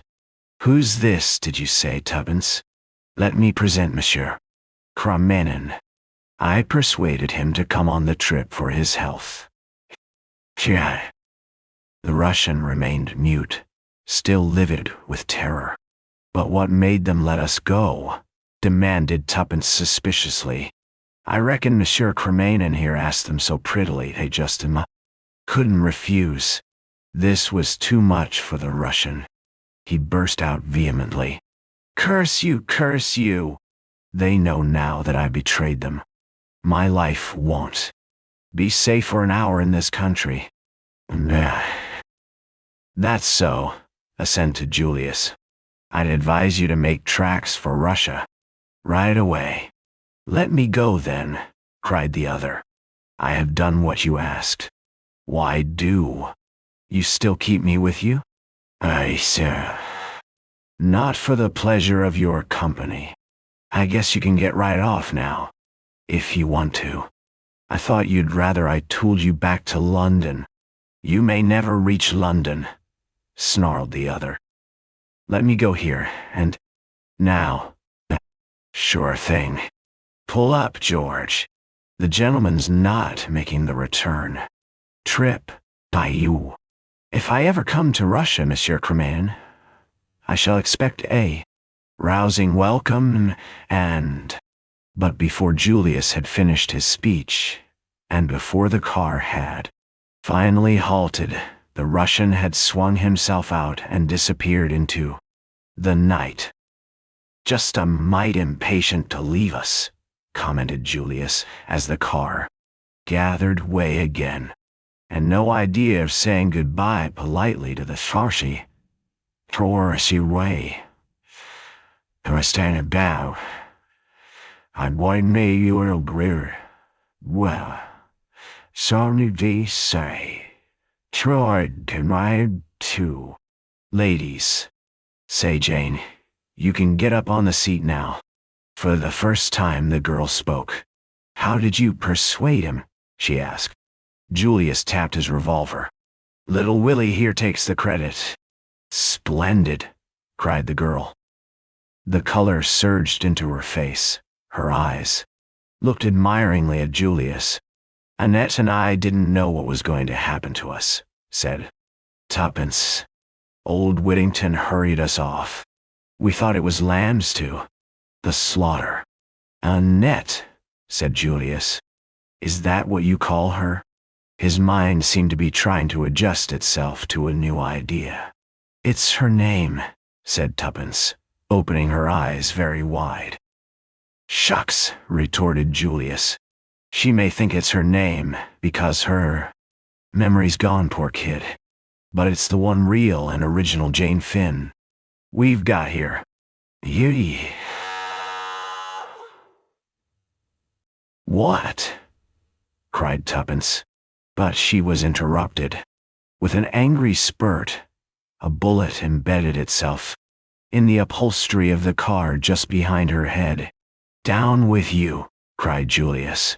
It's an ambush. These guys have got busy. Pretty quickly. Push her a bit, George. The car fairly leapt forward. 3 more shots rang out but went happily wide. Julius, upright, leant over the back of the car. Nothing to shoot at, he announced gloomily. But I guess there'll be another little picnic soon. Ha! Tash! He raised his hand to his cheek. You are hurt? Said Annette quickly. Only a scratch. The girl sprang to her feet. Let me out. Let me out, I say. Stop the car. It is me they're after. I'm the one they want. You shall not lose your lives because of me. Let me go. She was fumbling with the fastenings of the door. Julius took her by both arms and looked at her. She had spoken with no trace of foreign accent. Sit down, kid, he said gently. I guess there's nothing wrong with wit. Your memory. Been fooling them all the time, eh? The girl looked at him, nodded, and then suddenly burst into tears. Julius patted her on the shoulder. There, just you sit tight. We're not going to let you quit. Through her sobs, the girl said indistinctly, You're from home. I can tell by your voice. It makes me homesick. Sure, I'm from home. I'm your cousin Julius HERSHEIMMER. I came over to Europe on purpose to find you, and a pretty dance you've led me. The car slackened speed. George spoke over his shoulder. Crossroads here, sir. I am not sure of the way. The car slowed down till it hardly moved. As it did so, a figure climbed suddenly over the back and plunged head first into the midst of them. "Sorry," said Tommy, extricating himself. A mass of confused exclamations greeted him. He replied to them severally. "Was in the bushes by the drive. Hung on behind. Couldn't let you know. Before at the pace you were going. It was all I could do to hang on. Now. Then you girls, get out!" "Get out?" "Yes. There's a station just up that road. Train due in 3 minutes. You'll catch it if you hurry." "What the devil are you driving at?" demanded Julius. "Do you think you can fool them by leaving the car?" "You and I aren't going to leave the car. Only the girls." "You're crazed, Beresford. Stark staring mad. You can't let those girls go off alone. It'll be the end of it if you do." Tommy turned to Tuppence. "Get out at once, Tuppence. Take her with you and do just as I say. No one will do you any harm. You're safe. Take the train to London. Gaw. Straight to Sir James Peel, Edgerton. Mr. Carter lives out of town, but you'll be safe with him." "Darn you," cried Julius. "You're mad. Jane, you stay where you are." With a sudden swift movement, Tommy snatched the revolver from Julius' hand and leveled it at him. "Now will you believe I'm in earnest? Get out, both of you, and do as I say, or I'll shoot." Tuppence sprang out, dragging the unwilling Jane after her. "Come on. It's all right. If Tommy's sure, he's sure. Be quick." "Well." "Miss the train." They started running. Julius' pent-up rage burst forth. "What the hell?" Tommy interrupted him. "Dry up. I want a few words with you, Mr. Julius HERSHEIMMER." Chapter 25. Jane's story. Her arm through Jane's, dragging her along, Tuppence reached the station. ID. Her quick ears caught the sound of the approaching train. "Hurry up," she panted, "or we'll miss it." They arrived on the platform just as the train came to a standstill. Tuppence opened the door of an empty first-class compartment, and the two girls sank down breathless on the padded seats. A man looked in, then passed on to the next carriage. Jane started, nervously, her eyes dilated with terror. She looked questioningly at Tuppence. "Is he one of them, do you think?" she breathed. Tuppence shook her head. No. It's all right." She took Jane's hand in hers. "Tommy wouldn't have told us to do this unless he was sure we'd be all right. But he doesn't know them as I do." The girl shivered. "You can't understand. 5 years. 5 long years. Sometimes I thought I should go mad." "Yes. Never mind. It's all over." "Is it?" The train was moving now, speeding through the night at a gradually increasing rate. Suddenly Jane Finn started up. "What was that? I thought I saw a face looking in through the window." "No, there's nothing. See." Tuppence went to the window, and lifting the white strap let the pane down. "You're sure?" "Quite sure." The other seemed to feel some excuse was necessary. "I guess I'm acting like a frightened rabbit, but I can't help it. If they caught me now they'd..." Her eyes opened wide and staring. "Don't," implored Tuppence. "Lie back, and don't think. You can be quite sure that Tommy wouldn't have said it was safe if it wasn't. My cousin didn't think so. He didn't want us to do this." "No," said Tuppence, rather embarrassed. "What are you thinking of?" said Jane sharply. "Why?" "Your voice was so queer." "I was thinking of something," confessed Tuppence. But I don't want to tell you not now. I may be wrong, but I don't think so. It's just an idea that came into my head a long time ago. Tommy's got it too. I'm almost sure he has. But don't you worry, there'll be time enough for that later. And it mayn't be so at all. Do what I tell you, lie back and don't think of anything.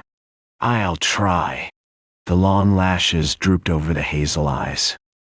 Tuppence, for her part, sat bolt upright, much in the attitude of a watchful terrier on guard. In spite of herself, she was nervous. Her eyes flashed continually from one window to the other. She noted the exact position of the communication cord. What it was that she feared, would have been hard put to it to say. But in her own mind, she was far from feeling the confidence displayed in her words. Not that she disbelieved in Tommy, but occasionally she was shaken with doubts as to whether anyone so simple and honest as he was could ever be a match for the fiendish subtlety of the arch-criminal.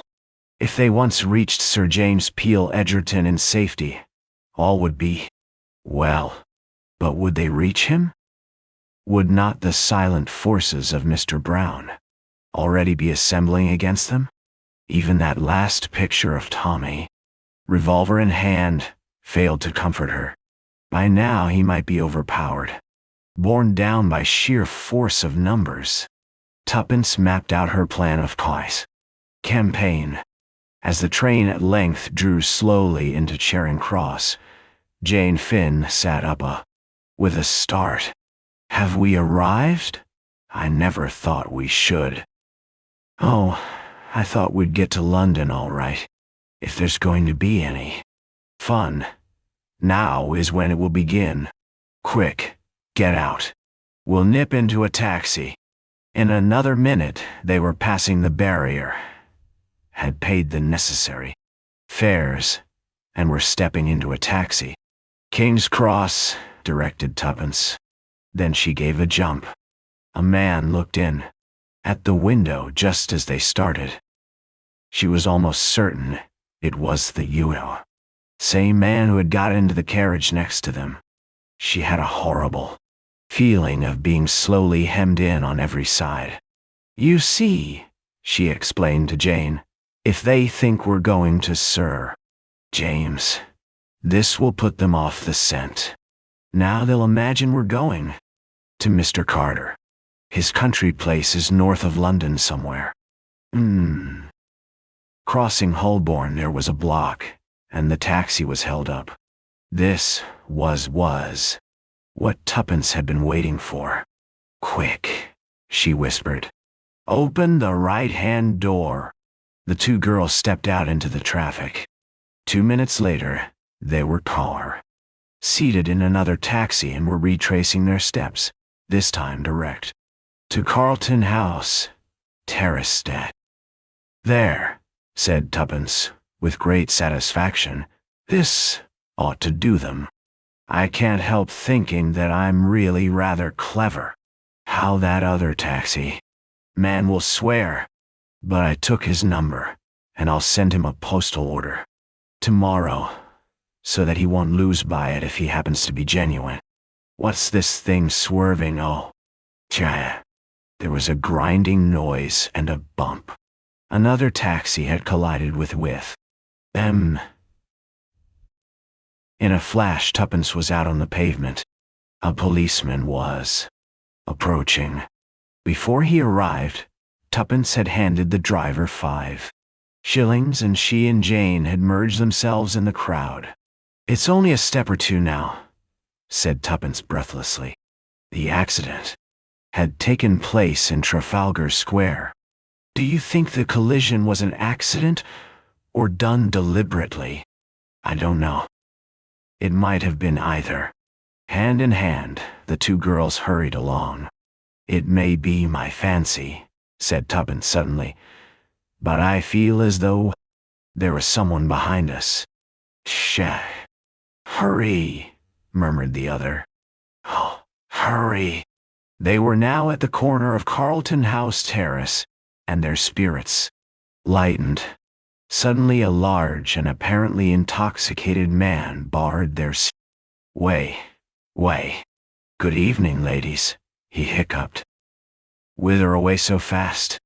Let us pass, please, said Tuppence imperiously. Just a word with your pretty friend here. He stretched out an unsteady hand and clutched Jane by the shoulder. Tuppence heard other footsteps behind. She did not pause to ascertain whether they were friends or foes. Lowering her head, she repeated a maneuver of childish days and butted their aggressor full in the capacious middle. The success of these unsportsmanlike tactics was immediate. The man sat down abruptly on the pavement. Tuppence and Jane took to their heels. The house they sought was some way down. Other footsteps echoed behind them. Their breath was coming in choking gasps as they reached Sir James' door. Tuppence seized the bell and Jane the knocker. The man who had stopped them reached the foot of the steps. For a moment, he hesitated, and as he did so, the door opened. They fell into the hall. Together, Sir James came forward from the library door.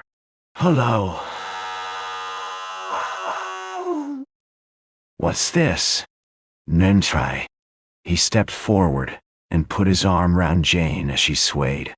Uncertainly, he half carried her into the library and laid her on the leather couch.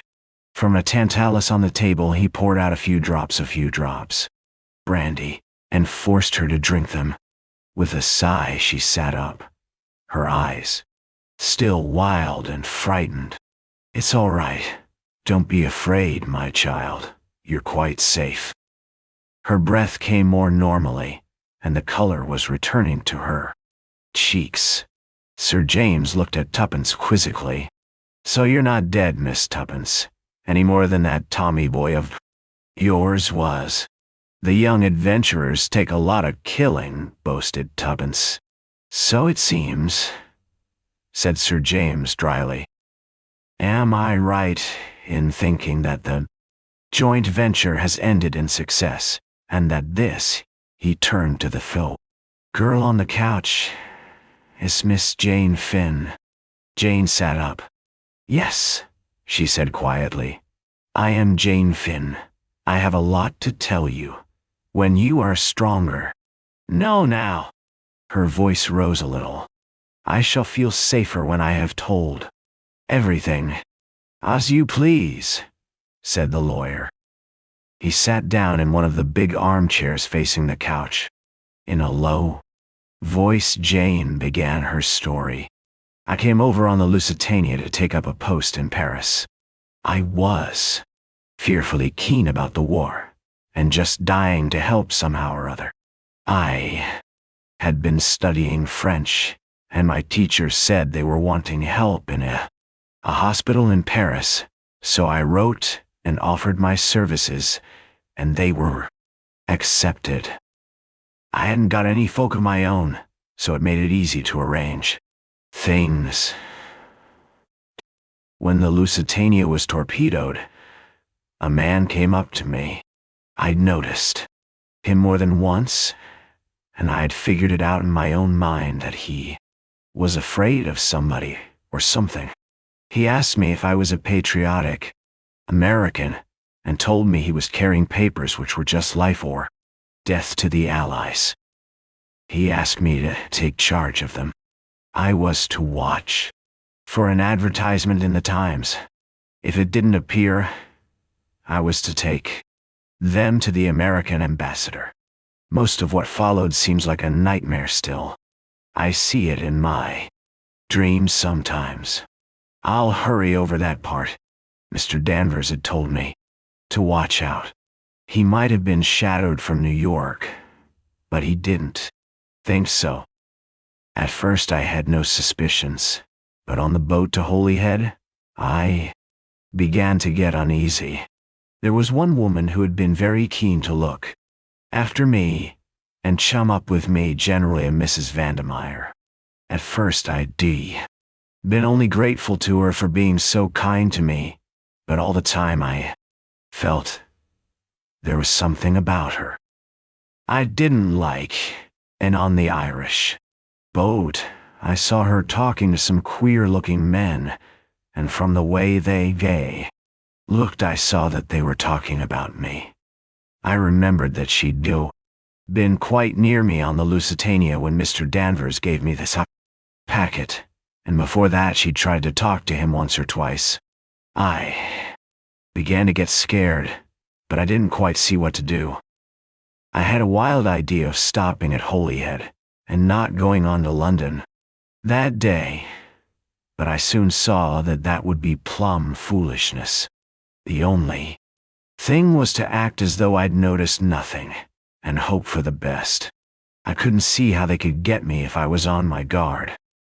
One thing I'd done already as a precaution: ripped open the oilskin packet and substituted blank paper, and then sewn it up again. So if anyone did manage to rob me of it, it wouldn't matter. What to do with the real thing worried me no end. Finally, I opened it. Out flat, there were only 2 sheets, and laid it between 2 of the advertisement pages of a magazine. I stuck the 2 pages together, round the edge with some gum off an envelope. I carried the magazine, carelessly stuffed into the pocket of my ulster. At Holyhead I tried to get into a carriage with people that looked all right, but in a queer way there seemed always to be a crowd round me, shoving and pushing me just the way I didn't want to go. There was something uncanny and frightening about it. In the end, I found myself in a carriage with Mrs. Vandermeyer after all. I went out into the corridor, but all the other carriages were full, so I had to go back and sit down. I consoled myself with the thought that there were other people in the carriage. There was quite a nice-looking man and his wife sitting just opposite. So I felt almost happy about it until just outside London. I had leaned back and closed my eyes. I guess they thought I was asleep, but my eyes weren't quite shut, and suddenly I saw the nice-looking man get something out of his bag and hand it to Mrs. Vandermeyer, and as he did so he winked. I can't tell you how that wink sort of froze me through and through. My only thought was to get out in the corridor as quick as ever I could. I got up, trying to look natural and easy. Perhaps they saw something I don't know, but suddenly Mrs. Vandermeyer said, "Now," and flung something over my nose and mouth as I tried to scream. At the same moment, I felt a terrific blow on the back of my head. She shuddered. Sir James murmured something sympathetically. In a minute, she resumed. I don't know how long it was before I came back to consciousness. I felt very ill and sick. I was lying on a dirty bed. There was a screen round it, but I could hear 2 people talking in the room. Mrs. Vandermeyer was one of them. I tried to listen, but at first I couldn't take much in. When at last I did begin to grasp what was going on, I was just terrified. I wonder I didn't scream right out there and then. They hadn't found the papers. They'd got the oilskin packet with the blanks, and they were just mad. They didn't know whether I'd changed the papers or whether Danvers had been carrying a dummy message, while the real one was sent another way. They spoke of. She closed her eyes, torturing me to find out. I'd never known what fear, really sickening fear, was before. Once they came to look at me. I shut my eyes and pretended to be still, unconscious, but I was afraid they'd hear the beating of my heart. However, They went away again. I began thinking madly. What could I do? I knew I wouldn't be able to stand up against torture very long. Suddenly something put the thought of loss of memory into my head. The subject had always interested me, and I had read an awful lot about it. I had the whole thing at my fingertips. If only I could succeed in carrying the bluff through, it might save me. I said a prayer and drew a long breath. Then I opened my eyes and started babbling in French. Mrs. Vandermeyer came round the screen at once. Her face was so wicked I nearly died, but I smiled up at her doubtfully and asked her in Frenchy where I was. It puzzled her, I could see. She called the man she had been talking to. He stood by the screen with his face in shadow. He spoke to me in French. His voice was very ordinary and quiet, but somehow, I don't know why, he scared me worse than the woman. I felt he'd seen right through me, but I went on playing my part. I asked again where I was, and then went on that there was something I must remember only for the moment it was all gone. I worked myself up to be more and more distressed. He asked me my name. I said I didn't know, that I couldn't remember anything at all. Suddenly he caught my wrist and began twisting it. The pain was awful. I screamed. He went on. I screamed and screamed, but I managed to shriek out things in French. I don't know how long I could have gone on, but luckily I fainted. The last thing I heard was his voice saying, "That's not bluff." Anyway, a kid of her age wouldn't know enough. Yeah. I guess he forgot American girls are older for their age than English ones, and take more interest in scientific subjects. When I came to, Mrs. Vandermeyer was sweet as honey to me. She'd had her orders, I guess. She spoke to me in French, told me I'd had a shock and been very ill. I should be better soon. I pretended to be rather dazed, murmured something about the doctor having hurt my wrist. She looked relieved when I said that. By and by she went out of the room altogether. I was suspicious still, and lay quite quiet for some time. In the end, however, I got up and walked round the room, examining it. I thought that even if anyone was watching me from somewhere, it would seem natural enough under the circumstances. It was a squalid, dirty place. There were no windows, which seemed queer. I guessed the door would be locked, but I didn't try it. There were some battered old pictures on the walls, representing scenes from Faust. Jane's two listeners gave a simultaneous ah. The girl nodded. Yes, it was the place in Soho where Mr. Beresford was imprisoned. Of course, at the time I didn't even know if I was in London. One thing was worrying me dreadfully, but my heart gave a great throb of relief when I saw my ulster lying carelessly over the back of a chair, and the magazine was still rolled up in the pocket. If only I could be certain that I was not being overlooked. I looked carefully round the walls. There didn't seem to be a peephole of any kind. Nevertheless, I felt kind of sure there must be. All of a sudden, I sat down on the edge of the table and put my face in my hands, sobbing out mon Dieu, I've got very sharp ears. I distinctly heard the rustle of a dress and slight creak. That was enough for me. I was being watched. I lay down on the bed again, and by Mrs. Vandermeyer brought me some supper. She was still sweet as they make them. I guess she'd been told to win my confidence. Presently, she produced the oilskin packet and asked me if I recognized it, watching me like a lynx all the time. I took it and turned it over in a puzzled sort of way. Then, I shook my head. I said that I felt I ought to remember something about it, that it was just as though it was all coming back, and then, before I could get hold of it, it went again. Then she told me that I was her niece, and that I was to call her Aunt Rita. I did obediently, and she told me not to worry, my memory would soon come back. That was an awful night. I'd made my plan whilst I was waiting for her. The papers were safe so far, but I couldn't take the risk of leaving there any longer. They might throw that magazine away any minute.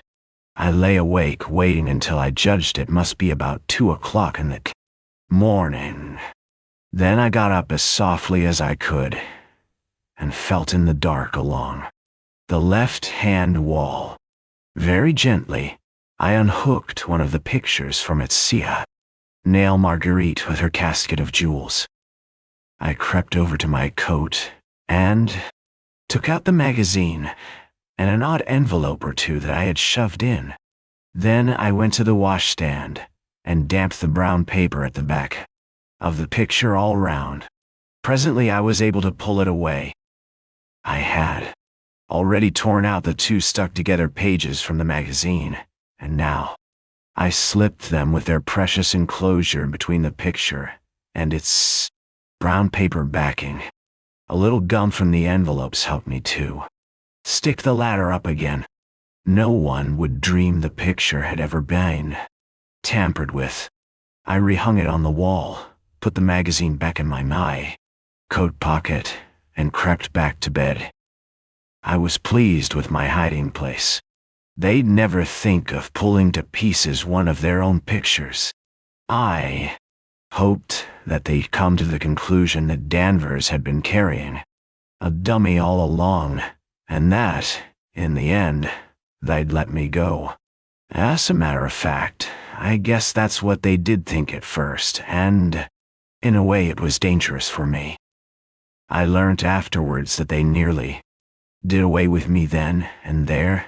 There was never much chance of their letting me go, but the first man, who was the boss, preferred to keep me alive, on the chance of my having hidden them and being able to tell where I recovered my memory. They watched me constantly for weeks. Sometimes they'd ask me questions by the hour. I guess there was nothing they didn't know about the 3rd degree, but somehow I managed to hold my own. The strain of it was awful, though. They took me back to Ireland, and over every step of the journey again, in case I'd hidden it somewhere en route. Mrs. Vandermeyer and another woman never left me for a moment. They spoke of me as a young relative of Mrs. Vandermeyer's, whose mind was affected by the shock of the shock, Lusitania. There was no one I could appeal to for help without giving myself away to them, and if I risked it and failed, and Mrs. Vandermeyer looked so rich and so beautifully dressed that I felt convinced they'd take her word against mine and think it was part of my mental trouble to think myself persecuted. I felt that the horrors in store for me would be too awful once they knew I'd been only shamming.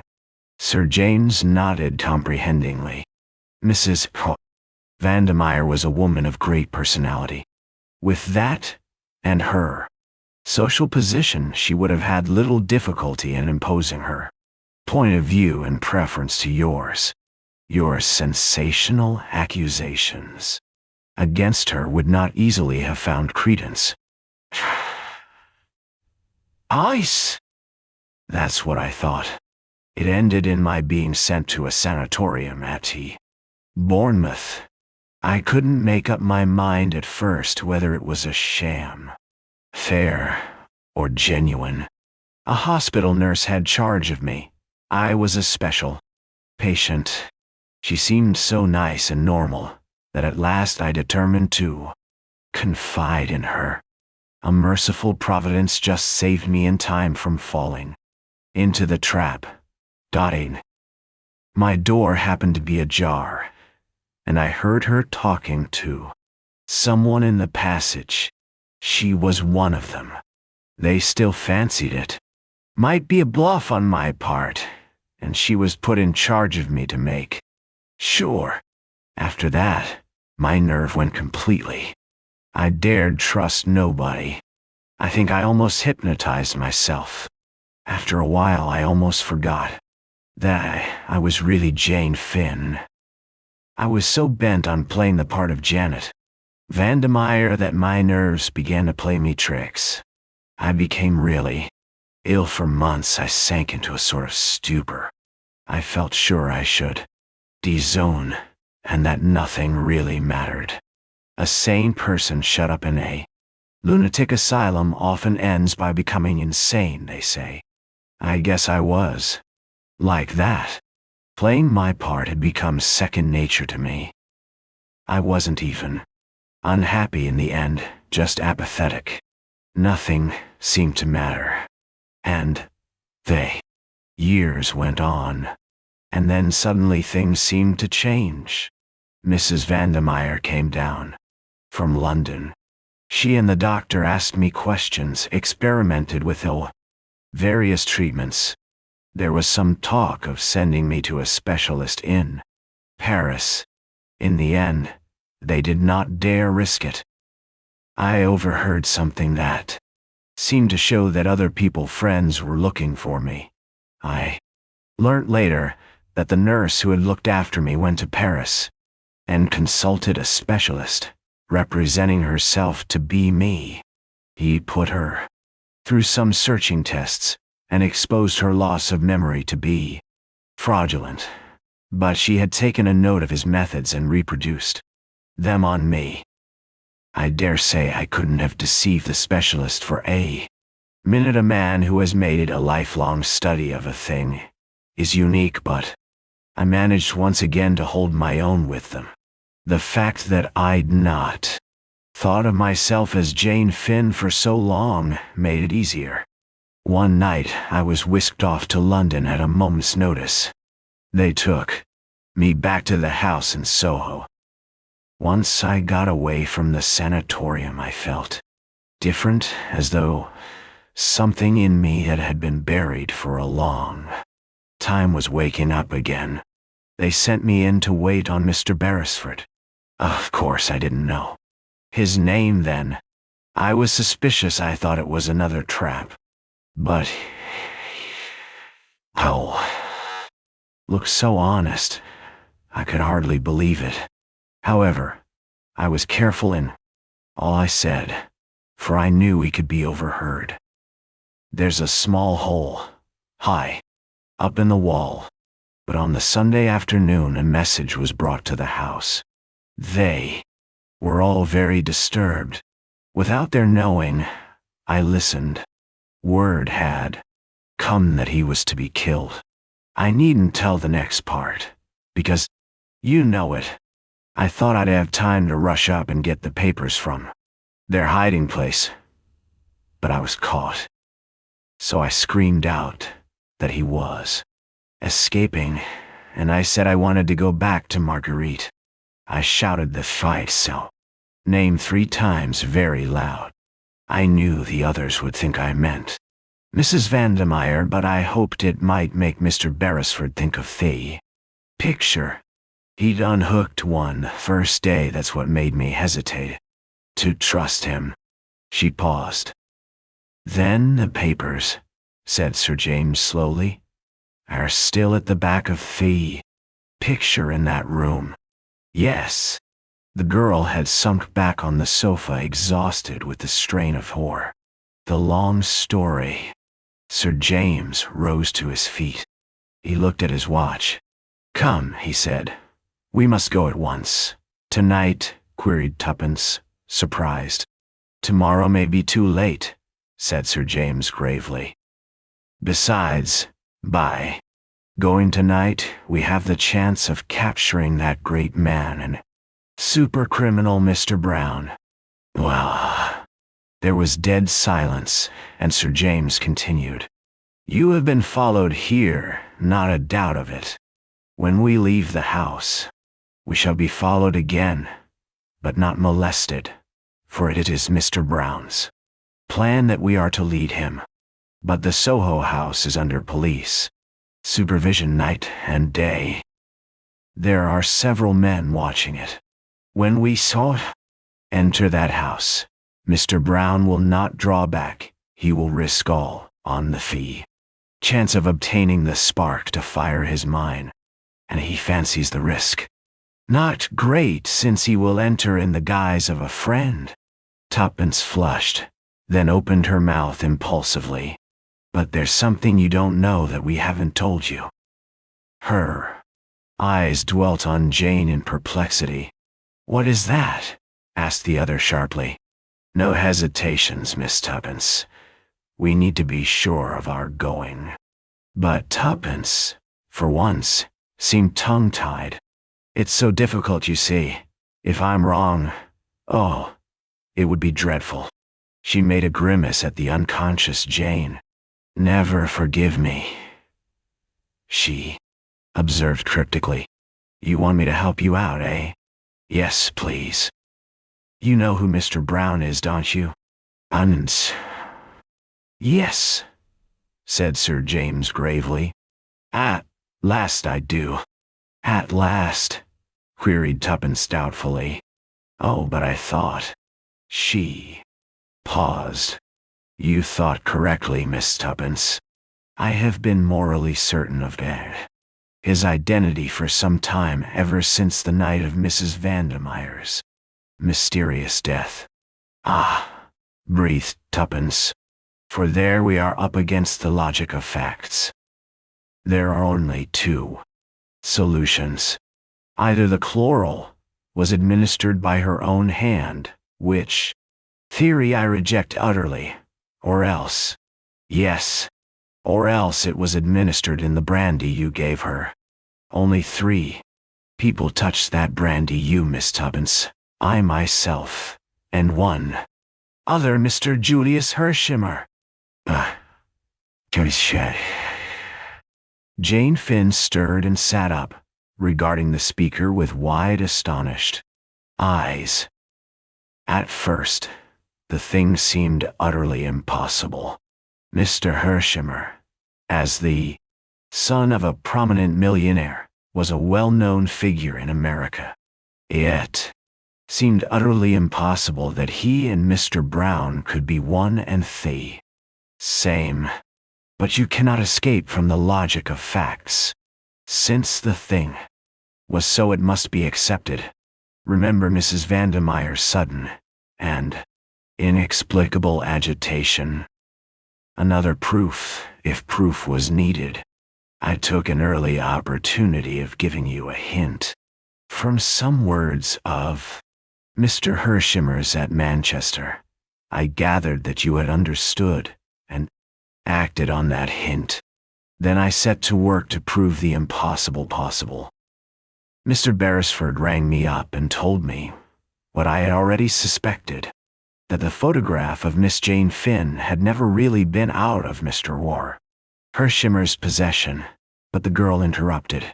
Springing to her feet, she cried out angrily, "What do you mean? What are you trying to suggest? That Mr. Brown is Julius. Julius, my own cousin." Oh, no, Miss Finn, said Sir James unexpectedly. Not your cousin. The man who calls himself Julius HERSHEIMMER is no relation to you whatsoever. Yes. Chapter 26. Mr. Brown. Sir James' words came like a bombshell. Both girls looked equally puzzled. The lawyer went across to his desk and returned with a small newspaper cutting, which he handed to Jane. Tuppence read it over her shoulder. Mr. Carter would have recognized it. It referred to the mysterious man found dead in New York. As I was saying to Miss Tuppence, resumed the lawyer, I set to work to prove the impossible possible. The great stumbling block was the undeniable fact that Julius HERSHEIMMER was not an assumed name. When I came across this paragraph, my problem was solved. Julius HERSHEIMMER set out to discover what had become of his cousin. He went out west, where he obtained news of her and her photograph to aid him in his search. On the eve of his departure from New York, he was set upon and murdered. His body was dressed in shabby clothes, and the face disfigured to prevent identification. Mr. Brown took his place. He sailed immediately for England. None of the real HERSHEIMMER's friends or intimates saw him before he sailed, though indeed it would hardly have mattered if they had. The impersonation was so perfect. Since then he had been hand and glove with those sworn to hunt him down. Every secret of theirs has been known to him. Only once did he come near disaster. Mrs. Vandermeyer knew his secret. It was no part of his plan that huge bribe should ever be offered to her.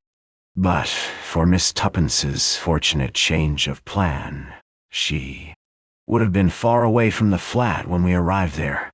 Exposure stared him in the face. He took a desperate step, trusting in his assumed character to avert suspicion. He nearly succeeded, but not quite. I can't believe it, murmured Jane. He seemed so splendid. The real Julius HERSHEIMMER was a splendid fellow, and Mr. Brown is a consummate actor. But ask Miss Tuppence if she also has not had her suspicions. Maya. Jane turned mutely to Tuppence. The latter nodded. I didn't want to say it, Jane. I knew it would hurt you. And, after all, I couldn't be sure. I still don't understand why, if he's Mr. Brown, he rescued us. Was it Julius HERSHEIMMER who helped you to escape? Tuppence recounted to Sir James the exciting events of the evening. Ending up, but I can't see why, can't you? I can. So can young Beresford by his actions. As a last hope, Jane Finn was to be allowed to escape, and the escape must be managed so that she harbors no suspicions of its being a put-up job. They're not averse to young Beresford's being in the neighborhood, and, if necessary, communicating with you. They'll take care to get him out of the way at the right minute. Then Julius HERSHEIMMER dashes up and rescues you in true melodramatic style. Bullets fly but don't hit anybody. What would have happened next? You would have driven straight to the house in Soho and secured the document which Miss Finn would probably have entrusted to her cousin's keeping. Or, if he conducted this search, he would have pretended to find the hiding place already rifled. He would have had a dozen ways of dealing with the situation. But the result would have been the same. And I rather fancy some accident would have happened to both of you. You see, you know, rather an inconvenient amount. That's a rough outline. I admit I was caught napping, but somebody else wasn't. Tommy, said Tuppence softly. Yes. Evidently, when the right moment came to get rid of him, he was too sharp for them. All the same, I'm not too easy in my mind about him. Is she? Why? Because Julius HERSHEIMMER is Mr. Brown, said Sir James dryly. And it takes more than one man and a revolver to hold up Mr. Brown. Wow. Tuppence paled a little. What can we do? Nothing until we've been to the house in Soho. If Beresford has still got the upper hand, there's nothing to fear. If otherwise, our enemy will come to find us, and he will not find us unprepared. Turn. From a drawer in the desk, he took a service revolver and placed it in his coat pocket. Die. Now we're ready. I know better than even to suggest going without you. Miss Tuppence. I should think so indeed. But I do suggest that Miss Finn should remain here. She will be perfectly safe, and I am afraid she is absolutely worn out with all she has been through. Ah. But to Tuppence's surprise, Jane shook her head. What? I guess I'm going too. Those papers were my trust. I must go through with this business to the end. I'm heaps better now anyway. Sir James' car was ordered round. During the short drive, Tuppence's heart beat tumultuously, in spite of momentary qualms of uneasiness. Respecting Tommy, she could not but feel exultation. They were going to win. The car drew up at the corner of the square and they got out. Sir James went up to a plainclothes man who was on duty with several others, spoke to him. Then he rejoined the girls. No one has gone into the house so far. It is being watched at the back as well, so they are quite sure of that. Anyone who attempts to enter after we have done so will be arrested immediately. Shall we go in? Nafori. A policeman produced a key. They all knew Sir James well. They had also had orders respecting Tuppence. Only the third member of the party was unknown to them. The three entered the house, pulling the door to behind them. Slowly they mounted the rickety stairs. At the top was the ragged curtain hiding the recess where Tommy had hidden that day. Tuppence had heard the story from Jane and her character of Annette. She looked at the tattered velvet with interest. Even now she could almost swear it moved as though someone was behind it. So strong was the illusion that she almost fancied she could make out the outline of a form. Supposing Mr. Brown Julius was there waiting. Impossible, of course. Yet she almost went back to put the curtain aside and make sure. Now they were entering the prison room. No place for anyone to hide. Here, thought Tuppence, with a sigh of relief, then chided herself indignantly. She must not give way to this foolish fancying, this curious insistent feeling that Mr. Brown was in the house.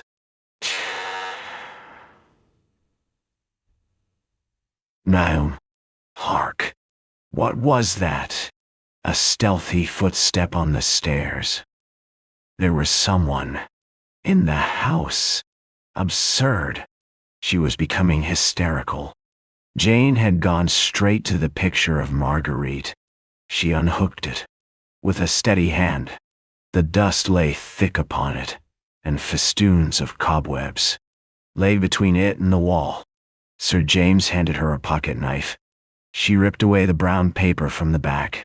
The advertisement page of a magazine fell out. Jane picked it up. Holding apart the frayed inner edges, she extracted 2 thin sheets covered with writing. No dummy this time. The real thing.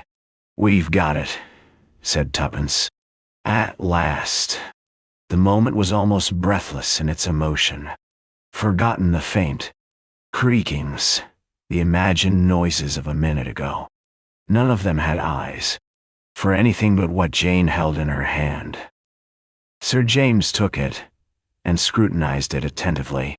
Yes, he said quietly. This is the ill-fated draft treaty. We've succeeded, said Tuppence. There was awe and an almost wondering unbelief in her voice. Sir James echoed her words as he folded the paper carefully and put at ease away in his pocketbook. Then he looked curiously round the dingy room. It was here that our young friend was confined for so long. Was it not? He said. A truly sinister room. You notice the absence of windows, and the thickness of the close-fitting door. Whatever took place here would never be heard by the outside world. Tuppence shivered. His words woke a vague alarm in her. What if there was someone concealed in the house? Someone who might bar that door on them and leave them to die like rats in a trap? Then she realized the absurdity of her thought. The house was surrounded by police who, if they failed to reappear, would not hesitate to break in and make a thorough search. She smiled at her own foolishness, then looked up with a start to find Sir James watching her. He gave her an emphatic little nod. Quite right, Miss Tuppence. You scent danger. So do I. So does Miss C.K. Finn do it. Oh. Yes, admitted Jane. It's absurd, but I can't help it. Sir James nodded again. You feel as we all feel the presence of Mr. Bown. Yes, as are. Tuppence made a movement. Not a doubt of it, Mr. Brown is here. In this house? In this room. You don't understand. I am Mr. Brown. Oh. Stupefied, unbelieving, they stared at him. The very lines of his face had changed. It was a different man who stood before them. He smiled. Slow, cruel smile. Neither of you will leave this room alive. You said just now we had succeeded. I have succeeded. The draft treaty is mine. His smile grew wider as he looked at Tuppence. Shall I tell you how it will be? Sooner or later the police will break in, and they will find 3 victims of Mr. Brown. 3, not 2, you understand. But fortunately the 3rd will not be dead, only wounded, and will be able to describe the attacker with a wealth of detail. The treaty? It is in the hands of Mr. Brown. So, no one will think of searching the pockets of Sir James Peel Edgerton. He turned to Jane. You outwitted me. I make my acknowledgments. But you will not do it again.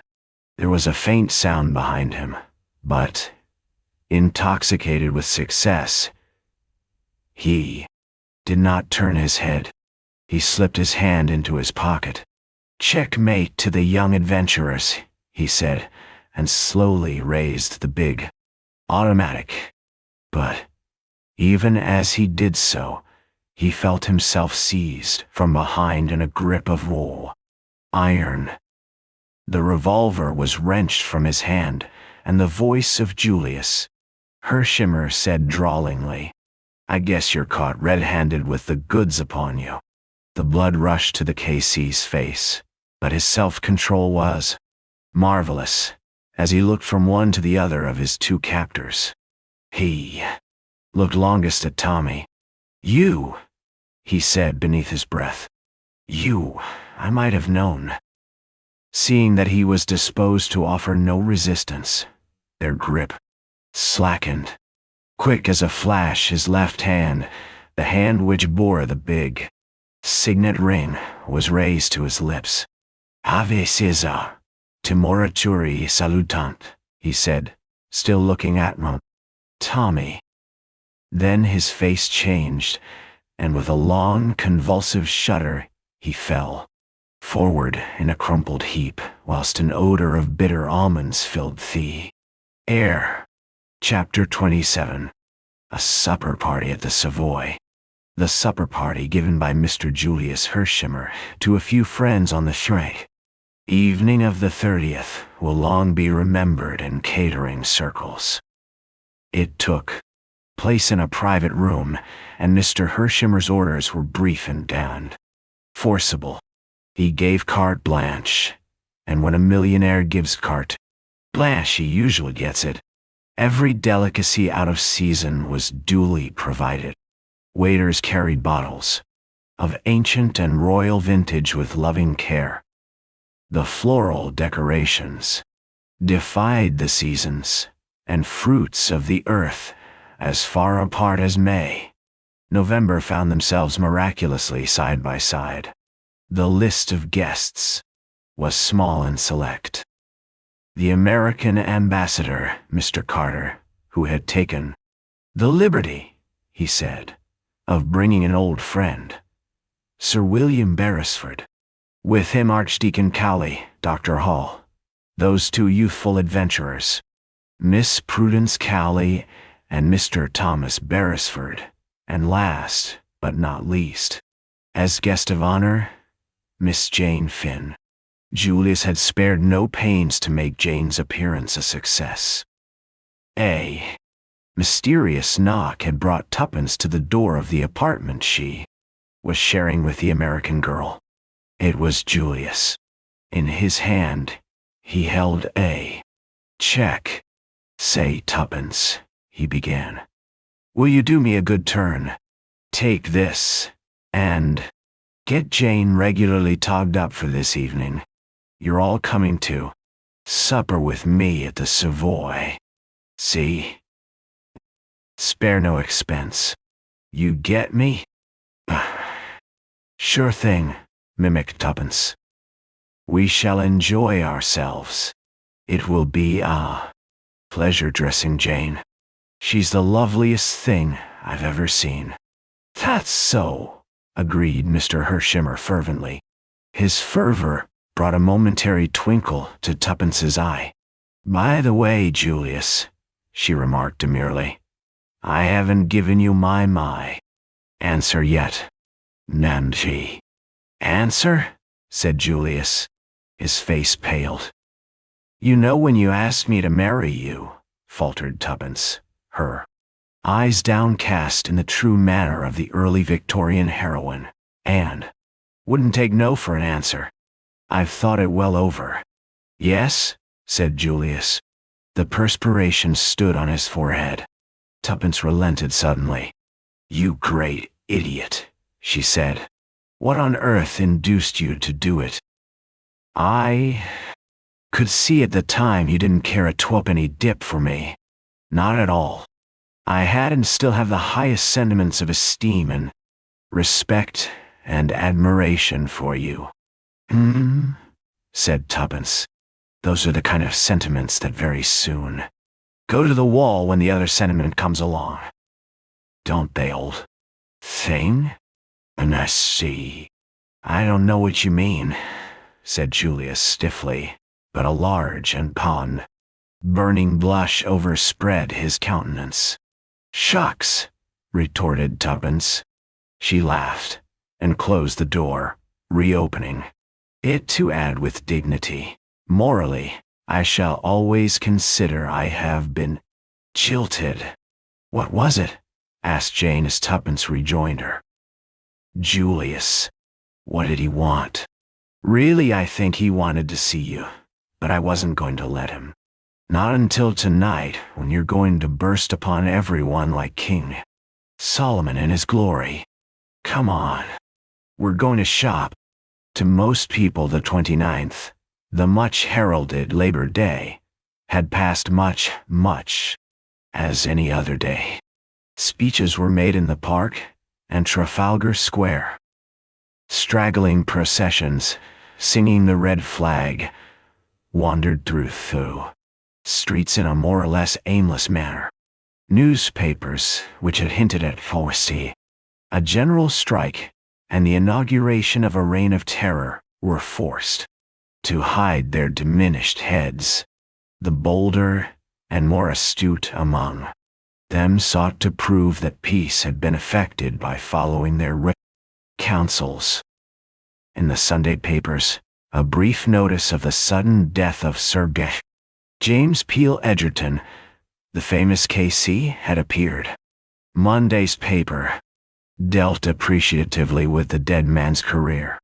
The exact manner of his sudden death was never made public. Tommy had been right in his forecast of the situation. It had been a one-man show. Deprived of their chief, the organization fell to pieces. Kremanin had made a precipitate return to Russia, leaving England early. On Sunday morning, the gang had fled from Astley Priors in a panic, leaving behind, in their haste, various damaging documents which compromised them hopelessly.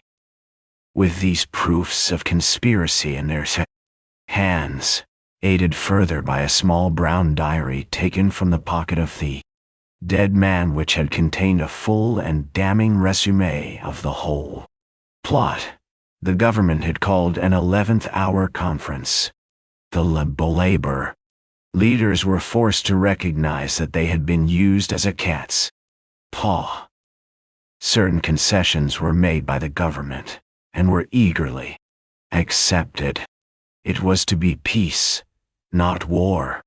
But the cabinet knew by how narrow a margin they had escaped utter disaster. And burnt in on Mr. Carter's brain was the strange scene which had taken place in the house in Soho the night before. He had entered the squalid room to find that great man, the friend of friend, a lifetime, dead, betrayed out of his own mouth. From the dead man's pocketbook, he had retrieved the ill-omened draft treaty, and there, in the presence of the other three, it had been reduced to ashes. England was saved. And now, on the evening of the 30th, in a private room at the Savoy, Mr. Julius P. HERSHEIMMER was receiving his guests. Mr. Carter was the first to arrive. With him was a choleric-looking old gentleman, at sight of whom Tommy flushed up to the roots of his hair. He came forward. "Ha," said the old gentleman, surveying him apoplectically. "So you're my nephew, are you? Not much to look at, but you've done good work. It seems your mother must have brought you up well after all. Shall we let bygones be bygones, eh?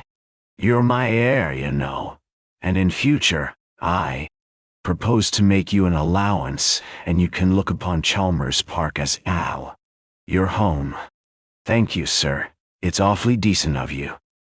Where's this young lady I've been hearing such a lot about?" Tommy introduced Tuppence. "Ha," said Sir William, eyeing her.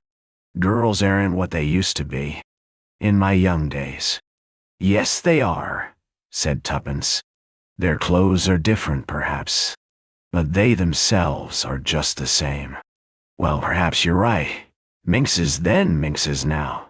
That's it," said Tuppence. "I'm a frightful minx myself."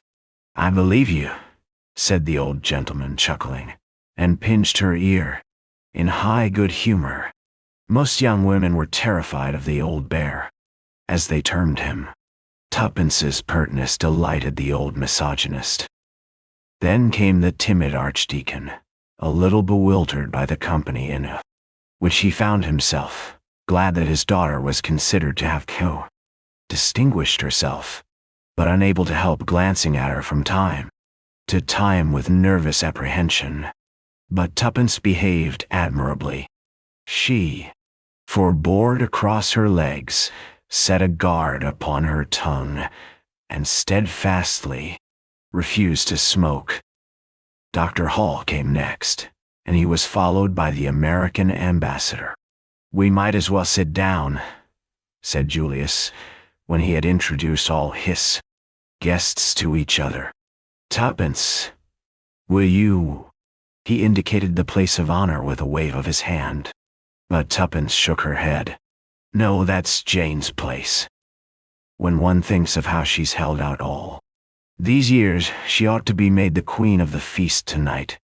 Julius flung her a grateful glance, and Jane came forward shyly to the allotted seat. Beautiful as she had seemed before, it was as nothing to the loveliness that now went fully adorned. Tuppence had performed her part faithfully. The model gown supplied by a famous dressmaker had been entitled A Tiger Lily. It was all golds and reds and browns, and out of it rose the pure column of the girl's white throat and the bronze masses of hair that crowned her lovely head. There was admiration in every eye as she took her seat. Soon the supper party was in full swing, and with one accord Tommy was called upon for a full and complete explanation. "You've been too darn close about the whole business," Julius accused him.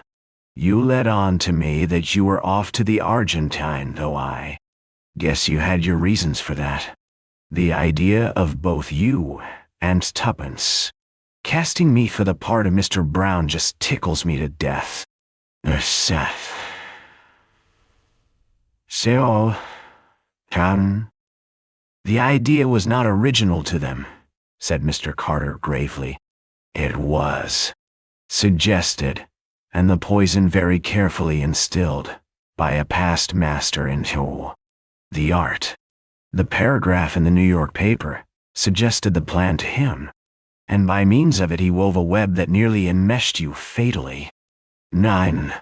I never liked him, said Julius. I felt from the first that there was something wrong about him, and I always suspected that it was he who silenced Mrs. Vandermeyer so appositely.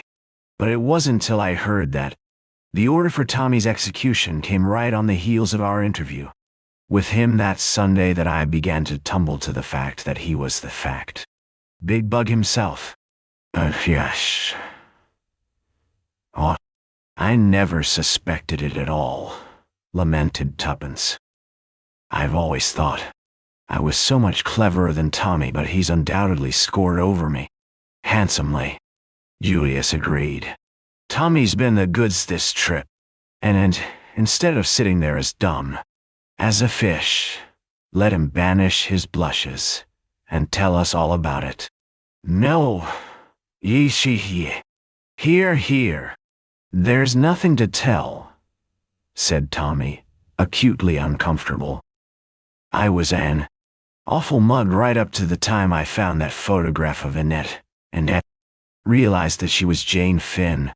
Then I remembered how persistently she had shouted out that word, Marguerite, and I thought of the pictures. And well, that's that. Then of course I went over the whole thing too. See where I'd made an ass of myself. No. Go on, said Mr. Carter, as Tommy showed signs of taking refuge in silence once more. That business about Mrs. Vandermeyer had worried me when Julius told me about it. On the face of it, it seemed that he or Sir James must have done the trick, but I didn't know which. Finding that photograph in the photograph drawer, after that story of how it had been got from him by Inspector Brown, made me suspect Julius. Then I remembered that it was Sir James who had discovered the false Jane Finn. In the end, I couldn't make up my mind and just decided to take no chances either way. I left a note for Julius, in case he was Mr. Brown, saying I was off to the Argentine, and I dropped Sir James' letter with the offer of the job by the desk, so that he would see it was a genuine stunt. Then, I wrote my letter to Mr. Carter and rang up Sir James. Taking him into my confidence would be the best thing either way, so I told him everything except where I believed the papers to be hidden.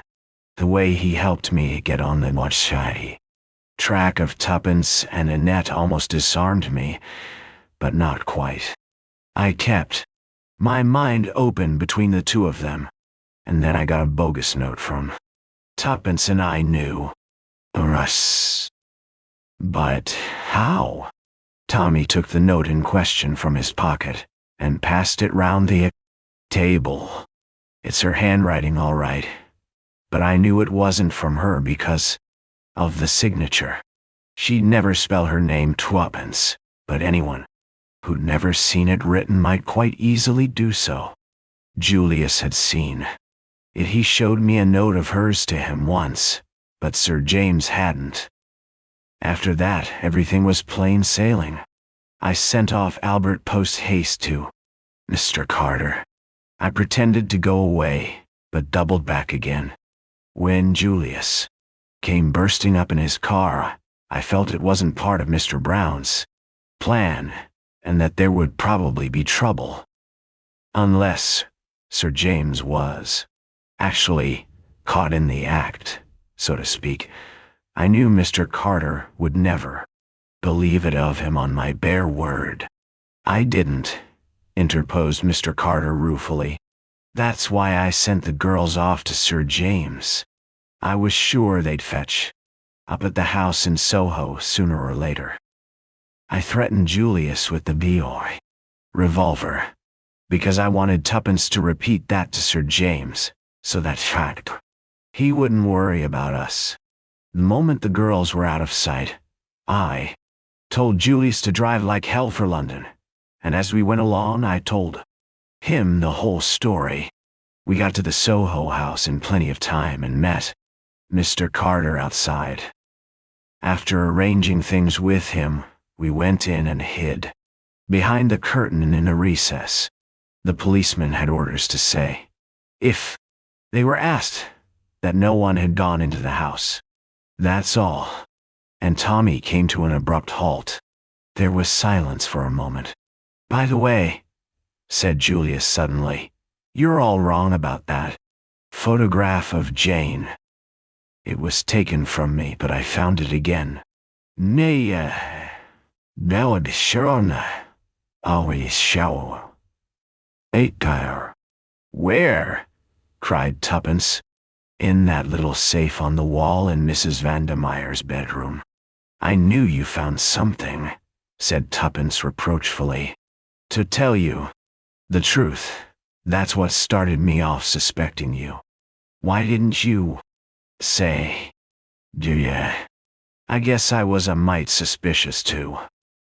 It'd been got away from me once, and I determined I wouldn't let on I'd got it until a photographer had made a dozen copies of it. We all kept back something or other, said Tuppence thoughtfully. Suppose Secret Service work makes you like that? In the pause that ensued, Mr. Carter took from his pocket a small, shabby, brown book. Beresford has just said that I would not have believed Sir James Peel, Edgerton, to be guilty unless, so to speak, he was caught in the act. That is so. Indeed, not until I read the entries in this little book could I bring myself fully to credit the amazing truth. This book will pass into the possession of Scotland Yard, but it will never be publicly exhibited. Sir James' long association with the law would make it undesirable. But to you, who know the truth, I propose to read certain passages which will throw some light on the extraordinary mentality of this great man. He opened the book and turned the thin pages. It is madness to keep this book. I know that. It is documentary evidence against me, but I have never shrunk from taking risks. And I feel an urgent need for self-expression. The book will only be taken from my dead body. From an early age, I realized that I had exceptional abilities. Only a fool underestimates his capabilities. My brain power was greatly above the average. I know that I was born to succeed. My appearance was the only thing against me. I was quiet and insignificant, utterly nondescript. Hey, Shaw. When I was a boy, I heard a famous murder trial. I was deeply impressed by the power and eloquence of the counsel for the defense. For the first time, I entertained the idea of taking my talents to that particular market. Then I studied the criminal in the dock. The man was a fool. He had been unbelievably stupid. Even the eloquence of his counsel was hardly likely to save him. I felt an immeasurable contempt for him. Then it occurred to me that the criminal standard was a low one. It was the wastrels, the failures, general riffraff of civilization who drifted into crime. Strange that men of brains had never realized its extraordinary opportunities. I played with the idea. What a magnificent field, what unlimited possibilities. It made my brain reel. I read standard works on crime and criminals.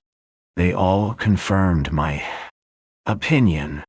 Degeneracy, disease, never the deliberate embracing of a career by a far-seeing man.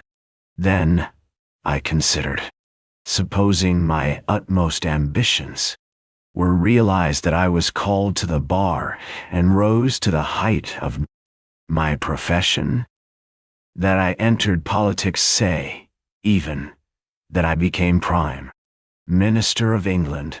What then? Was that power?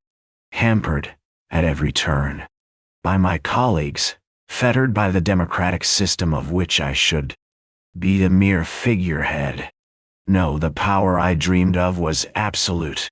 An autocrat, a dictator, and such power could only be obtained by working outside the law, to play on the weaknesses of human nature, then on the weaknesses of nations, to get together and control a vast organization, and finally to overthrow the existing order and rule.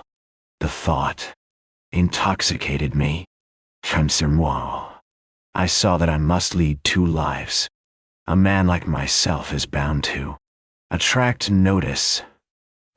I must have a successful career which would mask my true activities. Also, I must cultivate a personality. I modeled myself upon famous KCs. I reproduced their mannerisms, their magnetism.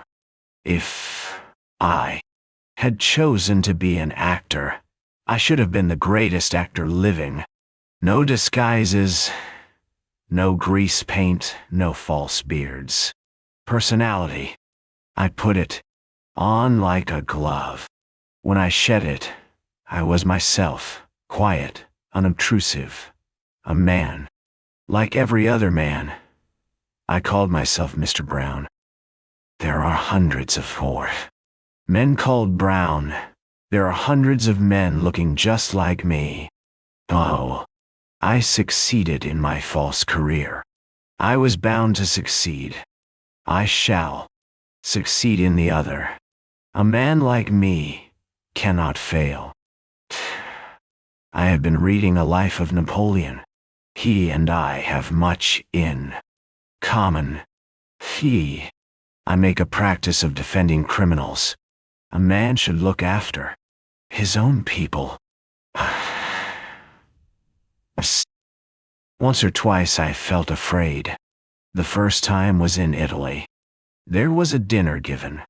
Professor D, the great alienist, was present. The talk fell on insanity. He said, "A great many men are mad, and no one knows it. They do not know it themselves." I do not understand why he looked at me when he said that. His glance was strange. I did not like it. No. The war has disturbed me. I thought it would further my plans. The Germans are so efficient. Their spy system, too, was excellent. The streets are full of these boys in khaki. All empty-headed young fools. Yet I do not know. They won the war. It disturbs me. My plans are going well. A girl butted in. I do not think she really knew anything. But we must give up the Estonia. No risks. Now, all goes well. The loss of memory is vexing. It cannot be a fake. No girl could deceive me. The 29th. That is very soon. Mr. Carter paused. I will not read the details of the coup that was planned. But there are just two small entries that refer to the three of you. In the light of what happened, they are interesting. Oh. By inducing the girl to come to me of her own accord, I have succeeded in disarming her. But she has intuitive flashes that might be dangerous. She must be got out of the way. I can do nothing with the American. He suspects and dislikes me, but he cannot know. I fancy my armor is impregnable. Sometimes I fear I have underestimated the other boy. He is not clever, but it is hard to blind his eyes to facts. Dacia. Mr. Carter shut the book. A great man, he said. Genius or insanity, who can say? There was silence. Then Mr. Carter rose to his feet. I will give you a toast. The joint venture which has so amply justified itself by success. It was drunk with acclamation. There is something more we want to hear, continued Mr. Carter. He looked at the American ambassador. I speak for you also, I know.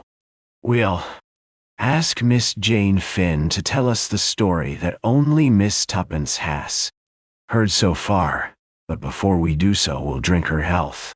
The health of C.E., one of the bravest of America's daughters, to whom is due the thanks and gratitude of two great countries. Chapter 28. And after. That was a mighty good toast, Jane, said Mr. HERSHEIMMER, as he and his cousin were being driven back in the Rolls-Royce to the Ritz. The one to the joint venture. No, the one to you. There isn't another girl in the world who could have carried it through as you did. You were just wonderful. Jane shook her head. I don't feel wonderful. At heart, I'm just tired and lonesome, and longing for my own country. Shush. That brings me to something I wanted to say. I heard the ambassador telling you his wife hoped you would come to them at the embassy right away. That's good enough, but I've got another plan. Jane, I want you to marry me. Don't get scared and say no at once. You can't love me right away, of course, that's impossible. But I've loved you from the very moment I set eyes on your photo, and now I've seen you, I'm simply crazy about you. If you'll only marry me, I won't worry you any. You shall take your own time. Maybe you'll never come to love me, and if that's the case, I'll manage to set you free. But I want the right to look after you and take care of you. That's what I want, said the girl wistfully.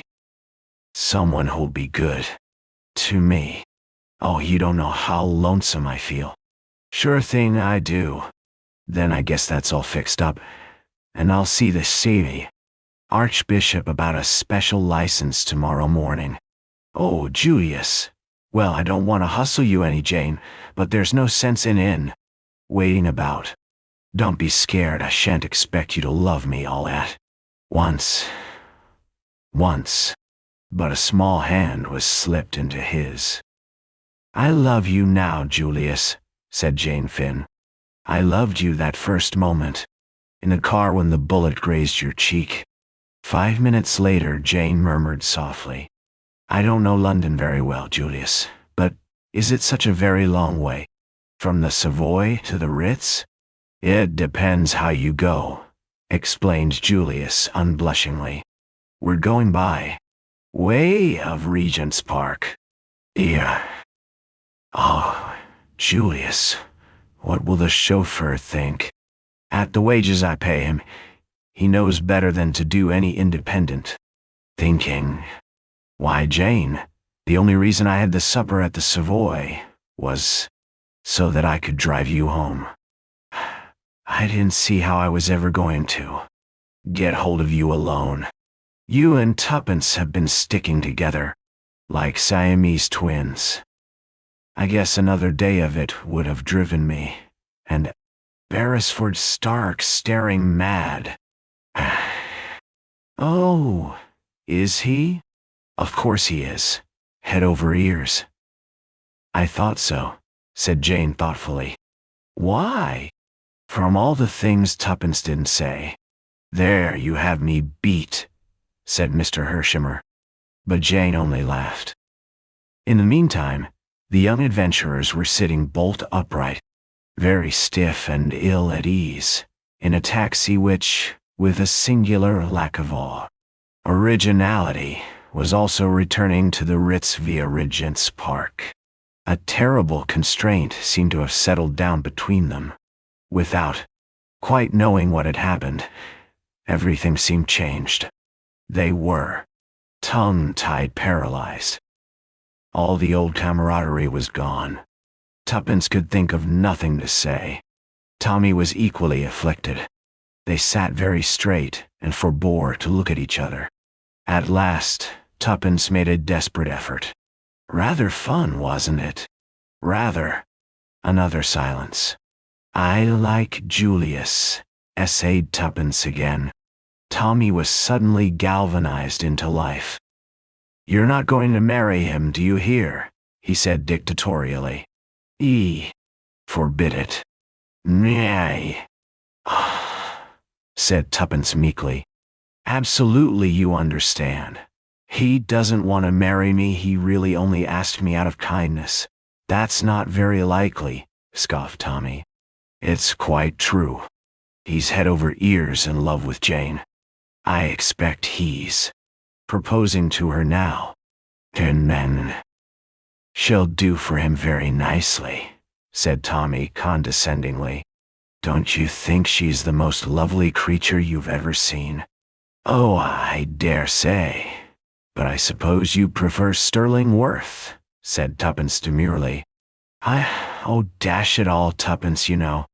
I like your uncle, Tommy, said Tuppence, hastily creating a diversion. By the way, what are you going to do? Accept Mr. Carter's offer of a government job, or accept Julius' invitation and take a richly remunerated post in America on his ranch? Gee, I shall stick to the old ship, I think, though it's awfully good of HERSHEIMMER. But I feel you'd be more at home in London. I don't see where I come in. I do, said Tommy positively.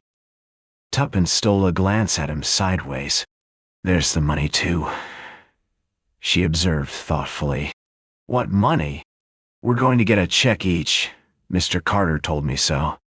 Did you ask how much? Inquired Tommy sarcastically. Yes, said Tuppence triumphantly. But I shan't tell you. Tuppence, you are the limit. It has been fun, hasn't it, Tommy? I do hope we shall have lots more adventures. You're insatiable, Tuppence. I've had quite enough adventures for the present. Guy. Well, shopping is almost as good, said Tuppence dreamily. Think of buying old furniture, and bright carpets, and futurist silk curtains, and a polished dining table, and a divan with lots of cushions. Wow. Hold hard, said Tommy. What's all this for?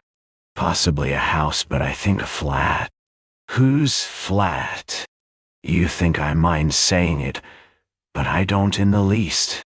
Ours. So, there. Oh, you darling, cried Tommy, his arms tightly round her. I was determined to make you say it. I owe you something for the relentless way you've squashed me whenever I've tried to be sentimental. Tuppence raised her face to his. The taxi proceeded on its course round the north side of Regent's Park. "You haven't really proposed now," pointed out Tuppence. "Not what our grandmothers would call a proposal. But after listening to a rotten one like Julius, I'm inclined to let you off." "Oh, Tom, you won't be able to get out of marrying me, so don't you think it." "What fun it will be," responded Tuppence. "Marriage is called all sorts of things, a haven and a refuge, and a crowning glory, and a state of bondage, and lots more. But do you know what I think it is?" "Now, may. What?" "A sport, and a damn good sport too," said Tommy. The end.